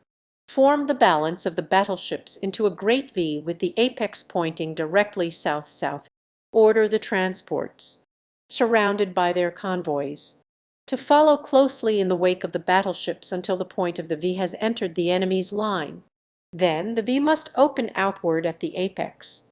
The battleships of each leg engage the enemy fiercely and drive him back to form a lane through his line into which the transports with their convoys must race at top speed, that they may gain a position above the temples and gardens of the Thurns. Here let them land and teach the holy Thurns such a lesson in ferocious warfare as they will not forget for countless ages. It had not been my intention to be distracted from the main issue of the campaign, but we must settle this attack with the Thurns once and for all, or there will be no peace for us while our fleet remains near Dor, and our chances of ever returning to the outer world will be greatly minimized. Cantos Can saluted and turned to deliver my instructions to his waiting aides. In an incredibly short space of time the formation of the battleships changed in accordance with my commands. The 10 that were to guard the way to Oman were speeding toward their destination, and the troopships and convoys were closing up in preparation for the spurt through the lane. The order of full speed ahead was given. The fleet sprang through the air like coursing greyhounds, and in another moment the ships of the enemy were in full view. They formed a ragged line as far as the eye could reach in either direction, and about 3 ships deep. So sudden was our onslaught that they had no time to prepare for it. It was as unexpected as lightning from a clear sky. Every phase of my plan worked splendidly. Our huge ships mowed their way entirely through the line of Thurn battlecraft. Then the V opened up and a broad lane appeared through which the transports leaped toward the temples of the Thurns, which could now be plainly seen glistening in the sunlight. By the time the Thurns had rallied from the attack 100,000 green warriors were already pouring through their courts and gardens, while 150,000 others leaned from low swinging transports to direct their almost uncanny marksmanship upon the Thurn soldiery that manned the ramparts, or attempted to defend the temples. Now the 2 great fleets closed in a titanic struggle far above the fiendish din of battle in the gorgeous gardens of the Thurns. Slowly the 2 lines of Helium's battleships joined their ends, and then commenced the circling within the line of the enemy which is so marked a characteristic of Barsoomian naval warfare. Round and around in each other's tracks moved the ships, under Cantos Can, until at length they formed nearly a perfect circle. By this time they were moving at high speed so that they presented a difficult target for the enemy. Broadside after broadside they delivered as each vessel came in line with the ships of the Thurns. The latter attempted to rush in and break up the formation, but it was like stopping a buzz saw with the bare hand. From my position on the deck beside Cantos Can I saw ship after ship of the enemy take the awful, sickening dive which proclaims its total destruction. Slowly we maneuvered our circle of death until we hung above the gardens where our green warriors were engaged. The order was passed down for them to embark. Then they rose slowly to a position within the center of the circle. In the meantime the Therns' fire had practically ceased. They had had enough of us, and were only too glad to let us go on our way in peace. But our escape was not to be encompassed with such ease, for scarcely had we gotten under way once more in the direction of the entrance to Oman than we saw far to the north a great black line topping the horizon. It could be nothing other than a fleet of war, whose or whither bound we could not even conjecture, when they had come close enough to make us out at all. Cantos Can's operator received a radio aerogram, which he immediately handed to my companion. He read the thing and handed it to me. Cantos Can. It read, "Surrender. In the name of the Jeddak of Helium, for you cannot escape." And it was signed, Zit Ares. The Therns must have caught and translated the message almost as soon as did we, for they immediately renewed hostilities when they realized that we were soon to be set upon by other enemies. Before Zit Ares had approached near enough to fire a shot we were again hotly engaged with the Thern fleet, and as soon as he drew near he too commenced to pour a terrific fusillade of heavy shot into us. Ship after ship reeled and staggered into uselessness beneath the pitiless fire that we were undergoing. The thing could not last much longer. I ordered the transports to descend again into the gardens of the Therns. "Wreak your vengeance to the utmost," was my message to the green allies, "for by night there will be none left to avenge your wrongs." Presently I saw the 10 battleships that had been ordered to hold the shaft of Oman. They were returning at full speed, firing their stern batteries almost continuously. There could be but one explanation. They were being pursued by another hostile fleet. Well, the situation could be no worse. The expedition already was doomed. No man that had embarked upon it would return across that dreary ice cap. How I wished that I might face Zit Ares with my longsword for just an instant before I died. It was he who had caused our failure. As I watched the oncoming 10 I saw their pursuers race swiftly into sight. It was another great fleet. For a moment I could not believe my eyes. But finally I was forced to admit that the most fatal calamity had overtaken the expedition. For the fleet I saw was none other than the fleet of the firstborn, that should have been safely bottled up in Oman. What a series of misfortunes and disasters! What awful fate hovered over me, that I should have been so terribly thwarted at every angle of my search for my lost love. Could it be possible that the curse of Isis was upon me? That there was, indeed, some malign divinity in that hideous carcass? I would not believe it, and, throwing back my shoulders, I ran to the deck below to join my men in repelling boarders from one of the Thern craft that had grappled us broadside. In the wild lust of hand-to-hand combat my old dauntless hopefulness returned, and as Thern after Thern went down beneath my blade, I could almost feel that we should win success in the end, even from apparent failure. My presence among the men so greatly inspirited them that they fell upon the luckless wights with such terrible ferocity that within a few moments we had turned the tables upon them, and a second later, as we swarmed their own decks, I had the satisfaction of seeing their commander take the long leap from the bows of his vessel in token of surrender and defeat. Then I joined Cantos Can. He had been watching what had taken place on the deck below, and it seemed to have given him a new thought. Immediately he passed an order to one of his officers, and presently the colors of the Prince of Helium broke from every point of the flagship.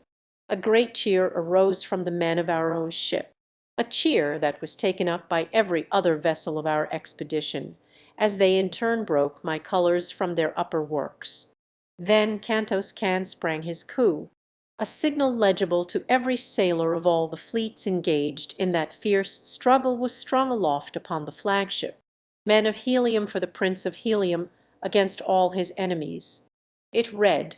Presently my colors broke from one of Zit Ares' ships, then from another and another. On some we could see fierce battles waging between the Zodangan soldiery and the Heliumitic crews. but eventually the colors of the Prince of Helium floated above every ship. Zit Aris had brought 5,000 ships. The sky was black with the three enormous fleets. It was helium against the field now, and the fight had settled to countless individual duels. There could be little or no maneuvering of fleets in that crowded, fire-split sky. Zit Aris' flagship was close to my own. I could see the thin features of the man from where I stood. His Zodangan crew was pouring broadside after broadside into us, and we were returning their fire with equal ferocity. Closer and closer came the two vessels until but a few yards intervened. Grapplers and boarders lined the contiguous rails of each. We were preparing for the death struggle with our hated enemy. There was but a yard between the two mighty ships as the first grappling irons were hurled. I rushed to the deck to be with my men as they boarded. Just as the vessels came together with a slight shock, I forced my way through the lines and was the first to spring to the deck of Zit Aris' ship. After me poured a yelling, cheering, cursing throng of Helium's best fighting men. Nothing could withstand them in the fever of battle lust which enthralled them. Down went the Zodangans before that surging tide of war, and as my men cleared the lower decks, I sprang to the forward deck where stood Zit Aris. "You are my prisoner, Zit Aris," I cried. "Yield, and you shall have quarter." For a moment I could not tell whether he contemplated acceding to my demand or facing me with drawn sword. For an instant he stood hesitating, and then throwing down his arms he turned and rushed to the opposite side of the deck. Before I could overtake him he had sprung to the rail and hurled himself headforemost into the awful depths below. And thus came Zit Aris, Jed of Zodanga, to his end. On and on went that strange battle. The Therns and Blacks had not combined against us. Wherever Thern ship met ship of the firstborn was a battle royal, and in this I thought I saw our salvation.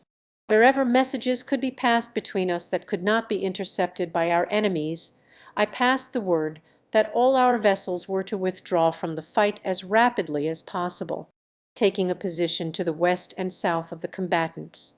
I also sent an air scout to the fighting green men in the gardens below to re-embark, and to the transports to join us.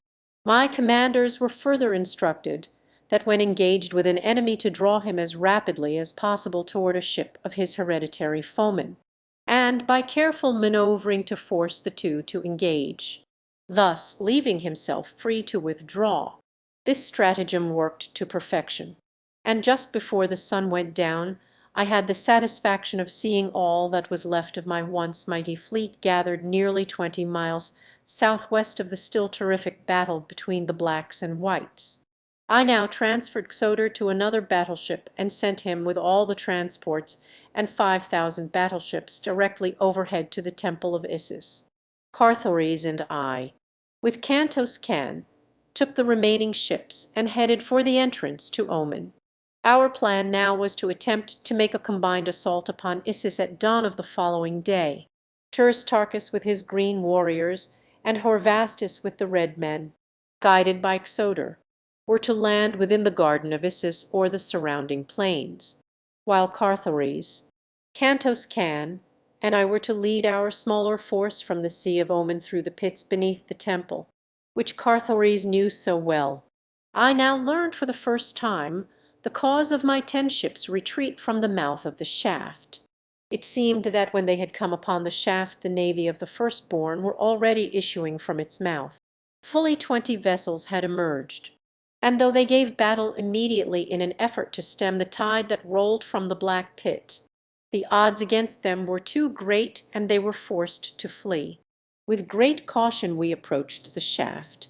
Under cover of darkness, at a distance of several miles, I caused the fleet to be halted, and from there Carthoris went ahead alone upon a one-man flyer to reconnoiter.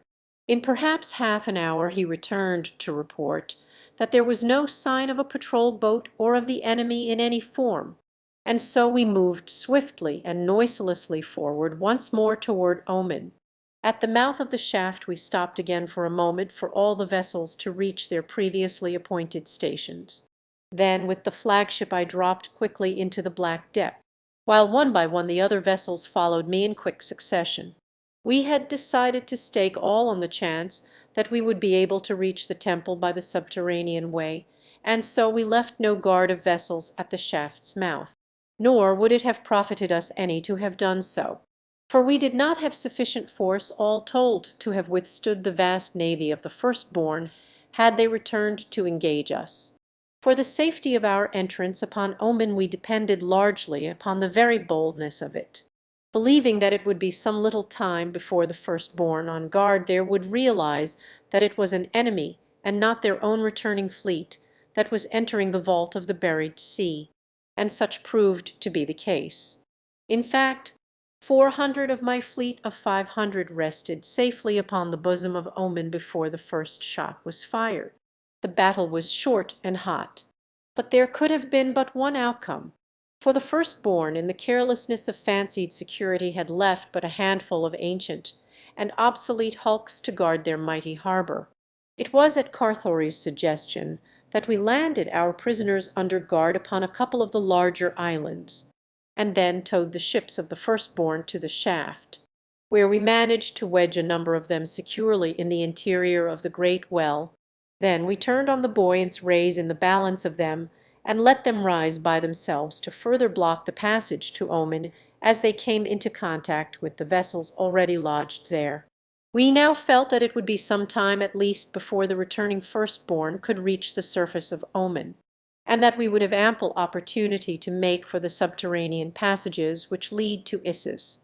One of the first steps I took was to hasten personally with a good-sized force to the island of the submarine, which I took without resistance on the part of the small guard there.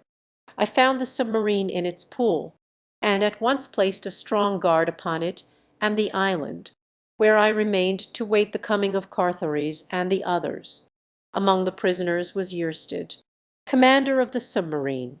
He recognized me from the 3 trips that I had taken with him during my captivity among the firstborn.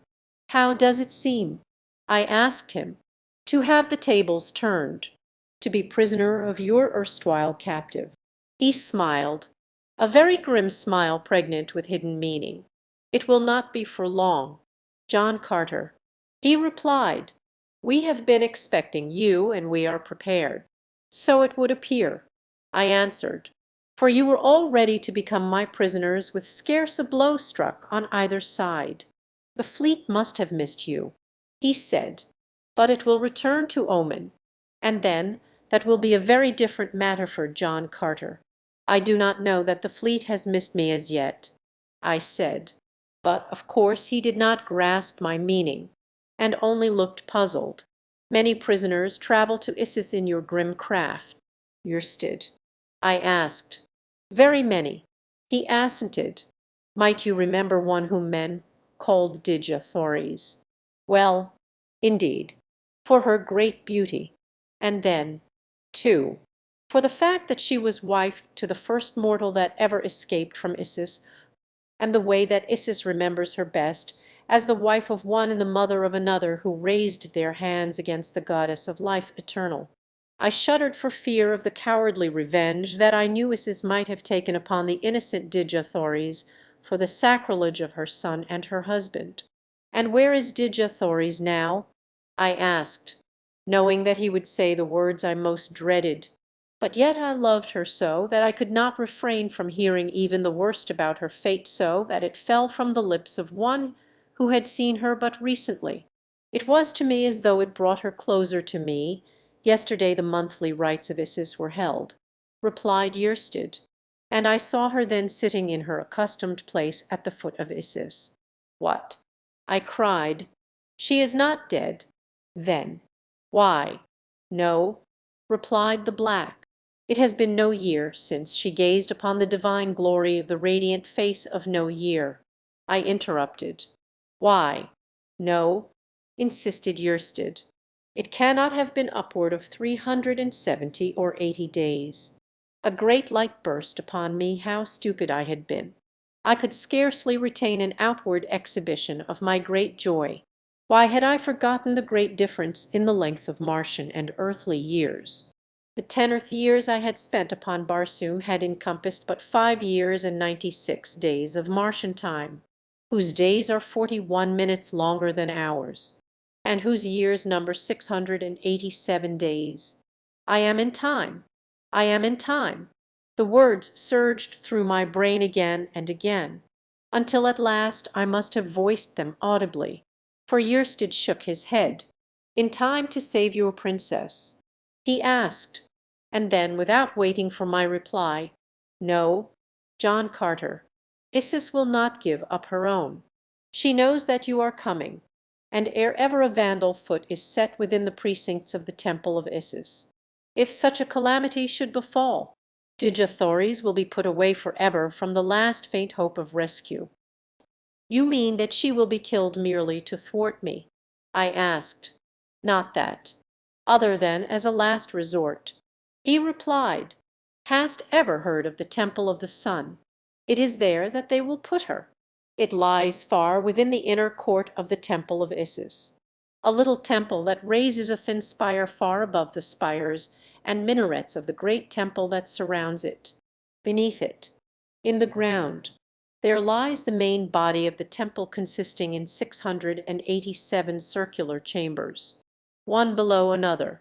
To each chamber a single corridor leads through solid rock from the pits of Isis.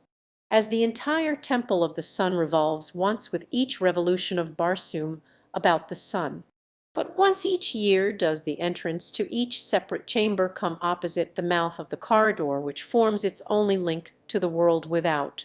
Here Isis puts those who displease her, but whom she does not care to execute forthwith, or to punish a noble of the firstborn. She may cause him to be placed within a chamber of the Temple of the Sun for a year.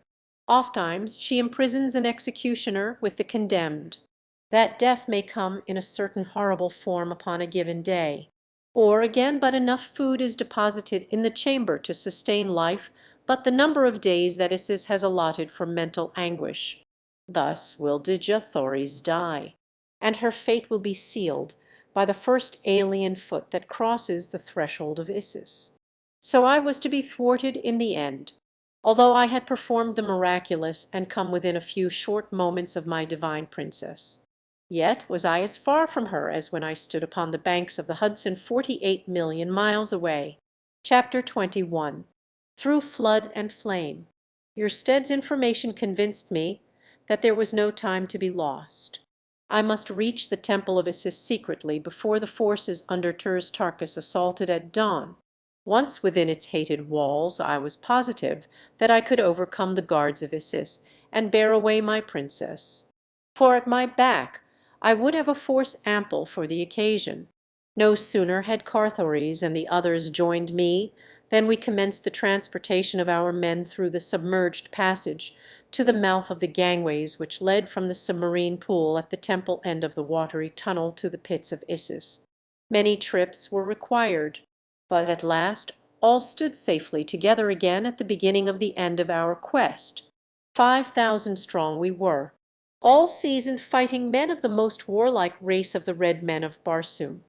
As Carthoris alone knew the hidden ways of the tunnels, we could not divide the party and attack the temple at several points at once as would have been most desirable, and so it was decided that he led us all as quickly as possible. As we were about to leave the pool and enter the corridor, an officer called my attention to the waters upon which the submarine floated. At first they seemed to be merely agitated, as from the movement of some great body beneath the surface, and I at once conjectured that another submarine was rising to the surface in pursuit of us. But presently it became apparent that the level of the waters was rising, not with extreme rapidity, but very surely, and that soon they would overflow the sides of the pool and submerge the floor of the chamber. For a moment I did not fully grasp the terrible import of the slowly rising water. It was Carthoris who realized the full meaning of the thing, its cause, and the reason for it. "Haste!" he cried. "If we delay, we all are lost. The pumps of Oman have been stopped. They would drown us like rats in a trap. We must reach the upper levels of the pits in advance of the flood, or we shall never reach them. "Come, lead the way, Carthares," I cried. "We will follow." At my command, the youth leaped into one of the corridors, and in column of twos the soldiers followed him in good order, each company entering the corridor only at the command of its drawer, or captain. Before the last company filed from the chamber the water was ankle deep, and that the men were nervous was quite evident. Entirely unaccustomed to water except in quantities sufficient for drinking and bathing purposes, the Red Martians instinctively shrank from it in such formidable depths and menacing activity, that they were undaunted while it swirled and eddied about their ankles. Spoke well for their bravery and their discipline. I was the last to leave the chamber of the submarine, and as I followed the rear of the column toward the corridor, I moved through water to my knees. The corridor, too, was flooded to the same depth, for its floor was on a level with the floor of the chamber from which it led, nor was there any perceptible rise for many yards. The march of the troops through the corridor was as rapid as was consistent with the number of men that moved through so narrow a passage, but it was not ample to permit us to gain appreciably on the pursuing tide. As the level of the passage rose, so, too, did the waters rise until it soon became apparent to me that they were gaining rapidly upon us. I could understand the reason for this, as with the narrowing expanse of Oman as the waters rose toward the apex of its dome, the rapidity of its rise would increase in inverse ratio to the ever-lessening space to be filled. Long ere the last of the column could hope to reach the upper pits which lay above the danger point, I was convinced that the waters would surge after us in overwhelming volume, and that fully half the expedition would be snuffed out. As I cast about for some means of saving as many as possible of the doomed men, I saw a diverging corridor which seemed to rise at a steep angle at my right. The waters were now swirling about my waist. The men directly before me were quickly becoming panic-stricken.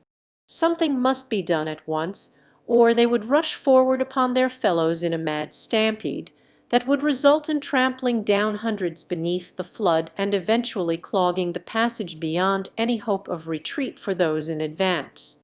Raising my voice to its utmost, I shouted my command to the doors ahead of me, "Call back the last 25 Utens." I shouted, "Here seems a way of escape. Turn back and follow me." My orders were obeyed by nearer 30 Utens, so that some 3,000 men came about and hastened into the teeth of the flood to reach the corridor up which I directed them. As the first door passed in with his Uten, I cautioned him to listen closely for my commands, and under no circumstances to venture into the open, or leave the pits for the temple proper until I should have come up with him, or you know that I died before I could reach you. The officer saluted and left me. The men filed rapidly past me and entered the diverging corridor, which I hoped would lead to safety. The water rose breast high. Men stumbled, floundered, and went down. Many I grasped and set upon their feet again. But alone the work was greater than I could cope with. Soldiers were being swept beneath the boiling torrent, never to rise. At length the door of the 10th Uten took a stand beside me. He was a Vulrus soldier, Gurtus by name, and together we kept the now thoroughly frightened troops in the semblance of order and rescued many that would have drowned otherwise. Cantos, son of Cantos Can, and a Padwar of the 5th Uten joined us when his Uten reached the opening through which the men were fleeing. Thereafter not a man was lost of all the hundreds that remained to pass from the main corridor to the branch. As the last Uten was filing past us the waters had risen until they surged about our necks. But we clasped hands and stood our ground until the last man had passed to the comparative safety of the new passageway. Here we found an immediate and steep ascent, so that within 100 yards we had reached a point above the waters. For a few minutes we continued rapidly up the steep, which I hoped would soon bring us quickly to the upper pits that let into the temple of Isis. But I was to meet with a cruel disappointment. Suddenly I heard a cry of fire far ahead. followed almost at once by cries of terror and the loud commands of dwarfs and padwars, who were evidently attempting to direct their men away from some grave danger. At last the report came back to us. "They have fired the pits ahead. We are hemmed in by flames in front and flood behind. Help! John Carter! We are suffocating." And then there swept back upon us at the rear a wave of dense smoke that sent us, stumbling and blinded, into a choking retreat. There was naught to do other than seek a new avenue of escape. The fire and smoke were to be feared 1,000 times over the water. And so I seized upon the first gallery which led out of and up from the suffocating smoke that was engulfing us. Again I stood to one side while the soldiers hastened through on the new way. Some 2,000 must have passed at a rapid run when the stream ceased. But I was not sure that all had been rescued who had not passed the point of origin of the flames, and so to assure myself that no poor devil was left behind to die a horrible death unsuccored, I ran quickly up the gallery in the direction of the flames, which I could now see burning with a dull glow far ahead. It was hot and stifling work, but at last I reached a point, nor could any man have passed through that seething hell of chemicals and lived to learn. Having satisfied my sense of duty, I turned and ran rapidly back to the corridor through which my men had passed. To my horror, however, I found that my retreat in this direction had been blocked. Across the mouth of the corridor stood a massive steel grating that had evidently been lowered from its resting place above for the purpose of effectually cutting off my escape. That our principal movements were known to the firstborn I could not have doubted, in view of the attack of the fleet upon us the day before, nor could the stopping of the pumps of Oman at the psychological moment have been due to chance, nor the starting of a chemical combustion within the one corridor through which we were advancing upon the temple of Isis been due to aught than well calculated design. And now the dropping of the steel gate to pen me effectually between fire and flood seemed to indicate that invisible eyes were upon us at every moment. What chance had I, then, to rescue Djathories were I to be compelled to fight foes who never showed themselves? 1,000 times I berated myself for being drawn into such a trap, as I might have known these pits easily could be. Now I saw that it would have been much better to have kept our force intact and made a concerted attack upon the temple from the valley side, trusting to chance and our great fighting ability to have overwhelmed the firstborn and compelled the safe delivery of Djathories to me. The smoke from the fire was forcing me further and further back down the corridor toward the waters which I could hear surging through the darkness. With my men had gone the last torch. Nor was this corridor lighted by the radiance of phosphorescent rock as were those of the lower levels. It was this fact that assured me that I was not far from the upper pits which lie directly beneath the temple. Finally I felt the lapping waters about my feet. The smoke was thick behind me, my suffering was intense. There seemed but one thing to do, and that to choose the easier death which confronted me, and so I moved on down the corridor until the cold waters of Oman closed about me, and I swam on through utter blackness toward what? The instinct of self-preservation is strong even when one, unafraid and in the possession of his highest reasoning faculties, knows that death positive and unalterable lies just ahead. And so I swam slowly on, waiting for my head to touch the top of the corridor, which would mean that I had reached the limit of my flight and the point where I must sink forever to an unmarked grave. But to my surprise I ran against a blank wall before I reached a point where the waters came to the roof of the corridor. Could I be mistaken? I felt around. No, I had come to the main corridor, and still there was a breathing space between the surface of the water and the rocky ceiling above. And then I turned up the main corridor in the direction that Carthares and the head of the column had passed a half hour before. On and on I swam, my heart growing lighter at every stroke, for I knew that I was approaching closer and closer to the point where there would be no chance that the waters ahead could be deeper than they were about me. I was positive that I must soon feel the solid floor beneath my feet again, and that once more my chance would come to reach the temple of Isis and the side of the fair prisoner who languished there. But even as hope was at its highest, I felt the sudden shock of contact as my head struck the rocks above. The worst, then, had come to me. I had reached one of those rare places where a Martian tunnel dips suddenly to a lower level. Somewhere beyond I knew that it rose again.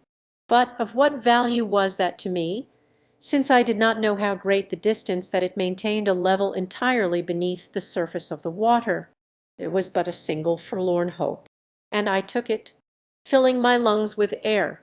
I dived beneath the surface and swam through the inky, icy blackness on and on along the submerged gallery.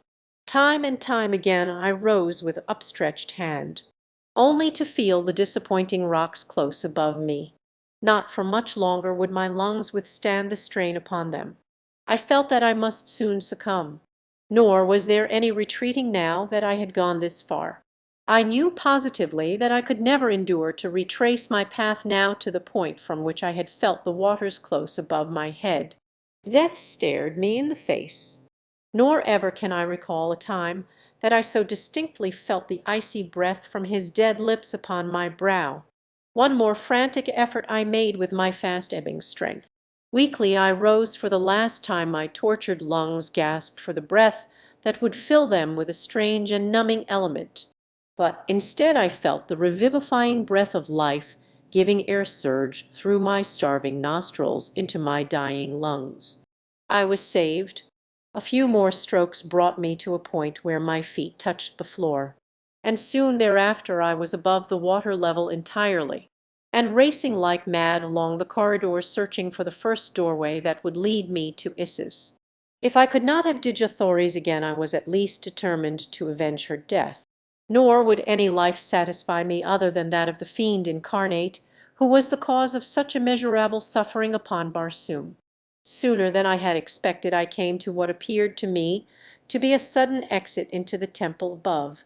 It was at the right side of the corridor, which ran on, probably, to other entrances to the pile above. To me one point was as good as another. What knew I where any of them led? And so, without waiting to be again discovered and thwarted, I ran quickly up the short, steep incline and pushed open the doorway at its end. The portal swung slowly in, and before it could be slammed against me I sprang into the chamber beyond. Although not yet dawn, the room was brilliantly lighted. Its sole occupant lay prone upon a low couch at the further side, apparently in sleep. From the hangings and sumptuous furniture of the room, I judged it to be a living room of some priestess, possibly of Isis herself. At the thought the blood tingled through my veins. What, indeed, if fortune had been kind enough to place the hideous creature alone and unguarded in my hands? With her as hostage I could force acquiescence to my every demand. Cautiously I approached the recumbent figure, on noiseless feet. Closer and closer I came to it, but I had crossed but little more than half the chamber when the figure stirred, and, as I sprang, rose and faced me. At first an expression of terror overspread the features of the woman who confronted me, then startled incredulity, hope, thanksgiving. My heart pounded within my breast as I advanced toward her. Tears came to my eyes, and the words that would have poured forth in a perfect torrent choked in my throat as I opened my arms and took into them once more the woman I loved, Djathories, Princess of Helium. Chapter 22. Victory and Defeat. John Carter. John Carter. She sobbed, with her dear head upon my shoulder. Even now I can scarce believe the witness of my own eyes. When the girl, Thuvia, told me that you had returned to Barsoom, I listened, but I could not understand, for it seemed that such happiness would be impossible for one who had suffered so in silent loneliness for all these long years. At last, when I realized that it was truth, and then came to know the awful place in which I was held prisoner, I learned to doubt that even you could reach me here. As the days passed, and moon after moon went by without bringing even the faintest rumor of you, I resigned myself to my fate, and now that you have come, scarce can I believe it. For an hour I have heard the sounds of conflict within the palace. I knew not what they meant, but I have hoped against hope that it might be the men of Helium headed by my prince. And tell me, what of Carthares, our son? He was with me less than an hour since. Dejethores, I replied. It must have been he whose men you have heard battling within the precincts of the temple. Where is Isis? I asked suddenly. Dejethores shrugged her shoulders. She sent me under guard to this room just before the fighting began within the temple halls. She said that she would send for me later. She seemed very angry and somewhat fearful. Never have I seen her act in so uncertain and almost terrified a manner. Now, I know that it must have been because she had learned that John Carter, Prince of Helium, was approaching to demand an accounting of her for the imprisonment of his princess. The sounds of conflict, the clash of arms, the shouting and the hurrying of many feet came to us from various parts of the temple. I knew that I was needed there, but I dared not leave Dejethores, nor dared I take her with me into the turmoil and danger of battle. At last I bethought me of the pits from which I had just emerged.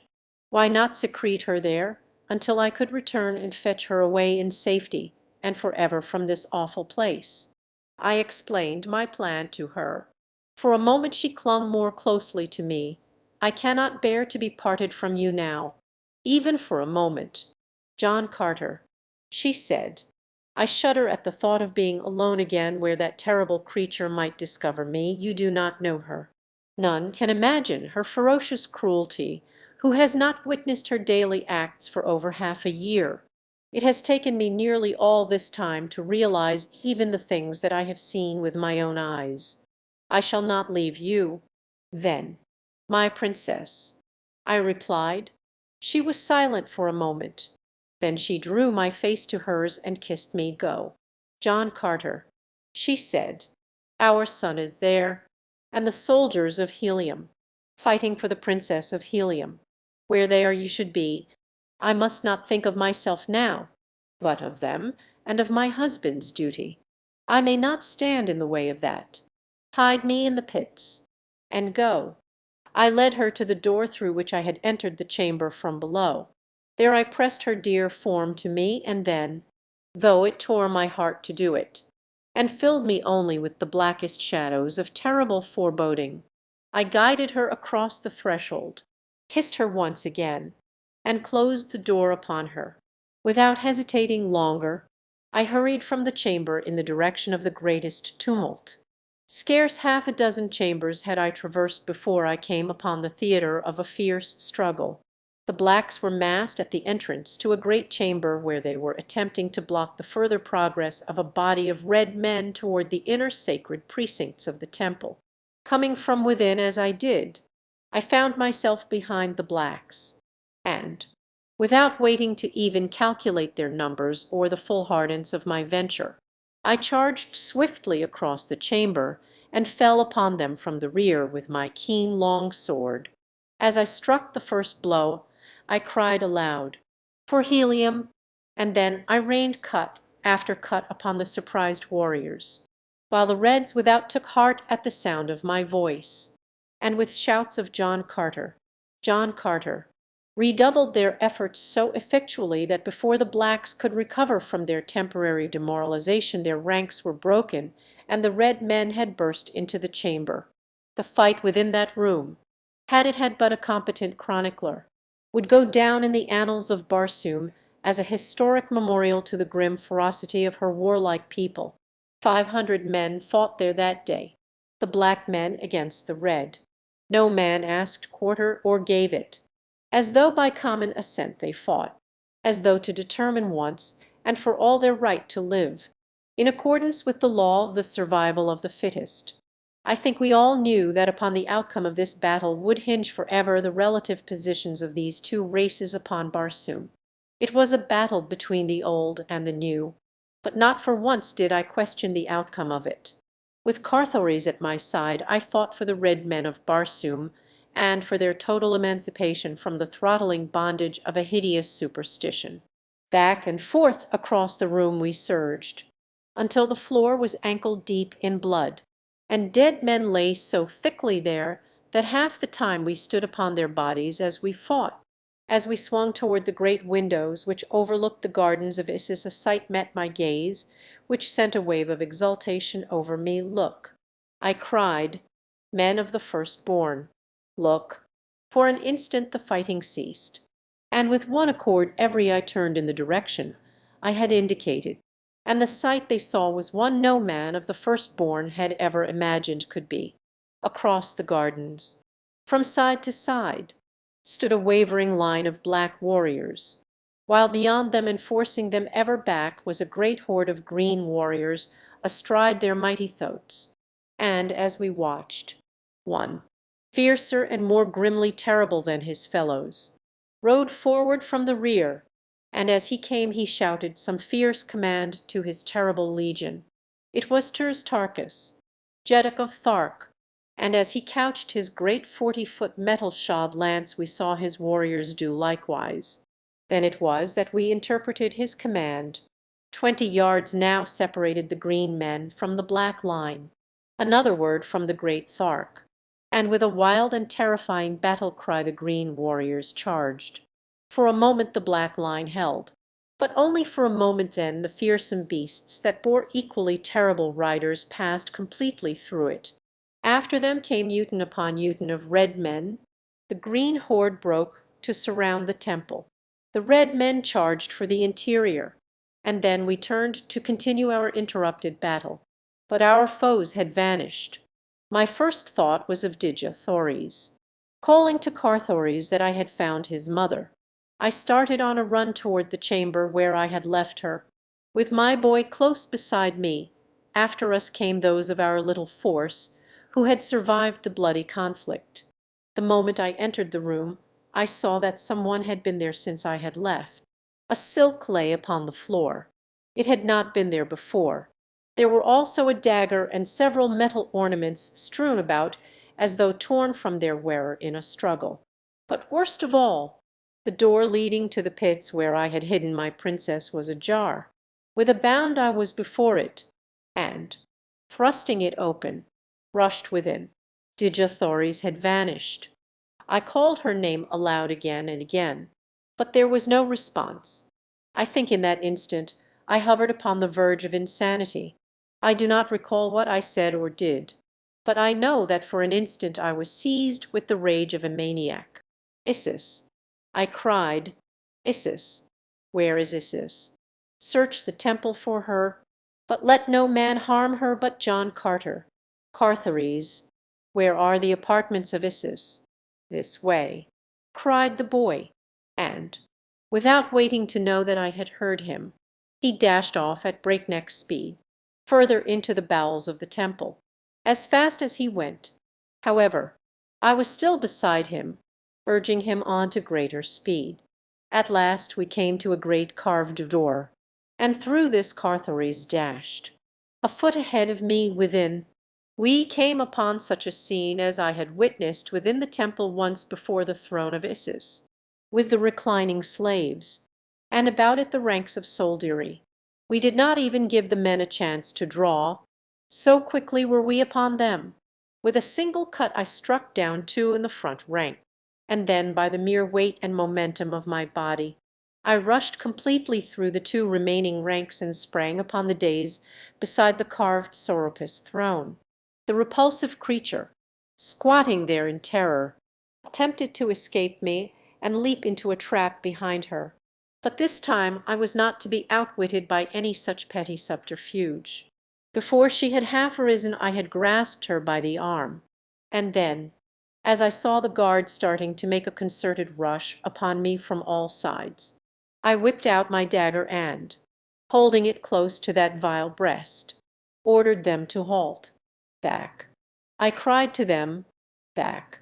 The first black foot that is planted upon this platform sends my dagger into Issus' heart." For an instant they hesitated, then an officer ordered them back, while from the outer corridor there swept into the throne room At the heels of my little party of survivors a full 1,000 red men under Cantos Can Horvastus. And Xoder, where is Dejah I cried to the thing within my hands. For a moment her eyes roved wildly about the scene beneath her. I think that it took a moment for the true condition to make any impression upon her. She could not at first realize that the temple had fallen before the assault of men of the outer world.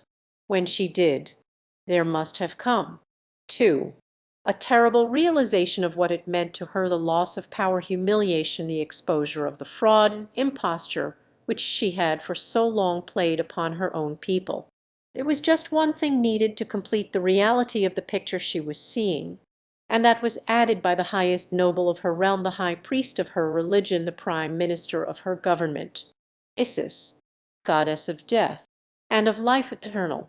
He cried, "Arise in the might of thy righteous wrath, and with one single wave of thy omnipotent hand strike dead thy blasphemers. Let not one escape. Isis, thy people depend upon thee, daughter of the lesser moon. Thou only art all-powerful. Thou only canst save thy people. I am done.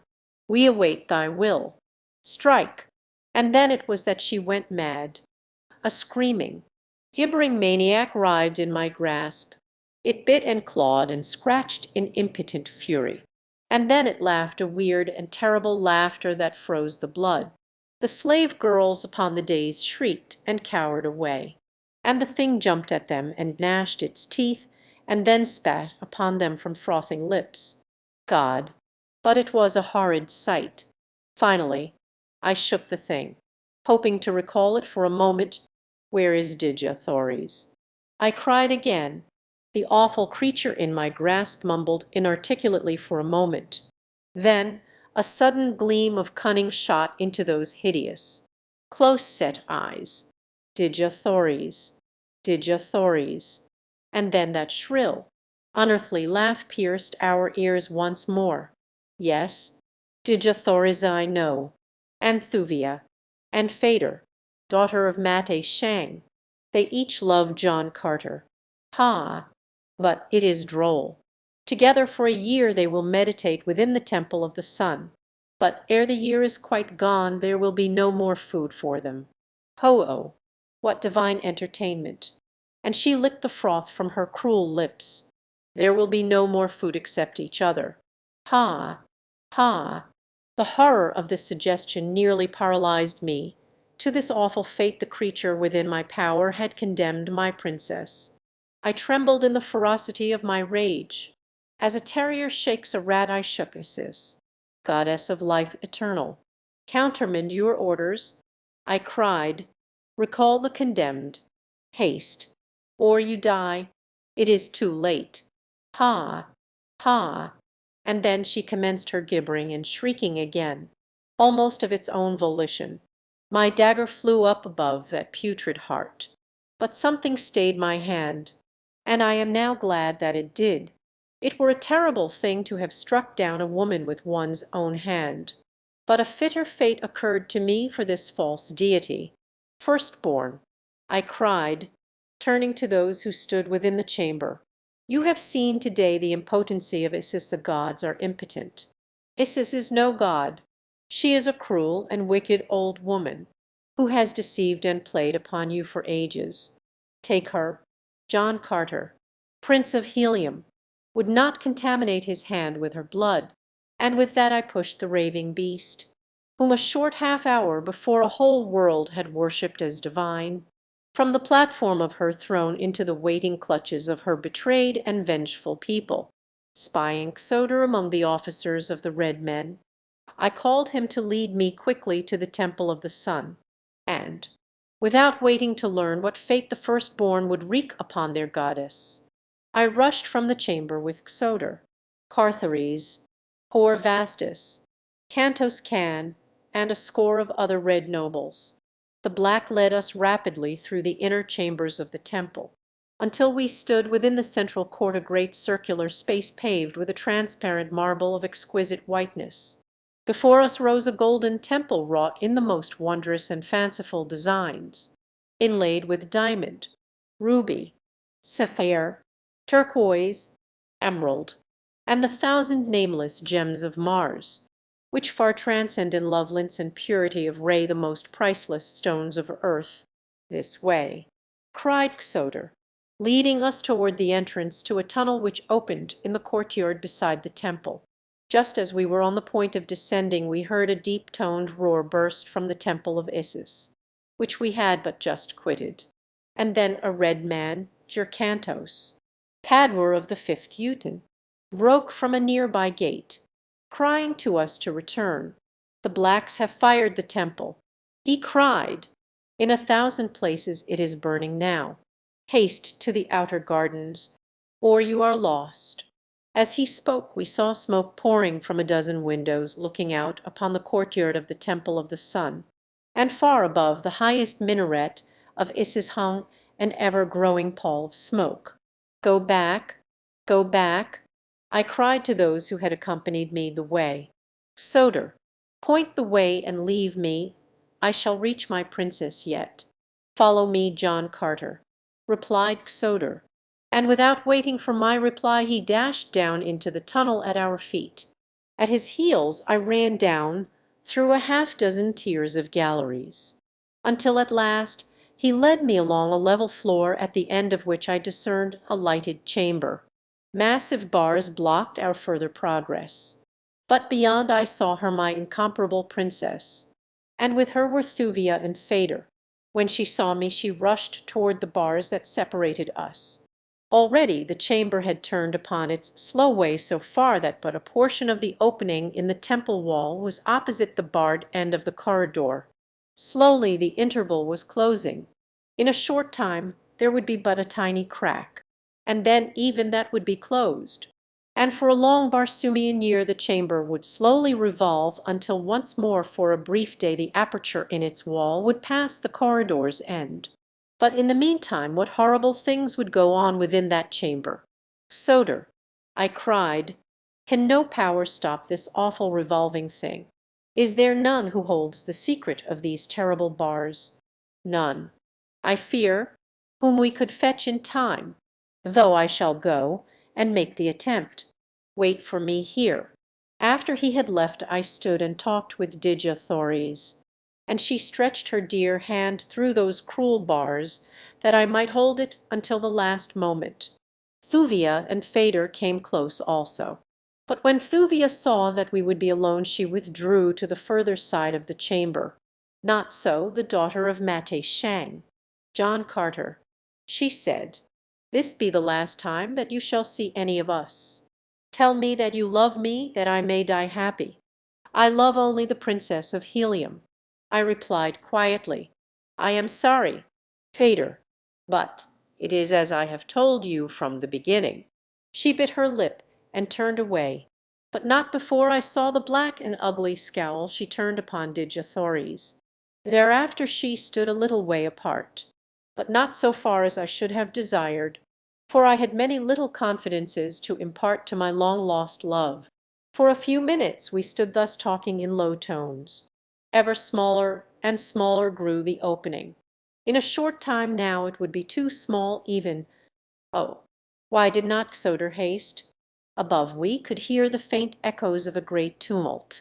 It was the multitude of black and red and green men fighting their way through the fire from the burning temple of Isis. A draught from above brought the fumes of smoke to our nostrils. As we stood waiting for Xodor the smoke became thicker and thicker. Presently we heard shouting at the far end of the corridor, and hurrying feet. "Come back, John Carter, come back," cried a voice. "Even the pits are burning." In a moment a dozen men broke through the now blinding smoke to my side. There was Carthoris, and Cantos Can, and Horvastus, and Xodor, with a few more who had followed me to the temple court. "There is no hope, John Carter," cried Xodor. "The keeper of the keys is dead, and his keys are not upon his carcass. Our only hope is to quench this conflagration and trust to fate that a year will find your princess alive. I have brought sufficient food to last them. When this crack closes no smoke can reach them, and if we hasten to extinguish the flames I believe they will be safe.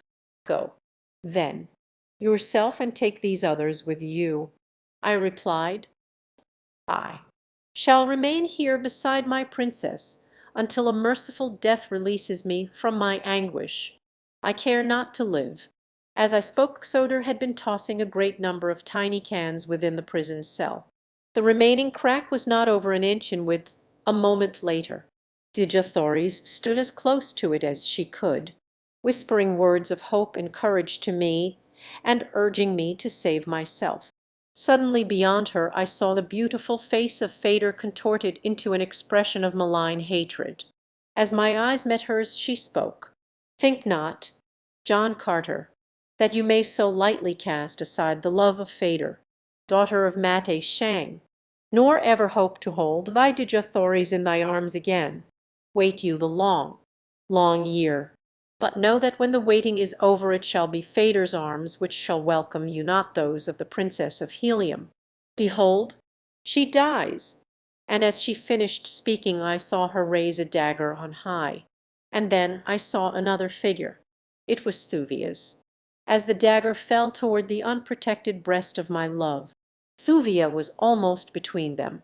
A blinding gust of smoke blotted out the tragedy within that fearsome cell. A shriek rang out. A single shriek.